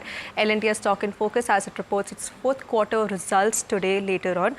If you look at Nifty banks, that's in green, seeing gains of around 0.32% as well. In terms of where the broader market picture is concerned, let's pull out the sectoral indices to see how that is faring up. Nifty mid cap 150 down about 0.21%, but in terms of where the sectors are there, we're seeing cuts of around 1.32% for Nifty auto. Nifty metal also seeing cuts of around 1.2%, while it's Nifty media and Nifty defense which are in the green. So it's a mixed picture that we are seeing on the sectoral side. Let's also look at the advanced decline ratio to see how the breadth of the market is good towards. So if you are looking at the advanced decline ratios, majorly we are looking in the 2:1 ratio. Advanced is around 1,400 compared to around 800 declines is something that we are looking at. But in terms of where the broader market action is concerned, we are looking at a mixed picture here as well. Nifty mid cap 150 seeing cuts of around 0.19%, while Nifty small cap 250 is seeing gains of around 0.5%. Let's in fact pull the BSE 500 chart to see which are some of the stocks in focus right now. So we are looking at somewhere like Greenwell, Norton, Apar Industries and up around 8 to 9% in trade today. KPR Mill seeing gains of around 8%. Symphony buzzing on the back of its results, seeing gains of 7% as well. While on the losing side, we have something like CCL Products seeing cuts of around 5%. Do note that the stock was buzzing when it reported its results earlier. Just a few days ago. Eternal, Siemens, another couple of hands seeing cuts of around 3% as well. Well, this is overall the broader market picture that we are looking at. But let's welcome in our guest, Prashant Tapse, Senior VP Research Analyst at Mehta Equities, to understand what's his view of the markets that we are looking at. I think you rightly pointed out with respect to the markets, very much stable on the expiry day. But day is very different for us. Again, today evening, there may be some kind of update from the US with respect to a trade deal. It is with India or China, it's a big question. So if it is in India, so I think that will be a big gap up tomorrow morning. But if it is with China again, so we will be seeing forward, okay, when will India get those trade deal? Again, UK and India trade deal has been signed 2 days back. That is giving a lot of support for Indian markets and keeping markets very much stable. The overall strength is very much positive. As you said, advancement ratio, where is 1:2, advances are almost like 1,400 shares. So that is giving a lot of strength in a positive way. Again, third would be again earnings. Again, a lot of earnings are due today. Almost 10 to 15 stocks which are into FNO, as well as the index stocks which will be going to deliver their results today, like L&T. So that will be giving markets a new trend going forward, because earnings are the only way which we can see the future. So overall, markets will remain like this only. Technically, again, 24,580 would be a resistance for the market, and I think 24,200 can be a support for markets. So it will be trading in this range only. Right. Niva Bupa remains in focus. We spoke to the management after the company reported 11% growth in the premiums earned. Now, let's listen to what the CFO had to say on the quarter gone by and what is the outlook going forward. So premium increase of, let's say, high single digit is what we do every year, and we would like to continue doing. We don't believe in correcting premium by 20%, 25% in one go. Right. So in FY25, you have been able to grow your retail market share, and recently you just have launched a new product as well for the middle class and the lower middle class segment in the fourth quarter. So firstly, how has been the response for this new product in the first quarter so far, and what is your target market share for FY26? Yeah, so our market share in terms of retail health has improved from 9.1% in FY24 to 9.4%, and this is despite 1/n accounting. So we would like to continue growing in retail health faster than market, let's say 6-7 percentage point faster, which should help us in getting to double-digit market share. Let's say I can't comment on timing, but yeah, we are very confident of getting there. Right. Vishwanath, my key question to you is, from here on, the kind of growth that you're expecting in terms of FY26, the opportunities that you have, and are you looking at a strategic global partner as well from here on to harness that growth opportunity with innovative offerings? What's the stance on that front? Yeah, so actually, if you see our promoter, Bupa is global giant in health insurance. They are into health insurance, healthcare. So in that sense, we get a lot of expertise from them in terms of product innovation, customer service, claims management, underwriting, etc. So that need is being fulfilled by Bupa globally. So, but then what's the outlook looking like for FY26 and the trajectory in terms of your ROEs? Yeah, so if we just look at last year number, our return on average equity was 8.4%, and this has to be seen in the context of the investment we have made in last 3-4 years in terms of distribution, network, increasing number of branches. And we feel in next 3-4 years, we should be able to get to return on equity of mid to high teens. That's the steady state target we are aiming at. Right. Prashant, coming to you on Niva Bupa, strong growth that we have seen in the fourth quarter, strong growth targets given by the company. What's your view? Would you advise your investors to go ahead and buy this counter when it's up 9% in trade? Not today, but I'm very much positive on the company business model. As the management said, they are very much aggressive in terms of the standalone health insurance policy in India, and the strong promoter like Bupa will help them to have a lot of deep pockets to explore and get market share in Indian market. So overall, with respect to valuation at this point of time, I may not recommend any clients to have a fresh position at this point of time. Again, anywhere between 75 and 80 would be a good range for me for a fresh accumulation for a long-term investors. Time being, my target would be anywhere between 100, but again, a fresh position is not advised at this point of time. Okay, so well, that's a view that we are seeing for Niva Bupa Health Insurance. But another stock in focus on the back of its fourth quarter is something like Symphony, which is gaining more than 9% in trade today after posting a round overall beat in the fourth quarter. Now, if you look at the company's revenue, that was up around 47%. But to give a deeper perspective on this, Mahima joins in with more details. Symphony definitely a beat across its financial metrics in terms of the overall growth driven by strong 48% growth in the domestic business. Overall, the rest of the world business also grew by around 44%. The consolidated EBITDA margins stood at 21.9%, and this remains highest since Q4 FY21 for Symphony. In terms of EBITDA margins, they were elevated despite of the heavy marketing spends that the company has done this quarter. Strong growth was also owing to some spillover of demand from Q3 for Symphony, and better penetration in semi-urban and rural areas has led to this kind of growth. They've also launched 17 new air coolers this particular quarter. In terms of the numbers, revenue was up almost 47%, EBITDA was up 87%, margins improved by 475 basis points to 21.9%, so almost 22% out there. Net profit was up 90% almost for the company. In terms of recent updates, and management did mention in their earnings as well, they plan to exit Climate Technologies and Impeco, which are their two international subsidiaries. Divestments should help overall Symphony in turning overseas operations profitable, plus sharp improvement in return ratios, that is ROC and ROE is expected. and this will probably release the management with more bandwidth to focus on their core business. In terms of outlook, management has said that they have continued focus on the semi-urban and rural areas and continued focus on modern trade as a channel as well. They're building on initial success of adjacent categories of kitchenware, and overall USA markets remains highly attractive for them, and they are aiming to leverage that as well. So this is the overall view as to how strong Q4 was for Symphony. Okay, well, thank you, Mahima, for all those key details. Prashant, coming to you for something like Symphony, what we are seeing is an overall beat in terms of where the performance is concerned. What's your view on this counter? Very, very positive. It was a surprise to me to see these numbers after a long time. I think from last 2-3 years, these margins were missing. The margins were almost near, numbers were like 17% to 18% from many quarters. So 22% was a surprise for me.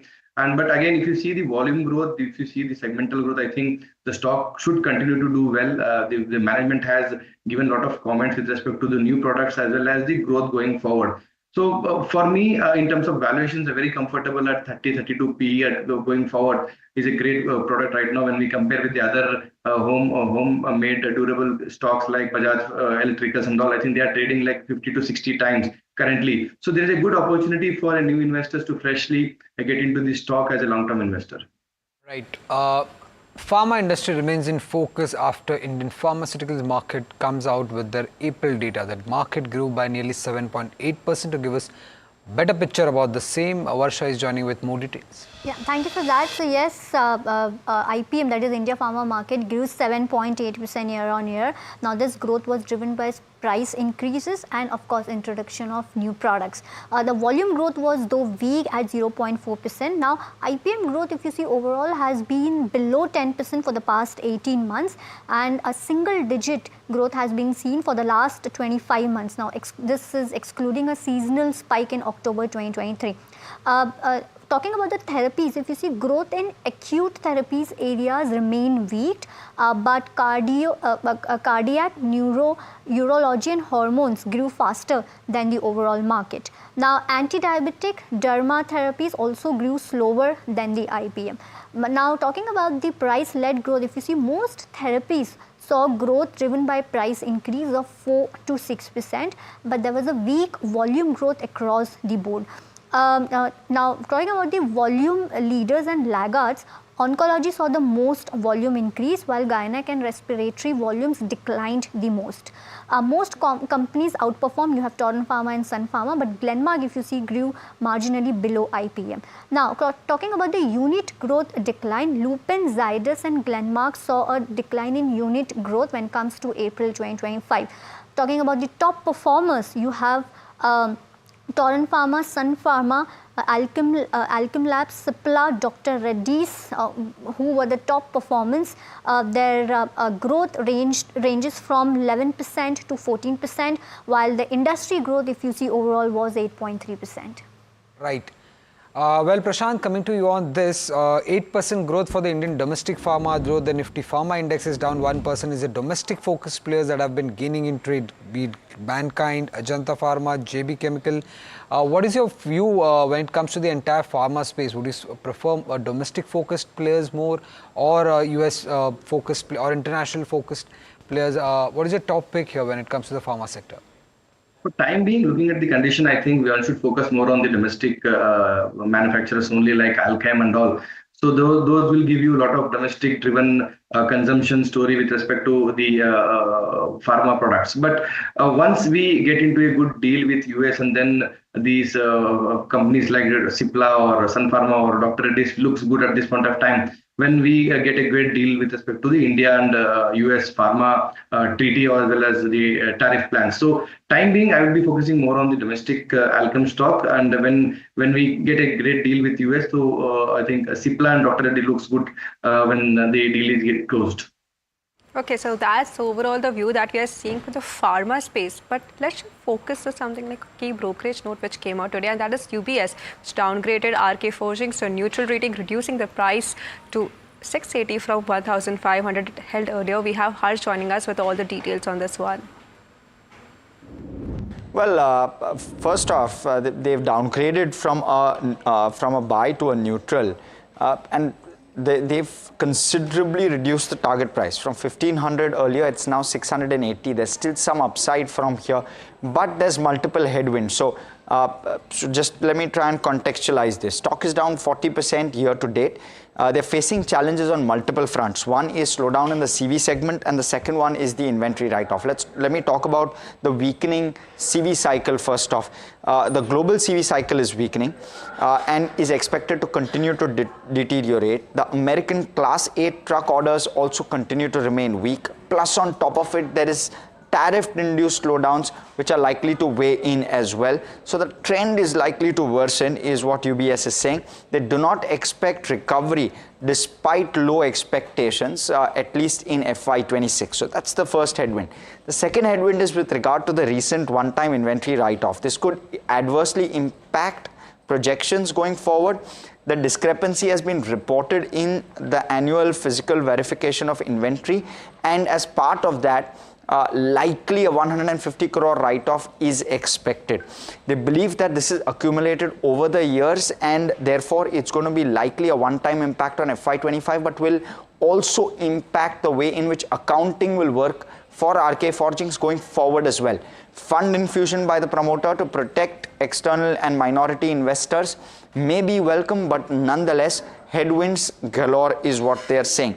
Medium-term factors dampen growth and profitability outlook. So for FY26 and 27, they've revised and cut their earnings estimates by 17% for FY26, 23% for FY27. And on the back of that, cut that target price as well.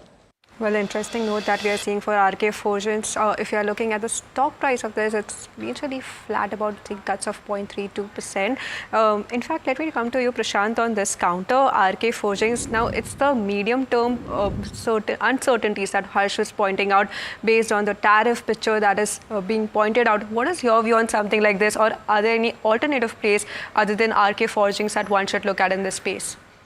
Alternative would be Bharat Forge. I think one should be looking at the same business model, which will be focusing on Bharat Forge in the alternative investment option versus RK Forging. Yes, RK Forging, I agree with Harsh again.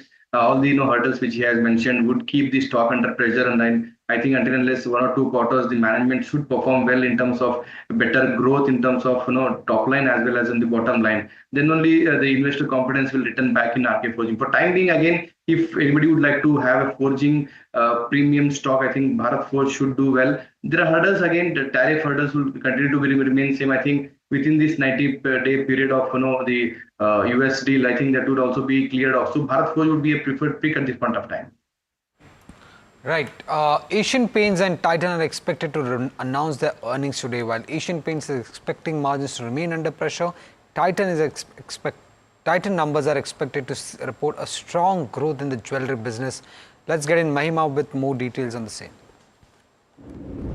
I'll start with Titan first, revenue growth, of course, on the back of rising gold prices. Margins might stay under pressure, is something that the street is expecting in terms of financial estimates. Revenue may rise around 9%, EBITDA may rise 13%, margins may be at 9.9 versus that of 10.6 earlier. Net profit may rise around 9.8%. In terms of Q4 business update that the company did post, CaratLane sales are expected to grow by 22%, standalone business to grow at 25%, emerging business sales to grow at 7%, eye care to grow at 19%, which is a big win for Titan. Watch and wearables to see a growth of 22%, and jewelry sales overall expected to grow up by 25% on the back of rising gold prices. Now, what can you expect? Strong growth in jewelry, lower studded mix impacting the overall margins, rise in buying of gold and gold bullions, and a commentary on that. CaratLane outperforming, that's been the story in the past few quarters as well. Recovery in eye care business, and the key things to watch out for will be commentary on their emerging business, especially their new stores with respect to Taneira. Like-for-like growth trajectory going ahead and for this quarter as well. And lastly, margins outlook. In terms of Asian Paints, well, yet another quarter, disappointing quarter for Asian Paints. Fall in urban demand will put pressure in terms of their revenue growth. Margins will be under pressure on the back of inflation. Revenue may fall around 1.3%, EBITDA may fall 7%. EBITDA margins could be at 18.2 versus that of 19.4, and that is the lower end of what the management has always guided. Net profit may fall around 15.6%. What to expect? Subdued demand to put pressure on top line. Margins under pressure, and this is likely on the back of higher spends, ad spends as well, because Birla Opus is giving tough competition to Asian Paints. It's not just Birla Opus, but peers like Berger Paints is also giving competition. Likely to underperform peers is something that the street is expecting. Key monitorables will be FY26 demand outlook, commentary on price hikes and outlook going ahead, and overall competition impact and commentary on that will also be something to watch out for. So these are the two things that the two companies that are expected to post their earnings today, and this is something that you can expect from both Titan as well as Asian Paints. So Prashant, when it comes to Asian Paints and Titan, what is that key number that you'll be watching out from both the companies here, or the key commentary that you'll be watching out? Yes, obviously commentaries are the most important part in both the companies. I think in Asian Paints, the margin outlook and the rising competition outlook, how they are going to manage this, with respect to the high competition from the Opus or any other companies which are doing very great right now. But again, I think with respect to negative expectations, with respect to the low margins in this quarter, I think the worst is already priced in the stock. I think post the result, the stock may react in a positive way. This is my expectation, because valuations are a little bit very much comfortable. And if management gives a very decent, positive, optimistic outlook on the growth going forward, so the stock will reverse in the greener zone. With respect to Titan, again, I think we all know the sales growth will be expected almost 15-20% growth from the current levels. And with respect to valuations, again, very much comfortable. I think margin improvements may see a good in this fourth quarter, and technically also I think the stock is doing great, and I think any good surprises with respect to margin improvement and the commentary from the management, the stock can go to 3,500. Okay, well, that's the view that we are seeing for Asian Paints and Titan. But another stock which should be in focus today on the back of its fourth quarter earnings is something like Larsen and Toubro. Now, what majorly is the fourth quarter expectations? If you look at the headline numbers, revenue is expected to see about a 13.7% of a growth. EBITDA may see about a 15% of a growth, while the margins are expected to remain majorly flat at the levels of 10.9%, while net profit may see about a 3.3% of a growth. So, what the key expectations for fourth quarter is on the order inflows, which are expected in the range of 97,500 crore to 1.1 lakh crore. This is on the basis of higher international orders that we've seen in the last quarter, along with a low base effect supporting the higher growth number that we are looking at for the business. Of course, the orders to be driven by the international business and the projects in manufacturing business as well. The expectation is also for the projects and manufacturing business to offset some of that weakness that is seen, or rather the softness seen in the services business which are there. However, if we talk about the margin expectation, margins are expected to be majorly flat due to the projects and manufacturing business as well. Now, coming to the key expectations and the commentary that we should be watching out for FY26 is firstly on the guidance for the order inflows, revenue and margins. In fact, if you look at one of the brokerage notes, that's HSBC, they expect around 7 to 10% of an order inflow growth, 15% of a revenue growth, and a 30 to 40 basis points of improvement in the EBITDA margins for the project and manufacturing division. The other important focus area would be on the order prospects pipeline, especially in the Middle East division, which contributes around 35% of the revenue for company. And also considering the Saudi Aramco capex, which just came out a few months ago, wherein we had seen overall a muted capex given the impact of lower crude oil prices that we are building on. So management commentary on the order prospect pipeline from both its international and domestic business would something that we should be focusing on. Along with that, improvement in projects in manufacturing business, margins are expected to be better this time because of higher thresholds expected over here. So that is something we'll be seeing. Just to reiterate the FY25 guidance given, the expectation is for a 10% of an order inflow growth, 15% of a revenue growth, and project and manufacturing segment margin guidance set at 8.2% to 8.25%. So that's the overall roundup that we are seeing for L&T for this quarter. But Prashant, coming to you, the major key focus area would be the commentary for the Middle East division, considering the crude oil prices, the effect of the capex that we have seen in Saudi Aramco. What's your view on something like L&T? No, I think margin would be the highly focused point in the Q4 earnings, but the worst is already discounted in the price. So I feel a 10 to 11% of EBITDA operating margin can also give a stock a good boost towards 3,500. But overall, I am expecting the order book comment will be highly focused. It may be crossing even 1 lakh crore for next quarter in terms of commentary. So that will be giving a lot of push to the push and confidence to the investors to take the stock at this point of time also. So overall, my outlook on L&T would be very much optimistic towards 3,500 as a target. But again, Q1 earnings will be most focused rather than the Q4 earnings. Well, Godrej Consumer is the stock that remains in focus. It reported its numbers, Q4 numbers, a couple of days back. We spoke to the management to understand the company's growth projections and strategy, listening to what the management had to say. See, our priority as a company is volume growth, not value growth. We price to recover costs and not price for growth. Our idea is to get more penetration in more years. So whatever the price growth is, that's the price growth. Our hope is that we can move from big single-digit volume, which we had last year, to high single-digit volume. This is what we would like to do in FY26, which means a little bit more growth. And then that's what we're aiming for. Right. And in terms of margins, you did mention in your press release this time that they were below normative range. But from what I understand is that, we were discussing earlier as well, that palm oil prices have now started to ease. That it's not the case how it was 2 months or 3 months back. How are you seeing margins improving, let's say, from a longer term perspective by FY27? What is going to be the normative range in which margins will be at? And secondly, what will be the levers that will be auguring the growth? One thing is, of course, palm oil prices going down, but what are the other levers that you think will augur the margin growth? Sure. So I think firstly, as a company, we've delivered a strong margin profile of 21% at the company whole level. And these are on the higher side of the range which we've historically done. So we are in a good kind of shape in terms of the overall shape of margin. Within that, the India margins have been mildly lower. They've been around 150 bits lower than a normative range in last quarter, primarily coming on the back of the palm oil prices that show up higher. We're seeing early signs of palm oil reduce.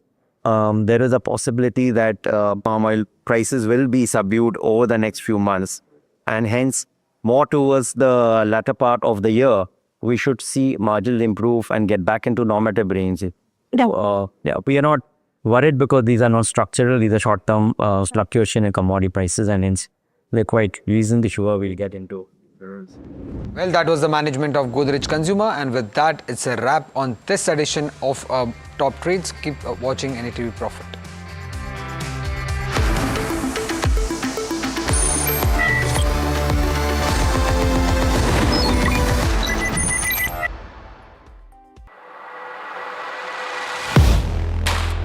Do you really know the company you invest in?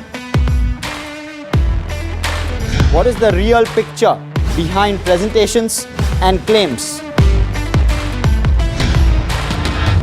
Is the outlook as rosy as the company claims? Know Your Company, powered by NDTV Profit Research, shines a light on the biggest stock market movers.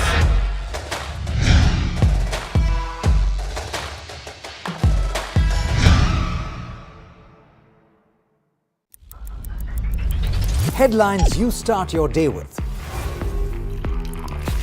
What matters worldwide is now in the palm of your hands. Get ready to seize the day and maximize your financial potential. Stay ahead of the curve with all you need to know on NDTV Profit.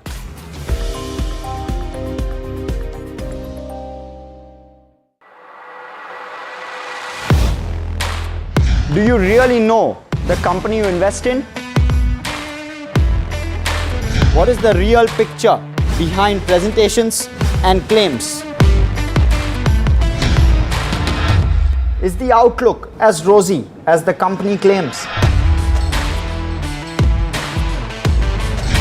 Know Your Company, powered by NDTV Profit Research, shines a light on the biggest stock market movers.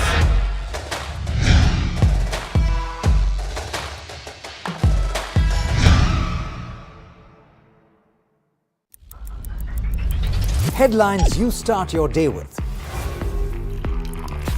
What matters worldwide is now in the palm of your hands. Get ready to seize the day and maximize your financial potential. Stay ahead of the curve with all you need to know on NDTV Profit.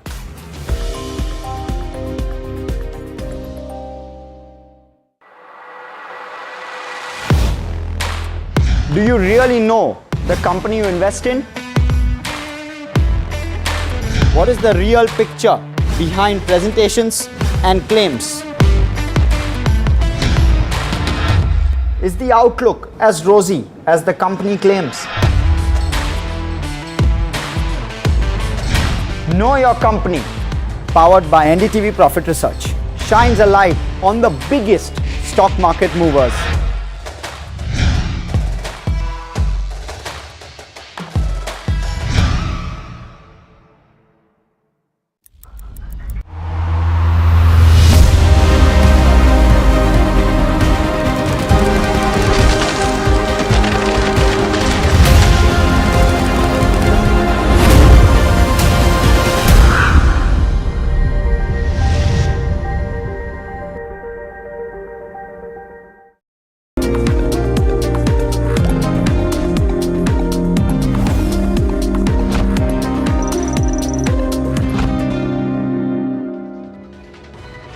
Hello and welcome to India Market Close. A very good afternoon to all the viewers. I'm Hiral Datia and with me is Harsh Saita. In fact, I'm the one who's with Harsh Saita on the regular. But clearly, you know, there was no excitement in the markets when we started off the day, Harsh. Right now, you're almost at the day's lowest levels.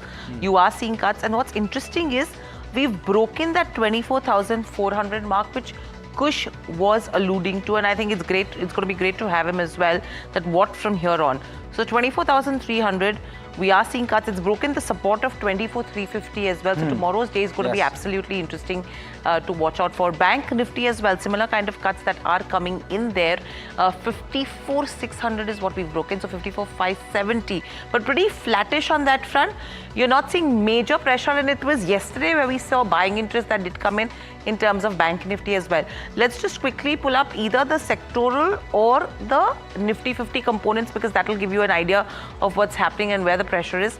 There you go. The advanced decline ratio, which was slightly in favor of the bulls, is turned in favor of the bears right now. Zomato, the top loser today. Tata Consumer, again, iSure, M&M, Maruti. So it's the auto pack which is taking a beating. Though you have a Tata Motors, which was absolutely resilient, which is now seeing gains of 0.8%, but some cooling off has happened on that front as well. IT is very interesting as well because you have a HCL Tech, which is on the gaining front. Tech Mahindra is on the gaining front and TCS. But if you have to look at an Infi or if you have to look at a Wipro, they have been trading under pressure. So no major sectoral trend emerging here as well. And if we can just have the sectoral heat map and then Harsh can take us through the broader markets. Media, IT, private banks and defense. That's where the juice is right now. But apart from that, auto, metals, healthcare, real estate and consumption taking a knock as we speak. Yeah, autos had a couple of good days of trade here. Also, honestly, I'm not sure how much one can complain because 1.6% isn't that substantial either. I mean, it was mainly Tata Motors and M&M who was supporting. TVS was another one from the two-wheeler pack who was supporting. Yeah, I mean, but the others, very somber. Yeah. And yesterday was obviously on the back of the FTA, but autos done fairly well. Metals down 1.5%. Within broader markets, realty is the other one, which is down around 1.2 odd percent. Pharma also taking a bit of a knock, 1% lower. That's how it's shaping up, at least with regard to how sectoral indices are looking. Let's look at the intraday heat map on the Nifty mid-cap and small-cap because that's where it's starting to get really interesting. We're sitting at the day's low now when it comes to the Nifty mid-cap and we see a sharp fall in that sense, 0.8% lower on the Nifty mid-cap. The Nifty small-cap too, very similar chart structure, but down around 1/5% thereabouts. So pressure seen there as well. I'm going to again pose this to Kush as to what one can expect, especially from the broader markets as well. Let's look at the advanced decline quickly. We'll see how sharp that reversal is with regard to the advanced decline. And, at one point, sitting pretty with regard to the breadth. Now the breadth absolutely tough, 1:1, and we'd be lucky to go home at this with this kind of a breadth as well. So it's looking and the increasingly individual, different. NSE 500 is going to be important to understand Yes. the smaller sectoral trend as well. Yes. I mean, Grindwell, KPR is interesting, Apar Industries earnings, Jindal worldwide interesting, Symphony again its earnings, but CCL products sharp up move on the back of earnings, and now you're seeing that profit booking. Yes. Devyani, Torrent Power. So it's a pretty mixed trend that you're seeing. You know, UPL is interesting because in spite of that China anti-dumping duty, the stock was up in trade, and now it's gone down to the tune of almost 3 to 4%. I think now is when the markets have digested that anti-dumping news from China, but no major trend in terms of sectors emerging from the broader markets as well. Yeah, Polymed and 197 were two stocks which were buzzing in trade yesterday. You're seeing a bit of a cool off on the kind of gains that they saw yesterday. But let's go across to Kosh, Hiral, and let's take a quick check. Kosh, so 24,400 breached. What's the next support? 24,200 is what you had suggested earlier this week. What's the likelihood of that happening? Because every time we've spoken about 24,200, we've not touched it. We've been extremely range bound. Is that the theme at this point? First of all, very good afternoon, guys. Hi, Shahidal. Well, I think, what's starting to play out is something very interesting. Most of the data points that looked rather pretty or consolidative in nature up until yesterday are starting to turn, mildly negative. And, I say that with very cautious view, which is mildly negative. As you've seen, the breadth has just turned positive. Mid-cap and small-cap spaces weren't really, firing all guns, but they were still holding ground and they're starting to give way. And also, if you see the India VIX, which was up until about 18 and a half odd levels, has again risen and, is now hitting the doors of 20. Now, what is this pointing to?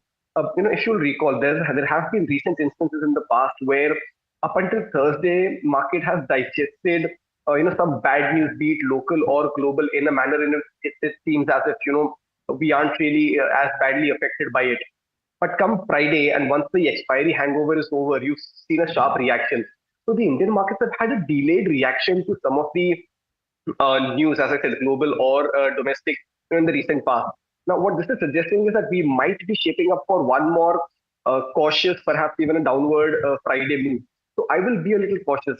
As Hiral and you rightly pointed out, 24,400 was the level that we were looking at in terms of support, because the next week, weekly expiry was seen as, or rather the put as a 24,400, for the next week expiry was seen as having a good base. Now what that is turned into is a straddle. So you've got a good base near 24,400 call and put option, and the range for that comes to about 400, 450 points. That brings us to the levels. 24,200 is more of a line in sand, which is, it's a mild support, nothing very serious or nothing very meaningful.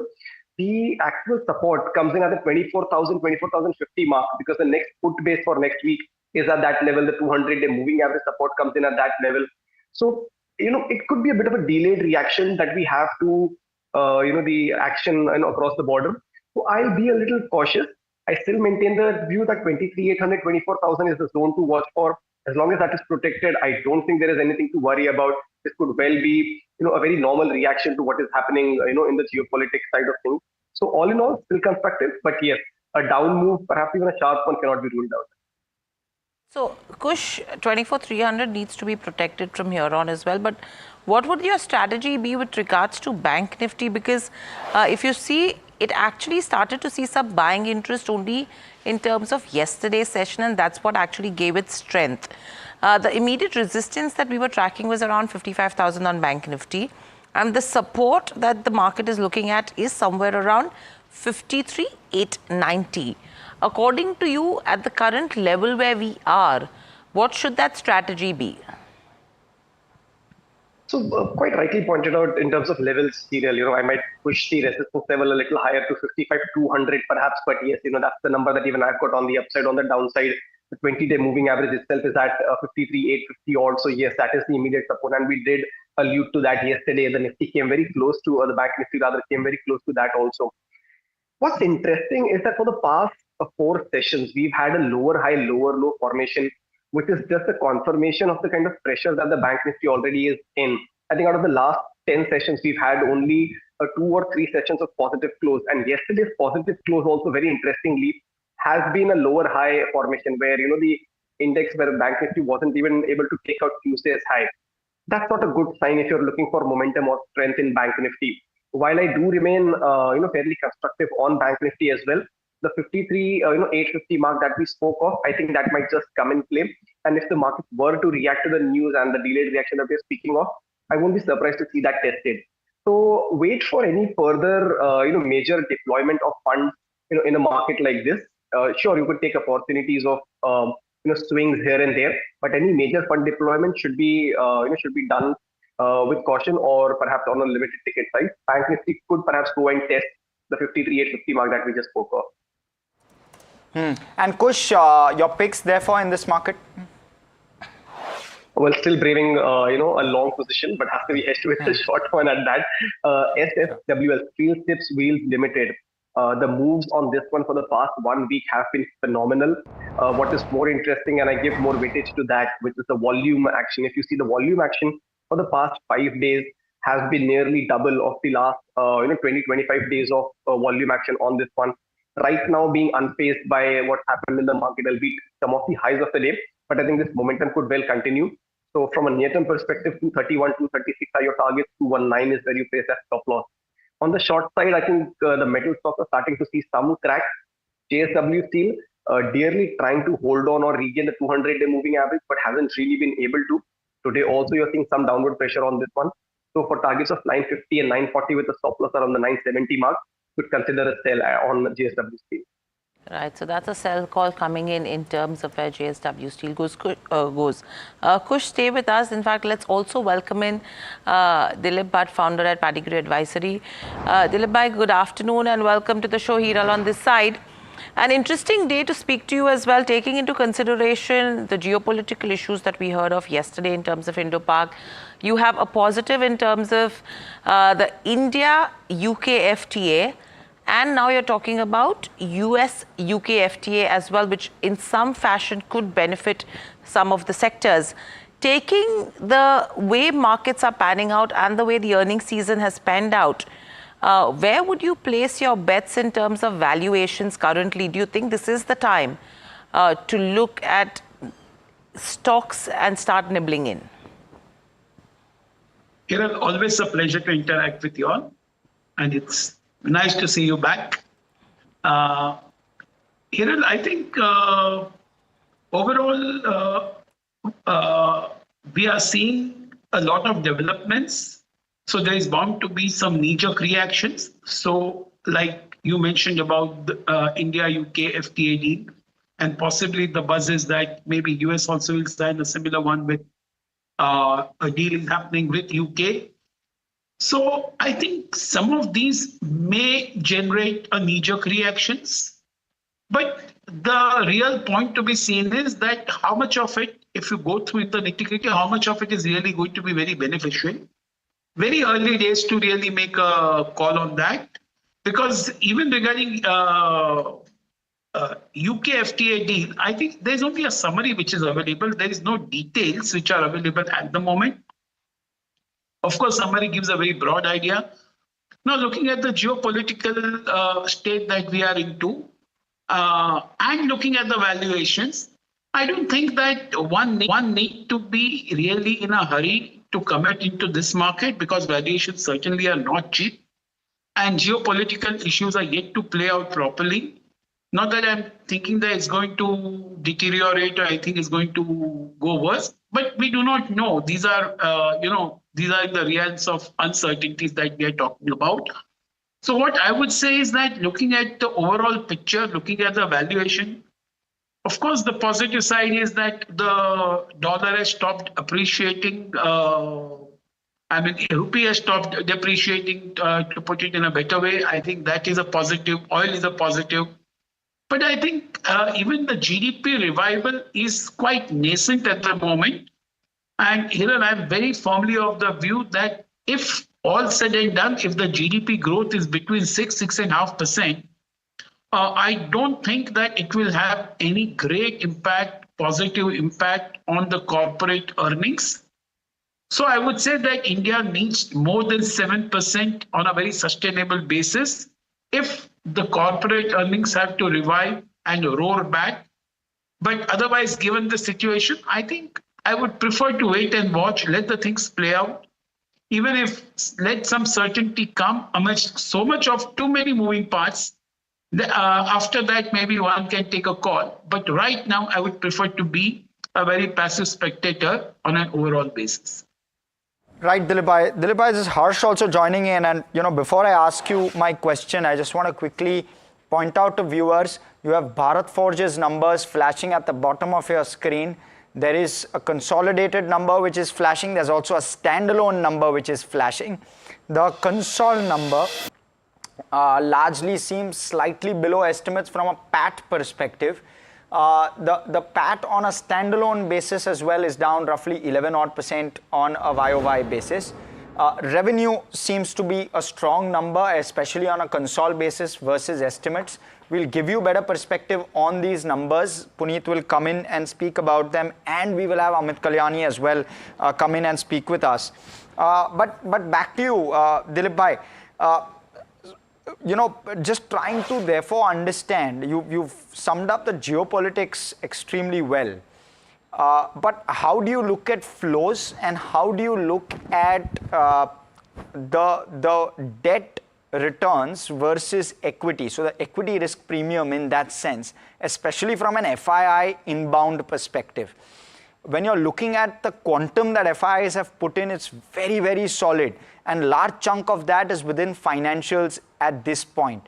Now, where will flows go in your view? And given that there are no rate cuts which are coming through, even from a US perspective, do you expect this kind of a rate of inflow from a foreign investor perspective to continue?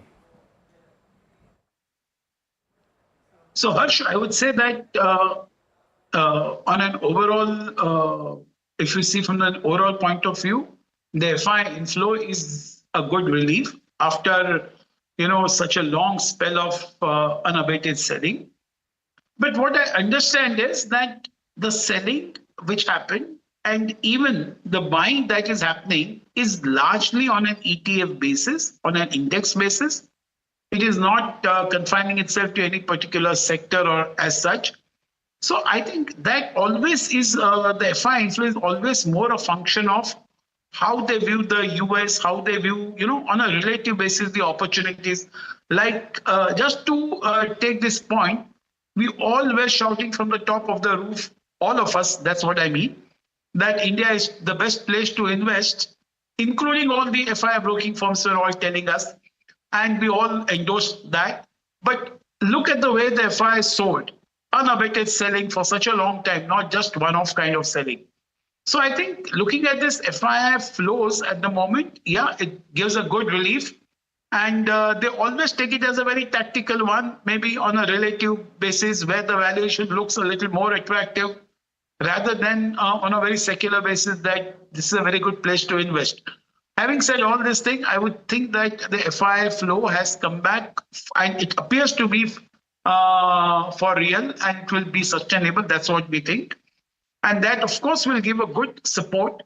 Now, whether they are backing financials, largely what we have seen in the last couple of last 2 months, especially when the FIs have come, is that the Nifty has been pretty stable. So it is very clear that their focus is mainly on the frontline stocks, and with finance and bank contributing to such a big weight into the Nifty.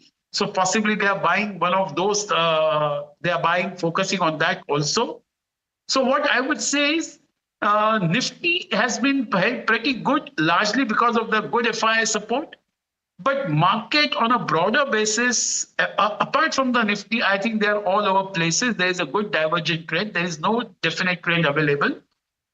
So I would say, Harsh, that the FII will give a good support to the Nifty, but the broader market also needs a very good support, because that is where the large spell of retail investors are also positioned out over there. Dilip, one interesting point that you made about FIs is, yes, they've come into the markets, but the trend that we are picking up is financials is where they've come in as a support. And it's not only FIs, DIIs have also come in a big way right now in the BFSI space. The second best bet usually when the FIs start coming is IT. What's interesting is that between March and April, FIs have seen an exit of almost $1.8 billion in terms of IT as a sector.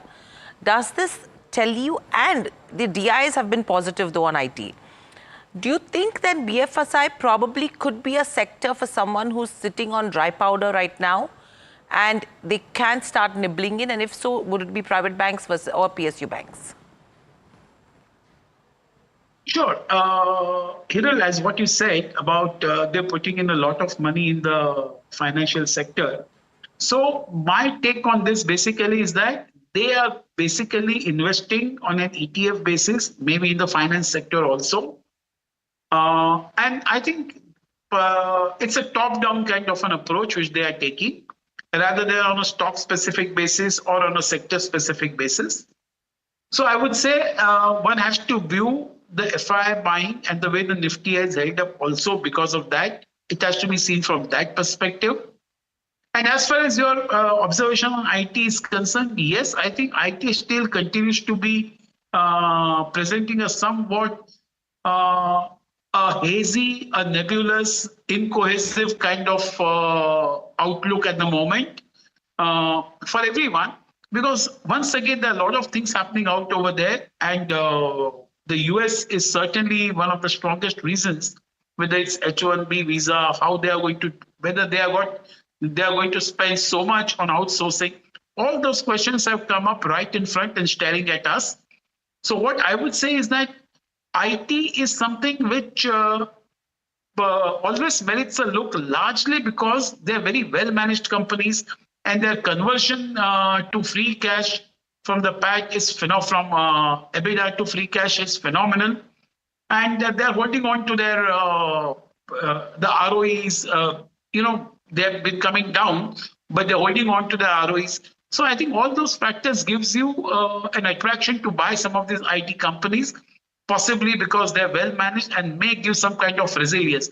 But on a proactive basis, I think, say, for example, Coforge or I would say something like Persistence, they possibly give a good visibility in terms of the growth. But by and large, I think the IT also will not be a great place to get a proactive returns from this market. Okay. Now, Dilip bhai, interesting because I wanted to go domestic and we've got an interesting view or a take which is coming through. How rural India's FMCG demand continues to outshine urban markets. It's grown at 8.5% in Q4 FY25 and versus the sluggish 2.6% which cities and urban areas are seeing. Let's bring in Sesha to give us better perspective. She also tracks FMCG quite closely. Sesha. Demand in India's rural areas grew at a slower pace in the March quarter compared to the previous year. However, this growth was still 4 times higher than that in urban markets. Overall, the consumer goods sector grew 11% in terms of value during the quarter. Other than rural, 2 other trends that played out were higher demand in the e-commerce channel as well as small players gaining share over the giants. Now, most of the companies have disclosed their quarterly results, and we have already seen this trend with companies including Hindustan Unilever and Tata Consumer Products posting low to mid-single-digit volume growth. Interestingly, low base, rural growth and easing inflation are helping small players to outpace these giants. Now, within the categories, while volume growth is slowing across categories due to price hikes like in staples, non-food segments are still outpacing food. Nielsen also also pointed out that the FMCG industry saw higher unit growth than the volume growth, which indicates a preference shift towards smaller packs amid price hikes. Urban metros are also experiencing a shift towards e-commerce led by higher online shopper penetration, more purchases online and larger basket sizes. The growth in e-commerce in metro cities, which is up nearly 40%, is volume driven and is outpacing traditional trades 2.2% dip and modern trades 7.7% decline. So thank you so much for that, Sesha. Dilip bhai, coming straight to you, one of those very large trends that's playing out at this point is consumption. With this extremely large 1 lakh crore which has been freed up and put in the hands of consumers, consumption still doesn't seem to be picking up.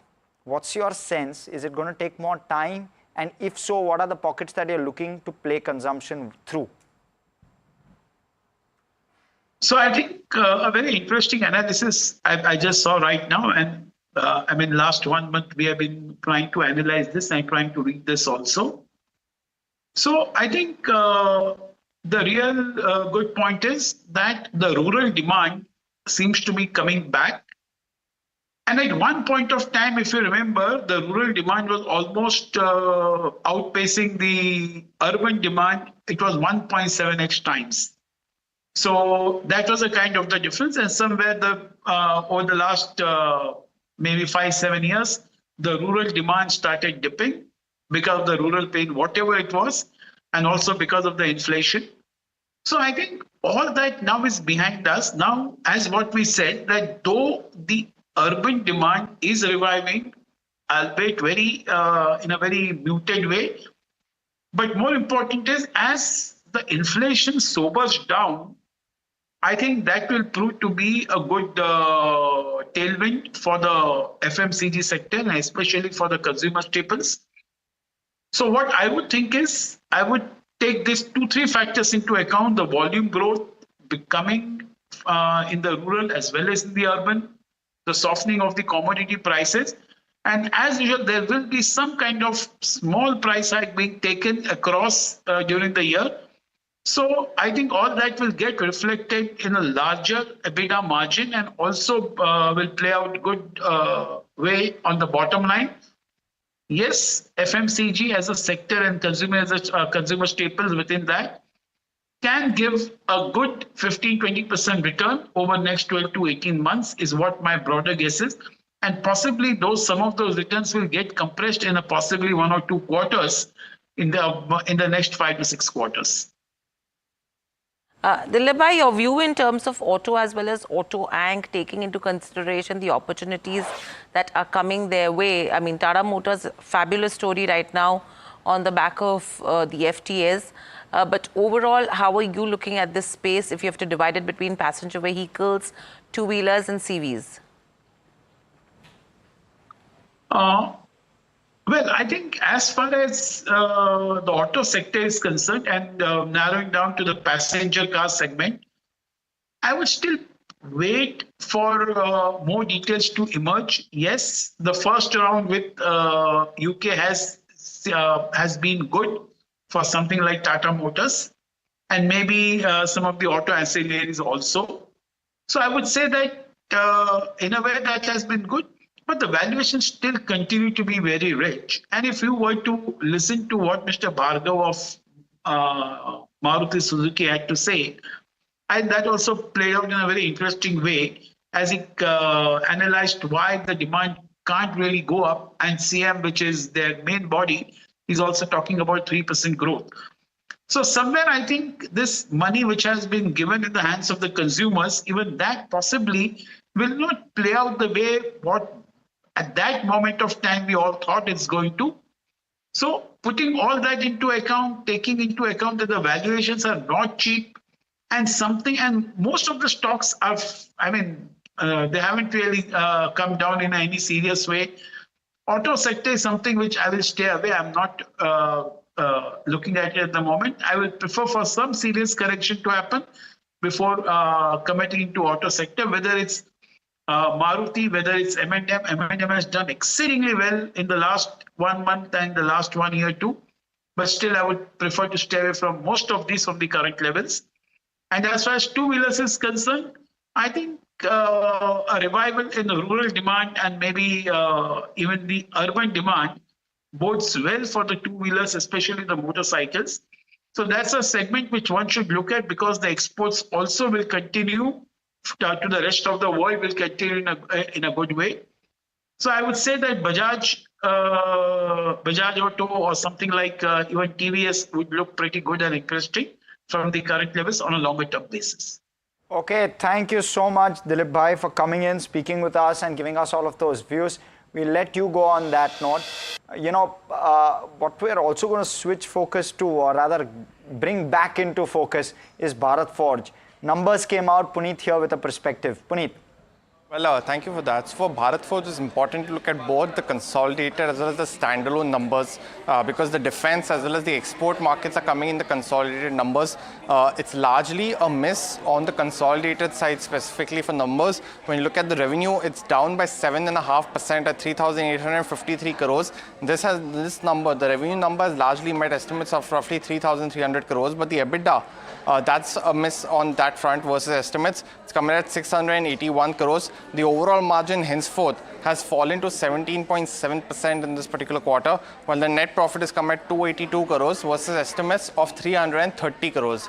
So there could be some more details on fine print will be in the presentation, specifically on how the export market has performed for the company, because we have seen 3 subsidiaries of the company are loss making in the export markets.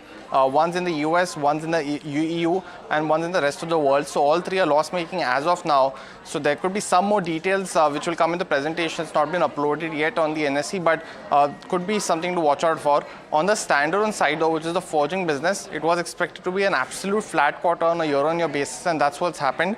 Revenue, it's down 7% at 2,163 crores. The EBITDA at 28.5% is largely in line with estimates of 28.1%.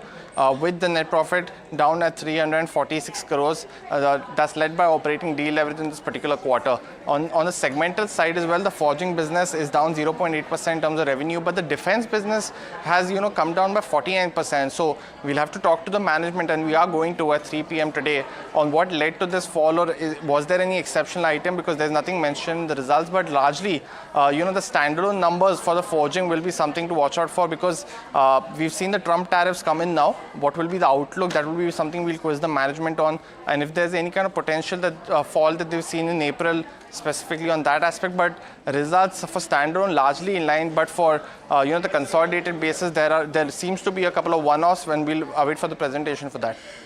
Right. Thank you, Puneet, for getting us the details. Harsh was just discussing as well right now that clearly the stock had taken a beating. It's revived a little bit as well right now. But in the last 1 month, 15% is the kind of gains that you've seen on a Bharat Forge as well. And if you see from an expectation perspective as well, the expectation was that your defense business would be a drag this time around on the domestic segment side. And it was mainly the passenger vehicle segment that would partially offset that kind of weakness in the CV business. So these were the 3 aspects we were considering, but we will get a clarification from the management as well at 3 o'clock. Let's quickly slip into a short break. Up next, we'll bring you the chatter behind the dealing room in our segment Heard on the Street with Samit Sarkar.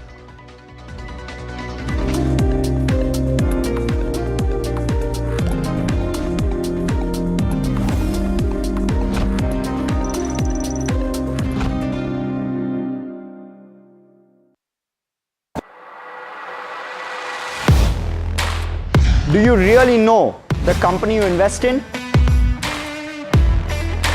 What is the real picture behind presentations and claims?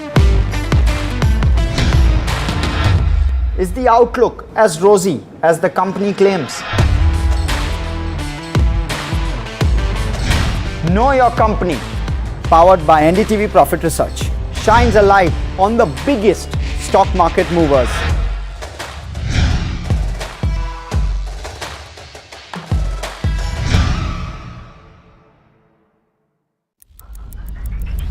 Headlines you start your day with. What matters worldwide is now in the palm of your hands. Get ready to seize the day and and maximize your financial potential. Stay ahead of the curve with all you need to know on NDTV Profit.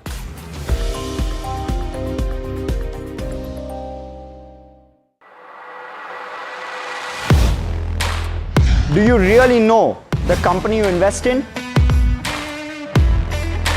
What is the real picture behind presentations and claims? Is the outlook as rosy as the company claims? Know Your Company, powered by NDTV Profit Research, shines a light on the biggest stock market movers.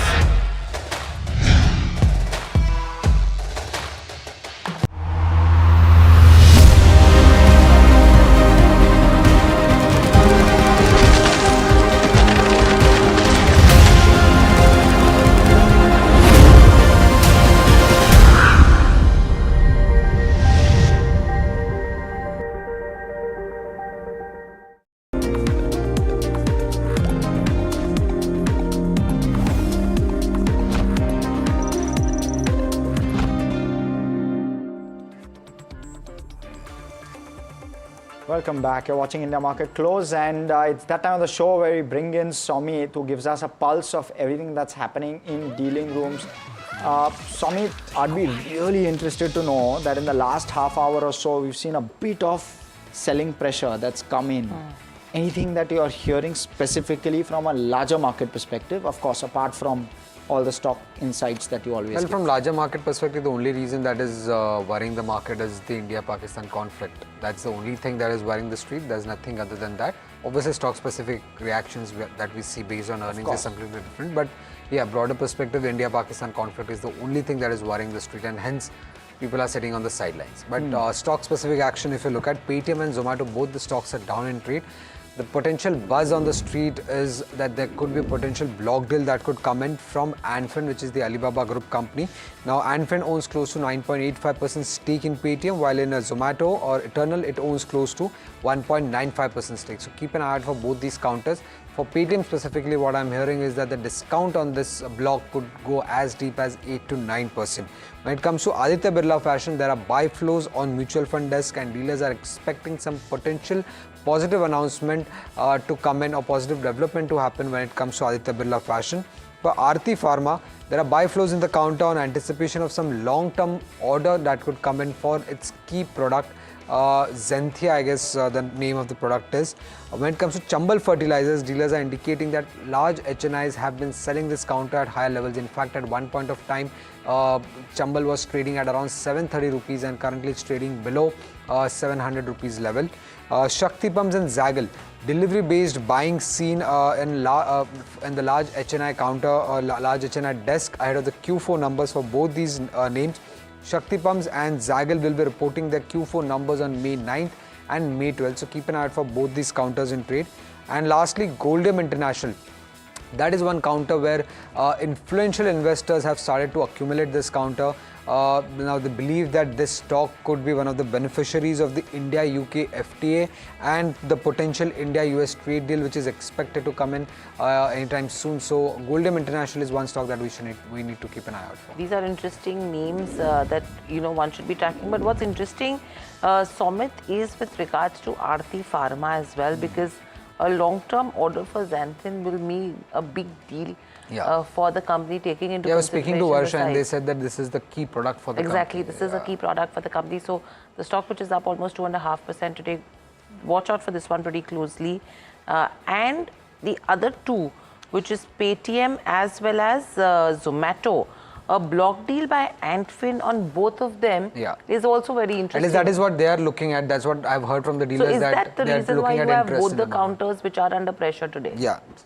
So interesting ones there. In fact, before we welcome in our guest Pankaj Pandey, Head Research at ICICI Securities, and we have Khushbu with us as well. Asian Paints, margins at 17.2% is the number that you're tracking. Net profit at 692 crores versus an estimate of 1,075. That's something which is worrisome right now. The stock taking a nosedive as we speak, and that is a concerning area from a profitability perspective. EBITDA has come in at 1,436 crores versus a 1,565. So not a major miss on that front, but the profit number is concerning. Margins have also taken a beating, 17.2% versus an estimate of 18.2%. So a downtick coming in from a margin perspective as well. And Asian Paints considerably has been ruling under pressure, taking into consideration the market share erosion that you're seeing as well. So the expectation was of a muted quarter.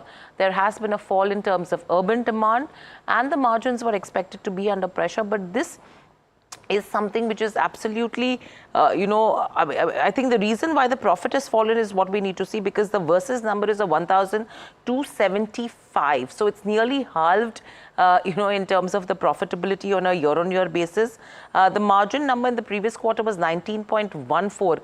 The stock is coming back to positivity. So I think something is amiss over here, but clearly the demand that is subdued was expected to put pressure in terms of the top line. Margins at 17.2 versus a 18.2 is what you're tracking in terms of the estimates. So profit miss in terms of estimates, your margin miss in terms of estimates, and in terms of the revenue, the expectation was 8,612 crores. That number has come in at 8,359 crores. So all the across parameters, an absolute miss in terms of Asian Paints. Let's welcome in Pankaj Pandey and take his view as well. Pankaj, good afternoon and welcome to the show. A quick view in terms of Asian Paints. 3 numbers which we have already seems to be an absolute miss across parameters. How would you look at it?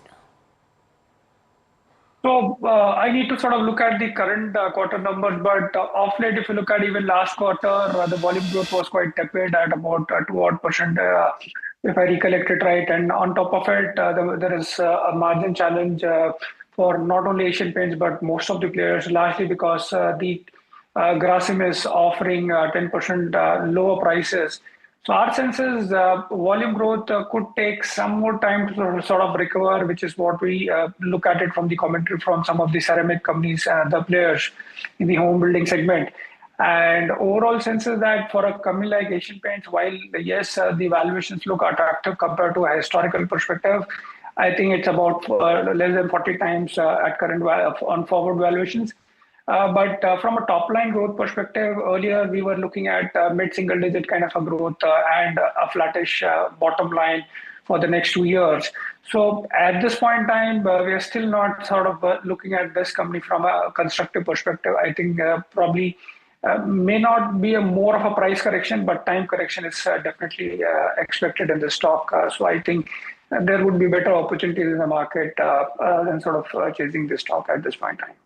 Right, Pankaj.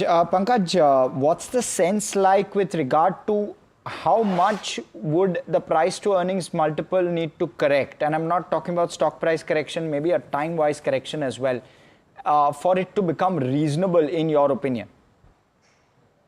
So I think, typically from a growth perspective, I think long-term growth for a paint industry is somewhere about 10-12% and in case with a real estate cycle from T+2 or T+3, if you look at, and if the numbers come to say 12-13% somewhere down the line, 2.5 or 3 times peg is what we would look at. But for that, I think the growth needs to come back first, and we are still not sort of seeing signs of it. Till the time that does not happen, I think we would not be really looking at it even from a 2.5 or 3 time peg. Right. In fact, we have my colleague Mahima, who tracks this space pretty closely, joining in as well. Mahima, what are you picking up? I mean, a major miss in terms of profitability, margin front and the top line. What has not worked? Right, so absolutely, it's a miss on all fronts for Asian Paints. In terms of revenue, it's down by 4.26%.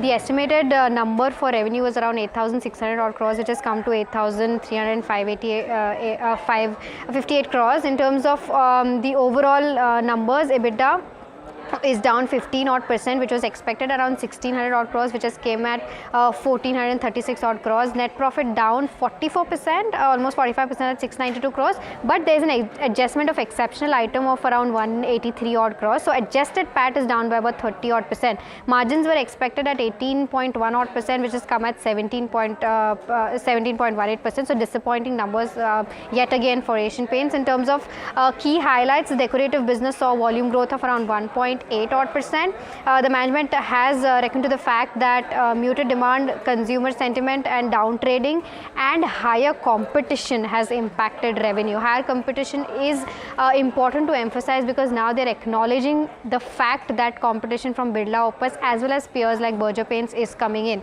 Industrial business has grown 6.1 odd percent in Q4 on account of good growth in general industrial and auto segments, and overall home decor categories saw muted performance with pressure on household disposable income. Lastly, in terms of international business, that has registered a value decline of around 1.5 odd percent. Headwinds from challenging macroeconomic conditions in Africa are playing its roles. In terms of key markets of Middle East and Asia, they did well on a constant currency basis. International portfolio overall revenue growth was at 6 odd percent for this quarter. So this is the overall view as to how Q4 has panned out for Asian Paints. Of course, not a very good quarter for Asian Paints yet again. Absolutely, Mahima, because clearly, I mean, their estimation was that FY25 they will see double-digit volume growth, but does not seem to be the scenario, because in the first 9 months itself, the volume growth was around 3%, and this quarter numbers are not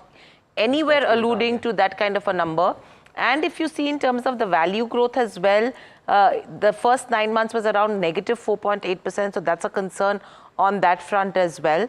And very lastly, if you see in terms of the FIs, they have been reducing stake. Promoters' pledge has been increasing. The only aspect over here was that the stock has been trading below the 5-year average of 57 times. The trailing 12 months was at around 43 times in terms of Asian Paints, and 5-year average of around 57 times is what you should be looking at Asian Paints. So that is what is below, but does not seem to have any buying interest, taking into consideration the way numbers have panned out. Kush, very quickly, what are charts indicating on this counter? Because 1 year the stock is already down 13%, around 10 to 12% away from its 52-week high as well, and it was trading below its 200 DMA.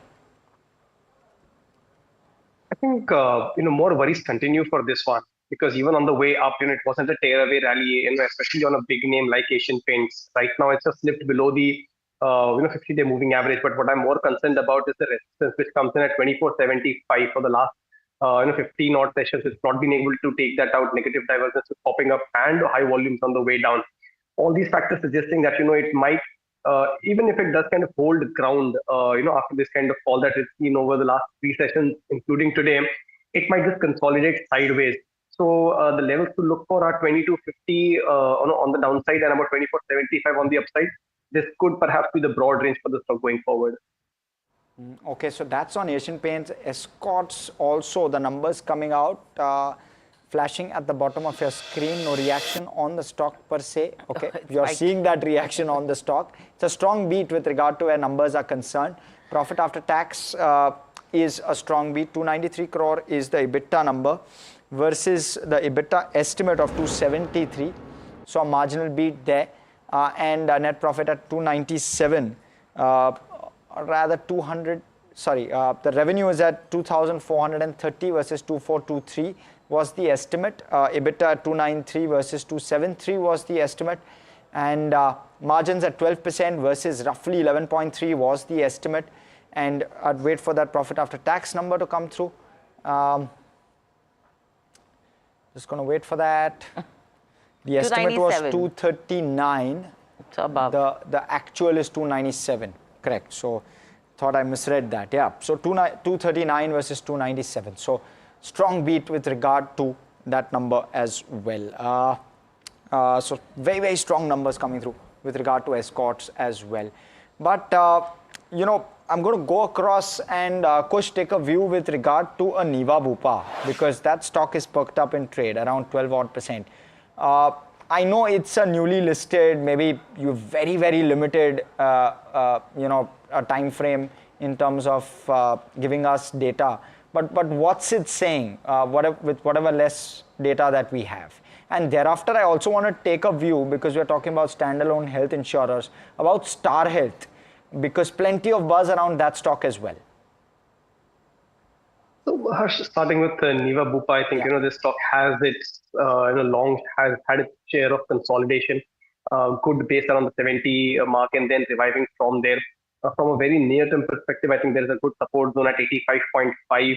As long as that is maintained, I think the stock could perhaps resume that uptrend. That started somewhere in the early April phase, and then with market wisdom, the stock has corrected a bit.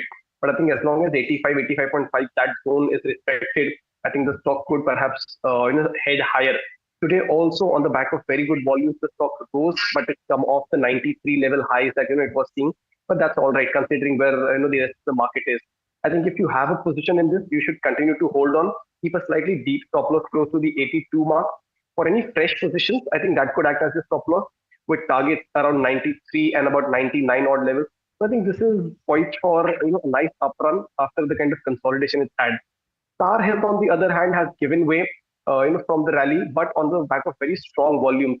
The volumes in the last 4 to 5 sessions have been very, very significant. So I would suggest wait and watch on this one. And the level of 340 is a very crucial one. If that gets broken in this kind of a downturn, then I'm afraid that so much lower levels of 320, 325 will also come into play. Pankaj, do you have a view with regard to standalone health insurers? Star Health, of course, relatively older in terms of its listing than Niva Bupa, but either or, would those at all come on your radar? So within non-bank space, what we like is more of AMCs. So while insurance companies do look attractive, whether you look at life insurers or general insurers, valuation definitely is attractive. But say, for example, in auto, we are still sensing a good amount of price competition. Health is somewhere, this is a far more better growing segment. But sum total, I think somewhere down the line, feel that the AMCs are far more better, easier businesses to sort of understand from a customer perspective.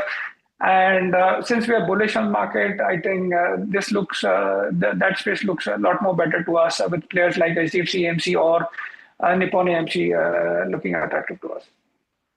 Pankaj, stay with us and Kush, stay with us as well. We're just picking up an update from the Ministry of Defence, where Indian Armed Forces targeted air defence radars at a number of locations in Pakistan. Indian Armed Forces have neutralized the air defence system at Lahore. This is what we are picking up so far. In fact, Sajid is joining us to get us more details. Sajid, what are you picking up from the statement that has come in from the Ministry of Defence so far? So, last night, Pakistan engaged and attacked some of the military installations. If you remember, the statement made by the Indian government was that it was non-escalatory in nature, and none of the military installations were touched by the attack that we did as part of Operation Sindoor. Correct. But last night, there has been an engagement by Pakistan at a number of military targets in northern and western India, which includes Avantipura, Srinagar, Jammu, Pathankot, Amritsar, Kapurthala, Jalandhar, Ludhiana, Adhampur, Bhatinda, Chandigarh, Nal, Phalodi, Uttarle and Bhuj. So all the way from line of control to international borders, some of the key installations of Indian military installations were attacked by Pakistani drones and other missiles, and this was thwarted through India's air defense system.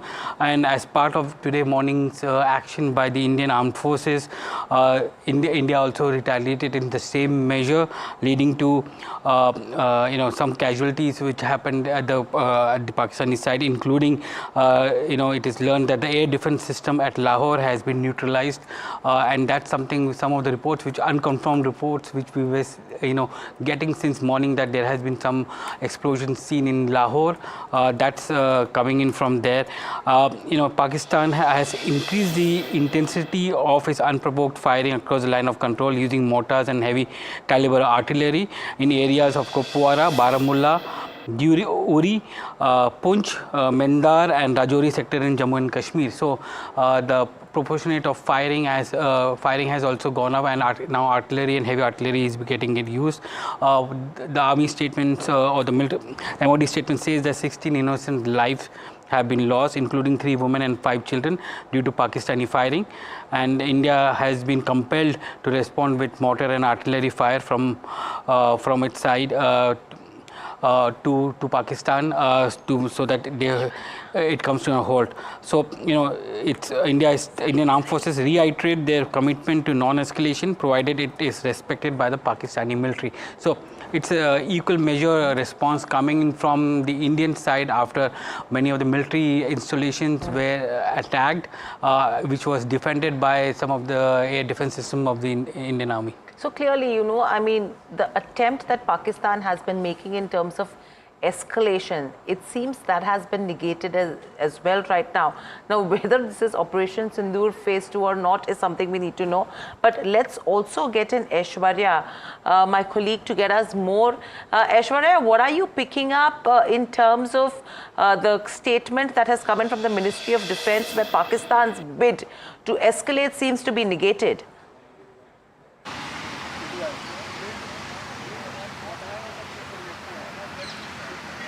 Well, this is huge in terms of response to Pakistan retaliation. Rajnath Singh, Defence Minister, while chairing the all-party meeting today, stated that it is Operation Sindoor, which is ongoing and it has not ended.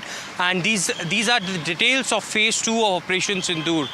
Very, very important to note is what the official release from the government which has come out, that it was specifically mentioned, remember yesterday in the press conference, that India's response was not against the Pakistani military, but India's strike was on the Pakistani infrastructure of terrorism. The terror hubs were demolished by India's strike, but it was reiterated that any attack on military targets in India will invite a suitable response, and India has responded very, very strongly. These details are huge, as it stated that on the night of 7th and 8th of May 2025, Pakistan attempted to engage a number of military targets in northern and western India.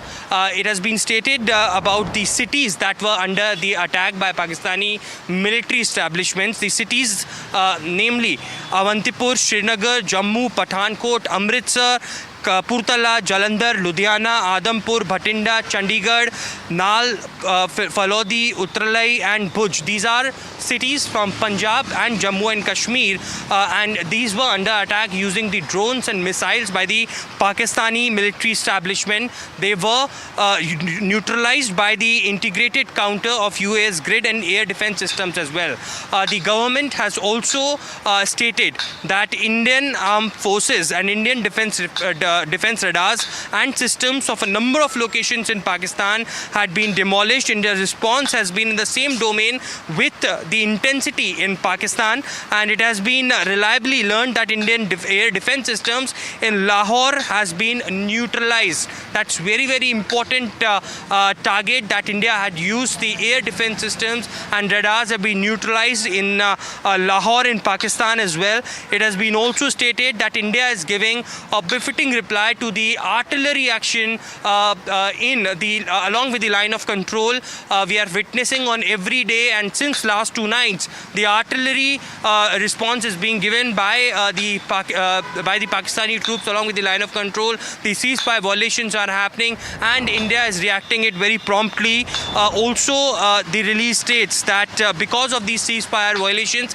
16 innocent Indians have lost their life. This involved at least 3 women and 5 children due to the Pakistani firing. So innocent civilians also losing their lives because of the ceasefire violation, along with the line of Kapurthala, Baramulla, Uri, Poonch, Mendar and Rajouri sectors in Jammu and Kashmir. And the last line, which is very, very important to note in this release by the government, Indian armed forces reiterate their commitment to non-escalation provided invaded, it is respected by the Pakistani military. India has already made it very clear that India had not attacked the Pakistani military in the phase 1 of Operation Sindoor. It was the Pakistani terror hubs that was demolished, and no military area was under attack by India. But in the response that Pakistan military establishment has used, cities of Punjab and Jammu and Kashmir was under attack,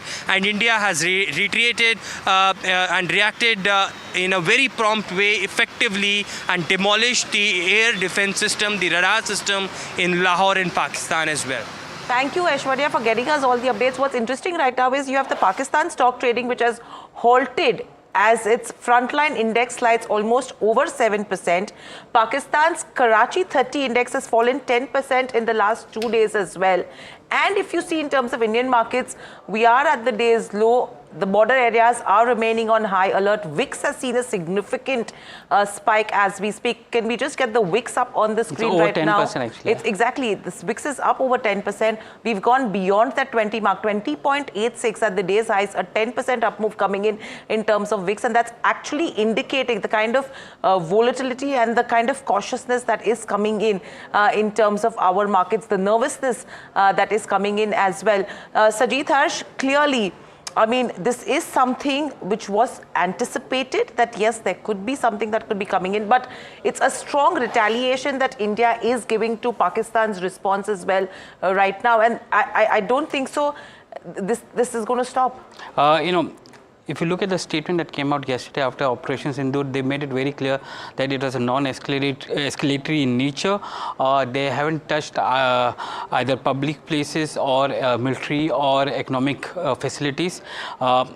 And while it was anticipated that, if Pakistan is to react to this, there isn't any, terrorist camps in India. So the only thing to attack was military facilities in India. And that's what happened last night, the night of 7th and 8th, where they have attacked almost all frontline posts or military facilities along the line of control and international borders. And what has happened today in the morning is the retaliation from India's side, and in equal measure, and that led to neutralization of the air defense system in Lahore, which is a very important base for the Pakistani military establishment, and it's also very close to the border as well. Earlier in the day we saw National Security Advisor Ajit Doval meeting the Prime Minister and and he was trying to inform the Prime Minister of what is happening there. We were not aware of what kind of measures has been there, though in social media and other things there has been a lot of talk about explosions heard in Lahore. It was not clear where it was coming from, but now we understand that it was a countermeasure which has happened from the Indian side after all the military installations were attacked. And in spite of all of this, if you see Indian armed forces, they are reiterating their commitment to non-escalation, provided it is respected by the Pakistan military. And they were very, and this time they are very categorically stating the military. You look at the statement; it's not saying the Pakistan government or something; it's saying Pakistani military. Correct, because clearly Pakistan has increased the intensity of its unprovoked firing across the LOC, using mortars and heavy caliber artillery, and this is in areas in Kupwara, Baramulla, Uri, Poonch, Mendhar, Rajouri sectors in J&K. And because of this, you have 16 innocent lives that have been lost. This includes 3 women, 5 children, and this is on the back of Pakistan firing. India has been compelled to respond to bring mortar and artillery fire from Pakistan to a halt. And what Indian armed forces, I reiterate, are saying is that their commitment to non-escalation continues, and this is provided it is respected by the Pakistani military. Now, here clearly you have Pakistan, which is not really setting themselves aside. They are engaging, and that is what is going to be the concerning area from here on, and that's what is being reflected, in the markets as well, because 20.82, a 10% up move coming in terms of where the VIX goes. Let's get a quick view from Pankaj as well. Pankaj, how are you reading into this, taking into consideration the kind of reaction that we are seeing in the markets as we just discussed from what's happening on the line of control? So what we have been advising to our clients is that it is very much possible that if this escalation continues, there could be a knee-jerk reaction or some downtick in the market. But our sense is that over a period of time, next coming months, most of this would be recouped given the strong macros which we are carrying. So according to us, it's a sort of an opportunity to sort of build portfolios if someone has missed the opportunity of not really participating at the bottom of, say, 21,700 kind of a levels. Probably this could be one of the last opportunities which could be available. Otherwise, structurally, we are quite, or trajectory-wise, our sense is that markets are headed higher only. Kush, what's your sense with regard to levels at this point? Fairly similar, Harsh. I think this is what the subtleties of the market were indicating that we spoke of at the beginning of the show, where the breadth was worsening and the VIX spiking up. I think some of it was getting priced in a little early. I maintain the same view where 24,200 is more of a line in sand. The more meaningful support comes in close to the 24,000, 24,050 mark, and the 23,800, 24,000 other zones to watch for on the downside. Okay, interesting. And yeah, I was just talking, Kush, anything that the VIX is indicating right now, because 20.71 is what you're tracking. It's again cooling off to some extent. Any cues that you're picking up on that front? About 15 to 18 weeks is something what I consider healthy. You need that kind of a move for the markets to remain volatile and traders to make money. 18 to 20 is that orange territory where things start to heat up a little. Beyond 20 is where you have to be a little more cautious. The cooling off that you've seen just now is perhaps more on account of expiry. I think once that is over, we'll get a clearer picture tomorrow. But if this sustains above 20, I think the fear factor in the market will remain slightly elevated. So that's the level to watch for. 20 is the level which should not be exceeded, or it should not be exceeded for more than a couple of days. Else you will see some elevated tensions in the market as well play out.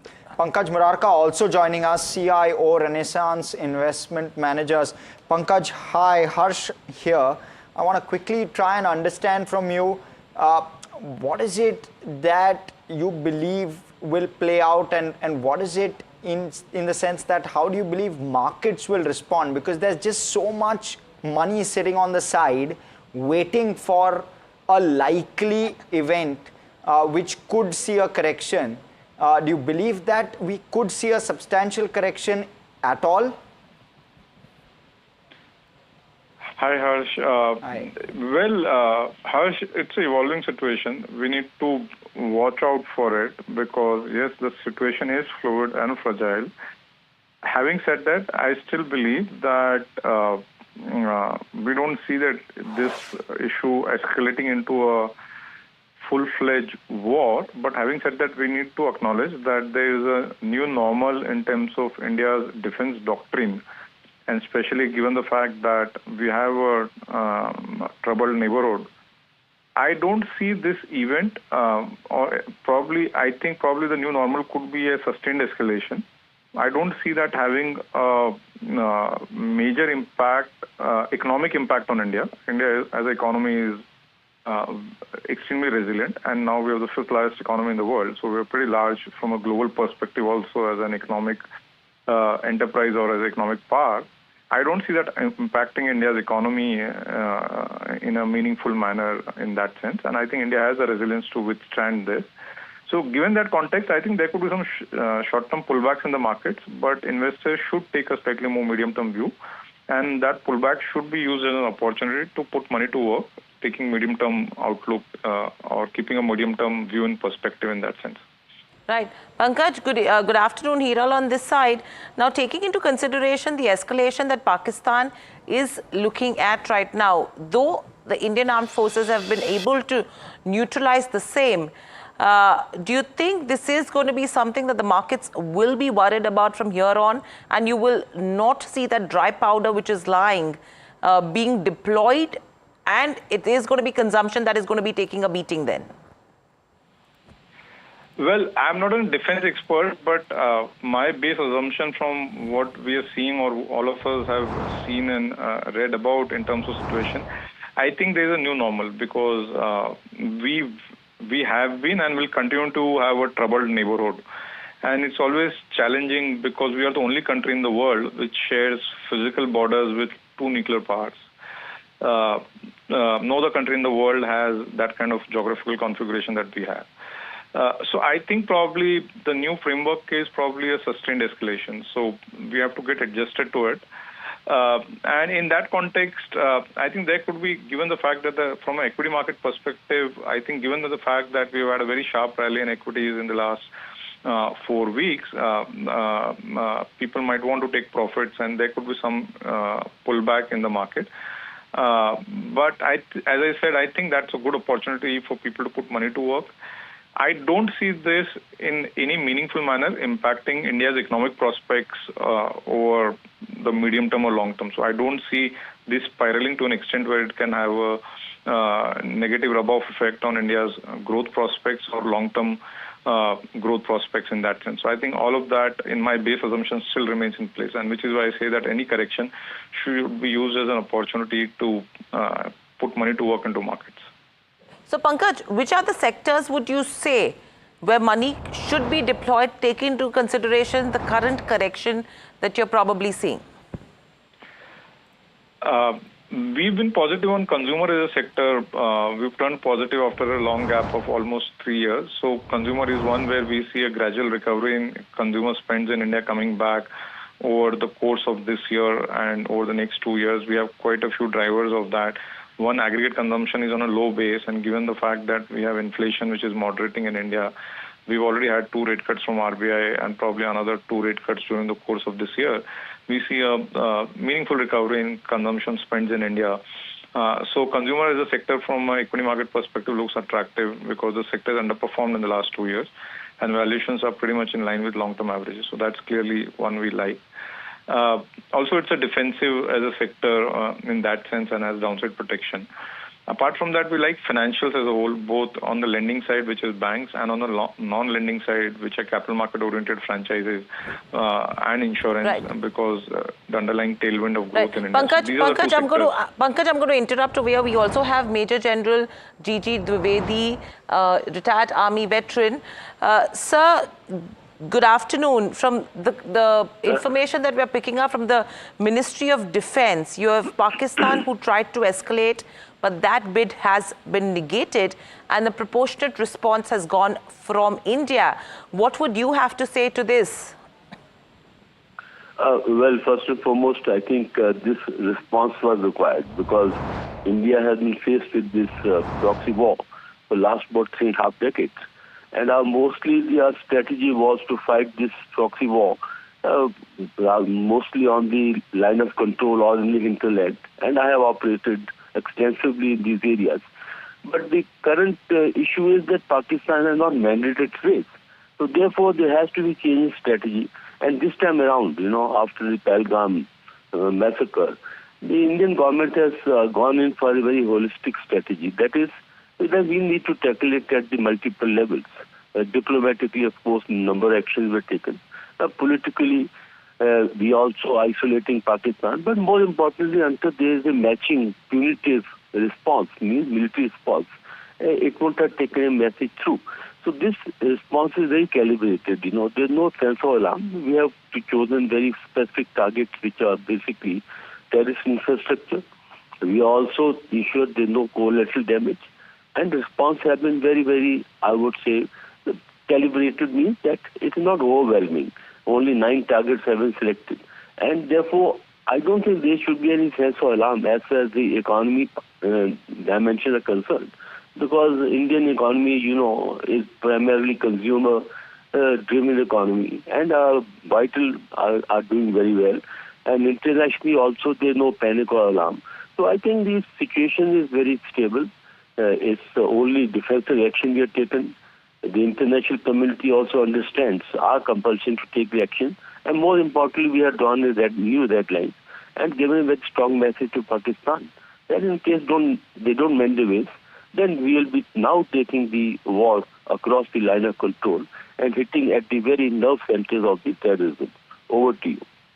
Major General Dwivedi, we also understand from unconfirmed reports, and ANI is reporting that India had to use S-400, missiles, missile systems to to neutralize some of the incoming missiles from Pakistan. This seems to be a major escalation and beyond the artillery or high caliber artillery which is currently being used. Do you think that there's a chance that the escalation will now increase, given that the kind of weaponry now is being used by Pakistan? Harsh, you're very right, because so far our action had been, as I said, primarily around the line of control. And there mostly weapons used were infantry weapons or light artillery. But now this, threshold has been crossed. And today it is a shooting war across the line of control or all the international border. So therefore, when in such a situation, currently it's mostly aerial strikes. And you have to use all your weapon systems to ensure that your airspace is well protected. And India has acquired a very potent weapon system, S-400, which gives you high degree of security against the hostile aerial strikes. So to that extent, yes, the threshold has been now elevated, and from the purely artillery and ground weapons or the weapons, now the weapon system has been escalated, and this is escalation. But then again, please remember that it's very selective. It's not a all out. It's very selective targeting, very calibrated. Targets are calibrated. Weapon systems also are very specific. So therefore, when you talk about the escalation ladder, the bottom line is like what you said, artillery, infantry weapons. The next comes the aerial strikes. Now we are somewhat, I would say, at level 1 or 2 escalation, and there can be many more. But right at the moment, I think it is very well calibrated. It is under control. Hello. Yeah. We also are getting reports that the Lahore US consulate has already advised its citizens to leave areas of active conflict or shelter in place, and especially if they are near the Lahore main airport, the area should be evacuated. This seems to be a larger escalation in place, especially with respect to the kind of response that has come in from Pakistan, which has targeted almost all frontline military facilities along the LOC and international borders, and as a result, India had to respond in equal measures. That's right, because military installations or military defenses assets are firstly along the border, and then also they are in the interiors. And you cannot actually, let's say the big cities, you cannot have a very clear-cut, line as to where the military assets are, where the civil assets. And also, as far as the airports are concerned, they are used for both purposes, what we call dual use. Even civilian assets are used and the military assets are used. So as a precautionary measure, because you don't want your civil population to suffer, you don't want your civilian citizens to be affected. So as a precaution measure, you take certain actions, and those areas are points where there is a close proximity to the military targets. There's always a procedure to either thin out or relocate the civilian population, or at least warn them and take certain civil defense measures, which India also practiced, that in case there is strike on civilian targets, then civilian population must know how to act. And one more important factor, you see, we have targeted the infrastructure of the militants or the terrorists. But India has no such, infrastructure, because we don't believe in terrorism, and we have no such locations. So Pakistan is going to find it extremely difficult to pick up the targets. So in that case, they are quite likely to engage in civilian targets, because we don't have any terrorist-related targets. So to that extent, India also has to be very, very cautious to ensure that our areas which are vulnerable or which could be targeted, they are specified, and we take necessary actions as civil defense measures, right? Okay, sir, stay with us because we have Mr. Manmohan Bahadur also joining us, Air Vice Marshal, retired Air Vice Marshal of India. Now, in terms of Mr. Bahadur, first off, welcome. Thank you so much for coming in and speaking with us. So I want to first understand from you, India has had this stance all throughout that we do not want an escalation. Does this tip the balance in your opinion? Is this now gone to a phase where it could be called an escalation, or could we expect something like a prolonged escalation as a result of everything that's happening? Thank you for getting me on the program. It's absolutely our pleasure. Thank you. What you need to do is read the government handout which has just been given out by the PIB, which states that we have taken these measures, which is due to the fact that the Pakistanis attempted to strike military installations last night, the night of 7th and 8th. And we have very clearly stated that this is not an escalatory, and it's not an escalation of us. It's actually news to almost everybody. The fact that they attempted to strike Indian military installations all along our western border, down south to Rajasthan. So, and they were intercepted. The missiles were intercepted, including their drones, by the integrated air defense setup that we have now got. And that's a very effective setup that we have. And the fact that there has been no damage on the Indian side, neither claimed by the Pakistanis, shows that how effective our response was. Sir, apologies. Sir, your audio is not coming through fully. So what we're going to do is we're going to try to repatch your line. And while we are at it, let me go back to Major General Dwivedi with the same question. So what's your sense? Do you believe that a prolonged escalation is now a very real possibility? Well, first and foremost, we must understand that what is India's political and military intent, and that is to deter Pakistan and defeat the proxy war, which I said has been there for the last about 3.5 decades. So if that has to be done, it's likely to be prolonged. It's not going to be one odd strike like tit for tat, because Pakistan also is a nation which has very hostile and very aggressive stance. So therefore, they have tried to react, and as I was mentioning that in India, we don't have any targets of terrorist-related targets. So therefore, they would like to target either civilian assets or target our military assets, and that's exactly they try to do. And our air defense system has been very effective, especially as 400-based system, that we have been able to neutralize most of the hostile strikes. The point is that I think 2-3 things must be understood. First and foremost, India has decided that we need to deter Pakistan and we need to defeat the proxy war. So therefore, it's not going to be 1 or 2 day affair. It will be a prolonged affair. Secondly, Pakistan is a nation which is aggressive, a rogue nation which doesn't have any very logical strategy. They will do tit for tat, and therefore India will respond. But overall, I feel that it will remain at a certain level of escalation. I don't think it will turn out to be an all-out war, but it is more than the previous escalation, which are only specific to the borders. But today, it is specific to the other assets which are in the hinterland. So we can expect, more such action, more such strikes until Pakistan makes the base. We are not the aggressors. It's Pakistan. So world community also has to come in and put some sense into the Pakistan head that this is not going to go. And that's exactly the message India is trying to communicate to Pakistan. Either you mend your ways or you face the music. Over to you. Right. Thank you, Major General G.G. Dwivedi, Army veteran, retired Army veteran, for getting us your views as well. But clear indication that this is not something that will end here. A couple of more days where this will continue until sense prevails, within where Pakistan goes. But let's quickly slip into a short break. We'll be right back with all the market update, where VIX is up 10%, Nifty and majority of your sectors are at the day's lows. Please stay tuned.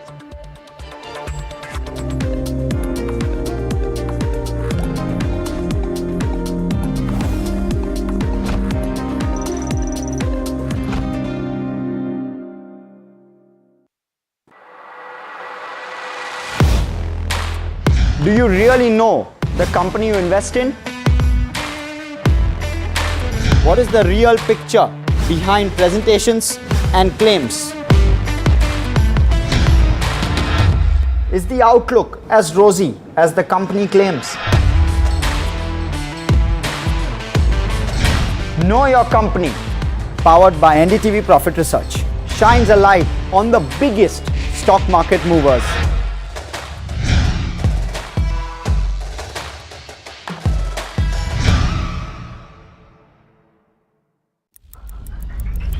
Headlines you start your day with. What matters worldwide is now in the palm of your hands. Get ready to seize the day and maximize your financial potential. Stay ahead of the curve with all you need to know on NDTV Profit.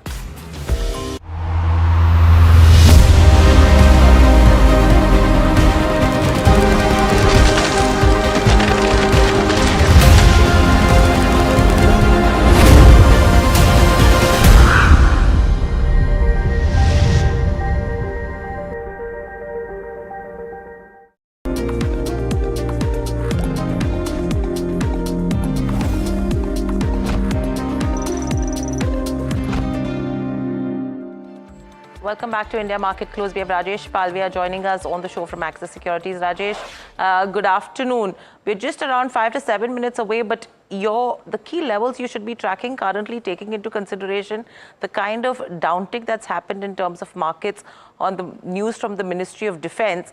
But 54,275 in terms of Bank Nifty, and we are below that 24,250 mark on Nifty 50. What should the strategy be? So there is a sharp, knee-jerk reaction in the market, and now Nifty is approaching towards its critical support area of 24,200. If any breakdown happens below 24,200, can take Nifty further lower to 24,000, even 23,800. That's the next major support area on the near-term perspective.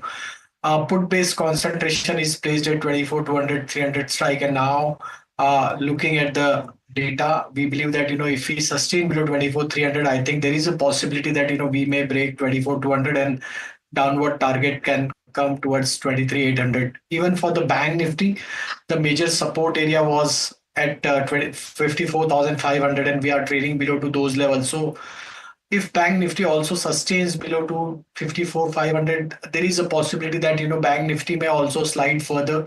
53,700 to 53,600 would be the next target on the lower side. As across the board, there is some serious profit taking is happening in the market, as the market is a little cautious due to this geopolitical tension. So I think this volatility and some profit taking would continue further in the coming days also.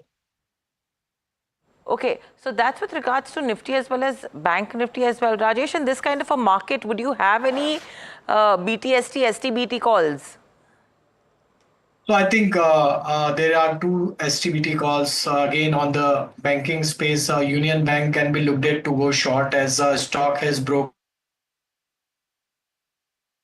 the important support area and now trading below to previous swing low.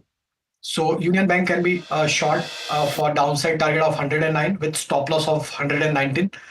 Another stock again on the short side, that is REC Limited. A stock has broken its 50-day moving average in this fall. Looking at the structure, we believe that furthermore weakness we may witness towards 380. So 380, 375 are the downward target for REC Limited. One can go short with stop loss of 402. Interesting. So those are the calls coming through as well. Now, in terms of where the pain is absolutely real, it's within the broader markets, and name some stocks where we're seeing some real pain. I'm going to just quickly look at the Nifty mid cap, which has now slipped 2.1% as we speak. CCL products now 6% down. Poly Medicure is down 6%.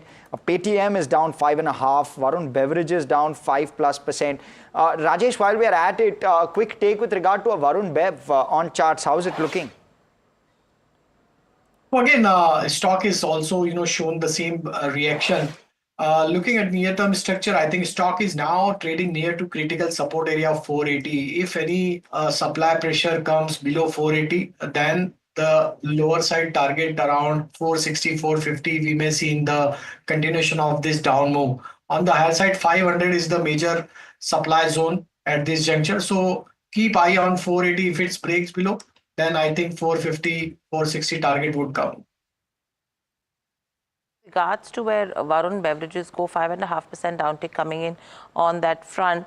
How are you looking at the heavyweights in terms of the banking names? HDFC, Kotak, Axis, ICICI. What should the play be? So I think in the private banking space, still ICICI Bank and HDFC banks are still, both banks are still holding the near-term support area. And I think here strength is still visible. But some of the stocks from the PSU banking baskets are showing the weakness.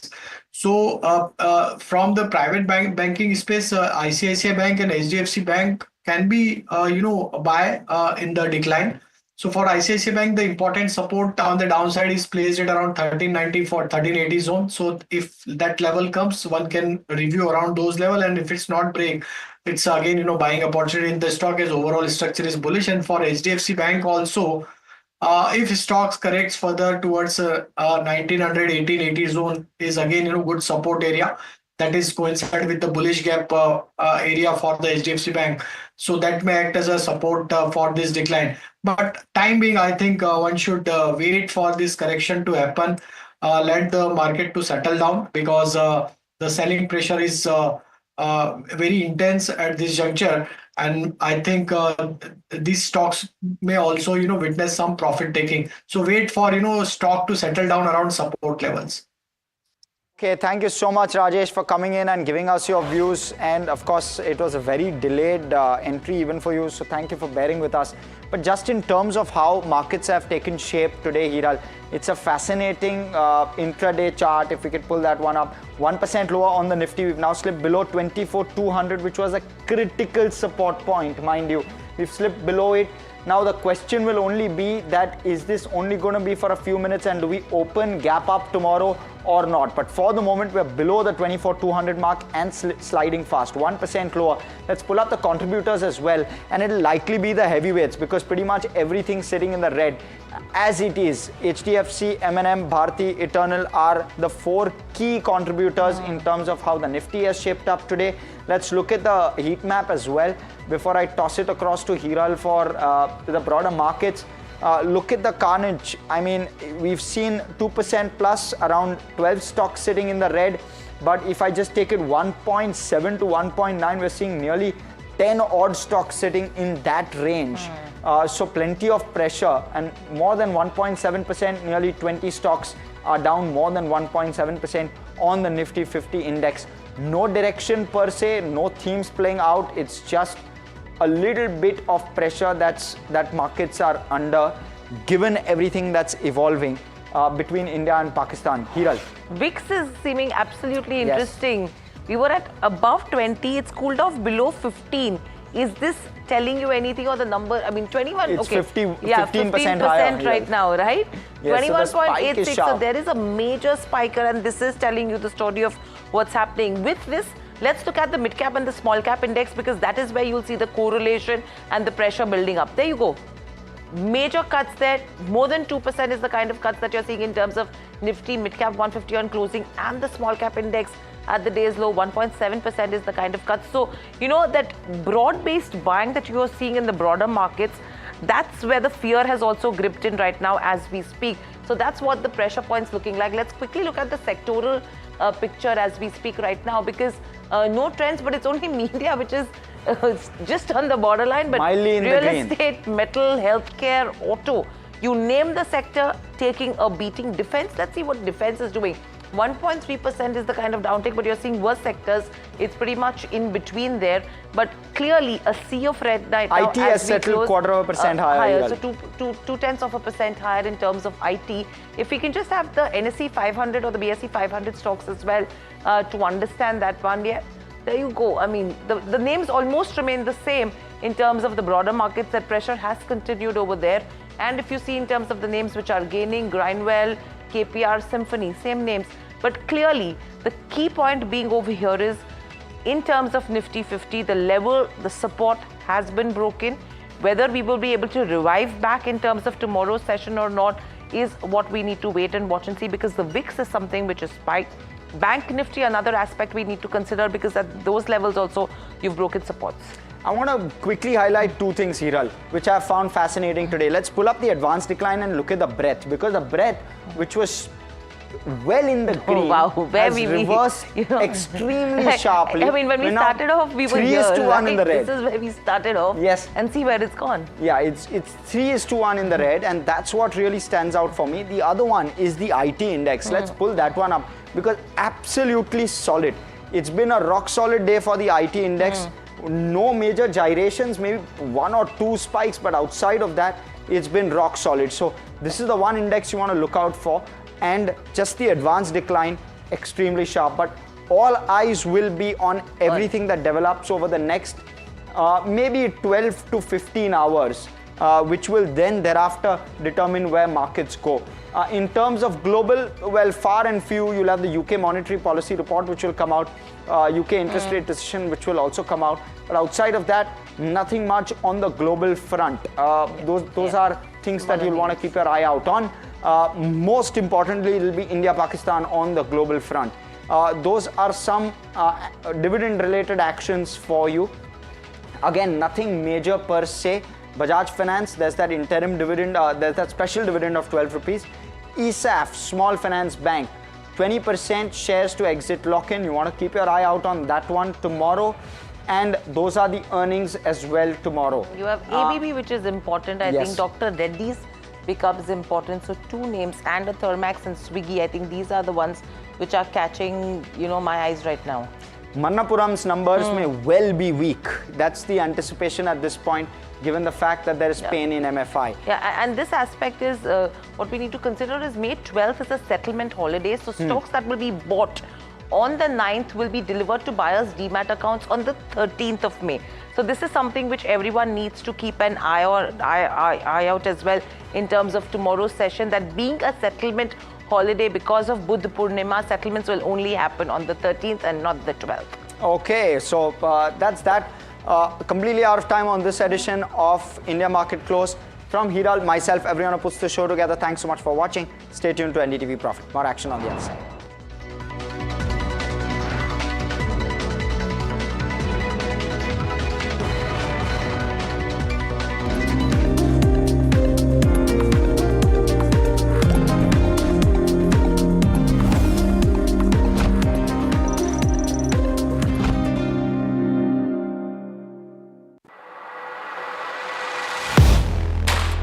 Do you really know the company you invest in? What is the real picture behind presentations and claims? Is the outlook as rosy as the company claims? Know Your Company, powered by NDTV Profit Research, shines a light on the biggest stock market movers.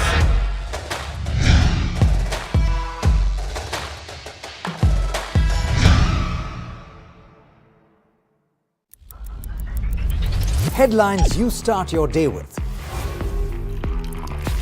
What matters worldwide is now in the palm of your hands.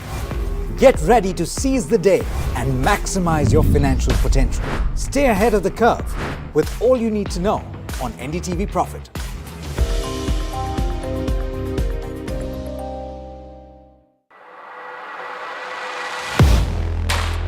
Do you really know the company you invest in? What is the real picture behind presentations and claims?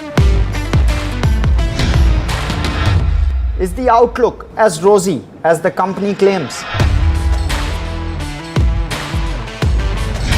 Know Your Company, powered by NDTV Profit Research, shines a light on the biggest stock market movers.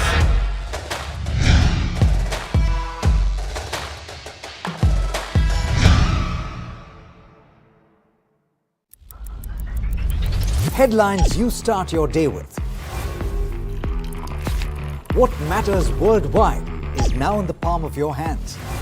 Get ready to seize the day and maximize your financial potential. Stay ahead of the curve with all you need to know on NDTV Profit.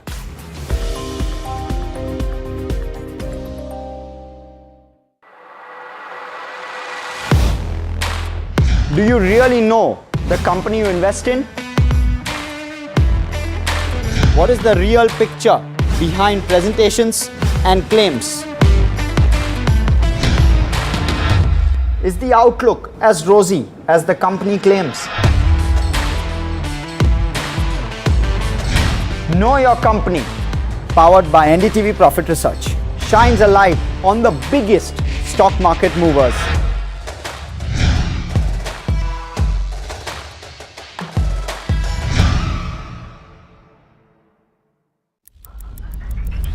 Headlines you start your day with.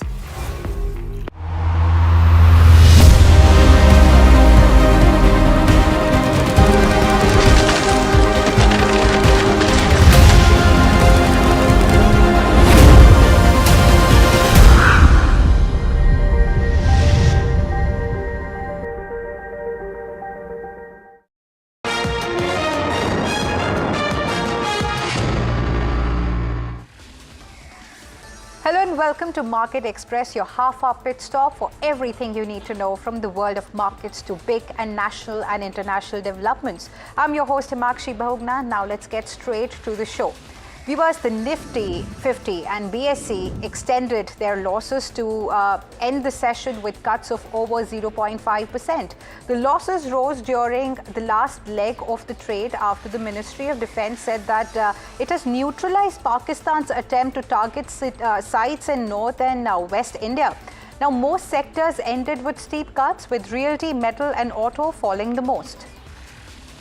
The top losers in the Nifty 50 basket were HDFC Bank, Mahindra & Mahindra, Bharti Airtel and Bajaj Finance. India VIX, the volatility index that measures the volatility in domestic equity markets, jumped over 12%. The advanced decline ratio stood highly skewed in favor of the declines. Rupee closes over 1% down against US dollar and settles at 85.72 rupees. Now, this is after India's striking response to Pakistan. Pakistan retaliated to Operation Sindoor last night, attempting drone and missile attacks on multiple Indian military targets in northern and western India, which were neutralized by India's air defense systems. In response, India targeted Pakistani air defense systems, including one in Lahore, matching the intensity of Pakistan's actions. Pakistan also intensified unprovoked firing across the line of control, killing 16 civilians, prompting India to counter with mortar and artillery fire to halt the aggression. Bharat Forge reported a 7% yearly revenue drop to 2,163 crore rupees in Q4. EBITDA fell 6.4% to 617 crore rupees, though margins slightly improved to 28.5% from 28.3%. Net profit decreased 11.3% to 346 crore rupees. Despite the downturn, the board recommended a final dividend of 6 rupees per share, signaling confidence in financial stability. Blue Star outshines Voltas in Q4. Its electromechanical segment trumps Voltas. The Blue Star numbers beat estimates. Voltas numbers were a slight miss but showed strong domestic growth. If you look at the revenue trend, Blue Star's revenue has grown 21% and beats estimates, whereas Voltas' revenue has grown 13%, marking a slight miss versus what the street was expecting. Coal India posts a strong Q4, surpassing earning estimates. Net profit jumps 13% quarter-on-quarter to 9,604 crore rupees, driven by higher e-auction realizations and JV profits. Now, revenue climbs 2.6% to 37,824 crore rupees. Though import pressure weighs on top line, EBITDA rises 4.3%, but margins dip to 31.2%, while sales volume sees a 3.4% uptick. Soft demand in the non-power segment and a decline in captive market share pose challenges. Dabur delivers an in-line Q4 with volume growth at 4% and value growth at 3.5%. Market share remains strong across 90% of its portfolio. Revenue holds steady at 2,830 crore rupees, but EBITDA dips 8.6% year-on-year to 427 crore rupees, dragging margins to 15%. Now, net profit also declines 8.4% segmentally. Healthcare and beverages see declines, while food segment grow 14%. Niva Bupa Health Insurance shares soared over 14% today, the stock's strongest level since December 11. Now, the rally comes on the back of the company's Q4 results, which showed a significant narrowing of its consolidated net loss to 56 crore rupees, down sharply from 850 crore rupees in the same quarter last year. Now, this improved financial performance has sparked strong investor optimism, driving the health insurer stock to standout gains in today's market session. Symphony delivers a stellar Q4. Domestic business growth 48%, while global operations expand 44%. EBITDA jumps 43%, pushing margins to 21.9%, the highest since Q4 of FY21 despite elevated marketing spends. Looking ahead, Symphony plans to divest stakes in Climate Tech and IMCO, aiming to turn overseas operations profitable. With that, Symphony also becomes the stock of the day. Now, shares of Canara Bank surged as much as 4.35% today following the release of its robust Q4 earnings. The state-owned lender reported a stellar 33% year-on-year jump in net profit, rising to 5,003 crore rupees despite a slight dip in net interest income to 9,442 crore rupees. The bank showcased strong operational performance with a 12% increase in operating profit. Asset quality also improved, with net NPA dropping to 0.7% from 0.89% quarter-on-quarter, and gross NPA declining to 2.94% from 3.34%. Jindal Drilling has clinched a new 3-year contract from ONGC for its rig Jindal Explorer at an effective day rate of $35,138. This follows the completion of its current ONGC contract with Q1 of FY26, with the new deployment expected to commence in Q3 of FY26. Now, the deal strengthens Jindal's partnership with ONGC and bolsters its operational outlook. Shares of Harsha Engineers fell as much as 4.3% to 355 rupees after the company posted weak Q4 earnings. Now, the revenue slipped by 2% to 373 crore rupees. The net loss of the company came in at 2.4 crore rupees. EBITDA decreased by 35.5%, and the margin contracted to 9.4% from 14.3% earlier. The company also recommended a dividend of 1 rupee per share. Pharma company Lupin has now launched drug for seizures in the United States. Being one of the first company to file the application, Lupin will have 180 days of shared generic exclusivity. It will be equivalent to Sumitomo Pharma's Apitomi tablets. Now, Apitome has an estimated annual sale of $395 million according to the latest data of March 2025. Agrochemical companies are buzzing in trade after China imposed anti-dumping duty on insecticides from India. China says that Indian dumping was causing material damage to domestic cypermethrin industries. Now, the anti-dumping duty ranges from 48% to 166% for a duration of 5 years. Companies like UPL, Bharat Rasayan, Meghmani are most likely to be impacted. The Indian pharmaceutical market grew by 7.8% year-on-year in April 2025, driven by price hikes and new product launches, but saw flat monthly growth. Volume growth remained weak at 0.4%. Over the past 18 months, growth has consistently stayed below 10%, with single-digit increases for 25 months, barring a seasonal spike in October 2023. UBS downgrades RK Forgings to a neutral, reducing the price to Rs 680 from 1500 rupees. Now, the company is facing challenges on multiple fronts. Several factors like weakening global CV cycle, tariff-induced slowdown to weigh, one-time inventory write-off may also adversely impact projections. CLSA maintains an outperform rating on MRF, increasing its target price to 1,68,426 rupees. Now, MRF's EBITDA margin rose to 15%, up 337 basis points on a quarterly basis, signaling the start of a margin upcycle. Now, benefits from recent commodity price corrections are expected from Q2 of FY26. MRF's industry's leadership and superior capital efficiency continue to drive steady cash flows. MK Global initiates buy coverage on Ultratech, ACC and JK Cement, and an ad rating on Ambuja and Shree Cement, citing a recovery cement sector. Now, after facing headwinds, the industry is poised for growth with improving cement prices, favorable demand and cost dynamics. MK forecasts 7 to 7.5% demand growth for FY26 to 27, while noting a potential pause in consolidation. Asian Paints reported a challenging Q4, with revenue down 4.26% and EBITDA falling 15.09%. Margins contracted by 219 basis points to 17.18%. Now, net profit also tanked 44.9%, which is nearly 45%, and adjusted net profit dropped 30.36%. Now, the Indian decorative business saw 1.8% volume growth, but a 5.2% revenue decline due to muted demand, weaker consumer sentiment, down trading and rising competition.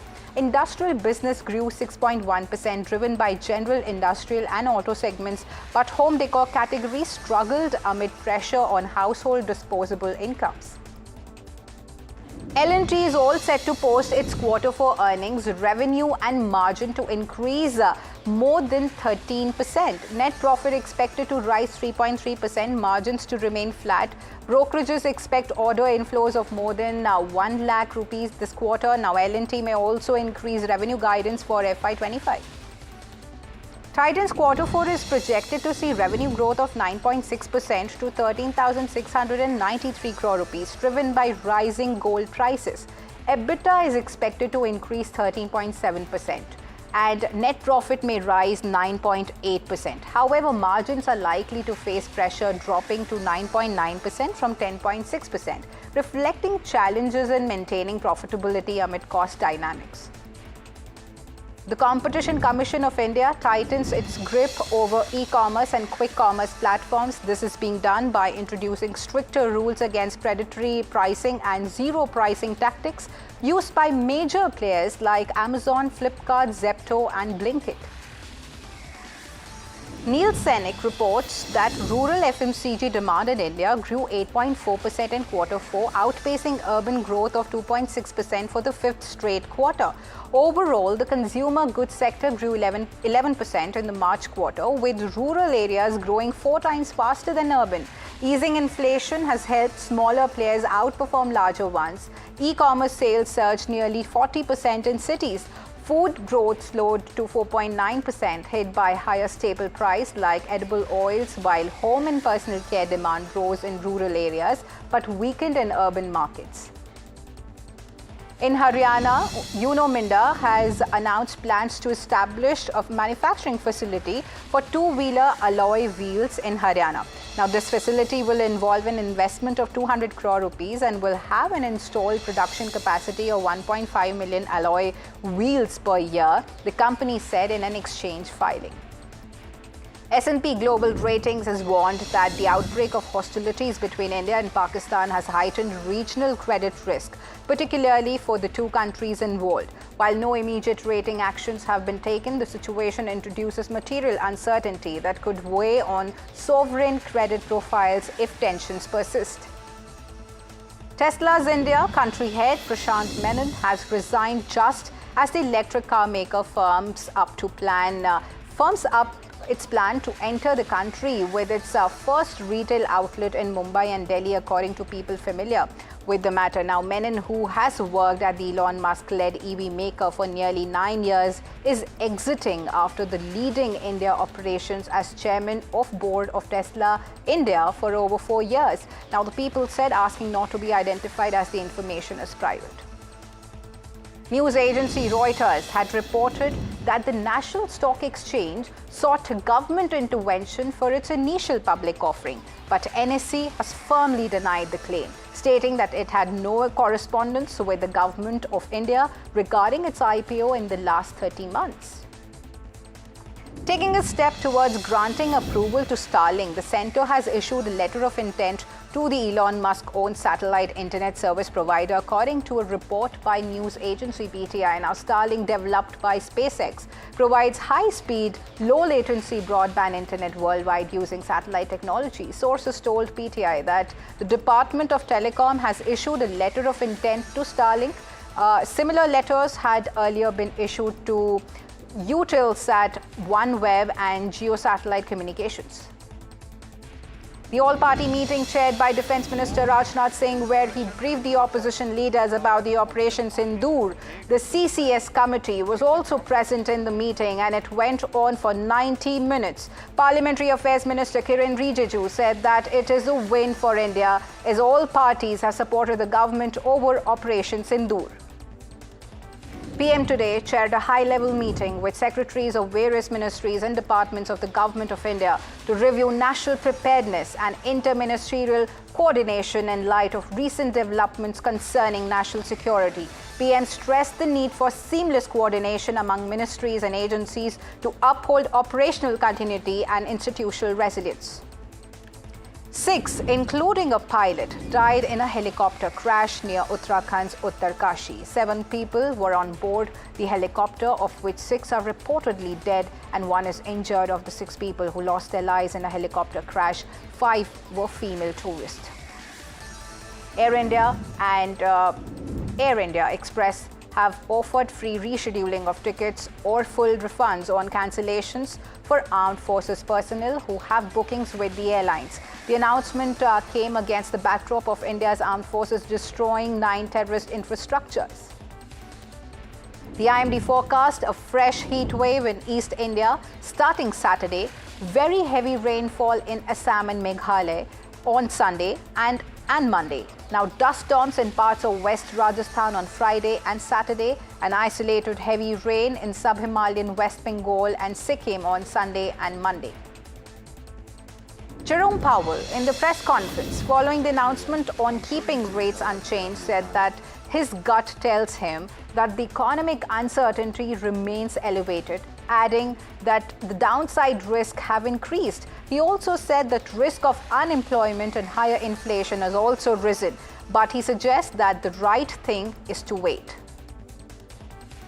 Amid tensions between India and Pakistan, US President Donald Trump said that he gets along with both the countries and is ready to help as a mediator to stop the escalations. He also said that India has gone tit for tat after the incident and want both the countries to work it out.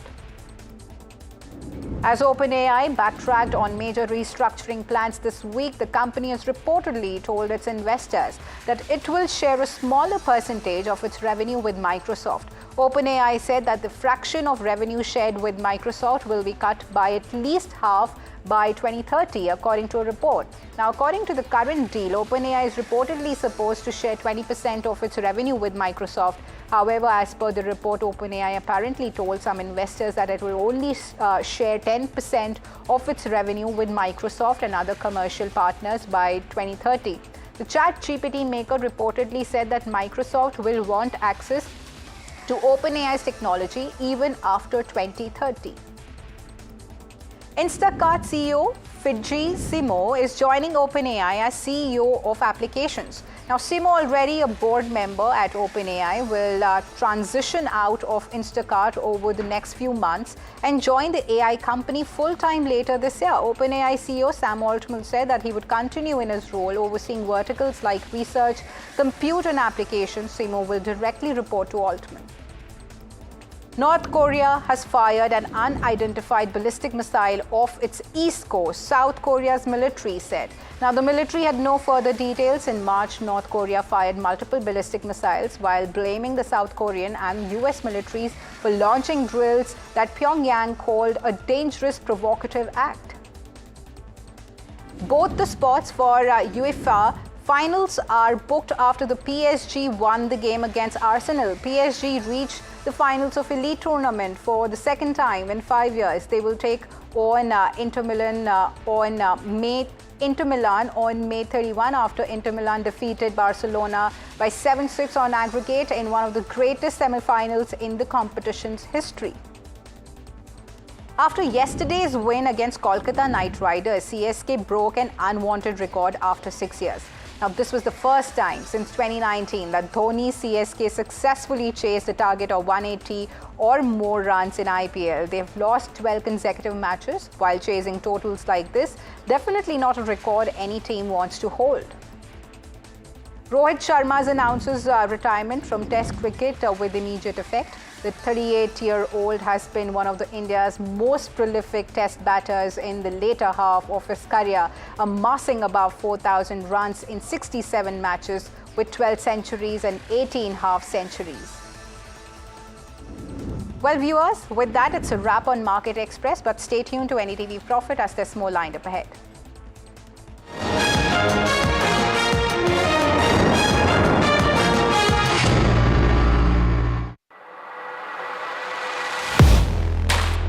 Do you really know the company you invest in?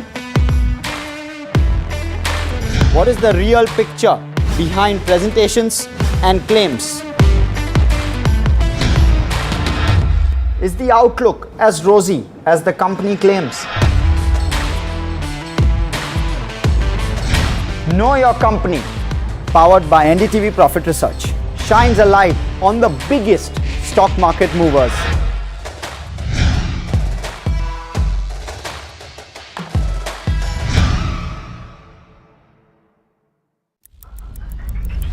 Headlines you start your day with. What matters worldwide is now in the palm of your hands.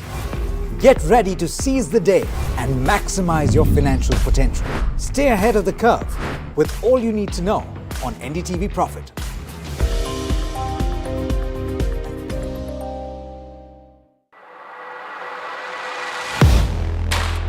Do you really know the company you invest in? What is the real picture behind presentations and claims? Is the outlook as rosy as the company claims? Know Your Company, powered by NDTV Profit Research, shines a light on the biggest stock market movers.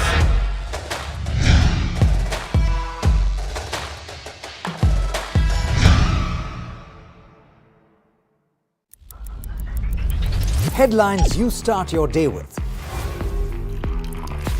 What matters worldwide is now in the palm of your hands.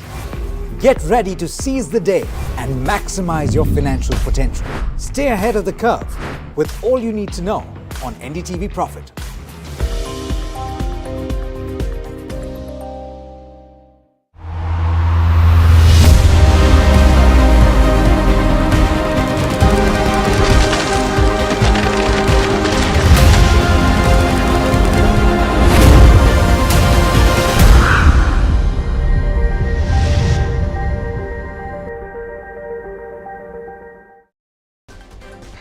A PIB release says India neutralized Pakistan's attempt to target northern and western India last night. This morning, the Indian Armed Forces targeted the air defense radars and systems at a number of locations in Pakistan in the same domain and same intensity as Pakistan and neutralized the air defense system in Lahore. During an all-party meeting, the government informs leaders that the Operation Sindoor carried out by the Indian Armed Forces resulted in the elimination of over 100 terrorists, according to sources cited by PTI. Markets closed in the red today as Nifty and Sensex ended lower, dragged down by sectoral weakness and late session selling pressure. Nifty lost 100 points in the last hour of trade, closing on a cautious note. Nifty Media and IT extended their winning streak, rising for the second consecutive day. The Commerce Ministry is meeting export promotion councils to discuss the India-UK free trade agreement. With the FTA finalized yesterday, exporters are keen to understand tariff reductions, sectoral benefits, and how India can maximize gains in textiles, pharma, automobiles, and services. And the United States and Britain will announce a trade deal later this evening that will lower the burden of President Donald Trump's sweeping tariffs and potentially deliver a political victory for Prime Minister Keir Starmer. Trump says the agreement with the UK is a full and comprehensive one that will cement the relationship between both the countries. Reports claim billionaire Elon Musk's satellite internet company Starlink receives a letter of intent from the government's Department of Telecommunications yesterday, bringing the service a step closer to Indian customers.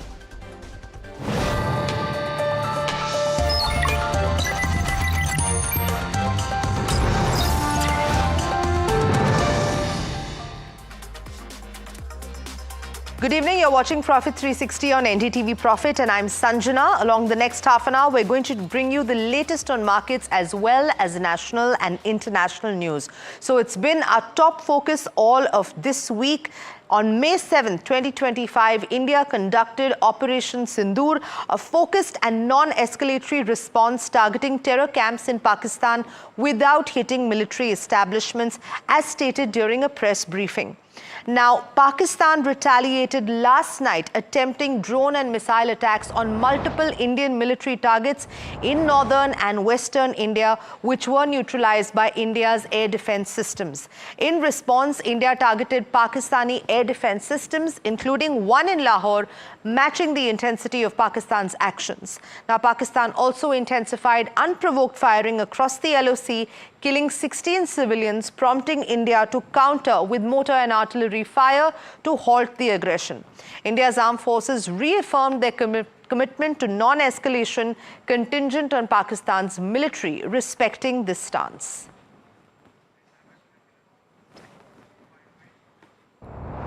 In the all-party meeting, it was Defence Minister Rajnath Singh who stated that Operation Sindoor is ongoing operation, it's not ended, and details of second phase have now come out. The biggest thing to note in this release is that it was most of the parts of Punjab and Jammu and Kashmir that was under attack by the military, by the missiles and drones of the Pakistani military establishment. That was given a befitting response. All of them had been,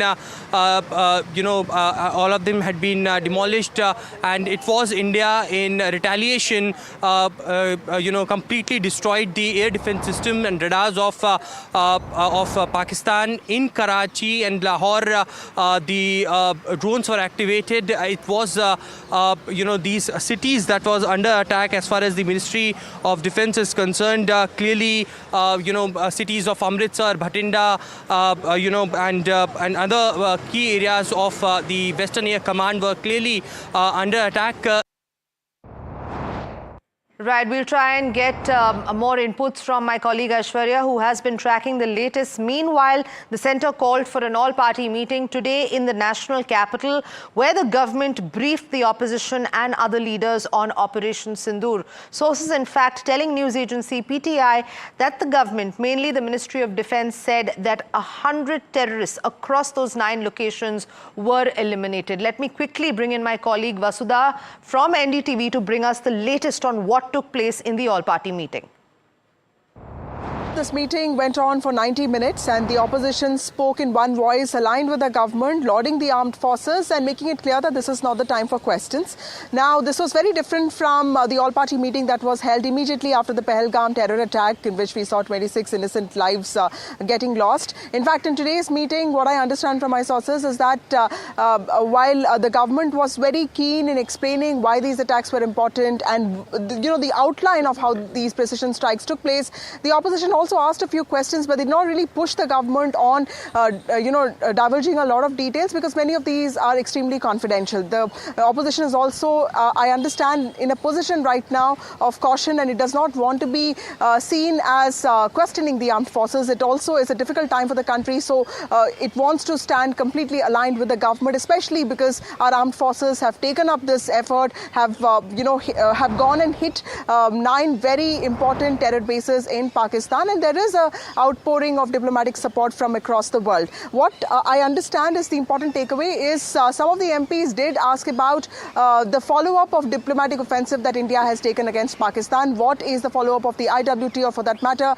how global institutions, multilateral institutions have to be pursued, including FATF and UNSC, so that the diplomatic pressure on Pakistan continues, and organizations like TRF, which is just Lashkar-e-Taiba morphed into a different form, get banned at global levels. So that is something that they wanted. Other than that, they also want action on the escalation on what is happening on LOC, on our bordering districts of Jammu and Kashmir. Civilians have lost their lives. That is something that the opposition wants. But of course, the government has made it clear that it is using a very cautious approach. It's using a responsible, measured approach, and of course that will be informed to them later. But overall, a cordial meeting, opposition making it clear that it stands with the government and has lauded the armed forces, and making it clear that this is not the time for any questions, completely opposite to what we saw in the all-party meeting after the Pahalgam terror attack. सरकार बनाने के लिए राजनीति नहीं करते हैं, बल्कि देश बनाने के लिए राजनीति करता है। ये मैच्योर डेमोक्रेसी, भारत एक मैच्योर डेमोक्रेसी है, ये चीज़ झलकता है कि कोई तू मैं नहीं हुआ, कोई छोटे छोटे बातों को लेकर के बयानबाजी नहीं हुआ, और बाहर भी देश भर में पॉलिटिकल पार्टीज का स्टेटमेंट भी बहुत ही एक लाइन में आ रहे हैं। ये भी अच्छा चीज़ है जो हमको देखने को मिला है। तो ऑपरेशन सिंदूर का कार्रवाई, क्योंकि ये ऑनगोइंग ऑपरेशन है, इसलिए अलग से ऑफिशियल ब्रीफिंग नहीं है। ये रक्षा मंत्री जी की ओर से, सरकार की ओर से पूरा पॉलिटिकल लीडर्स को ब्रीफिंग हुआ है, और मैं सारे पॉलिटिकल पार्टीज के नेताओं को धन्यवाद। You are visiting India at a time when we are responding to a particularly barbaric terrorist attack on 22nd April in the Indian Union territory of Jammu and Kashmir. This attack compelled us to respond on 7th May by striking at cross-border terrorist infrastructure. Our response was targeted and measured. It is not our intention to escalate the situation. However, if there are military attacks on us, there should be no doubt that it will be met with a very, very firm response. And let's take you now to what's happening on ground in the Rajouri district in Jammu and Kashmir that has been witnessing intense cross-border shelling following India's Operation Sindoor, which targeted terror camps in Pakistan and Pakistan-occupied Kashmir. My colleagues Ghazali and Shiv bringing us this ground report. Yeah, heavy shelling has been going on for the past many days here in Rajouri and in the neighboring Poonch areas. I'll try to show you the location from where we are reporting. On this side, I'll ask my camera person to show you, this road leads towards the international border, which is in the Rajouri sector, in the Rajouri district. And all these small shops here, these are the local residents, and a lot of them have been saying that since the shelling started happening for the last 1 week, they have been asked to leave and go towards the safer areas. But in the daytime, for their livelihood and all, they have to run these shops. And I am joined here by some of the local residents. They are part of the Nagar Panchayat. They will tell us the exact situation of what shelling is, what is its impact here, because the area from where we are reporting is like around 1.5 or 2 kilometers from the international border. So the range of firing and shelling engulfs this entire belt, this entire village. क्या नाम है sir आपका? मेरा ज़हीर शाह है मेरा नाम। और तो पिछले 4-5 दिनों से जैसा माहौल बना हुआ है 7 मई की रात से, उसके बाद से बताएं कि पिछले 5 दिनों में किस तरह से आप लोगों को यहाँ पर सरकार की तरफ से इंस्ट्रक्शंस मिल रहे हैं, शेलिंग कैसे हो रही है, किन किन चीज़ों पर असर पड़ रहा है? सर, सरकार की तरफ से हमें बताया गया था कि ये ड्रिलिंग होनी है, आपको बताना है कि कैसे आपने अपनी सेफ्टी करनी है। तो वो जो दिन बताया गया था उससे पहले ही इन्होंने ऐसा कर दिया है, तो बहुत सफ़र हो रहे हैं यहाँ के जो लोकल लोग हैं। They first claimed responsibility for it, the resistance force, and then they, issued a social media statement saying that their platform was hacked and that this was an erroneous statement of claiming responsibility for what happened in Pahalgam. So that was the first sign that something was very wrong within the Pakistan establishment. Point number two, the resistance force, let's call it TRF, for the sake of this conversation, is an offshoot of the Lashkar-e-Taiba, which sprung up in the aftermath of the abrogation of Article 370 and became very active in the Kashmir Valley, has taken responsibility for a whole variety of attacks, whether it is in Sonamarg, Gulmarg, etc. Even in the 14 days that I've been here in J&K, I can tell you that the TRF is understood to have, staked claim to attacks that had nothing to do with it, even leading to a lot of inter-terrorist group rivalry as well. But I think the one thing we should mention, since Asaduddin Owaisi has said it, and the TRF has, become front and center as far as Pahalgam is concerned, nobody should really dignify the TRF with a separate identity from the Lashkar-e-Taiba. These are just fronts to try and, carve out a separate face or an identity from the mothership that is the LET. Since the LET is a proscribed terrorist organization, the TRF is not. And moving on, let's take a look at what happened in the markets today. The Nifty and Sensex extended their losses to end the session with cuts of over 0.5%. The losses rose during the last leg of the trade, with the Ministry of Defence saying that it had neutralized Pakistan's attempt to target cities in north and western India. Most sectors ended with steep cuts, with realty, metal and auto failing the most. My colleague Harsh joining us with a wrap of all of the market action.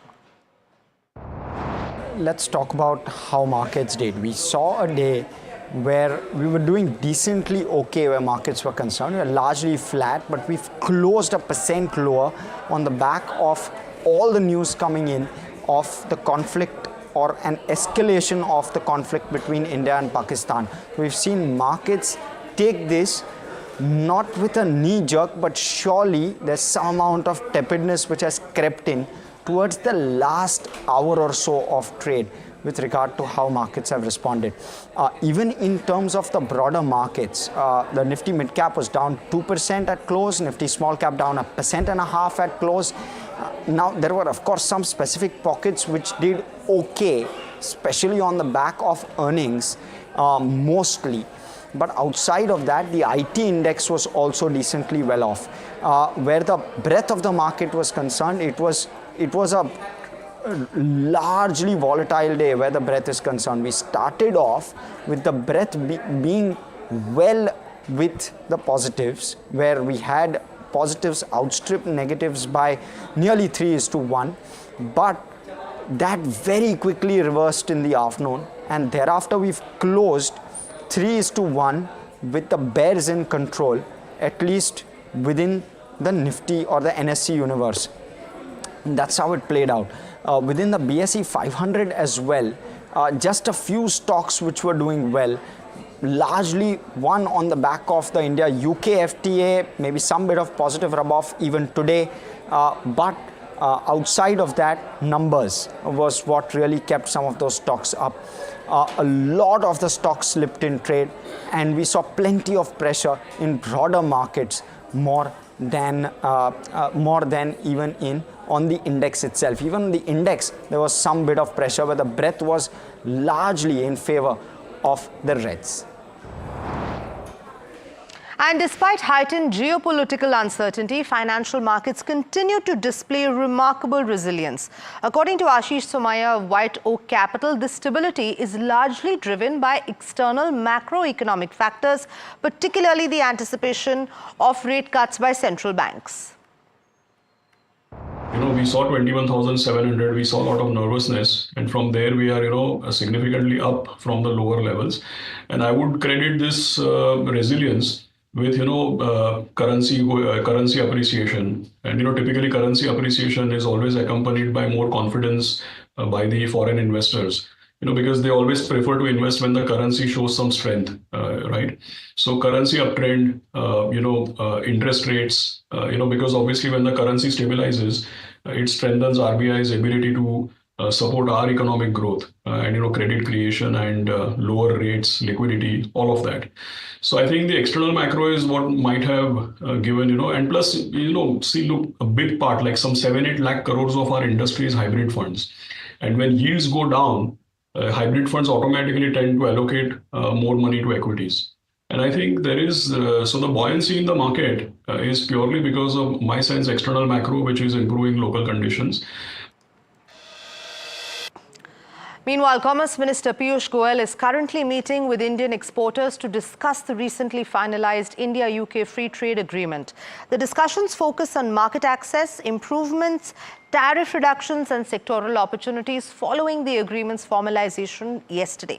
Now, exporters are seeking clarity on tariff cuts, particularly in automobiles, electric vehicles and high-end British imports, while also exploring benefits for Indian sectors like textiles, leather and engineering goods. Let's quickly go across to my colleague Rishabh for more insight on this. Right, a meeting is underway between the Commerce Ministry and the various export promotion councils that come under the Commerce Ministry.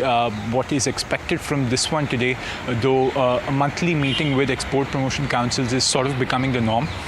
What is expected from this one is, of course, the big UK FTA, the free trade agreement that was signed with the UK just a couple of days back. And what these export promotion councils will now be seeking from the government is basically clarity on how they can benefit from this deal, what sort of opportunities now arise for exporters, given the fact that market access was an issue with regards to the UK, and now that will most likely be solved, given the fact that leather, textiles, sporting goods, toys, chemicals, UK can prove to be a very large market for all of these major export items that India, frankly, has a lot of growth towards. It also makes up a very big part of India's export basket. So that is something that is on the agenda today. What we're also seeing is the fact that Piyush Goyal, the Commerce and Industry Minister, will also be in attendance, and he might be heading to the US in the week of May 19th. That is next week. That is to again advance the bilateral negotiations that are underway with regards to India and the US. But this landmark deal is expected to boost bilateral trade, create new business opportunities and provide significant benefits across multiple sectors. To understand the impact on businesses, the key sectors set to benefit and the opportunities this deal unlocks, let's take a closer look at this report. After 3 years of negotiations, India and the UK finalized a free trade agreement on May 6, 2025, hailed by Prime Minister Narendra Modi as a historic milestone. This deal slashes tariffs on 99% of Indian exports to the UK, opening doors for industries like textiles, automotive and manufacturing.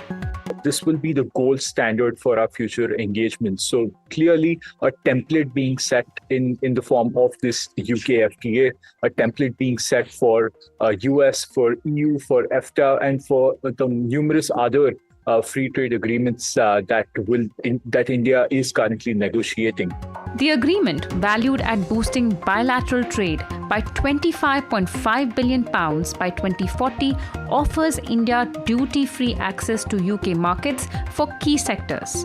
Indian professionals, especially in IT and healthcare, will benefit from up to 1,800 visas annually, enhancing mobility and job opportunities.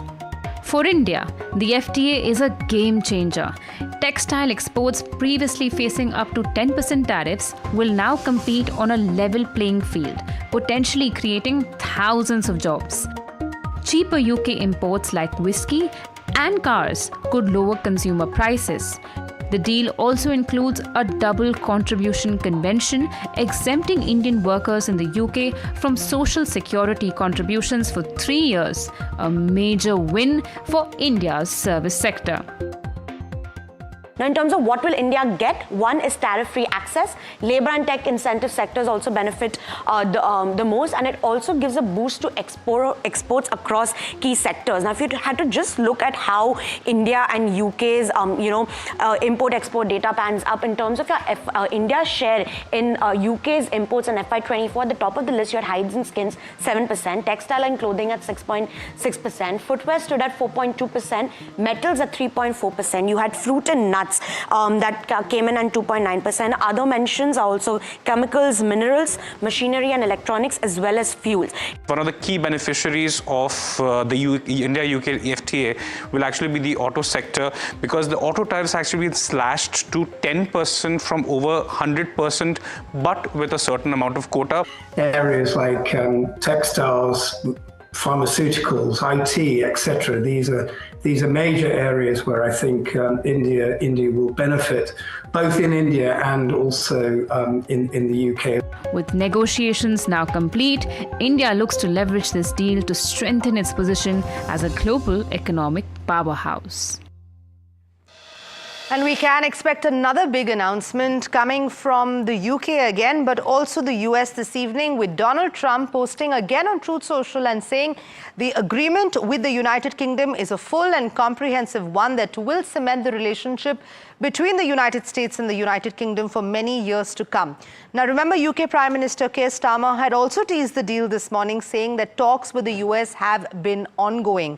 Now, this is, remember, coming in at a time after Donald Trump's election and consequently the announcement for tariffs, the UK now emerging as the first country to have struck a deal with the United States. Let me quickly go across to my colleague Himangshi, now joining us in the newsroom for more. Himangshi, as global markets are navigating shifting trade policies, economic agreements and geopolitical challenges, give us a sense and break down the latest key developments that are shaping international commerce. We saw the India-UK FTA 2 days ago. We're seeing a trade deal later this evening. And who knows what is in the future of the US and China? Absolutely, Sanjana. Big developments on the global trade front. US President Trump has teased a major trade deal with a highly respected nation. While he hasn't mentioned the country yet, reports suggest that it's UK. So the formal announcement is expected today from the Oval Office. But this comes at a tense moment because it coincides with the start of US-China talks in Switzerland, and which is the first formal dialogue since the trade war escalated. Also, remember, US slapped 145% tariffs on Chinese imports, prompting a sharp retaliation from Beijing. Now, if we talk about India, so then India and the US recently finalized terms for multi-sector trade negotiation, eyeing a deal by, mid-September to October. Now, but the clock is ticking, with the 26% US tariffs on Indian goods hanging in limbo, till July 9. So Trump's trade posturing is clearly strategic by ramping up pressure on China and signaling progress with allies like India and UK, where the US is positioning itself as a key player in reshaping global trade rules at a time of high economic uncertainty. Back to you, Sanjana. Right, Himangshi, thank you so much for that. We'll continue tracking all of this and bring you the latest. Remember, this also coming in at a time where last night, actually early this morning, the Federal Open Market Committee decided to maintain interest rates within the 4.25 to 4.5% range for the third consecutive time, citing ongoing concerns over economic stability and tariff-related disruptions. Now, in its policy statement, the Fed acknowledged uncertainty over the health of the US economy, particularly the impact of trade tensions sparked by President Donald Trump's tariff policies. Meanwhile, China has imposed anti-dumping duties on cypermethrin imports from India. So for context, cypermethrin is a synthetic pyrethroid insecticide used to control a wide range of insects in agriculture, in veterinary applications and public health. My colleague Varsha now joining in with the impact that this would have on agrochemical stocks. Varsha, over to you. We have been always hearing that, India imposing anti-dumping duties on Chinese products, but this time if you see, China will impose anti-dumping duty on cypermethrin imports from India. Now cypermethrin is used in agriculture products as an insecticide for various crops. Now why this has been done? Because Chinese investigation found that India was dumping this. Sorry to cut you off. We're going to quickly go across to Defence Minister Rajnath Singh that is briefing the media on the second phase of Operation Sindoor. कहीं न कहीं हमारी आत्मशक्ति में अधूरापन रहेगा ये। अगर हम अपने हथियार और रक्षा उपकरण विदेशों से खरीदते हैं तो इसका मतलब है कि हम अपनी सुरक्षा को आउटसोर्स कर रहे हैं और उसे किसी और के भरोसे छोड़ रहे हैं। यह बात लॉन्ग रन में सही नहीं हो सकती। हमारी सरकार ने इस विषय पर गंभीरता से सोचा और आत्मनिर्भरता हासिल करने का निर्णायक कदम भी उठाया है।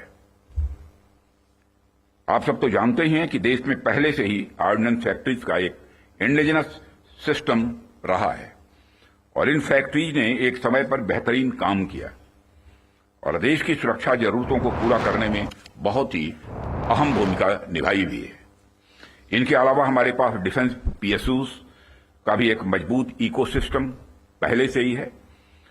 हमारी सरकार ने डिफेंस प्रोडक्शन में क्वालिटी और क्वांटिटी दोनों पर समान रूप से बल दिया है। इसी दिशा में कई क्रांतिकारी कदम उठाए गए, जिनमें से कुछ महत्वपूर्ण कदमों का उल्लेख मैं यहां करना चाहूंगा। ऑर्डिनेंस फैक्ट्रीज का कॉर्पोरेटाइजेशन उनमें से एक अत्यंत महत्वपूर्ण कदम रहा है, जिसे हमने इंश्योर किया ताकि कम समय में ही डिफेंस प्रोडक्शन में व्यापक सुधार हो सके। यहां मैं जरूर बताना चाहूंगा कि ऑर्डिनेंस फैक्ट्रीज का कॉर्पोरेटाइजेशन हमारे लिए कोई बहुत सरल प्रक्रिया नहीं थी। इसमें अनेक जटिल प्रश्न थे और चैलेंजेज भी थे, परंतु हमने इसे इसलिए लागू किया क्योंकि यह एक अर्जेंट रिफॉर्म था। अब प्रश्न उठता है कि यह अर्जेंट क्यों था। इसका एक बड़ा कारण था क्वालिटी। आप सभी स्पेशलिस्ट के समक्ष मैं यह कह सकता हूं कि सरकार ने क्वालिटी को अपना प्रायोरिटी रिफॉर्म एजेंडा बनाया है। हमने क्वालिटी इंप्रूवमेंट को ही टारगेट करते हुए ऑर्डिनेंस फैक्ट्रीज का कॉर्पोरेटाइजेशन किया। तब से लेकर आज तक डिफेंस पीएसयूज ने लगातार सुधार किया है और कॉर्पोरेटाइजेशन के पश्चात क्वालिटी प्रोडक्शन को लगातार आगे बढ़ाने का प्रयास भी किया गया है और आज ये डीपीएसयू इंटरनेशनली कॉम्पिटिटिव हो रहे हैं। आज ये अपने रिसर्च एंड डेवलपमेंट पर भी अच्छा फोकस कर रहे हैं। आज ये ऑर्गेनाइजेशन पहले से कहीं ज्यादा वाइब्रेंट और एक्सपोर्ट ओरिएंटेड हो रहे हैं। वैसे तो अभी कुछ कार्य बाकी है, पर मैं इतना जरूर आश्वस्त हूं कि जिस प्रकार पब्लिक सेक्टर में रिफॉर्म के लिए हम प्रयासरत हैं, वह हमें आने वाले समय में काफी अच्छे रिजल्ट्स देने वाला है। साथियों, पब्लिक सेक्टर के डेवलपमेंट के पीछे हमारा एक ही उद्देश्य भी रहा है कि एक healthy competitive private defence ecosystem का विकास किया जाए, जो अपनी क्वालिटी के माध्यम से देश की सुरक्षा को और अधिक मजबूत बनाए। जैसा कि हम सभी जानते हैं कि क्वालिटी को लेकर प्राइवेट सेक्टर की अपनी एक अच्छी खासी इमेज होती है। किसी भी क्षेत्र में प्राइवेट सेक्टर अपनी गुणवत्ता के लिए जाना जाता है। आज चाहे बड़े प्लेटफॉर्म्स हों या सिस्टम्स, एमएसएमईज हों या स्टार्टअप्स, हमने ऐसा प्राइवेट इंडस्ट्रियल बेस तैयार किया है जो देश के डिफेंस सेक्टर के विकास में सक्रिय भागीदार बन रहा है। और That was Defence Minister Rajnath Singh briefing the media at a conclave talking about India's private defence ecosystem, but also taking the time to laud the government's efforts and, of course, the Indian Armed Forces on Operation Sindoor Phase 2. That's all the time we had on this edition of Profit 360. Stay tuned to NDTV Profit for more news and updates.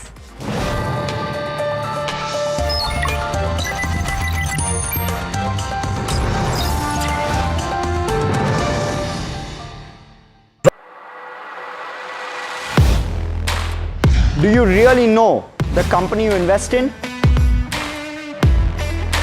What is the real picture behind presentations and claims? Is the outlook as rosy as the company claims? Know Your Company, powered by NDTV Profit Research, shines a light on the biggest stock market movers.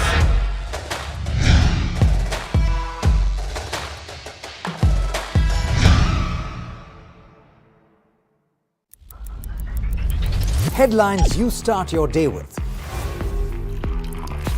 What matters worldwide is now in the palm of your hands. Get ready to seize the day and maximize your financial potential.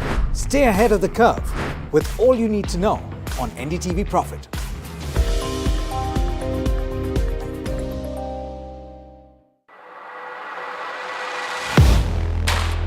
Do you really know the company you invest in? What is the real picture behind presentations and claims? Is the outlook as rosy as the company?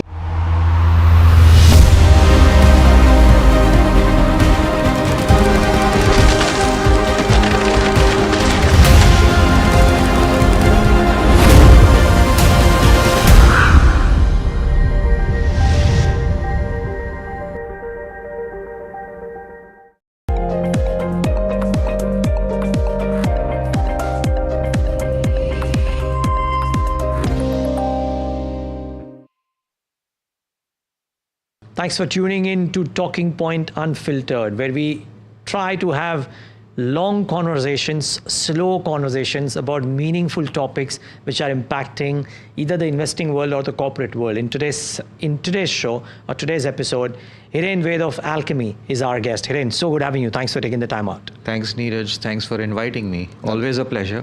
Thank you. The pleasure is ours. I can tell you that. Unprecedented times, or uncertain for sure, are these unprecedented as well? What's happening around the world, the weakness in the dollar, for the first time since 1990, that there is a bit of a dichotomy or a strong dichotomy between what the US yields do and the dollar does, and the implications, investing implications for all of this, Hiren. Yeah, Neeraj, I mean, truly, I think we are in very interesting times, as they always say, but there are a lot of underlying tectonic shifts that, I mean, some of those trends have been in motion for some time, but sometimes you need a trigger to accelerate these trends, right? Like, for example, in India, demonetization was the first trigger to get digitalization going, right? And then COVID actually accelerated it.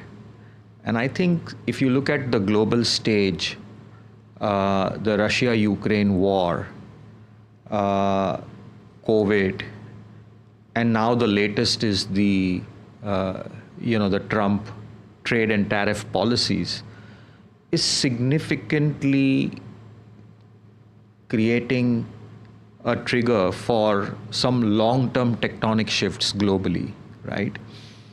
I mean, just imagine when President Trump won, and the overwhelming thought at that point in time was that the dollar is going to rise because he's going to turbocharge the US economy, he's going to cut costs, he's going to deregulate, and everybody would want to rush to invest in the US.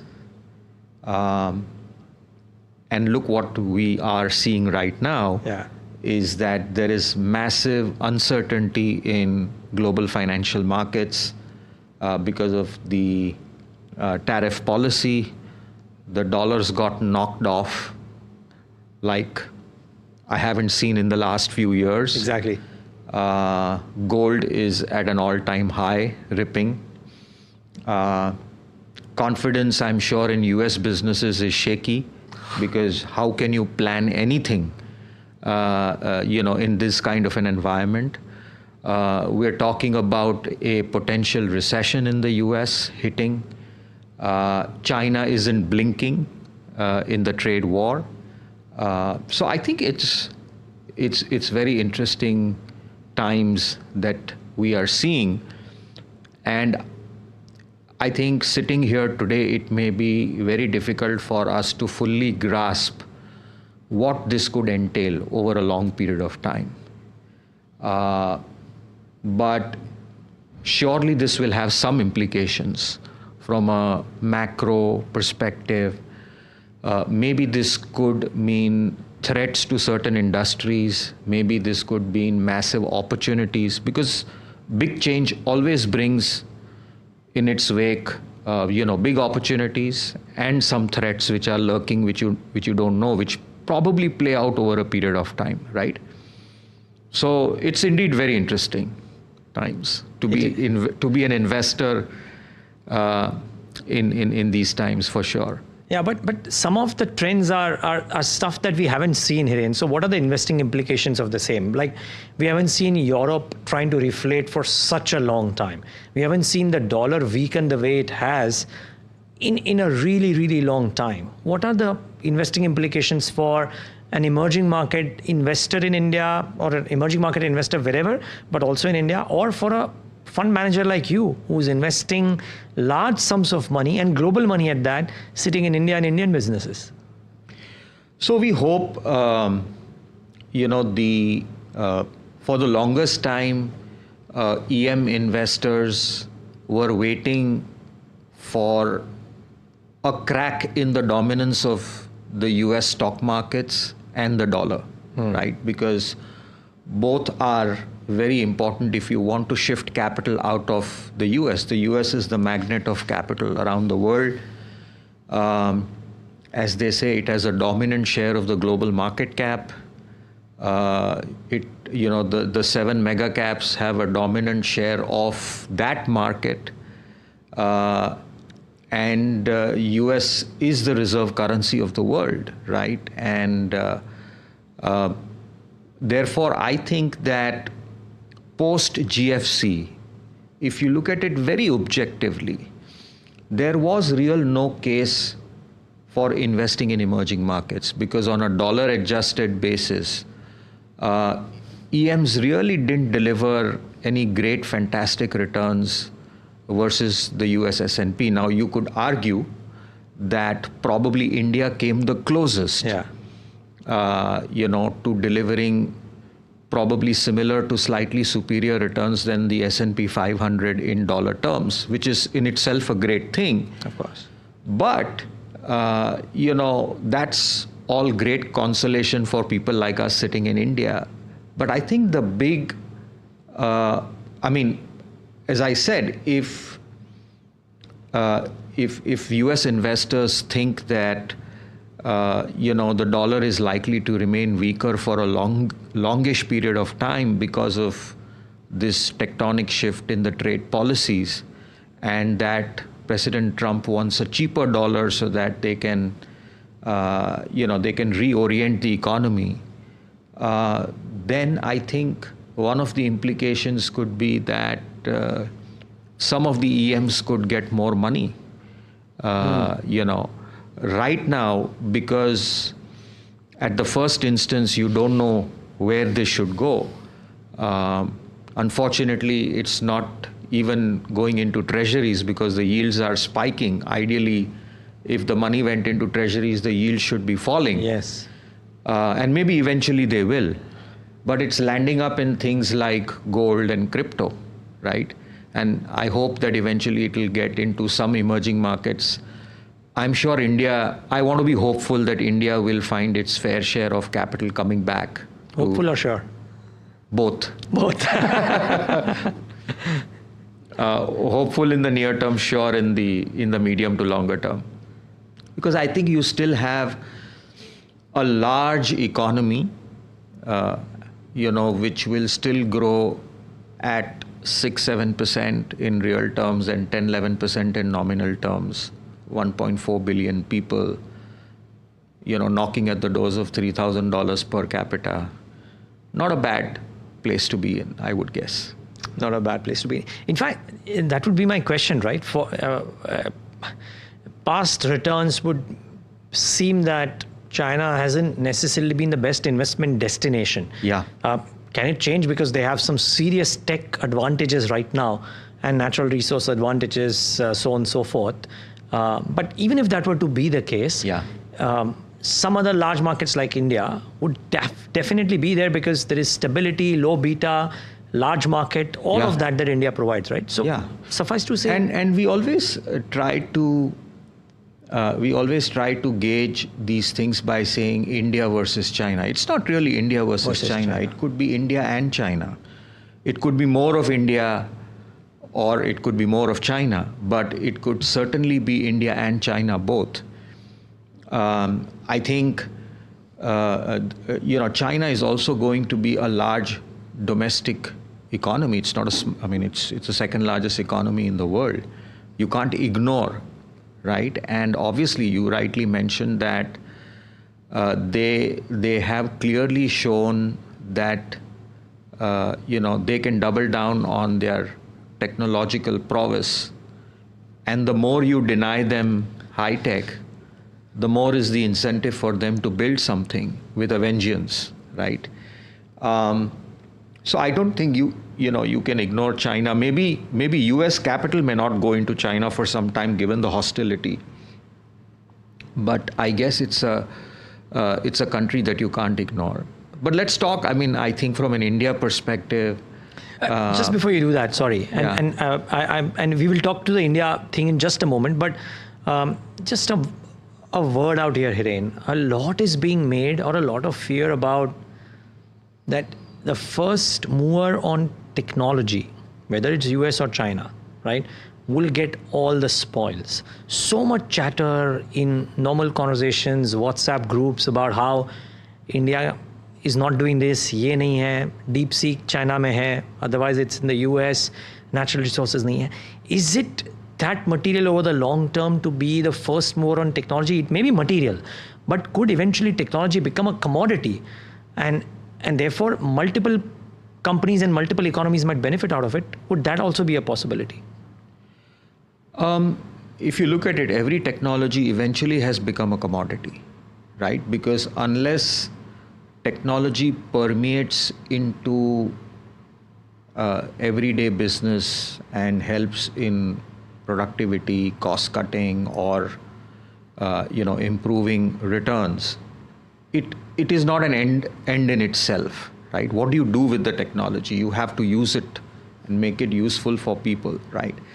So, but yes, there are a lot of early gains to be had if you can be a pioneer in that technology. But Neeraj, I think we're still, India is trying to do a lot of things, but to do what the US or China have achieved, you need 2 or 3 things.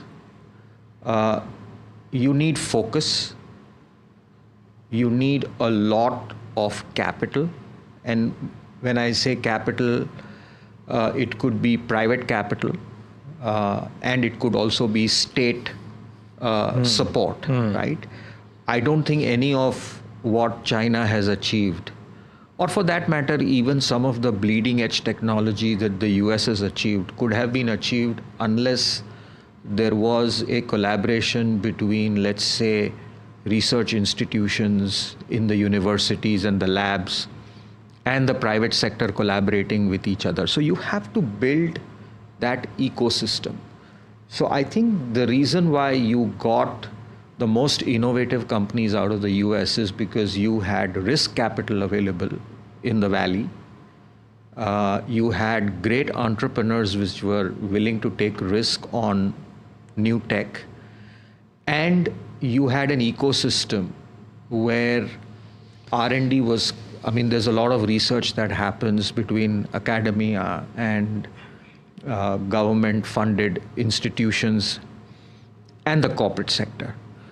And then it takes years to develop that ecosystem. And then you need a few success stories, which then enables other investors to take further risk. So if somebody made money when databases were big, then somebody else would take a shot at it. Then, ERP, then cloud. Now we're talking AI, right? So every wave of technology eventually has become a commodity. But if you were ahead in the game, you got those monopoly profits for a few years, and then things settled down, and then it proliferated everywhere, right? So every technology also has a curve. India always participated when the technology became, or helped to become the technology, or helped to make the technology become a commodity. By using that through our IT services engine to help other companies drive productivity from those technology shifts. And that's where we are. But now we are setting a little bit of our ambitions higher. Does it match up to what some of these large, countries have done? Maybe not, but we have to start somewhere. And I think we are at least starting to think with our AI mission. We are trying to put $1 billion, $1.5 billion and trying to build our own LLMs. We are now taking baby steps towards manufacturing our own semiconductors through that mission. So we are far away. We do have some successes up our sleeve. We've done phenomenally well in space tech. I think our missile technologies are great. So there are some areas where we are ahead, and there are many areas that we need to play catch up. But you need a very strategic intent. Like when China tries to do this, and I was listening to this All-In podcast, I'm sure some of you also listen in. And, China had laid out a goal of becoming a leader in AI about 15 years ago. And they started to place their bets. And the goal was that by 2030, they want to be a leader. And I think very recently, they've already surpassed the amount of, general scientific spending on R&D that they do. They've surpassed the US, right? So you require a very long-term strategic thought process to achieve that kind of stuff.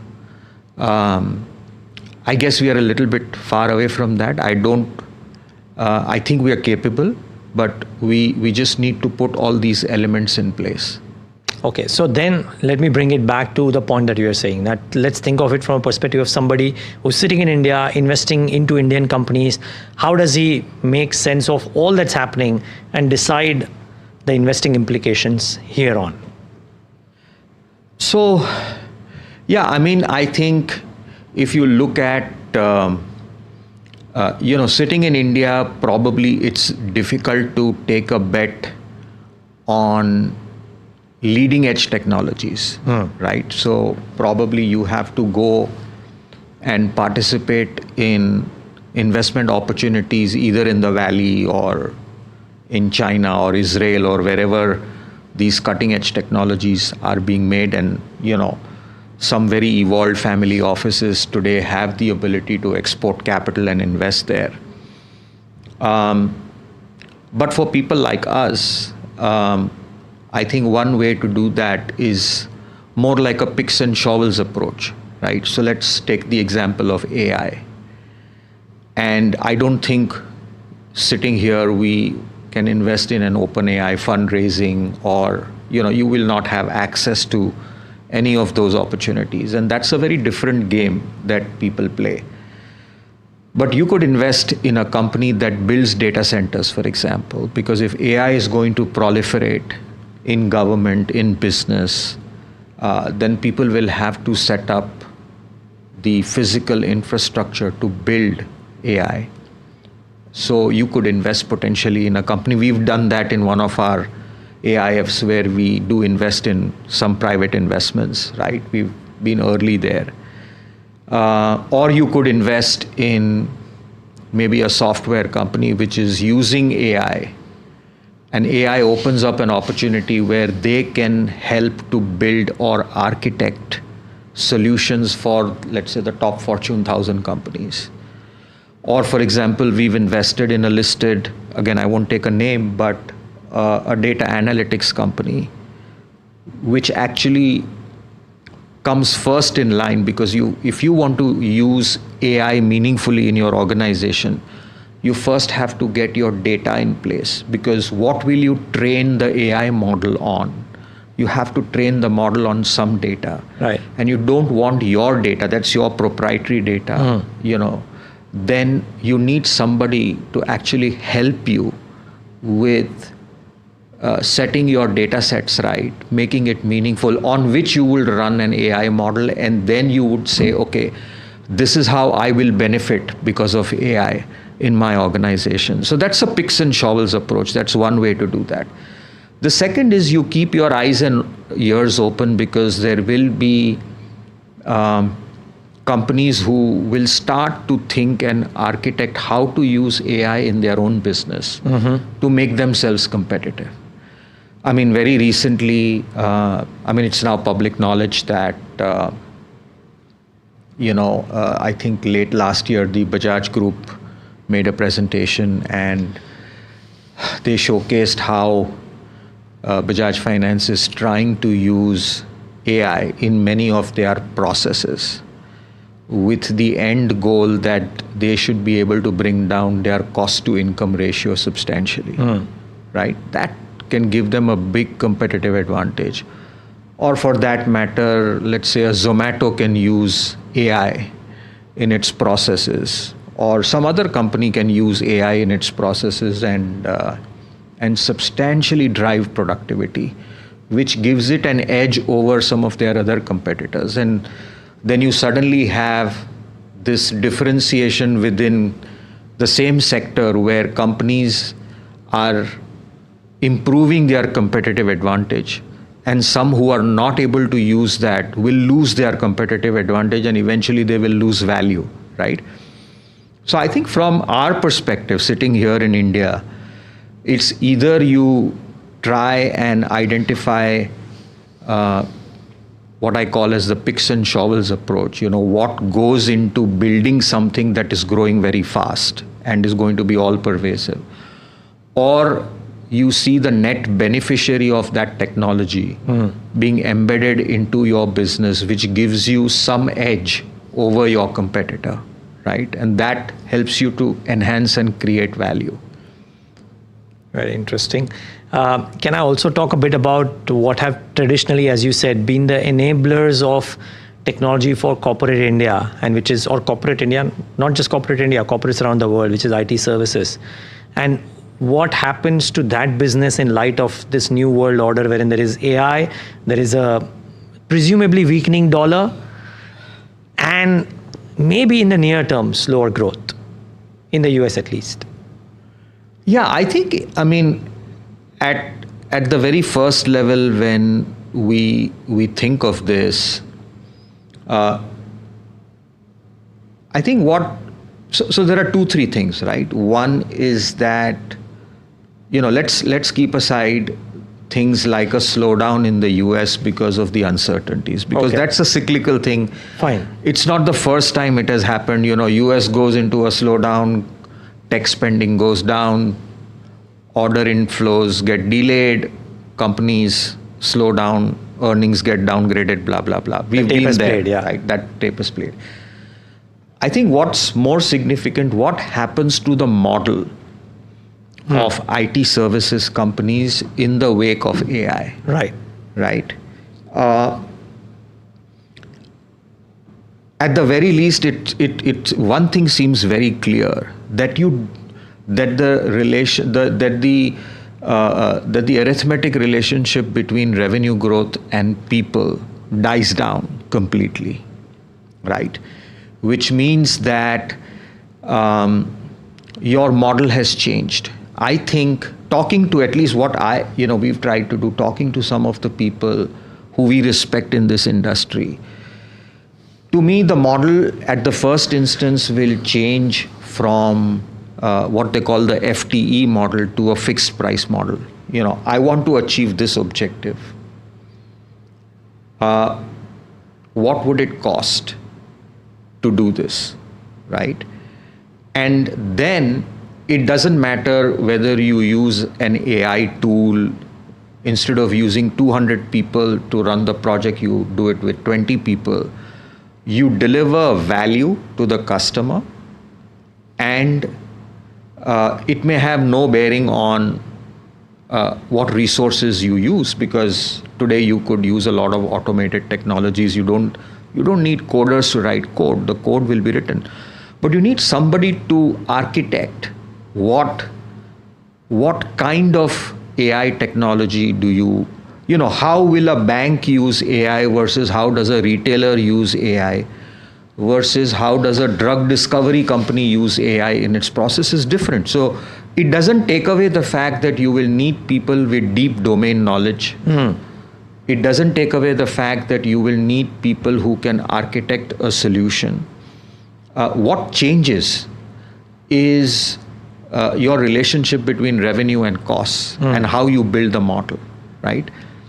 So I think there will be winners in that as well, because you will still need somebody who you will need to run.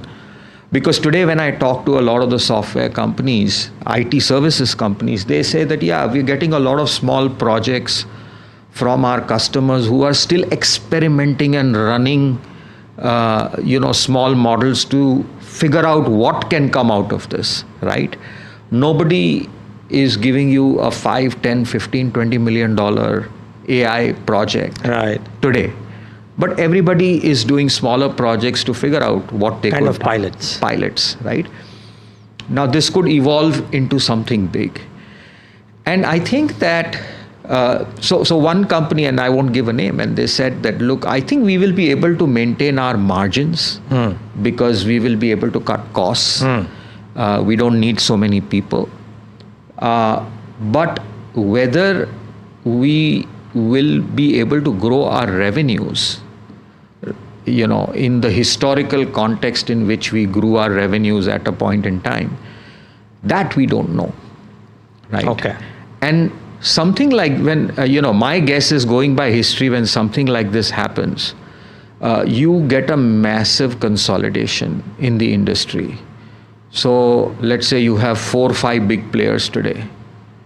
Maybe 5 years down the line, you don't see that many big players, and you may see either many mid-sized, very specialized players, somebody very focused on healthcare, somebody very focused on banking, somebody very focused on high tech, or you have a few big guys, who can help you to architect things. So I don't know, but I certainly see, we are already seeing that. We are seeing a challenge on top line in IT services.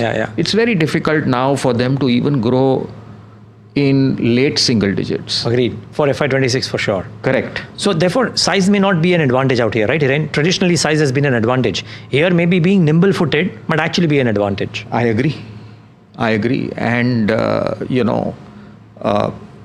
so these companies will, unless it's very difficult for you to completely, I can't imagine them being a completely different company. Got it. Right? So they will become nice cash flow, dividend yield companies, like utility companies. Does that excite Hiren Ved? No. Not really. Not really. It's fascinating to know all of this and more. Hiren Ved, lovely having you on Talking Point Unfiltered. Thank you so much for your time and your wisdom. Thanks, Neeraj. It was a pleasure. The pleasure was ours. And viewers, thanks for tuning in to yet another fantastic episode of Learning on Talking Point Unfiltered.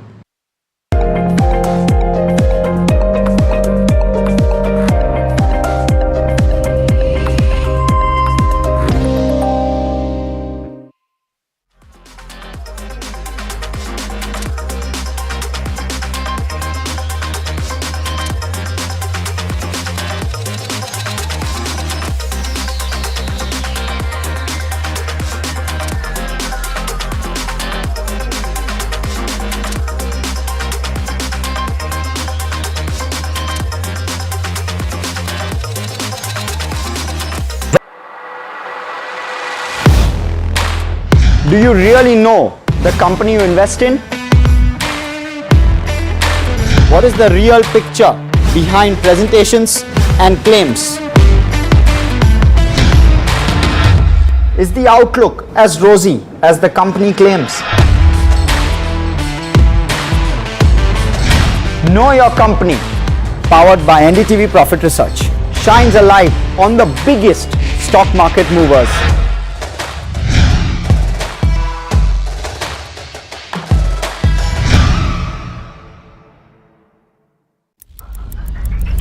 Headlines you start your day with.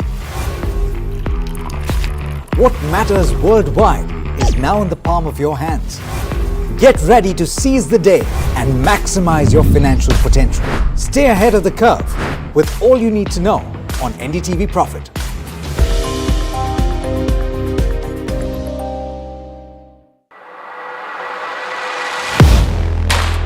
Do you really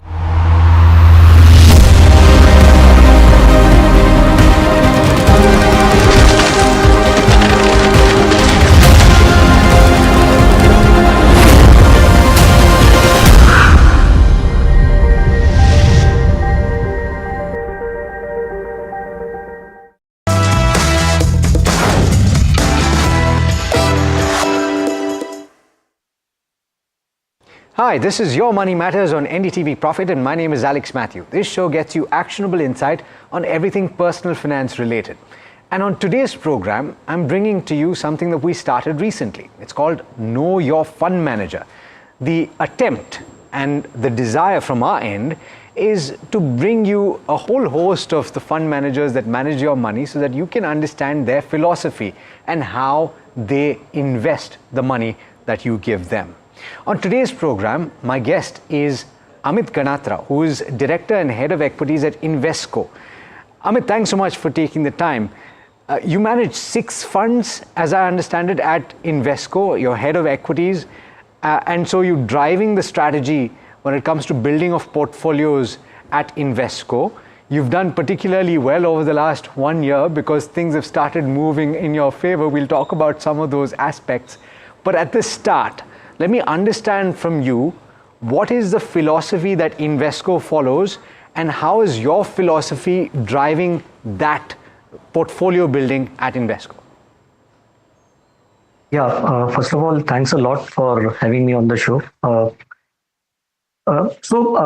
See, overall, in terms of investment philosophy, one thing that, I would like to highlight is that I have almost, in my entire career, I have worked with Invesco only.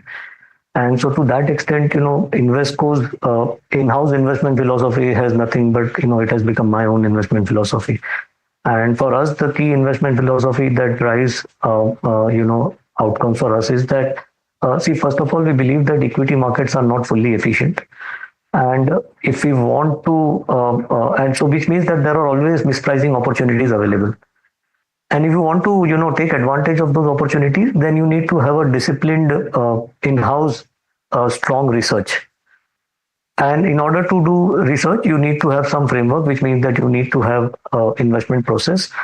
And at Invesco, we have been following one investment process right from like now almost 15 years. So from 15 odd years, we have been following this investment process. And this process has served us quite well because, some of our funds have done quite well over a long period of time and have established long and strong track record. So if I were to just, briefly explain the investment process, it's a process which basically, categorizes companies into various buckets. For us, each of this bucket is like an investment argument. For example, an HDFC bank in our investment framework would get categorized as a leader. Maruti would categorize as a leader. TCS would categorize as a leader. Then we also have a challenger category where, companies which try to challenge the leaders, they get categorized there. So for example, once again, in our own framework, TVS Motors is someone who gets categorized as a warrior, which means a challenger. Kotak Mahindra Bank gets categorized as a warrior. Then, so we have 3, growth-oriented categories. Then we have 2 value-oriented categories. And now, why I'm explaining these categories? Because once, a company is categorized, it has 2 implications. One is that at Invesco, fund managers can only own categorized names, which means that we have a certain discipline in terms of, where we can invest investors' money. We can only invest them in categorized names. Out of total investment universe today, 300 companies are categorized, which means these are the only companies in which we can invest money into. And each of these companies into a separate bucket. So we have 3 growth-oriented buckets. We also have 2 value-oriented buckets. And once again, why these buckets are important? Because once we have done the categorization well, then actually fund management at Invesco becomes very, very simple. Because say, for example, if I'm managing a contra strategy, which is a value-oriented strategy, a lot of my ideas, that I invest into come from the value-oriented buckets that we have. On the other hand, I also manage a flexi cap strategy, which actually is a growth-oriented strategy. For there, a lot of my ideas come from warrior bucket, which is the challenger bucket, because you essentially want to invest into high growth companies. So effectively, there is a strong investment process which drives research, and it's the same process which also ultimately helps into fund management. Okay, Amit, so you've explained 2 of those categories, and as I understand it, there are 6 buckets, 3 growth and 2 value. I'm curious about the last one that you've not mentioned. So why don't we go through each of them? You've already explained leaders and you've already explained challengers. What else exists? So the next category is what we call stars. These are high growth companies, but they are young companies. A lot of time you have to emphasize a lot of faith on entrepreneurs. So entrepreneur vision here, his thought process in terms of scalability is very, very important.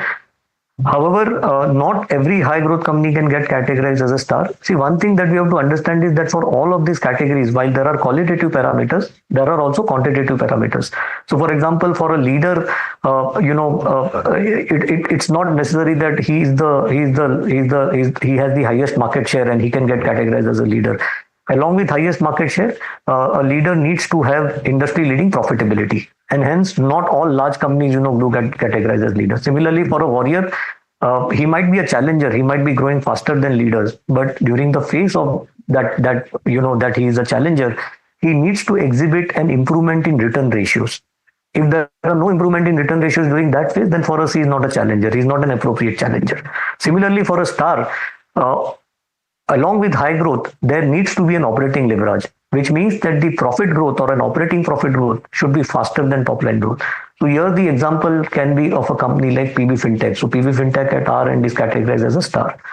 Now, if you look at all these 3 categories, these are growth oriented categories. So if I'm managing any mandate which is growth oriented, a lot of ideas naturally flow from these 3 categories. The next 2 categories are value oriented categories. So first among them is Diamond. Diamond, essentially, these are companies where you are buying them for cheapness. Now, cheapness can be in 3 forms. Company can be cheap in terms of price to earnings. Company can be cheap in terms of price to book, which means replacement cost.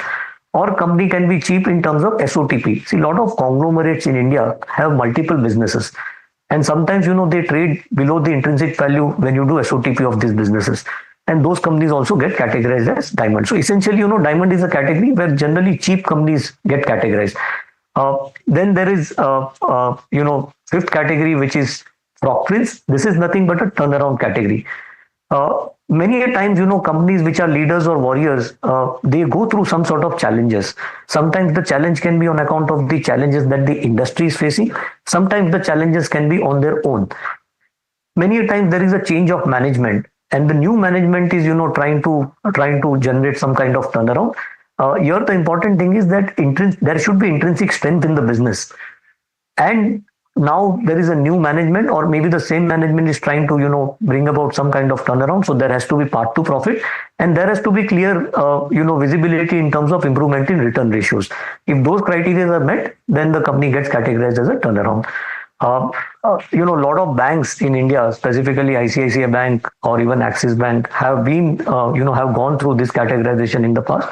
From there, ICICI Bank has successfully migrated to leader category. Axis Bank, however, still remains a turnaround for us. So this is nothing but the 5 categories that we have. The last category that we have, it's called shotgun. It's an event-based category. One of the reasons that I did not highlight this category is because, see, we have been using this investment process for almost now more than 15 years. However, in so many years, we have hardly managed to categorize any frog prints. Because this is an event-based category, generally our strength historically has been fundamentals. And that's why, we have not found a lot of success in terms of being able to categorize any company as shotgun. And because we have not found a lot of success there, I specifically did not mention that as a separate category. That's fair. That's fair. As long as your investor understands the way that you're approaching this. Now, as I understand it, and from certain information that I was looking through, you had a much smaller number of stocks in your coverage universe as early as maybe 3 years back. Correct me if I'm wrong. Why has it moved up? As I understand, it was about 120. It's moved up to 300, as you've pointed out. Correct. Why has that taken place? So I think 2-3 reasons. One is that, when for first 10 years of our own, I would say, existence as a fund house, India was experiencing a very narrow market rally. While we had 120 companies which were categorized, honestly, only 60 companies were doing well in India. So rest 60 were not even required. So to that extent, with 120 names, we were running a fund house with a decent AUM and not even required to, look at the rest, because there was no earning growth. I mean, the top companies were also, were finding it difficult to deliver a consistent earning growth. Because India itself was not experiencing a very strong earnings growth. I think post 2020, 2-3 things changed. One is that India's own balance sheet cleanup, got over. So by 2020, a lot of people remember 2020 as COVID year. But I would say that, one more major event happened in 2020. That was, Yes Bank was the last bank to, be saved by all the other financial institutions. And with that, the Indian banking sector cleanup, finally got over. And once, banking sector cleanup got over, 2 things happened. One was that banking sector, the balance sheets became clean. Corporate sector balance sheet also became clean. And along with that, what also happened was that there was this global, recovery, largely led by US. And as a result, some of the global sectors, companies who basically derive a lot of their earnings from global operations, they experienced a very strong turnaround in earnings. Say, for example, commodity businesses, even tech businesses, a lot of them delivered very, very strong earnings growth. And along with that, India's own balance sheet had already become clean. So, that also, so India also had its own domestic, recovery. Along with that, there was a global recovery.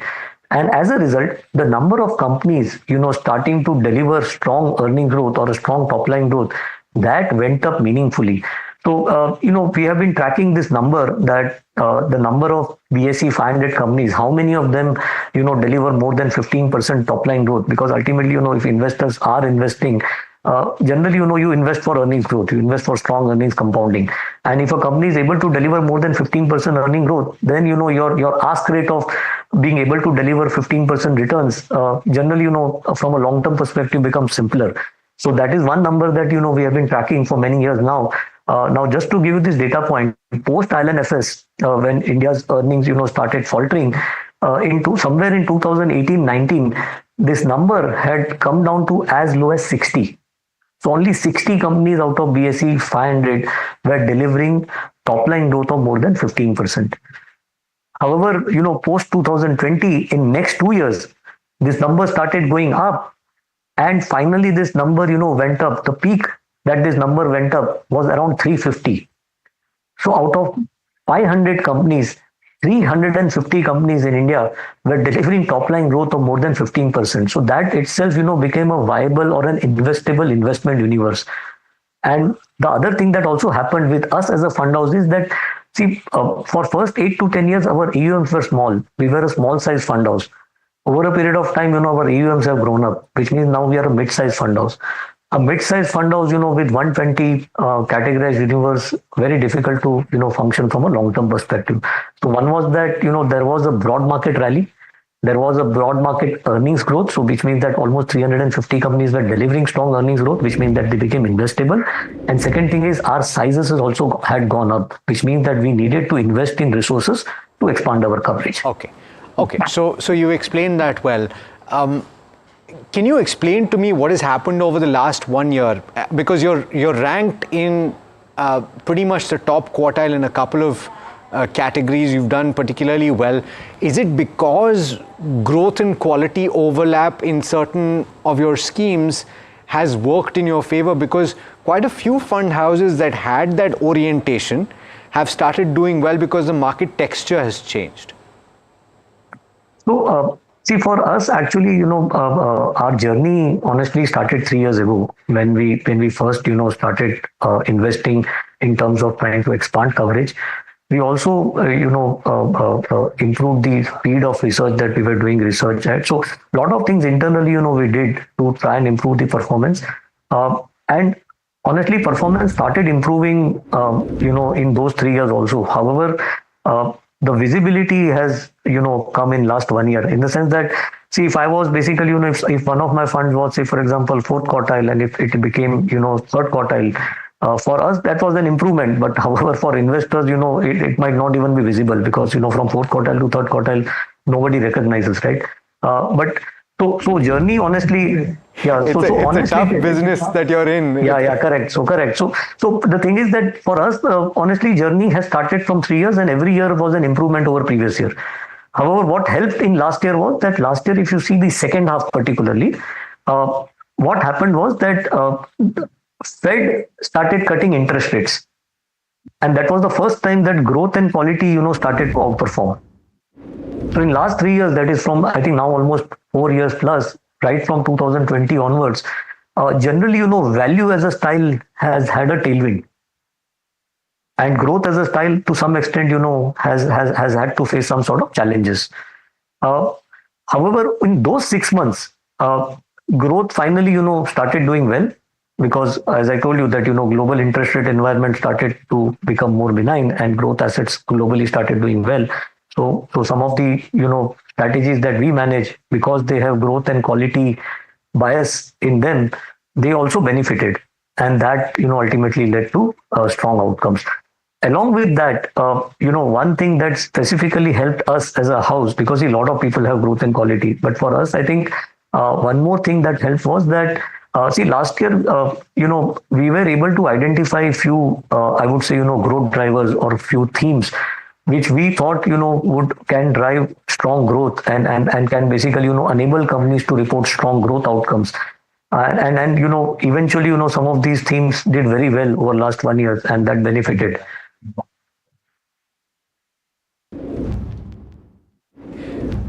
Okay. So you've explained what happened over the course of the last 1 year. Now, let's talk about the path going forward, Amit.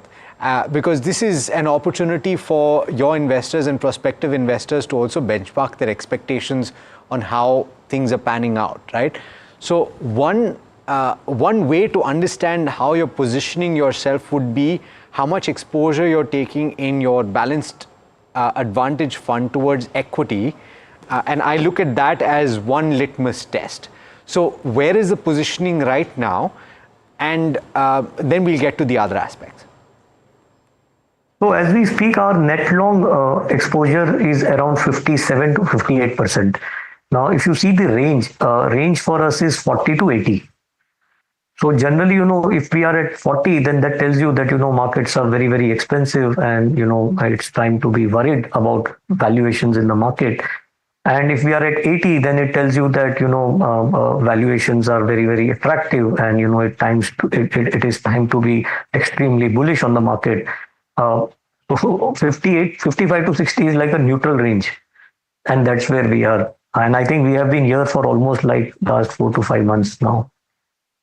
So, okay, so that's interesting perspective. Now, from that point, we're speaking at a time when Q4, while there have been a few surprises on the earnings front, Amit, by and large, we're expecting to end the year at what, 3-5% earnings growth for Nifty 50 companies. Heading forward, there are a lot of people that are saying that a close to nominal GDP growth is what India Inc. is also going to manage in terms of an earnings growth, which is anywhere between 10 and 12%. So therefore, from that perspective, are you seeing that the valuations as they stand right now, in spite of geopolitical tensions and all of that, are fair? And what are the opportunities that exist right now to deploy further capital, and where should your benchmarking of returns be going forward? Sure. So, see, if you want to understand, where we are headed in future, I think it's also important to understand, what what kind of past outcomes have been, and once we understand that well, then maybe we'll be able to think better in terms of what to expect from future. So I would divide this last 5 years journey into three phases. So there was this phase number one where right from 2020 onwards till I would say first quarter of last year, we had a scenario where India India was recovering post COVID, post that balance sheet cleanup that we just discussed. So there was this domestic recovery in India, and along with that, the global environment was also quite okay. I mean, global growth was strong. US was driving growth, and overall the global environment also was quite benign, and so you had a very good global macro environment, and you had a very strong domestic recovery, and as a result, Nifty itself, if you see the EPS CAGR, it was almost 15-16% for that period. And so to that what it tells you is that the earning growth itself was so strong, and on top of that, in 2020 you started at very very attractive valuations, because 18 to 20 was bad for India, so valuations had anyways derated. And on top of that, from Jan till March, because of COVID, there was a very sharp correction. So your starting multiples were very attractive. Your next 4 years kind of earning growth was very very strong. So investor returns were also very very strong to that extent, and you could have invested anywhere and you would have done very well. I think that was the outcome during that period. Now if you see in last 1 year, that is from I would say second quarter onwards till this quarter, we have had some sort of a domestic slowdown. Two key reasons. One is that government, after getting re-elected now for 2 years in a row, they are trying to reduce their fiscal deficit, and to that extent, government is basically what it means is that they are spending less, right, to reduce their fiscal deficit. So that support from government to that extent has slowed down as compared to 2 years before election, where they were continuously spending more. So I think on the margin that support has come down. On top of that, India also, in last 1 year had undergone some sort of monetary tightening. Reserve Bank of India was not very comfortable with some of the practices that some of the financial institutions were adopting, and there were a lot of I would say bans that were issued in last 2-3 years. Second thing was that they were not comfortable with unsecured lending, and they had increased risk weights there. And in general, there has been inflation targeting by the central bank. And all that led to, our credit growth, which had touched almost 15-16%. It slowed down to almost 10 odd percent.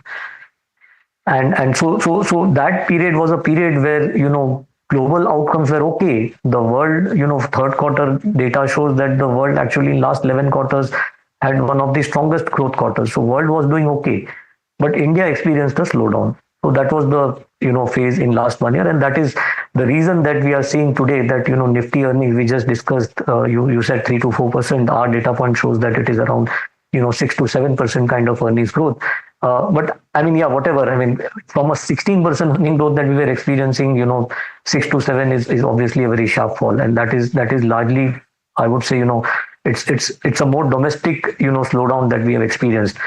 Now, in last 3-4 months, what happened was that the central bank had started loosening up, in the sense that some of the risk weights were once again they had reduced, so they had increased the risk weights to lending to NBFCs, and so all those risk weights were basically reduced. There was basically a regulatory easing, and now there is also discussion around further interest rate cuts. So the point is that, and a lot of liquidity was also provided for supporting growth. So net, growth in India is back in focus, at least from a central bank perspective, that they are now trying to push for growth, which meant that this 8% growth that we were seeing for Nifty, there was a possibility that come next year, that is FY26, 8 could have become 12, because global growth was still doing okay, and domestic, there should have been some sort of a recovery. And if that were to happen, then maybe 3 to 4% extra earning growth was possible as compared to what we were delivering on Nifty. And if you get 12% kind of earnings growth, then with valuations where they are, so current valuations, as I told you, they are more in some sort of a neutral zone. They're neither very expensive nor they are very very cheap. And if that is where the valuations are, specifically on large caps, then if 12% is your earnings compounding, then 12% is the kind of returns that you can get over a long term.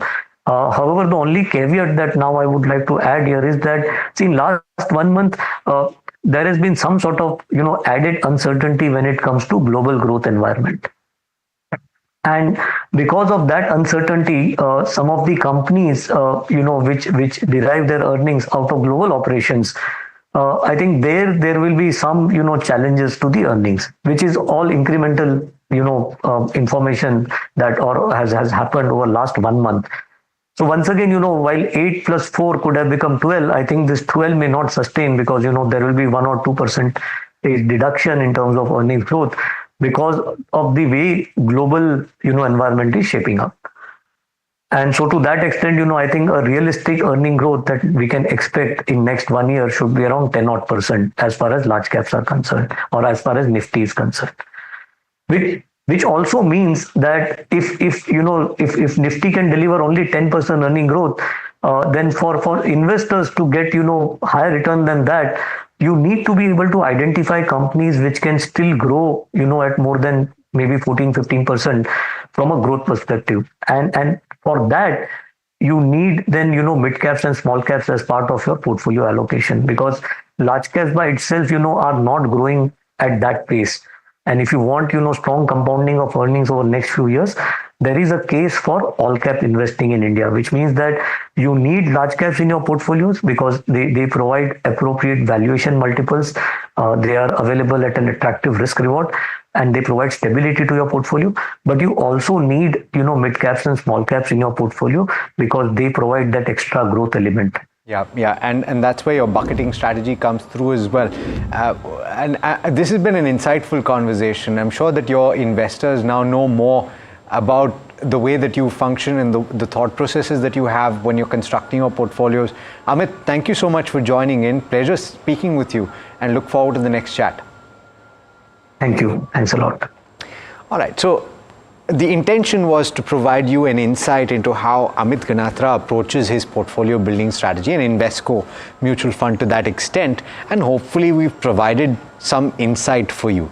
By the way, we will be speaking to more fund managers, so if you'd like to hear from one particular fund house or fund manager, let us know in the comment section, and do stay tuned, lots more coming up on NDTV Profit.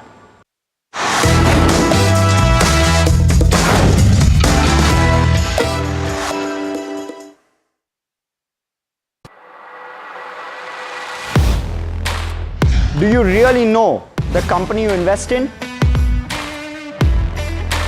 What is the real picture behind presentations and claims? Is the outlook as rosy as the company claims? Know Your Company, powered by NDTV Profit Research, shines a light on the biggest stock market movers.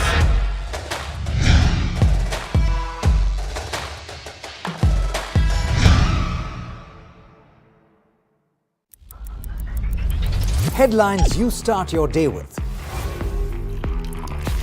What matters worldwide is now in the palm of your hands. Get ready to seize the day and maximize your financial potential. Stay ahead of the curve with all you need to know on NDTV Profit.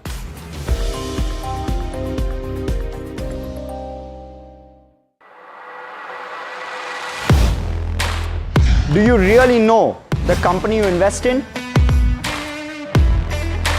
What is the real picture behind presentations and claims? Is the outlook as rosy as the company claims? Know Your Company, powered by NDTV Profit Research, shines a light on the biggest stock market movers.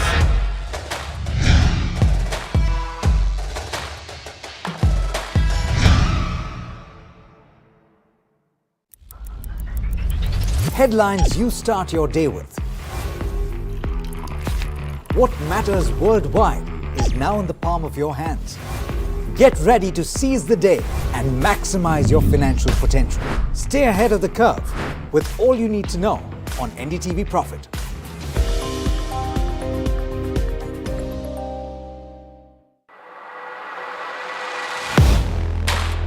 Do you really know the company you invest in? What is the real picture behind presentations and claims?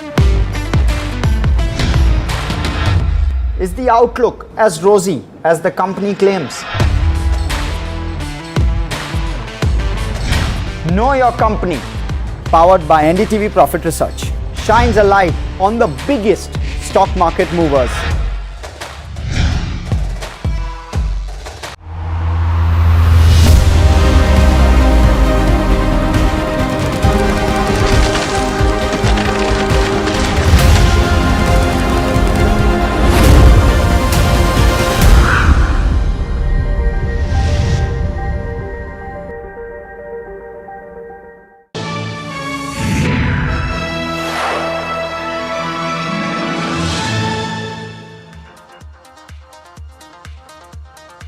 Hello and welcome. You're watching KYC, and today we're going to look at Alembic Pharma. They've come out with numbers for Q4, but outside of that, doesn't look like a very enthusiastic set, and it's a stock which hasn't given returns to investors, and therefore if you're an investor, becomes extremely crucial for you to understand what to do and what the outlook also suggests, and therefore we will break this down on KYC and get a management interview. So four factors that I want to know with regard to the company. I want to first start off with US tariffs. US tariff around 30% odd with regard to the top line of the company comes from the United States, and I have Varsha Chandani joining me as well. So just quickly introducing her. But so US tariffs, that's going to impact the numbers for Alembic Pharma for sure if that were to come through.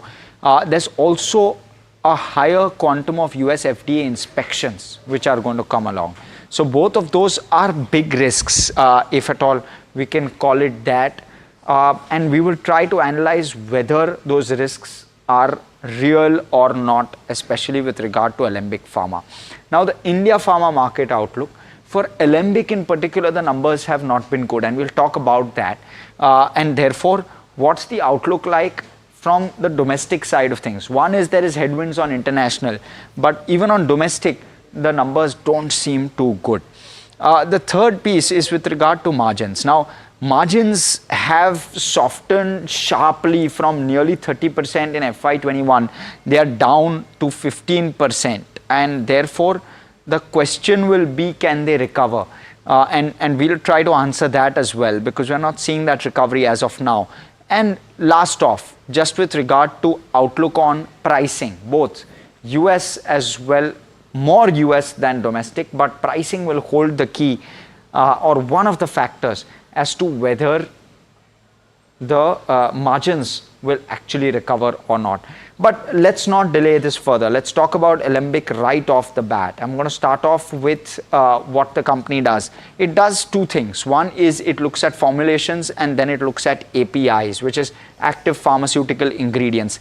Active pharmaceutical ingredients, as Varsha never stops reminding me, is something which allows every pharma company, every manufacturer of medicine, with the key component of that medicine, with the key repair, right? So the key component of repair of a crocin for a headache will be its API. So just to kind of dumb it down for people like me, Varsha gives us this example. Now, the company has 3 R&D facilities and 5 manufacturing facilities that it operates out of. Now, let's look at how the company has evolved in terms of segments. This is how the growth for the India business revenue has been.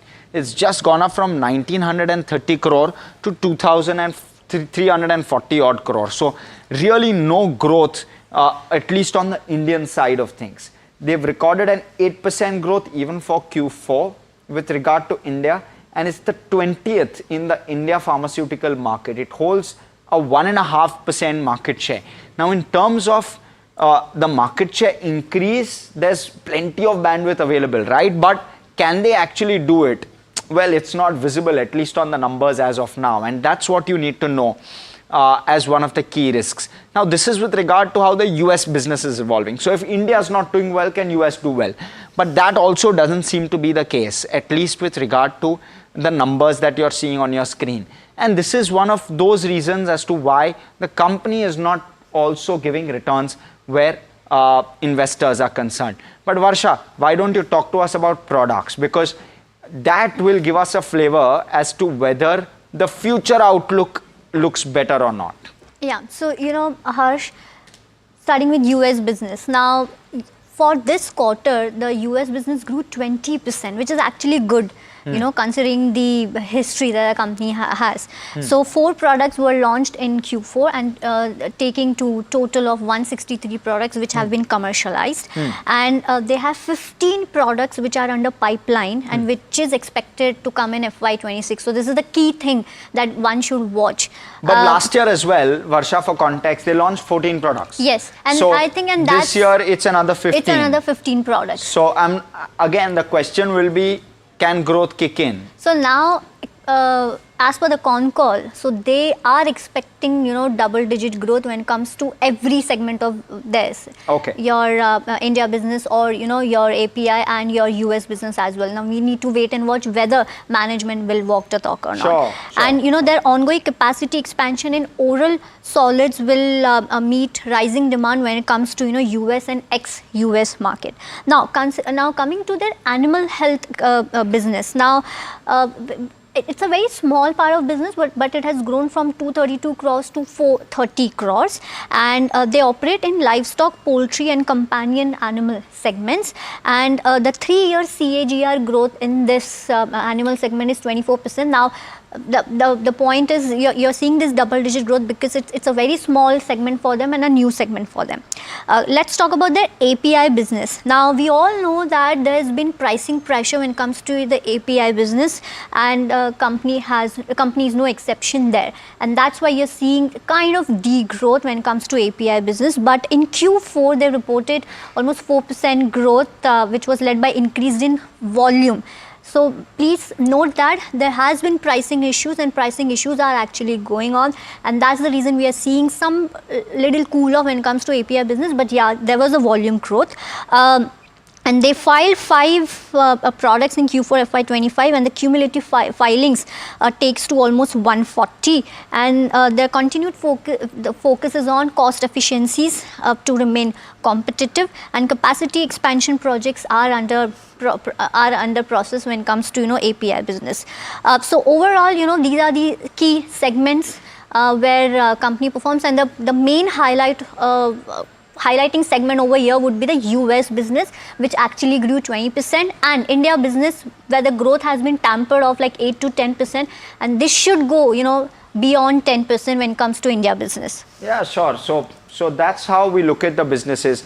Now, to give you perspective again, and very broad level perspective, 70% of the business comes from US and India. Am I right, Varsha? And if I were to break up the business as a whole on a product basis, formulations is around 80% and API is just about 20%. So that's the broad breakup on how the business is. But let's go across, look at our parameters and look at how the numbers are stacking up. We've seen individual businesses and how those numbers are looking. Now let's look at it from a broader perspective. Income statement, balance sheet, return ratios, cash flow. That's how our rating parameters as always stack up. Shareholding, street cred, street coverage and valuation. So that's all our 8 rating parameters, as you would call it. Now let's first start off with the income statement, and I'll take it across to Varsha, who'll handle it.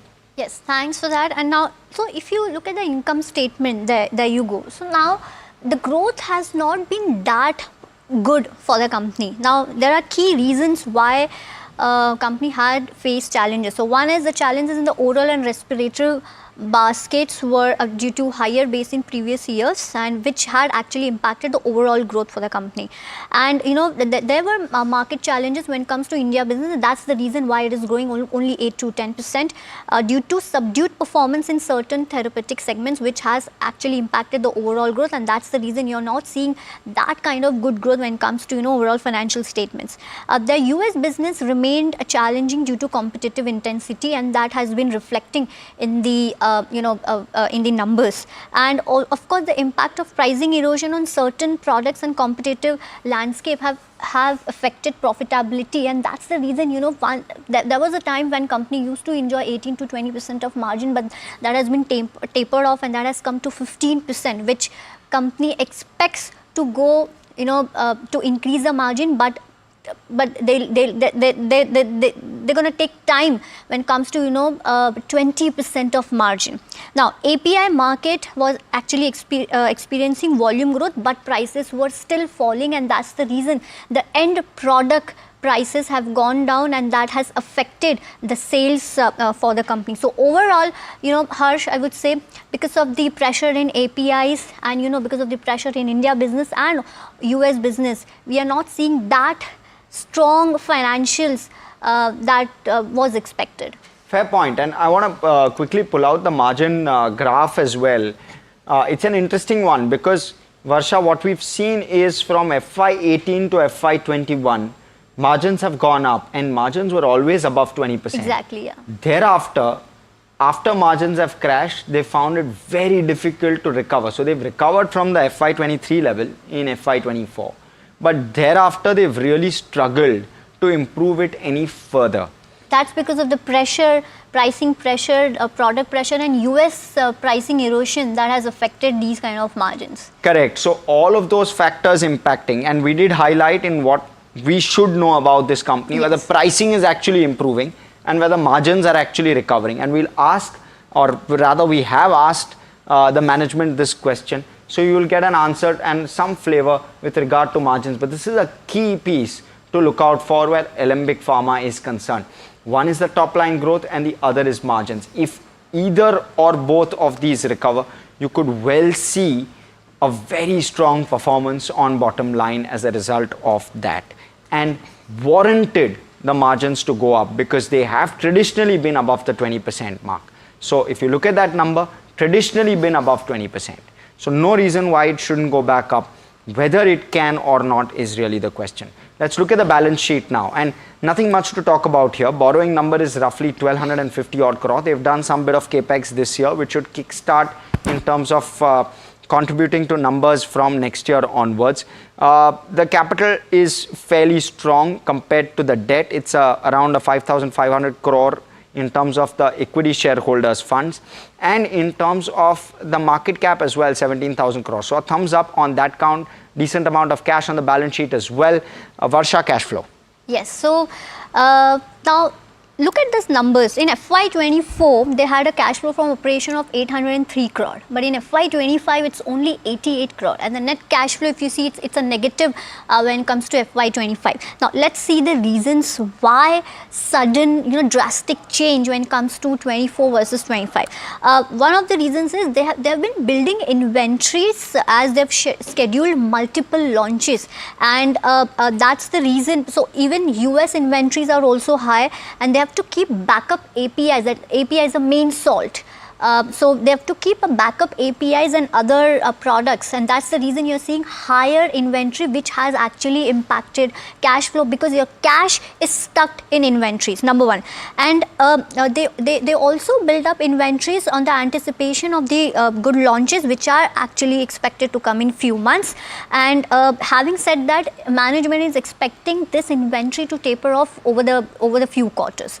The second highlighting reason why you're seeing only 88 crores of cash and net cash flow as a negative because of the receivables. So if you see, for a long time the receivable days have been around 70 to 80 days, but now this time it has gone up.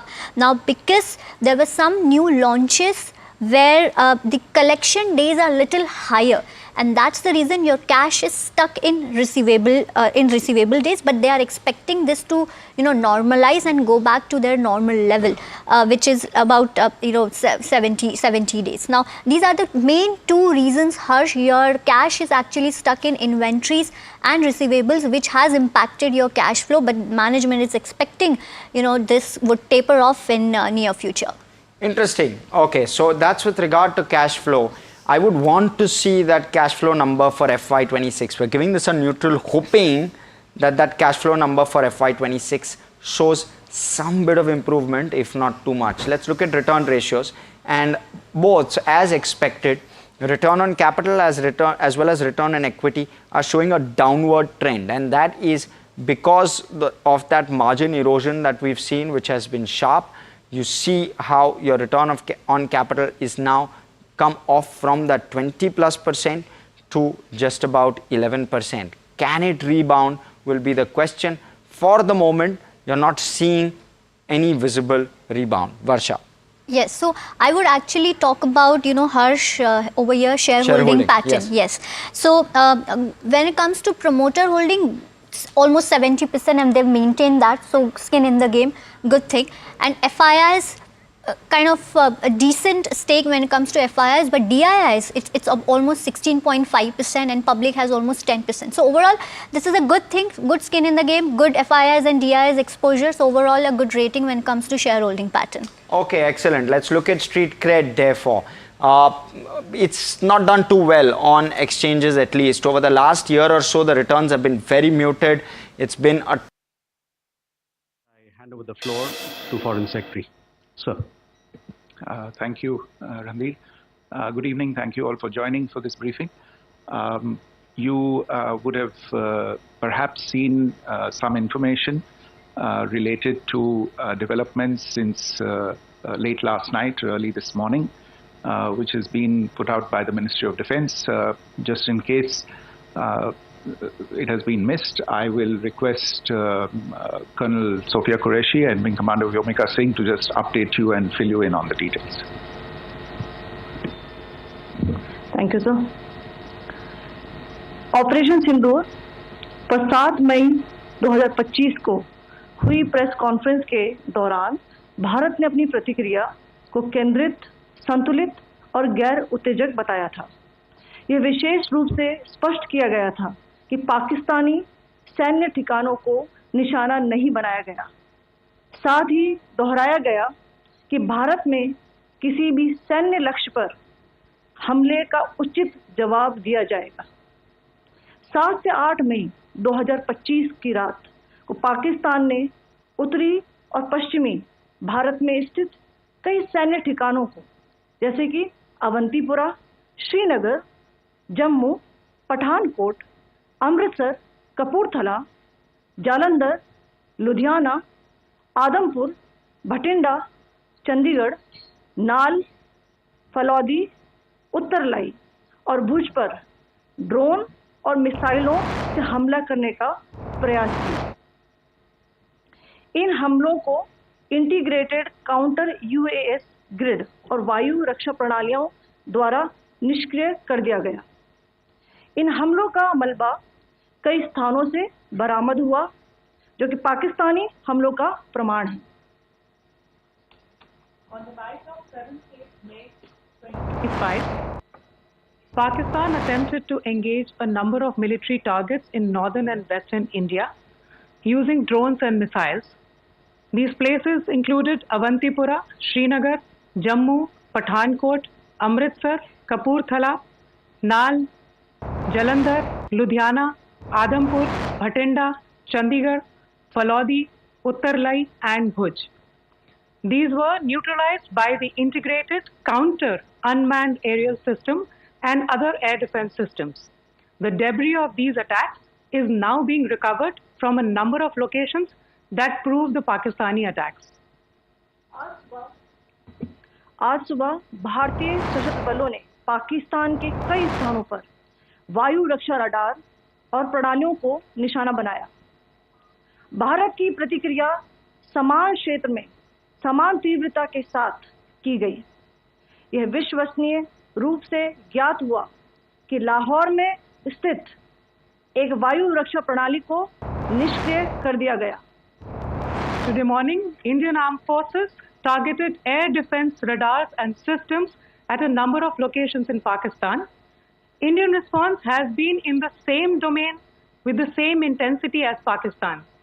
It has been reliably learnt that an air defense system at Lahore has been neutralized. Pakistan ने नियंत्रण रेखा पर आकरण गोलीबारी की तीव्रता बढ़ा दी है, जिसमें कुपवाड़ा, बारामूला, उरी, पुंछ, मेंढर और राजौरी क्षेत्रों में मोर्टार और भारी तोपखाने का इस्तेमाल किया जा रहा है। Pakistan has increased the intensity of its unprovoked firing across the line of control using mortar and heavy calibre artilleries in areas in Kupwara, Baramulla, Uri, Poonch, Mendhar and Rajouri sectors in Jammu and Kashmir. 16 innocent lives have been lost, including 3 women and 5 children, due to the Pakistani firing. Here too, India was compelled to respond to bring mortar and artillery fire from Pakistan to a halt. Indian Armed Forces reiterate their commitment to non-escalation, provided it is respected by the Pakistan military. Jai Hind.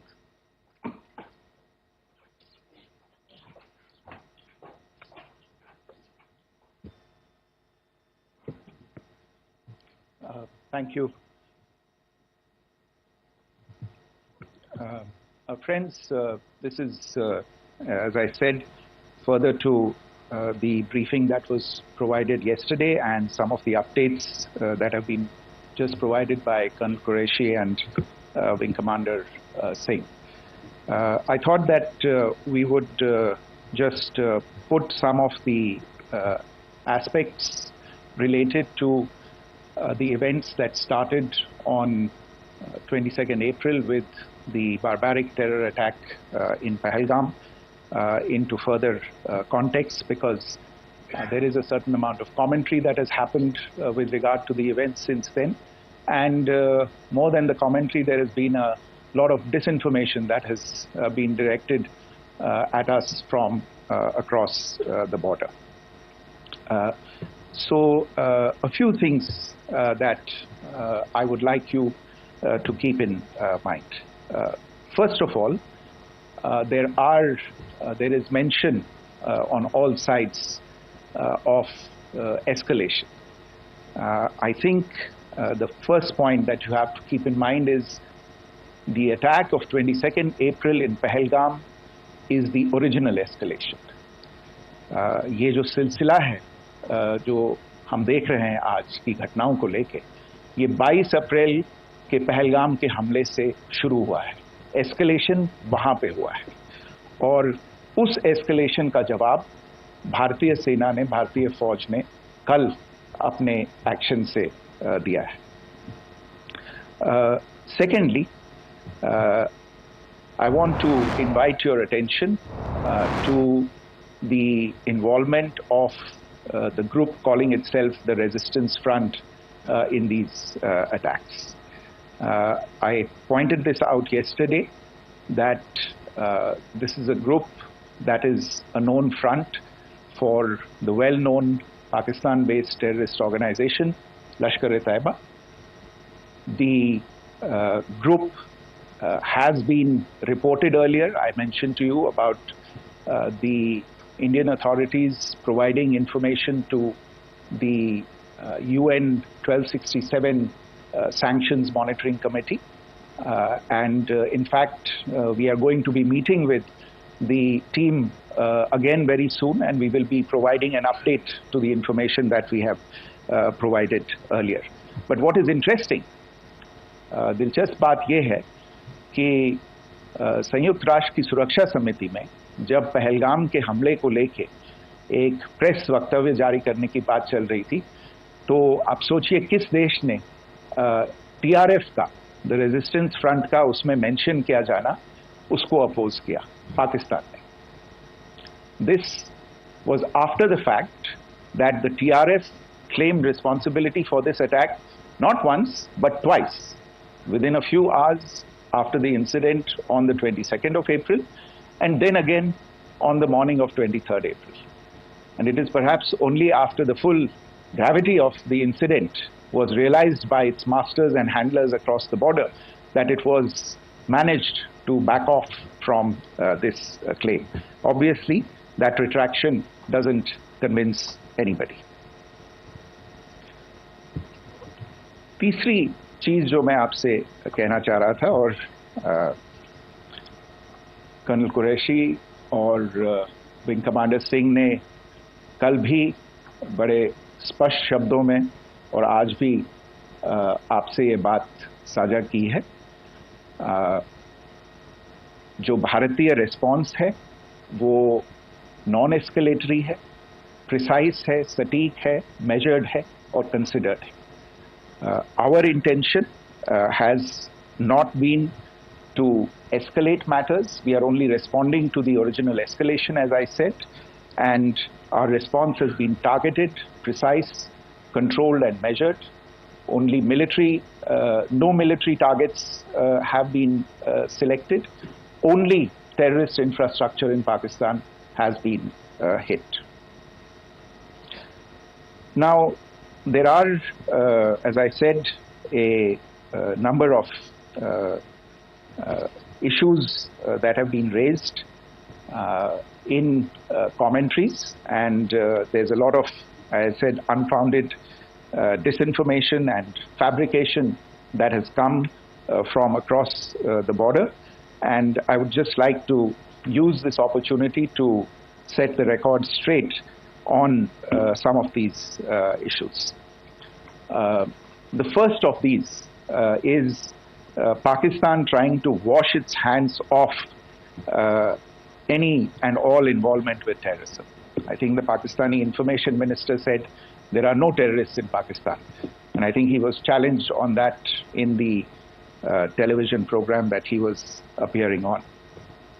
But even if I partially repeat myself from yesterday, I think Pakistan's reputation as the epicenter of global terrorism is rooted in a number of instances where concrete evidence is available, not just to India, but to governments and authorities and agencies around the world. There are several terrorist attacks around the world where Pakistani fingerprints have been found. I don't need to belabor the point with regard to this audience about where Osama bin Laden was found and who called him a martyr. Pakistan has also for decades pursued cross-border terrorism into India with impunity, and as I said yesterday also, in order to deliberately mislead the international community, they claimed that the terrorist Sajid Mir was dead. They came under pressure, and Sajid Mir was then brought back to life, arrested, and is now apparently in Pakistani custody. Pakistan is also home to a very large number of UN proscribed as well as UN proscribed terrorists, as well as terrorists proscribed by a number of other governments in the world, including, of course, the Lashkar-e-Taiba and the Jaish-e-Mohammed, as well as their leaders, Masood Azhar and Hafiz Mohammed Saeed. आपने देखा होगा हाल ही में पिछले ही कुछ दिनों में पाकिस्तान के रक्षा मंत्री और उनके पूर्व विदेश मंत्री दोनों ने इस बात को माना है कि पाकिस्तान का ऐसे ग्रुप्स के साथ जो रिश्ता है वो क्या रहा है. Both the defense minister and the former foreign minister of Pakistan, I think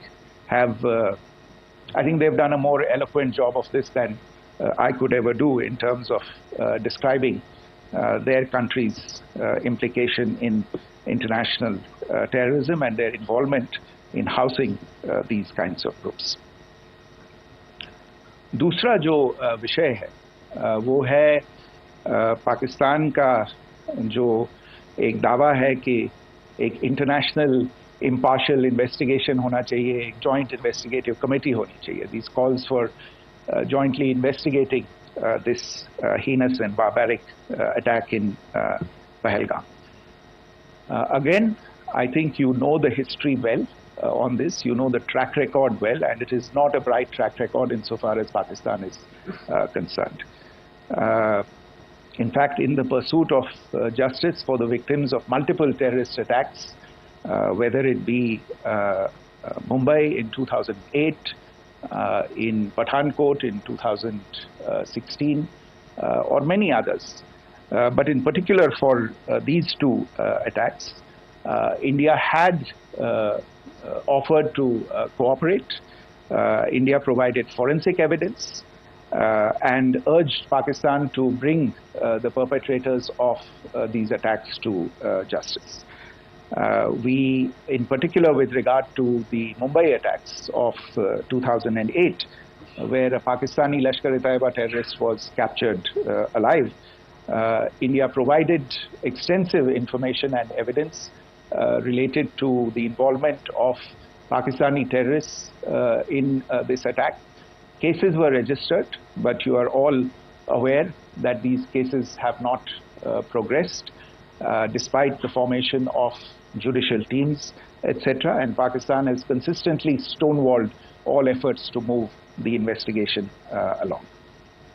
In fact, with regard to the Pathankot attack as well, a joint investigative team was formed. We gave access, unprecedented access, I should say, to Pakistani team to the site of the attack. Details of call records data and DNA, etc. were shared with Pakistan. We had shared with them details related that we had been able to access to the addresses of terrorists.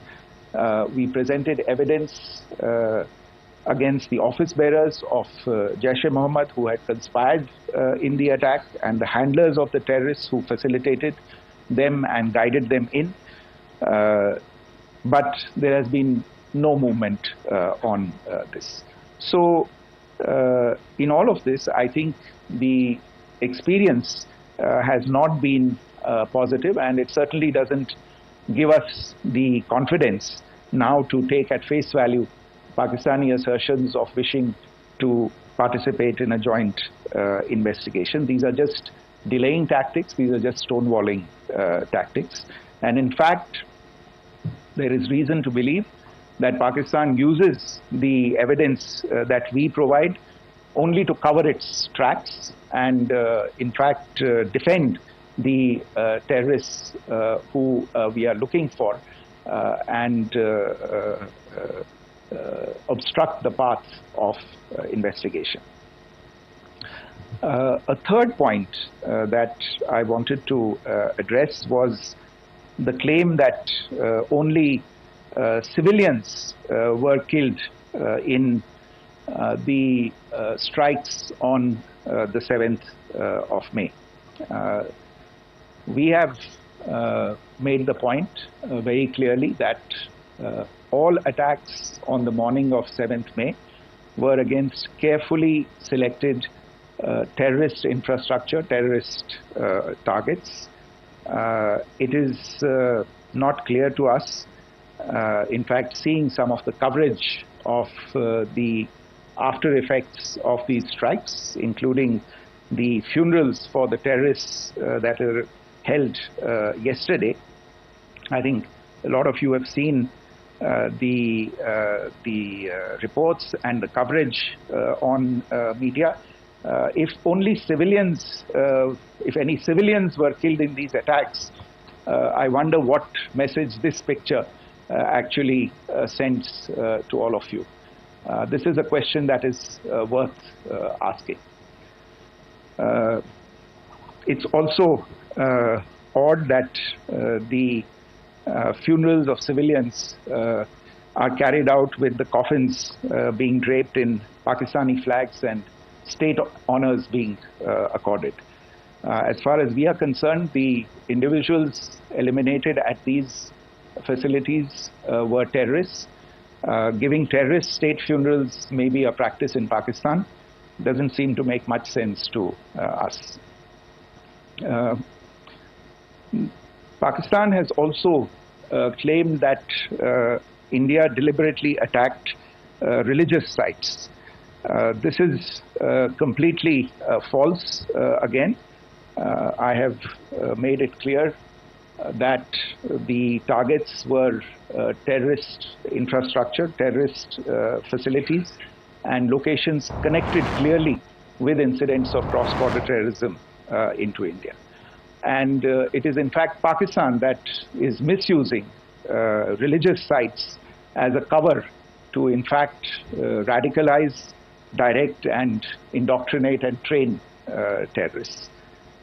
In fact, contrary to what Pakistan is claiming, yesterday Pakistan launched a targeted attack on the Sikh community in the state of Jammu and Kashmir, hitting Gurdwara in Poonch and the homes of Sikh community members which came under attack. And we know that at least 3 individuals were killed in that particular attack. Pakistan is also making attempts to, in fact, just to add to this point, the retaliatory action that Pakistan has taken, in fact, is impacting civilians. I showed you the picture of the Gurdwara and the Sikh community members who were killed in this. There are other civilians also who've been killed and injured in these attacks. In fact, since yesterday morning, a total of 16 civilians have been killed and 59 others have been injured in the attacks by Pakistan.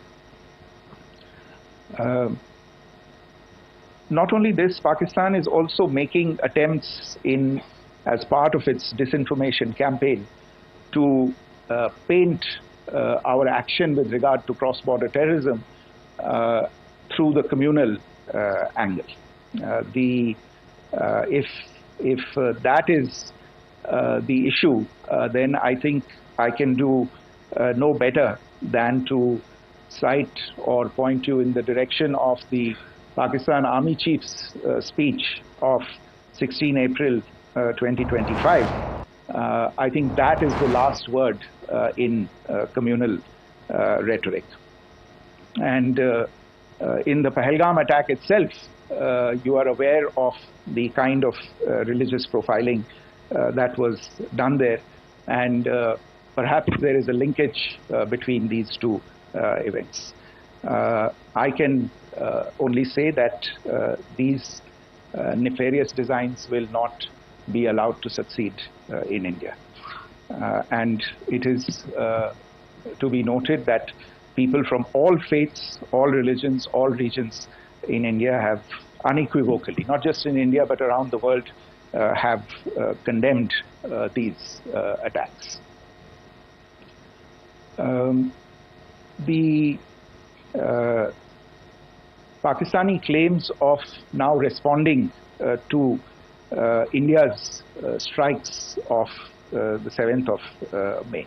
As I said right at the outset, it is India which is responding. The original escalation was by Pakistan on the 22nd of April. We are the ones who are responding to that escalation with the action that was taken yesterday morning. And again, I would like to emphasize that the action was restrained.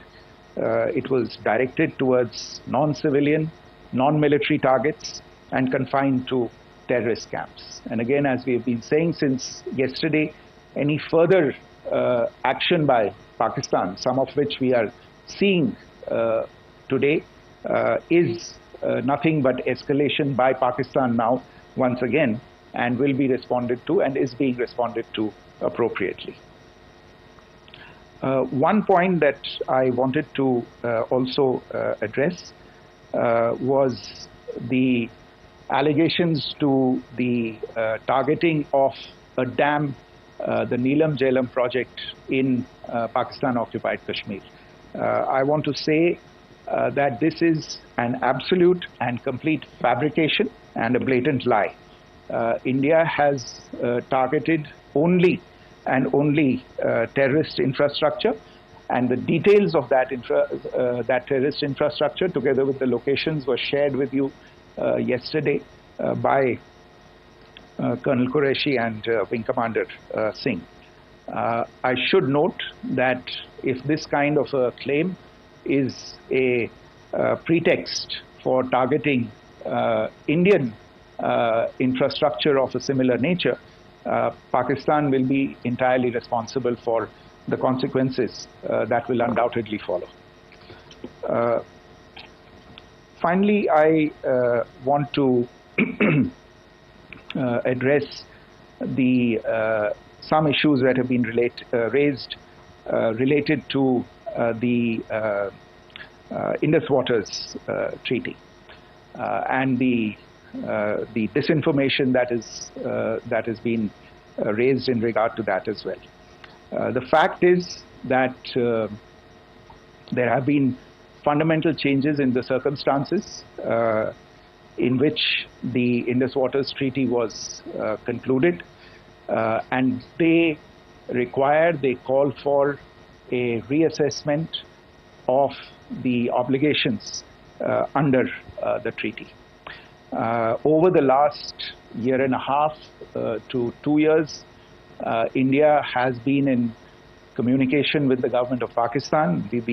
We've sent several notices to them requesting for negotiations to discuss modification of the treaty.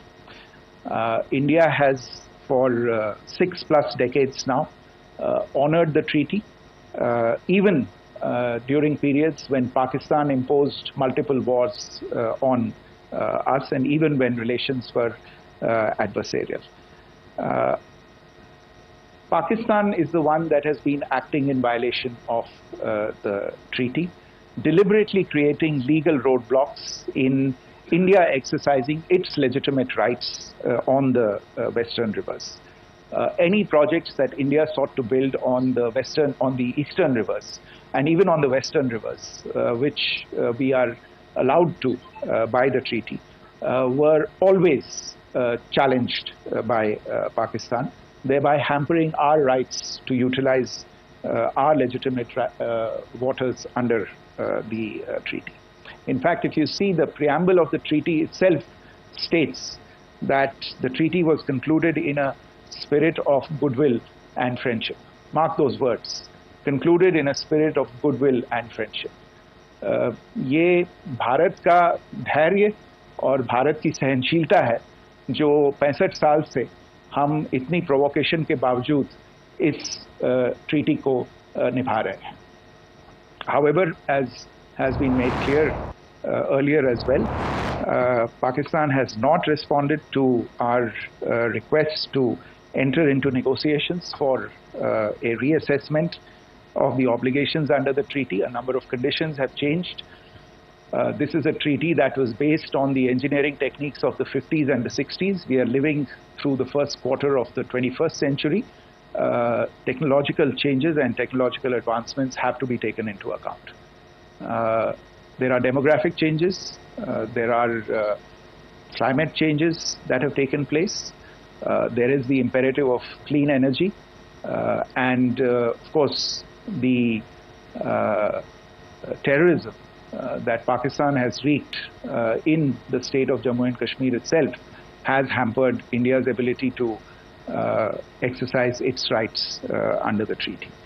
Pakistan's persistent refusal to respond to our request to enter into government-to-government negotiations on the modification of the treaty is, in a sense, itself a violation of the treaty. And therefore, India has taken the step of putting the treaty in abeyance until Pakistan abjures irrevocably its support for cross-border terrorism. Maybe I'll stop there. I mentioned earlier yesterday as well that this is an evolving situation. I would therefore ask all of you to be considerate and restrained. It will not be possible for us or my colleagues from the armed forces to share operational details at this point in time. Beyond that, if you have any questions, may I have time for only a few, and I'll try to answer those questions. Okay, I give the floor to Rishabh. One Secretary, good evening. This is Rishabh from Times Now. I just wanted to understand, as per the press release that has been released earlier today, it says that we have successfully hit at the air defense of Lahore. Does it give our forces a better chances if, in case of further escalation? And are there other air defense places as well at strategic location that were targeted? Rishabh, you are violating the first rule that I set out at the end of my remarks. The press release that has been issued by the Ministry of Defense today speaks for itself. It is related to operational matters. It's been released by the Ministry of Defense. As more information becomes available, it will be released at the appropriate time. Once again, please don't go into operational details at this point in time, because this is a constantly evolving situation. Yeah, go ahead. Foreign Secretary Smita Sharma, just wanted to ask, the Pakistani Minister Ishaq Dar in an interview has claimed that the national security advisors of India and Pakistan have spoken to each other. If you could confirm or deny, and is complete severance of diplomatic ties with Pakistan also on the table? I have no information with regard to contacts between the two national security advisors. Insofar as diplomatic relations are concerned, you've seen the steps that were announced in response to the following the meeting of the Cabinet Committee on Security on the 23rd of April. There are no further steps that are under consideration at this moment in time. Yeah, go ahead. Foreign secretary, मेरा नाम मनीष है, मैं TV9 Bharatvarsh से हूं, और आपने खुद ही बताया कि कितना मिस इन्फॉर्मेशन क्रॉस बॉर्डर से आ रहा है, बल्कि ऐसा लग रहा है जैसे पाकिस्तान के प्राइम मिनिस्टर और डिफेंस मिनिस्टर तक भी प्रोपेगेंडा करने में मिस इन्फॉर्मेशन में आ गए हैं। वो कई बार तो ये तक दावा करते हैं कि हम 3 राफेल हमने गिरा दिया, इतने हमने मिग गिरा दिए, और जब उनसे पूछा जाता है तो वो कहते हैं कि सोशल मीडिया में हमने ये सब चीज़ें देखी थी। तो अगर आधिकारिक तौर पर अगर आप कुछ कह सकें इस पर, ताकि उन्हें भी समझ में आए कि इस तरह के प्रोपेगेंडा नहीं चलने वाला है। देखिए, जब सही समय होगा तो आधिकारिक तौर पे इसके बारे में सूचना दी जाएगी, लेकिन जो आपका प्रश्न है कि प्रधानमंत्री और उप प्रधानमंत्री और विदेश मंत्री, उनके रक्षा मंत्री इस तरह की बातें कर रहे हैं, तो इसमें अचरज की कोई बात नहीं है। आखिरकार ये एक देश है जिसने अपना, इसका जन्म लेते ही झूठ शुरू हो गया था। 1947 में जब पाकिस्तानी फौज ने जम्मू कश्मीर पे दावा बोला, तो उन्होंने किसी ऐसे वैसे व्यक्ति से नहीं, संयुक्त राष्ट्र से झूठ बोला कि हमारा कोई लेना देना नहीं है इससे, ये लोग जो गए हैं वो तो कबायली हैं। वो तो जब हमारी फौज वहाँ पे पहुंची और UN के लोग, संयुक्त राष्ट्र के लोग खुद वहाँ पे पहुंचे, उन्होंने देखा कि वहाँ तो पाकिस्तानी फौज घुसपैठ करके आ गई है, उसके बाद पाकिस्तान को मुंह की देखनी पड़ी और उनको मानना पड़ा कि हाँ, उनकी फौज वहाँ पे कुछ समय से पड़ी हुई है। तो ये जो यात्रा है एक तरह से 75 साल पहले शुरू हो चुकी है, तो I am not surprise that this kind of disinformation is being indulged in. Yeah. Siddhant. Sir, Siddhant from Beyond. Sir, we have seen a lot of negative comments coming from the Pakistani military of escalation. If tomorrow there is an escalation, there are strikes, we know one attempt has been thwarted, what will be the Indian response to those attempts of creating more escalation? Because it is looking like it's going towards more escalation. And my second question is, are any other world powers, essentially the P5 countries, the West Asian countries, reaching out to de-escalate the current situation? Look, on escalation, we've already made our stance clear. I mean, there are 2 basic points. First of all, it is Pakistan that escalated. on the 22nd of April. We are only responding to that escalation.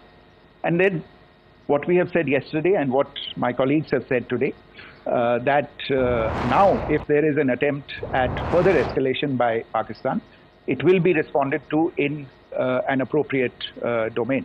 And therefore, the choice is entirely that of Pakistan to make. As to your second question, I don't think I can do better than to point you in the direction of the statements that are being made from practically every chancellery in the world and the sentiment that they are carrying. That sentiment essentially and for the major portion is support for the government of India in the context of the condemnation of the terrorist attack in Pahalgam on the 22nd of April.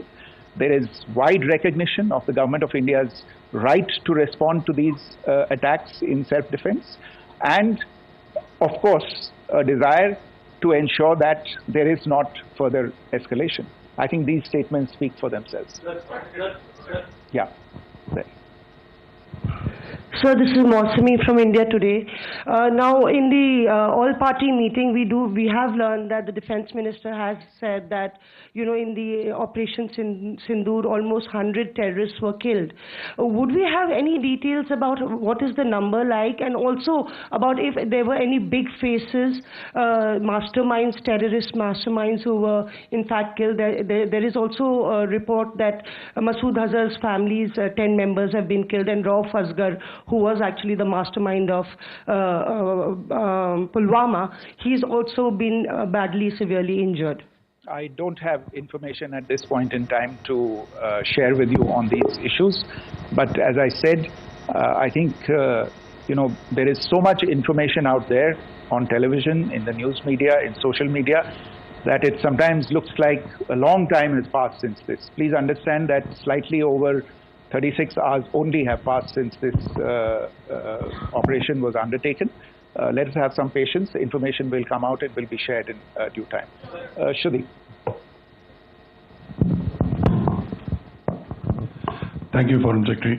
Shruti Ranjan from Bloomberg. Sir, could you give us any understanding whether India has moved the IMF or the World Bank to kind of, sensitize them about the the bailout that Pakistan has and, the kind of stuff that the Pakistan government is doing? Look, we have an executive director at the IMF. Tomorrow there is a meeting of the board of the IMF, and I'm sure that our executive director will put forward India's position. The decisions of the board are a different matter. The process through which they are made. But I think the case with regard to Pakistan should be self-evident to those people who generously open their pockets to bail out this country. And since you are from Bloomberg, I think you would have the data on how many IMF bailout programs have been, very good, thank you, have been sanctioned in the space of the last 3 decades. And I think you would also have an idea of how many of those programs have actually reached successful conclusion. Probably not many. So I think this is a decision that board members have to take by looking deep within themselves and looking at the facts. So we can, one last question, sir. Sure. One last question. Foreign Secretary, I'm Siddhant from CNN News 18. I would like to know, since it's an opportunity to speak to you, I would like to know the response coming from United States since last 3 weeks. Saudi Arabia, Qatar. In fact, Prime Minister Modi spoke to Qatar before the strikes that evening. Perhaps how do you read the support coming from these countries? Perhaps traditionally they were seen on the other side. This time around, their statements are strong worded. In fact, India-Saudi joint statement also had a very strong condemnation, strong worded condemnation. United States at all levels have condemned the attack and have extended support. In fact, Saudi Deputy Foreign Minister is in India. He just met EMS Jaishankar. Also, if you could shed some light on his visit, his meeting with EMS Jaishankar. In fact, we have also been told that he met Prime Minister Modi. Thank you. Look, all the countries that you named and many others, we have been in touch with them. The Prime Minister has spoken to a large number of world leaders. A large number of world leaders have called him, as have called the External Affairs Minister. As we speak, there are conversations going on today as well with world leaders.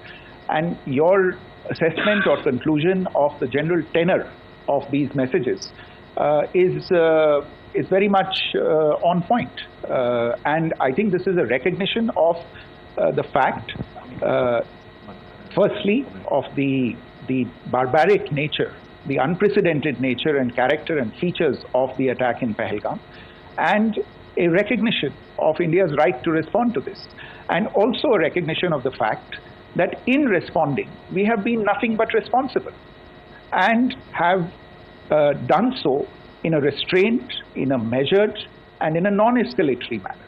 I think that counts for something. People have taken that into account, and that is what is explaining the kinds of reactions that we are seeing. And we appreciate the sentiments and the statements that have been made by the vast majority of world leaders. Yes, the Saudi Minister of State for Foreign Affairs is in Delhi. He had a meeting with the External Affairs Minister earlier today. I don't have further details at this moment, but if there are details, the ministry will share them at some point with you. Thank you. I think that's all we have time for today. We'll join you again soon. Thank you all. Thank you. Right, that was the MEA briefing on Operation Sindoor. We saw a joint press briefing by the MEA and the forces on Operation Sindoor. Let's remember, this is coming in at a time where early this morning we saw the Indian Army actually thwart Pakistan's attempts at attacking military sites that took place last night. I'm now joined by former Air Vice Marshal Kapil Kark. Sir, you were actually in the 1971 war. You were on the Canberra deep strike aircraft. You've carried out missions of night bombing attacks on the Pakistan Air Force airfields, radars and enemy tank concentrations. If you could give us a sense of the key challenges that we probably saw this morning and late last night in neutralizing Pakistan's air defense systems, especially in Lahore.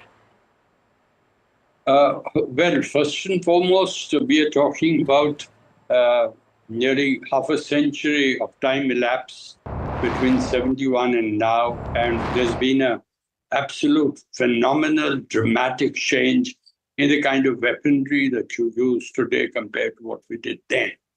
So, as you yourself are aware, and as has been brought out in the joint briefings earlier and now, the attack at Baisaran was the first escalation in the relationship between India and Pakistan in terms of military dimension. Retaliation by us, again, it may seem repetition, but it's worth repeating.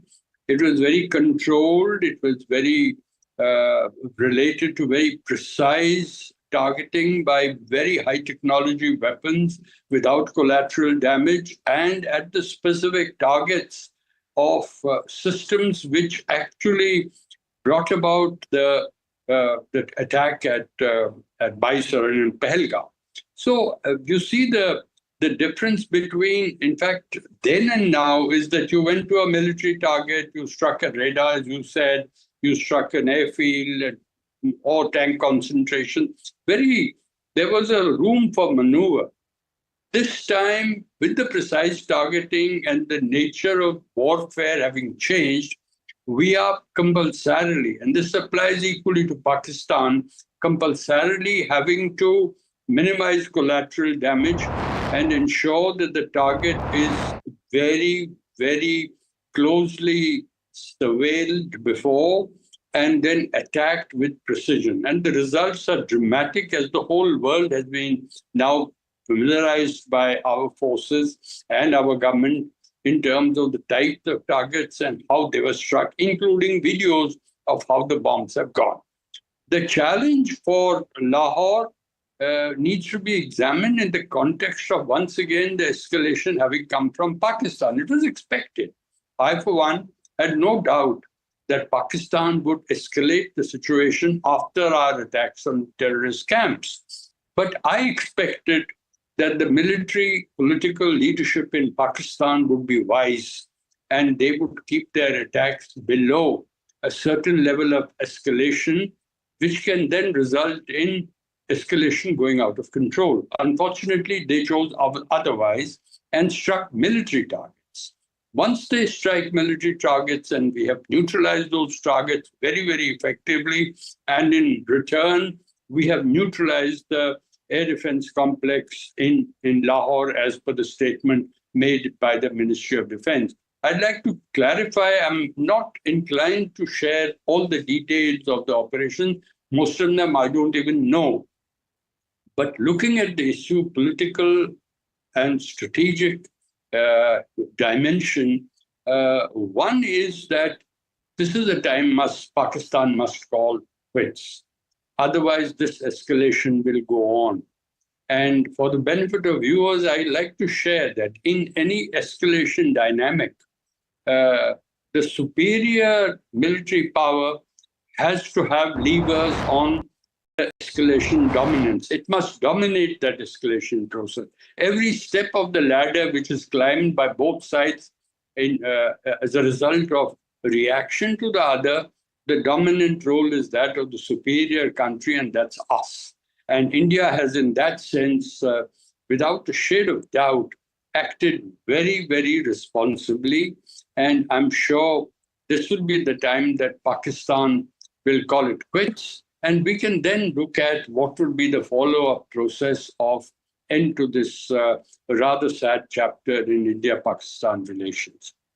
Absolutely, sir. Sir, you know, the MEA has constantly reiterated, and this has actually also been the stand with India, whether we're hearing from the defense minister, or we're hearing from the forces, or we're hearing from the MEA, about the importance of targeting terror infrastructure rather than military installations in such operations. So what would you say is the tactical importance behind that kind of precision? It's not a tactical importance. The importance, Sanjana, is strategic. It has a relation with diplomacy. India's role in the global order, India's perception of itself and the world's perception of India as a responsible power. Now, that is why very discreet and precise targeting is the first step India took. Even if it meant that, it won't satisfy the outrage that was witnessed both in Kashmir as also in the rest of the country. So I think the dimensions and consequential impact of our actions is not just tactical, as we tend to presume, but operational level, strategic level, political level, and the diplomatic level. And I think that is why, so far, despite Pakistan's provocative action in that missile shower on those 15-odd targets that it chose, and which has been replied to very effectively by our monumentally critical and effective air defense system, that all those missiles which were fired, 15 targets, they were all neutralized as per the statement of the Ministry of Defense. Thank you, sir. And my last question before you go. How does Operation Sindoor Phase 1 and 2 compare with previous Indian military responses, like the 2016 surgical strikes or even 2019 Balakot airstrike? This is a very thoughtful question, Sanjana. Thank you very much for. You know, the comparisons in this are somewhat odious. For the simple reason, surgical strike was to an extent of maybe few kilometers. And the actions was confined to those square kilometers. If you see Kargil, Indian Air Force was employed first time in the history of its existence on own side of the border. Again, a unique kind of a politico-military response, because we did not want to be seen immediately after nuclearization by both India and Pakistan in May of 1998, that we are not responsible enough if we use force beyond Pakistan's India LOC. This one is, again, very unique. So this is the This is the nature of the animal now in terms of the warfare that we have. I'm talking about the subcontinental setting. I'm not talking about the warfare we have seen over many couple of years, Ukraine and Russia, as also the application of force purely in the aerial and also the ground dimension by Israelis against the Hamas in Gaza. So this is a unique operation. We have not crossed the line of control or the border. And yet we have struck targets which are 100 kilometers inside, which means that the force structure planning that the government has done in the preceding years have been absolutely fascinating, because they know, although we have a deficiency in aircraft's cordon numbers insofar as a combat stream is concerned, we have been able to leverage fully the range of the weapon systems. And as I said, I would not be inclined to give the operational details, but whatever we have used for air to surface or surface to air in terms of the engagement of the missile shower last night, it has been a very effective use. And I think India can be proud in many ways of being very controlled, of being non-escalatory, of being proportional in terms of employment of force, as the Foreign Secretary just said in his briefing to the press. Former Air Vice Marshal Kapil Kak, thank you so much, sir, for your insight and your perspective. This coming in, let's remember, after the MEA and the forces had a joint press briefing after phase 2 of Operation Sindoor, where they gave the details of how India thwarted Pakistan's escalation bid late last night and early this morning. More on the other side of the break. Keep watching NDTV Profit for all news and updates.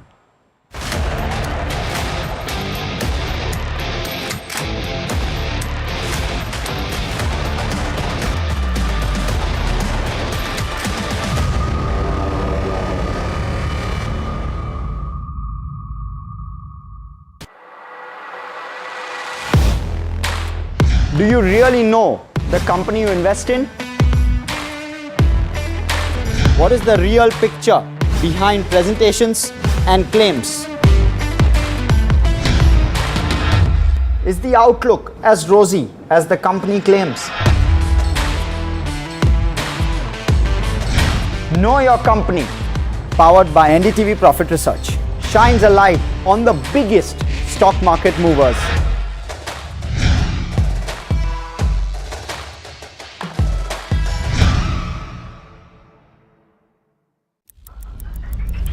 Headlines you start your day with.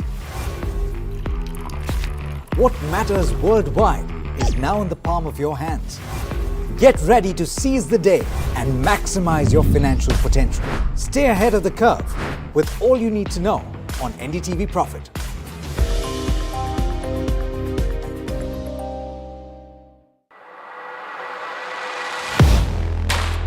Do you really know the company you invest in? What is the real picture behind presentations and claims? Is the outlook as rosy as the company claims? Know Your Company, powered by NDTV Profit Research, shines a light on the biggest stock market movers.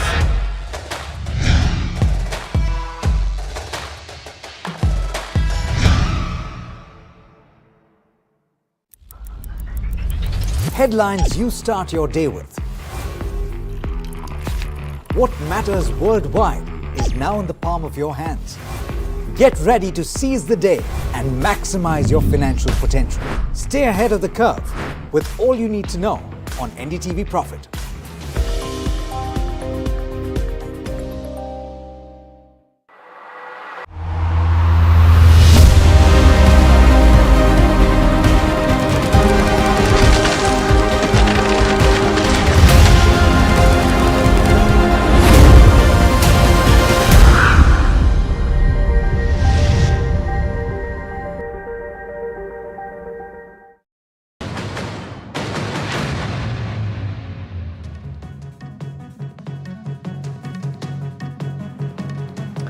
I'm Gauri Dwivedi. This is NDTV World's special broadcast on India's Operation Sindoor. The next 30 minutes, viewers, will tell you how the world is backing India, how Pakistan is resorting to killing innocent civilians, Indians, on the border, and what could be the next course of action. But first up, the headlines.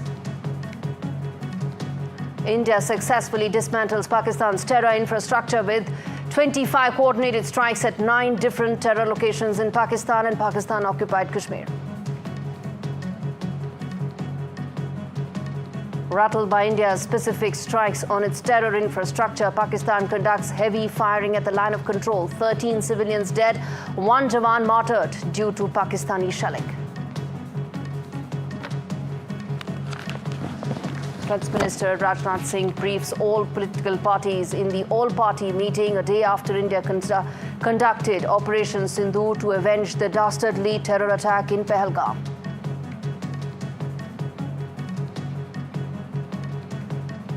We get along with both countries very well, good relationships with both, and I want to see it stop. And if I can do anything to help, I will be there. The world backs India after it conducted Operation Sindoor and asked both sides to now exercise restraint. Global leaders like Rishi Sunak have supported India's right to defend, while US President Donald Trump has offered whatever help he can give. India remains on high alert a day after it conducted mock drills after 54 years to prepare its citizens. 27 airports across all major border towns and states in India remain closed till the 10th of May.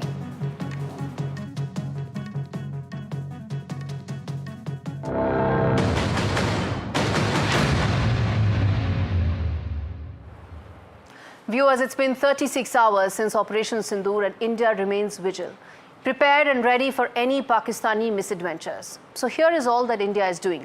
Politically, it's keeping all stakeholders in the country informed in an all-party meeting to ensure that there are no divisions in the country at a time when India needs to be completely united. On the security front, airports and key border towns and cities remain closed. There is vigil, and of course, Operation Sindoor Phase 2 is being planned. Diplomatically, India remains in close contact with key leaders who have come out in support of India, exercising and seeking restraint. But remember, not a single voice has said that India should not undertake any exercise to defend itself against terrorist attacks. As for Pakistan, it's doing 2 things. 1, conducting heavy shelling on the line of control to kill innocent Indian civilians. And 2, undertaking massive misinformation campaigns. And on this show, we're going to bust all those lies of Pakistan. But first up, I'm going to first talk about, well, what is it that's happening right now? The Pakistani playbook hasn't changed, viewers. So India conducts specific attacks to dismantle Pakistan's terror attacks. How does it respond? It responds with heavy shelling to kill innocent Indians. Ever since the 22nd of April Pahalgam terror attack, Pakistan has violated the ceasefire line of control every day. Every single day. And since yesterday, ever since Operation Sindoor was conducted successfully, the shelling has been very heavy and ensuring that there are casualties on the Indian civilian side. I'm going to get in my colleague Shiv Arur joining us from Kupwara to talk about what's really happening on ground right now. What's the latest? Shiv, you've been on ground zero. You've been getting us all those details. You've been visiting some of these areas where the Pakistani shelling is happening. Talk to us about what exactly is the situation like on ground. Well, we're here right now in Kupwara town, making our way towards the forward areas of this sector, which have seen some of the sharpest escalations taking place over the last couple of days. In the wake of Operation Sindoor, the heavy artillery shelling that is taking place. In fact, a sector that I'm headed to near Chaukibal is a place where entire villages have been destroyed in Pakistan shelling, restricted access, but we're going to do our best to actually get there because on NDTV, we've actually, set the agenda in terms of getting our cameras to some of those villages in Uri sector yesterday. Today we'll be covering Kupwara as well. The Home Ministry has begun a mechanism as far as evacuating some of these forward villages is concerned, because it doesn't look like Pakistan is in any mood to de-escalate what's happening on the ground. We understand that there is high degree of damage of Pakistani military assets on their side of Rajouri, Poonch, where our team is also reporting from. Some damage also in the Kupwara sector, and hopefully we'll get our eyes on some of that later today. But suffice it to say that at this point of time, tonight it'll be 48 hours since phase 1 of Operation Sindoor. Phase 2 is already in operation, which we'll talk about shortly. But the line of control is as hot as it has ever been right now across sectors for about 600 kilometers from Akhnur to Gurez in North Kashmir. Heavy artillery shelling crossfire is the order of the day, and they're happening for a few hours, not for a few minutes anymore, but a few hours at least overnight.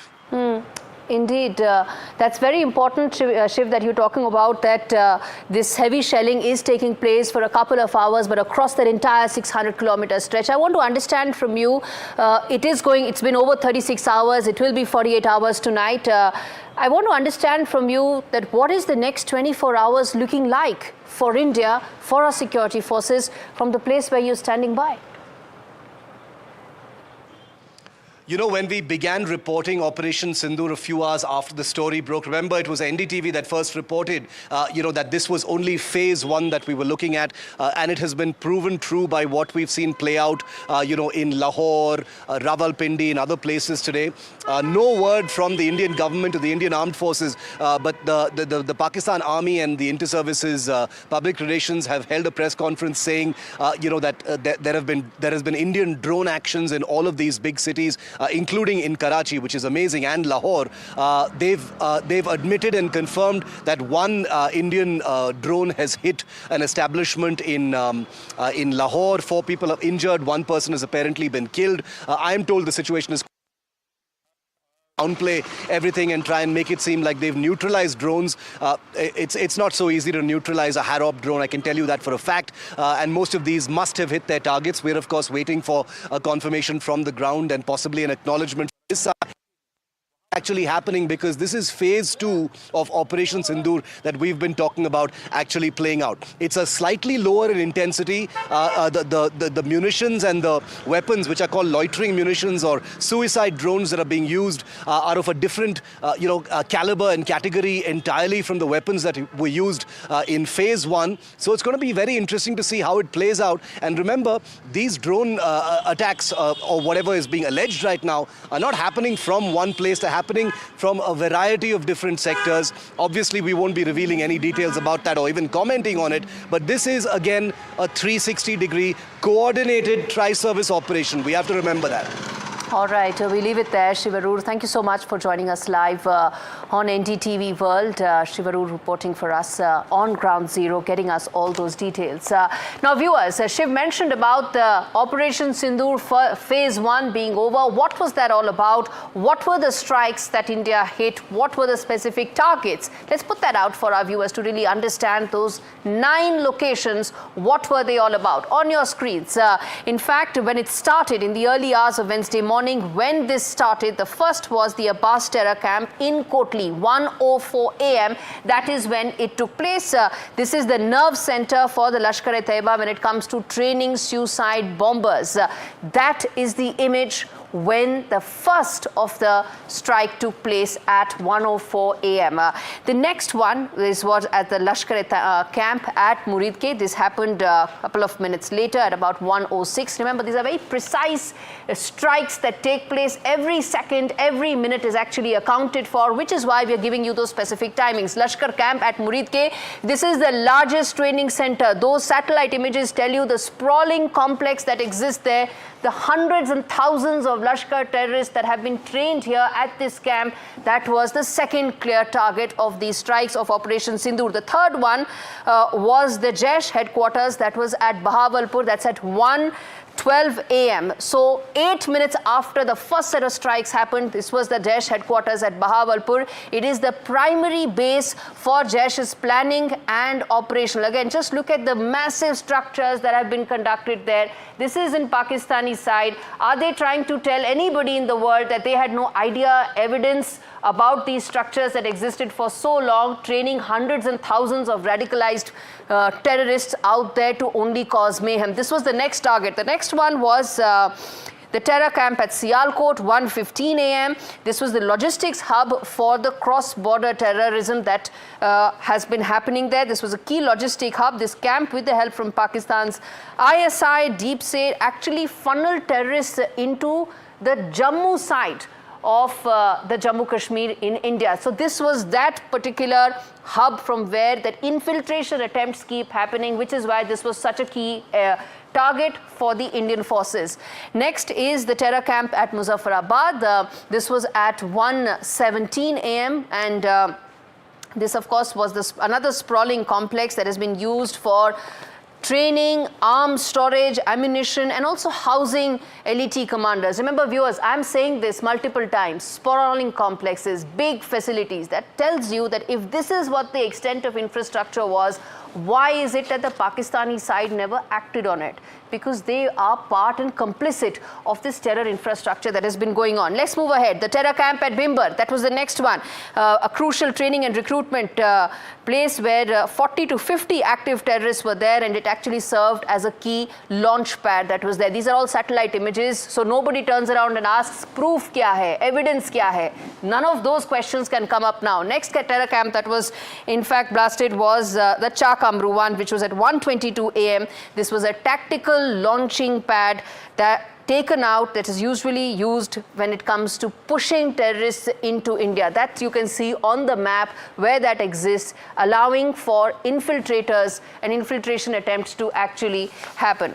Then there is the Gulpur one, the Murid-K one, all of them. We can put that out. First the Gulpur one and then the Murid-K one, which happened, the last one, at 1:28 a.m. This is how those 9 specific locations were targeted. Operation Sindoor, the message being very clear, no civilian casualties, no military installations, but the terror camps, the terror infrastructure being targeted with these strikes. Okay, now let's move ahead. Let's now talk about the kind of international support that has come in for India ever since this attack happened. The Pahalgam terror attack itself saw a lot of international condemnation against Pakistan and support for India. Every one of the large leaders in the world, large countries, backed India's right to defend itself. Before I take you through some of those important reactions, I want to first play out President Trump's bite and soundbite where he talked about the India-Pakistan issue that is currently happening and what he and America thinks about it. My position is I get along with both. I know both very well, and I want to see them work it out. I want to see them stop. And hopefully they can stop now. They've gone tit for tat, so hopefully they can stop now. But I know both. We get along with both the countries very well, good relationships with both, and I want to see it stop. And if I can do anything to help, I will be there. All right, let's play that out, some of those reactions. First up, of course, President Trump, you heard that soundbite, but it's important to put that out for our viewers. We get along with both countries, he said that. And then, of course, he also talked about how if President Trump can do anything to help, he will. Of course, you know, these are also methods to ensure that back-channel lines of communications continue to exist, which is why this messaging is important. Next up is former Prime Minister of UK, Rishi Sunak, a man who's embraced his religion, his roots, his culture very significantly, and who speaks his mind out and very strongly about India. He said that India is justified in striking the terrorist infrastructure that it did. That is, of course, a strong word coming in from Rishi Sunak, the former Prime Minister of UK. Next up is Priti Patel, another very prominent voice in the UK, talking about India, talking about issues that impact India, and a very powerful voice there who says that UK must work with Indian friends to tackle the terrorist threats, talking about how UK-India relationship needs to have security as one of its key pillars to talk about. The next is the foreign minister from France. He said that exercising restraint, something that is on expected lines. But viewers, I'm going to come back and tell you why restraint is something that's a huge diplomatic win, because I want to first play out some of these sound bites and then we're going to talk about why restraint is actually a huge diplomatic win for India, some of these comments around restraint. Next is the one from Germany. Again, escalation must be prevented, talking about restraint, and then how civilians must be protected. the line of control, the heavy shelling that Pakistan has been doing, where innocent civilians, including one army jawan, has been hit and has been killed, is something that Germany is referring to here. Then there is the Israeli support. There's a strong support coming in that India's right to self-defense. The Deputy Prime Minister of UAE saying avoid escalation that could threaten peace. Then there is the Russian response coming in, again talking about how there should not be any confrontation, given the fact that India does have nuclear neighbors on both sides.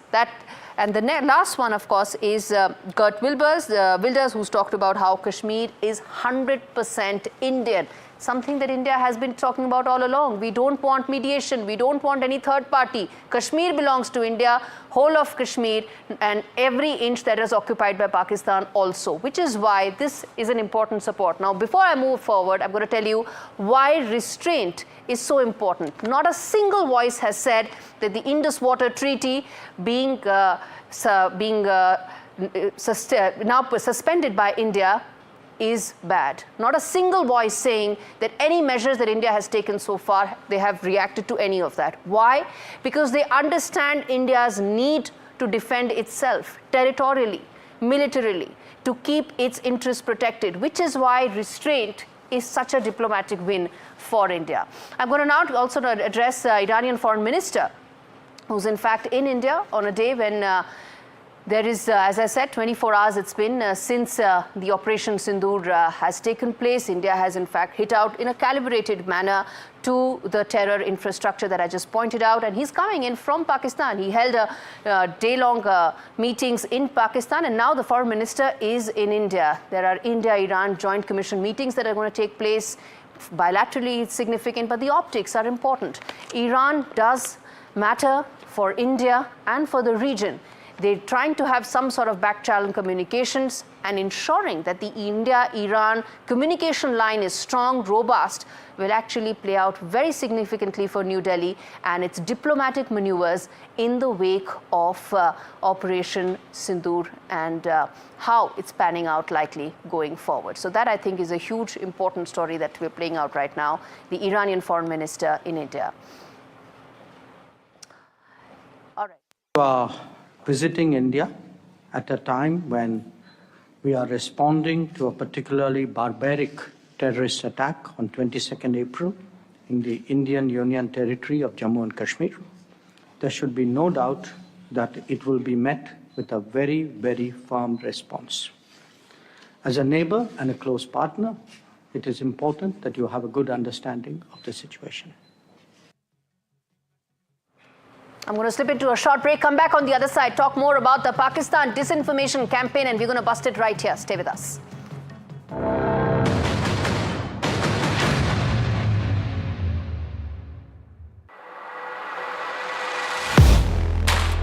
Do you really know the company you invest in?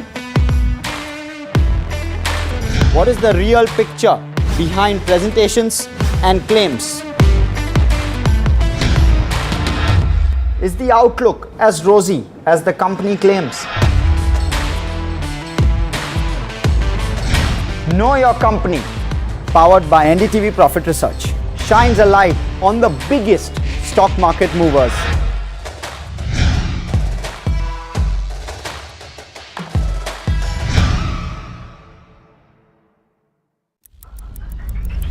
Headlines you start your day with. What matters worldwide is now in the palm of your hands. Get ready to seize the day and maximize your financial potential. Stay ahead of the curve with all you need to know on NDTV Profit.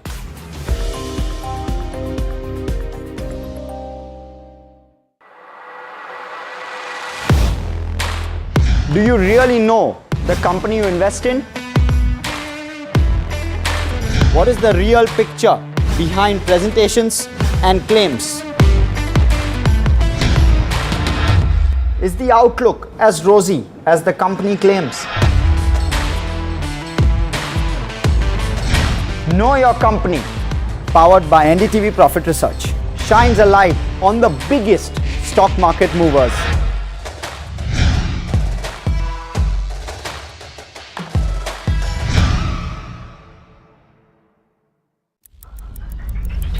Headlines you start your day with. What matters worldwide is now in the palm of your hands. Get ready to seize the day and maximize your financial potential. Stay ahead of the curve with all you need to know on NDTV Profit.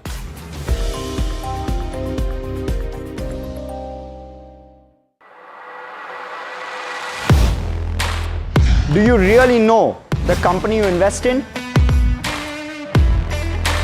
What is the real picture behind presentations and claims?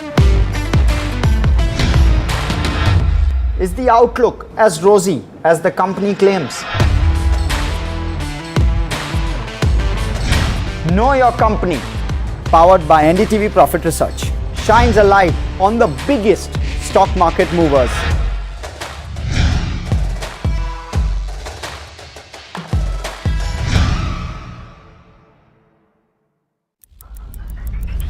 Headlines you start your day with. What matters worldwide is now in the palm of your hands. Get ready to seize the day and maximize your financial potential. Stay ahead of the curve with all you need to know on NDTV Profit.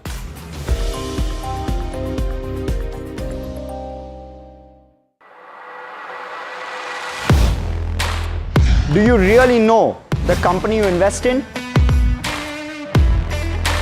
What is the real picture behind presentations and claims? Is the outlook as rosy as the company claims? Know Your Company, powered by NDTV Profit Research, shines a light on the biggest stock market movers.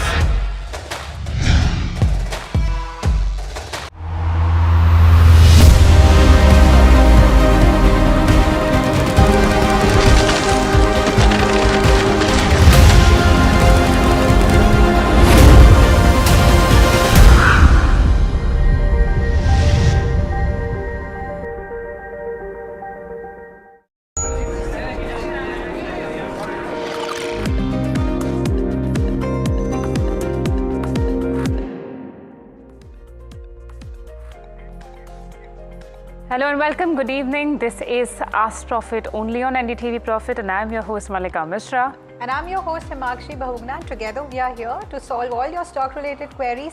So you can WhatsApp us or call us directly, viewers. All the numbers are flashing on your screens right now. And before we start the show, Malika, let's see how the markets actually fare today. So what's your take on that?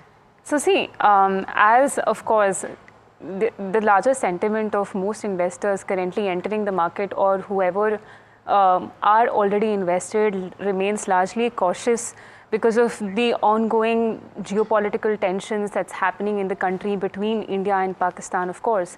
And if you look at how the Nifty 50 and the Sensex also performed throughout the day, you would see that both these benchmark indices ended in the red, about 0.5% down. And if you look at the sectoral picture as well, most sectors ended in the red as well with, if I'm not wrong, the Nifty, media, realty, and auto, pharma, all of these tanking the most, Himakshi. Yeah, absolutely. And, with that, we are joined by Ravi Singh, SVP Retail Research, Religare Broking, on the technicals. Welcome to the show, Ravi. Good evening. Thank you very much. Call me again. Yes. So, Ravi, I'm afraid that, today you will be there with us for half an hour and solving all the stock related queries. So, if people, come up with fundamental queries, so I request you to take that as well. Sure, no problem. Yeah. We'll do that. Thank you so much. And with that, let's proceed with the show with our first query written to us from Srinivas. He holds 6,500 shares of Jio Finance at 238 rupees. He's asking whether he should hold or sell the counter. And currently, if I can see that he is, sitting on a profit of over 87,000 there, approximately 88. So what's your sense on Jio Finance, Ravi? See, we may see some profit booking in these days because the volatility is very high, and you are rightly said that all sectors are in negative territory. So we may see some profit booking, but I can say that there is a very strong support at 230 to 235 levels, and it will again test the level of 280 to 330 levels. So I can say that just hold and sit with the time frame of 3 months to 6 months. So the target would be the 280 to 330 levels very soon. Got that. That's your view on the query that was asked. Now we have Siju's query from Qatar. He holds 750 shares of IRFC at 135 rupees a piece, and he's wanting to know a long-term view and also whether or not he can add more units of IRFC to his portfolio. Ravi, what would your take on IRFC be? Because the stock is now trading around 119. It has dipped significantly from the buying price of our viewer. Plus, it has not seen an upward trajectory after July of 2024. When do you see a trend reversal happening for IRFC?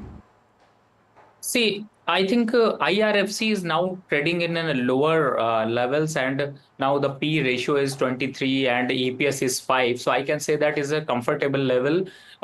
There is a very strong support at 110 level also. So if he want to do the average, then this is the right level where he can add some more position for the longer term. And I can say that the target would be the 140 to 145 in next 6 to 8 months. So if they have a target to invest at least 1 year, so I think they achieve the target of 140 to 45 levels. Thanks for that view, Ravi. With that, we are joined by our first caller on the show. So Harish is calling us from Visakhapatnam. Hi Harish, good evening. Good evening. Yes, how can I help you on the show today?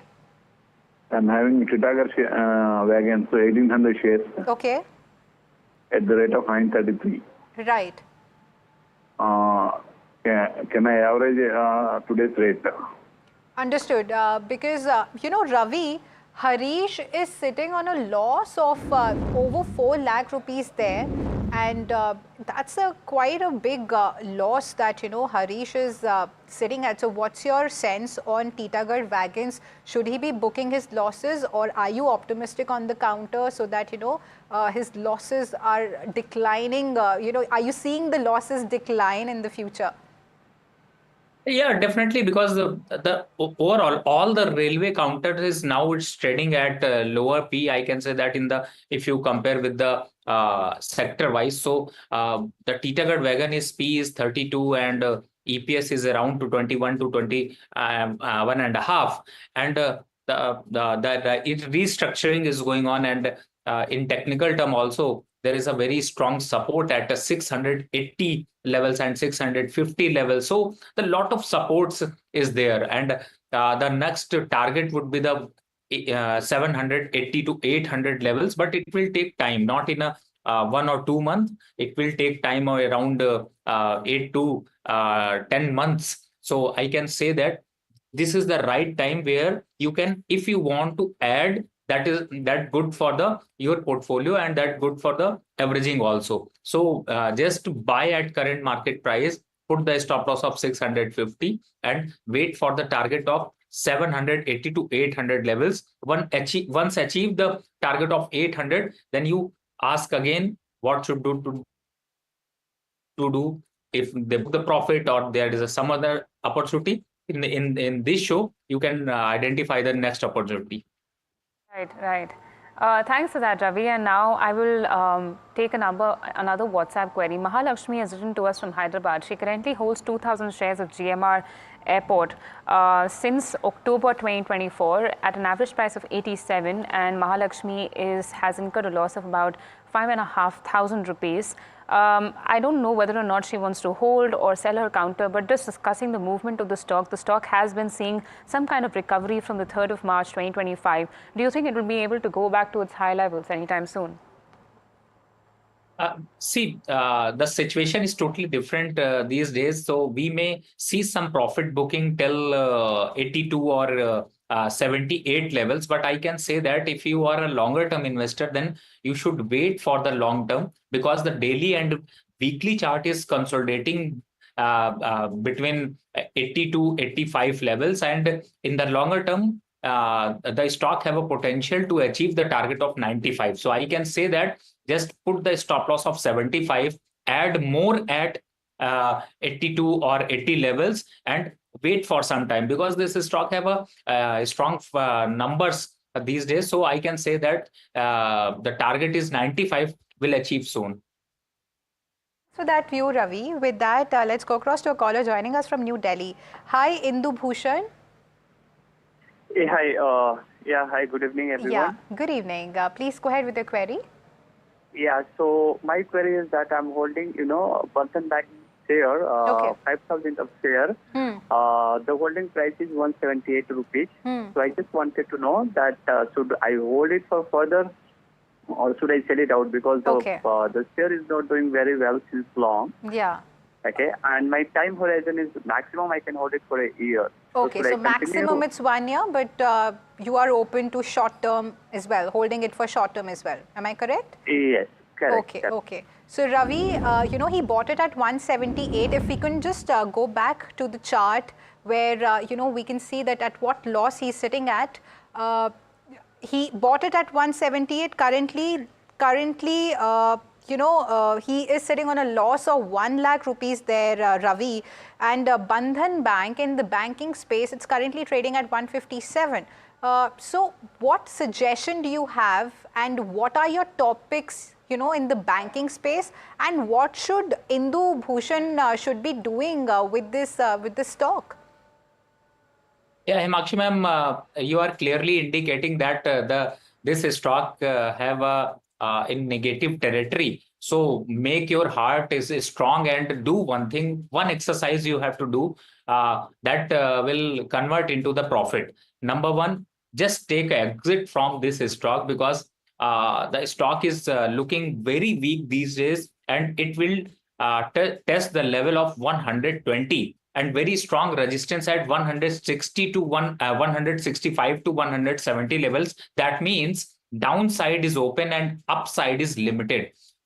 There is another stock I want to suggest. Number one is Canara Bank. Now its trading is 90 to 92 rupees or 93 rupees. So you switch your Bandhan Bank position, because the Canara Bank have a potential to achieve the target of 120 to 130 levels. That means you buy more quantity of Canara Bank, and once it achieve the target of 120 or 125, then your loss will recover soon. So I can say that please change your position, switch your position, and sit with the at least 5 to 6 months. The target would be achieved well.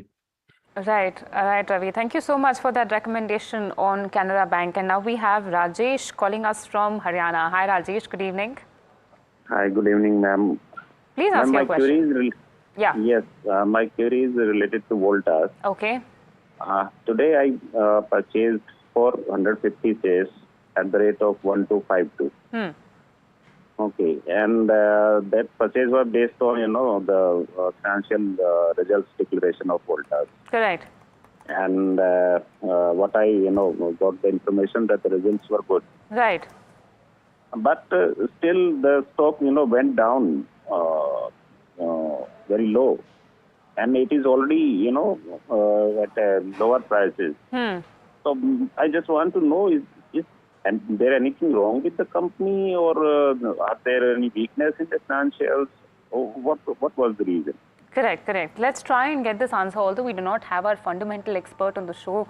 But we will try and see what are the technical weak points for Voltas at the moment. Now, Ravi, as of you rightly mentioned that Voltas did come up with a strong Q4 report, like its net profit, if I'm not wrong, rose by about 100%, and also it sees a robust 2025 growth as well. But the stock, however, went ahead in the morning and dipped through the trade in in today's session. Now, is the negative sentiment around the stock because of how the markets generally is faring because of geopolitical tensions, or is something specifically not right with the stock? See, you are read about the all the fundamentals, but if you compare with the P, that is a very high P. It is trading around 48 P and EPS is 25. That means above the industry, number one. Number two, the fundamental demand is not much according to the season or according to the, you can say that in the summers. So the weak fundamental and also the geopolitical tension is one of the reason where a lot of stocks are in negative territory. So the Voltas is also in one of the stock. I can say that just if you stay in this segment, so I can say that Blue Star is a company where they have a more potential to go upside. So I can say that if you switch their position, cut their Voltas and buy Blue Star, because Blue Star have a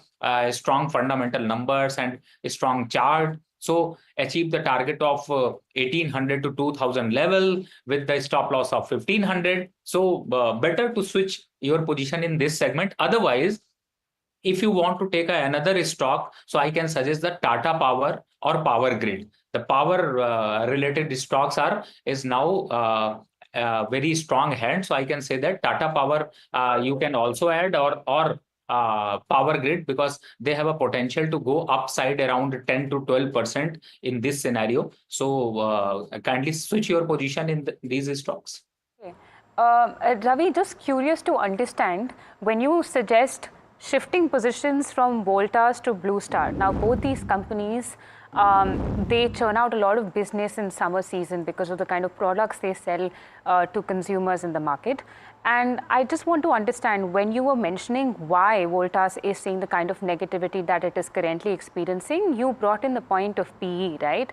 Now, if you look at Blue Star also saw a good quarter result, but its P again is at 56.76.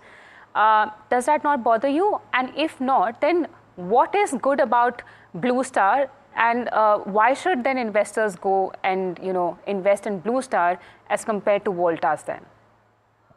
A very good point you want to highlight it, right? So if you compare them quarter and quarter, then you feel that the lesser volatility compared to the Voltas. Number one. Number two, P is stable at 56, but the Voltas P is more volatile, and the market demand is also Blue Star have a lot of orders. So I can say that if you see in a longer term period of chart, so you feel Blue Star have a lesser volatility and strong support at the lower levels around 1600 or 1550 or 1500. So in downside there is a limited, but upside they have a potential to achieve the 2000 level. But Voltas is very strong resistance around 1280 levels or 1350 levels or 1400. Maximum is a 1400. So the upside is limited. And if you compare with the correlation or the statistical numbers, then you feel Blue Star is a strong candidate who can give positive return. So that view, Ravi, I'm sure our viewers will get benefited from that wise advice of yours. With that, we are joined by a caller from Pune. Hi, Milind. Good evening. Hey, good evening. How are you? I'm very well. How are you? I'm good. Thank you. Yes, please go ahead with your query. So I have got shares of NMDC. Okay. I got around 3,500 shares at the rate of 67 rupees 50 paisa I have bought, and okay. I'm happy to hold it for a year or so. Understood. So I wanted to know the experts' advice on that and what would be the range where it will go. Yeah, absolutely. So Ravi, again NMDC currently it's trading at 63.8 and was also down in trade today over 2%. But our caller is a long-term investor. So what advice you have, keeping the long-term perspective in mind?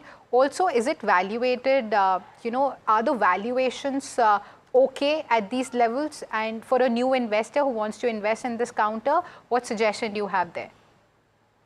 Yeah, ma'am, we have given this stock to buy recommendation with the target of 85. Immediate target is 85 to 95 levels. So I can say that they have a stock has have a strong potential to go upside. Number one. Number two, if you compare with the fundamental numbers, then you feel very comfortable in stocks.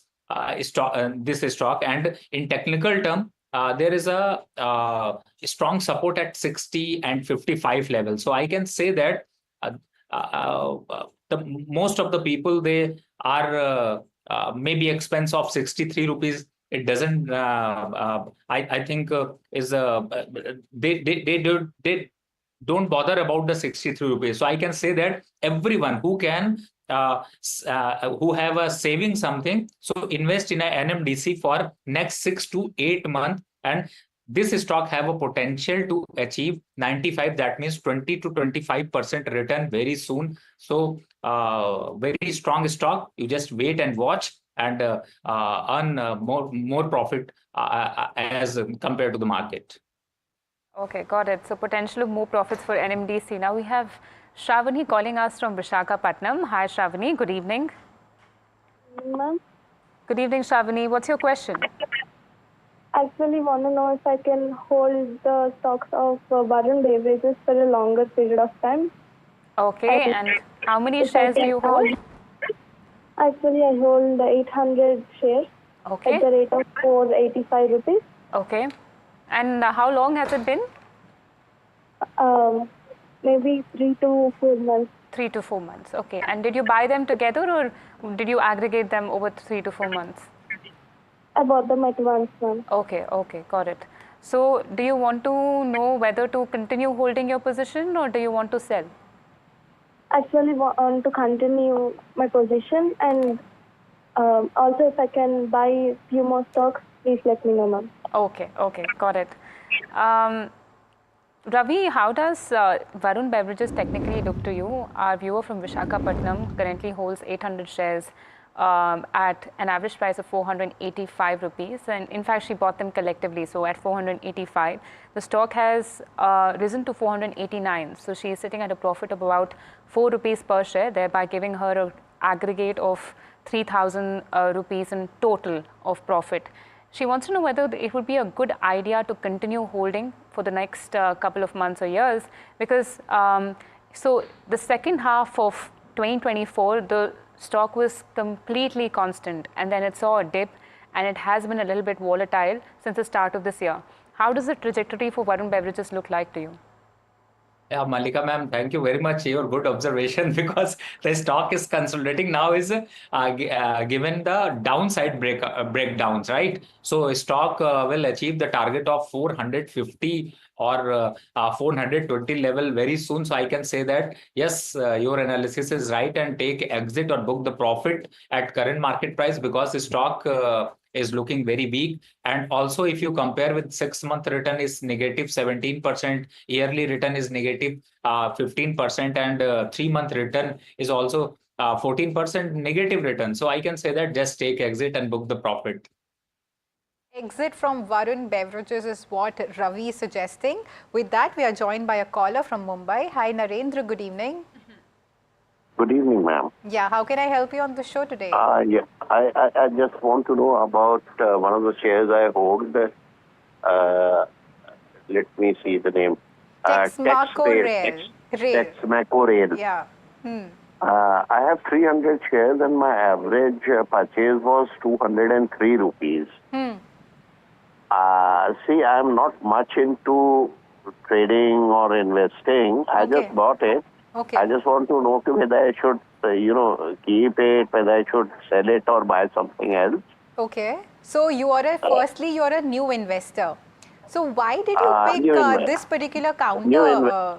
Actually, I'm a ex-army officer. I know hardly anything about shares.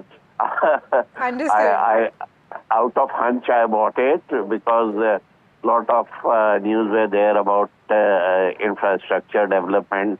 So I bought infrastructure shares of, I do not even know whether it is leading in infrastructure. That rail I saw, I purchased it. Absolutely. So firstly, how should I designate you? You can call me Captain Naren Joshi. Okay, so Captain Narendra is Ravi. Captain Narendra holds 300 shares of Texmaco Rail at 203. He's a new investor there, and so for people like him who are freshly starting their investing journey in stock market, so what's your suggestion to them, and also what's your sense on this counter in particular? Because he's sitting, he bought it at 203, currently it's trading at 132. The stock has fallen significantly. So what suggestion do you have there? Thank you very much, Naren sir. And I can say that please take pen and paper and note down for the long-term investing stocks. I can suggest you just invest 20% first, and then after 5% correction or 5% gain, you invest 40% is that point of time, and again ask profit. But in the Texmaco Royal, yeah, stock is good, but buy wrong time. But I can say that, sir, just wait and watch, hold for some time, add at 125 level some more, and put the stop loss of 120 levels. Stop loss, that means where your risk is hit, and this stock is in a risk zone, so you can ask again, or you can just take decision to exit. And please note down some another stocks. Number one is a Power Grid. I want to suggest. Number second is a Tata Power. I want to suggest. Number three is a NMDC. Recent just after completing the show, you just go online and just back the video. So find the detailed discussion on NMDC. Buy NMDC. These stocks you want to add for next 1 year or 2 year or 3 year or 5 year, the stock have a potential to give above the return of FD returns, right? And another stock is mining companies, is Coal India and Vedanta. These 5 stocks you should add in your portfolio and see the return impact. Okay. Love the confidence, Ravi. Now we have Satish calling us from Hyderabad. Hi, Satish. Good evening. Yeah, hi, ma'am. This is Satish from Hyderabad. Yes. I am very bullish on the LNG part and final fuel as hydrogen. So I am betting I am betting all my money on one stock called Inox India, which is actually into cryogenics and hydrogen storages, like hydrogen storage and transportation. Yeah. So just wanted to understand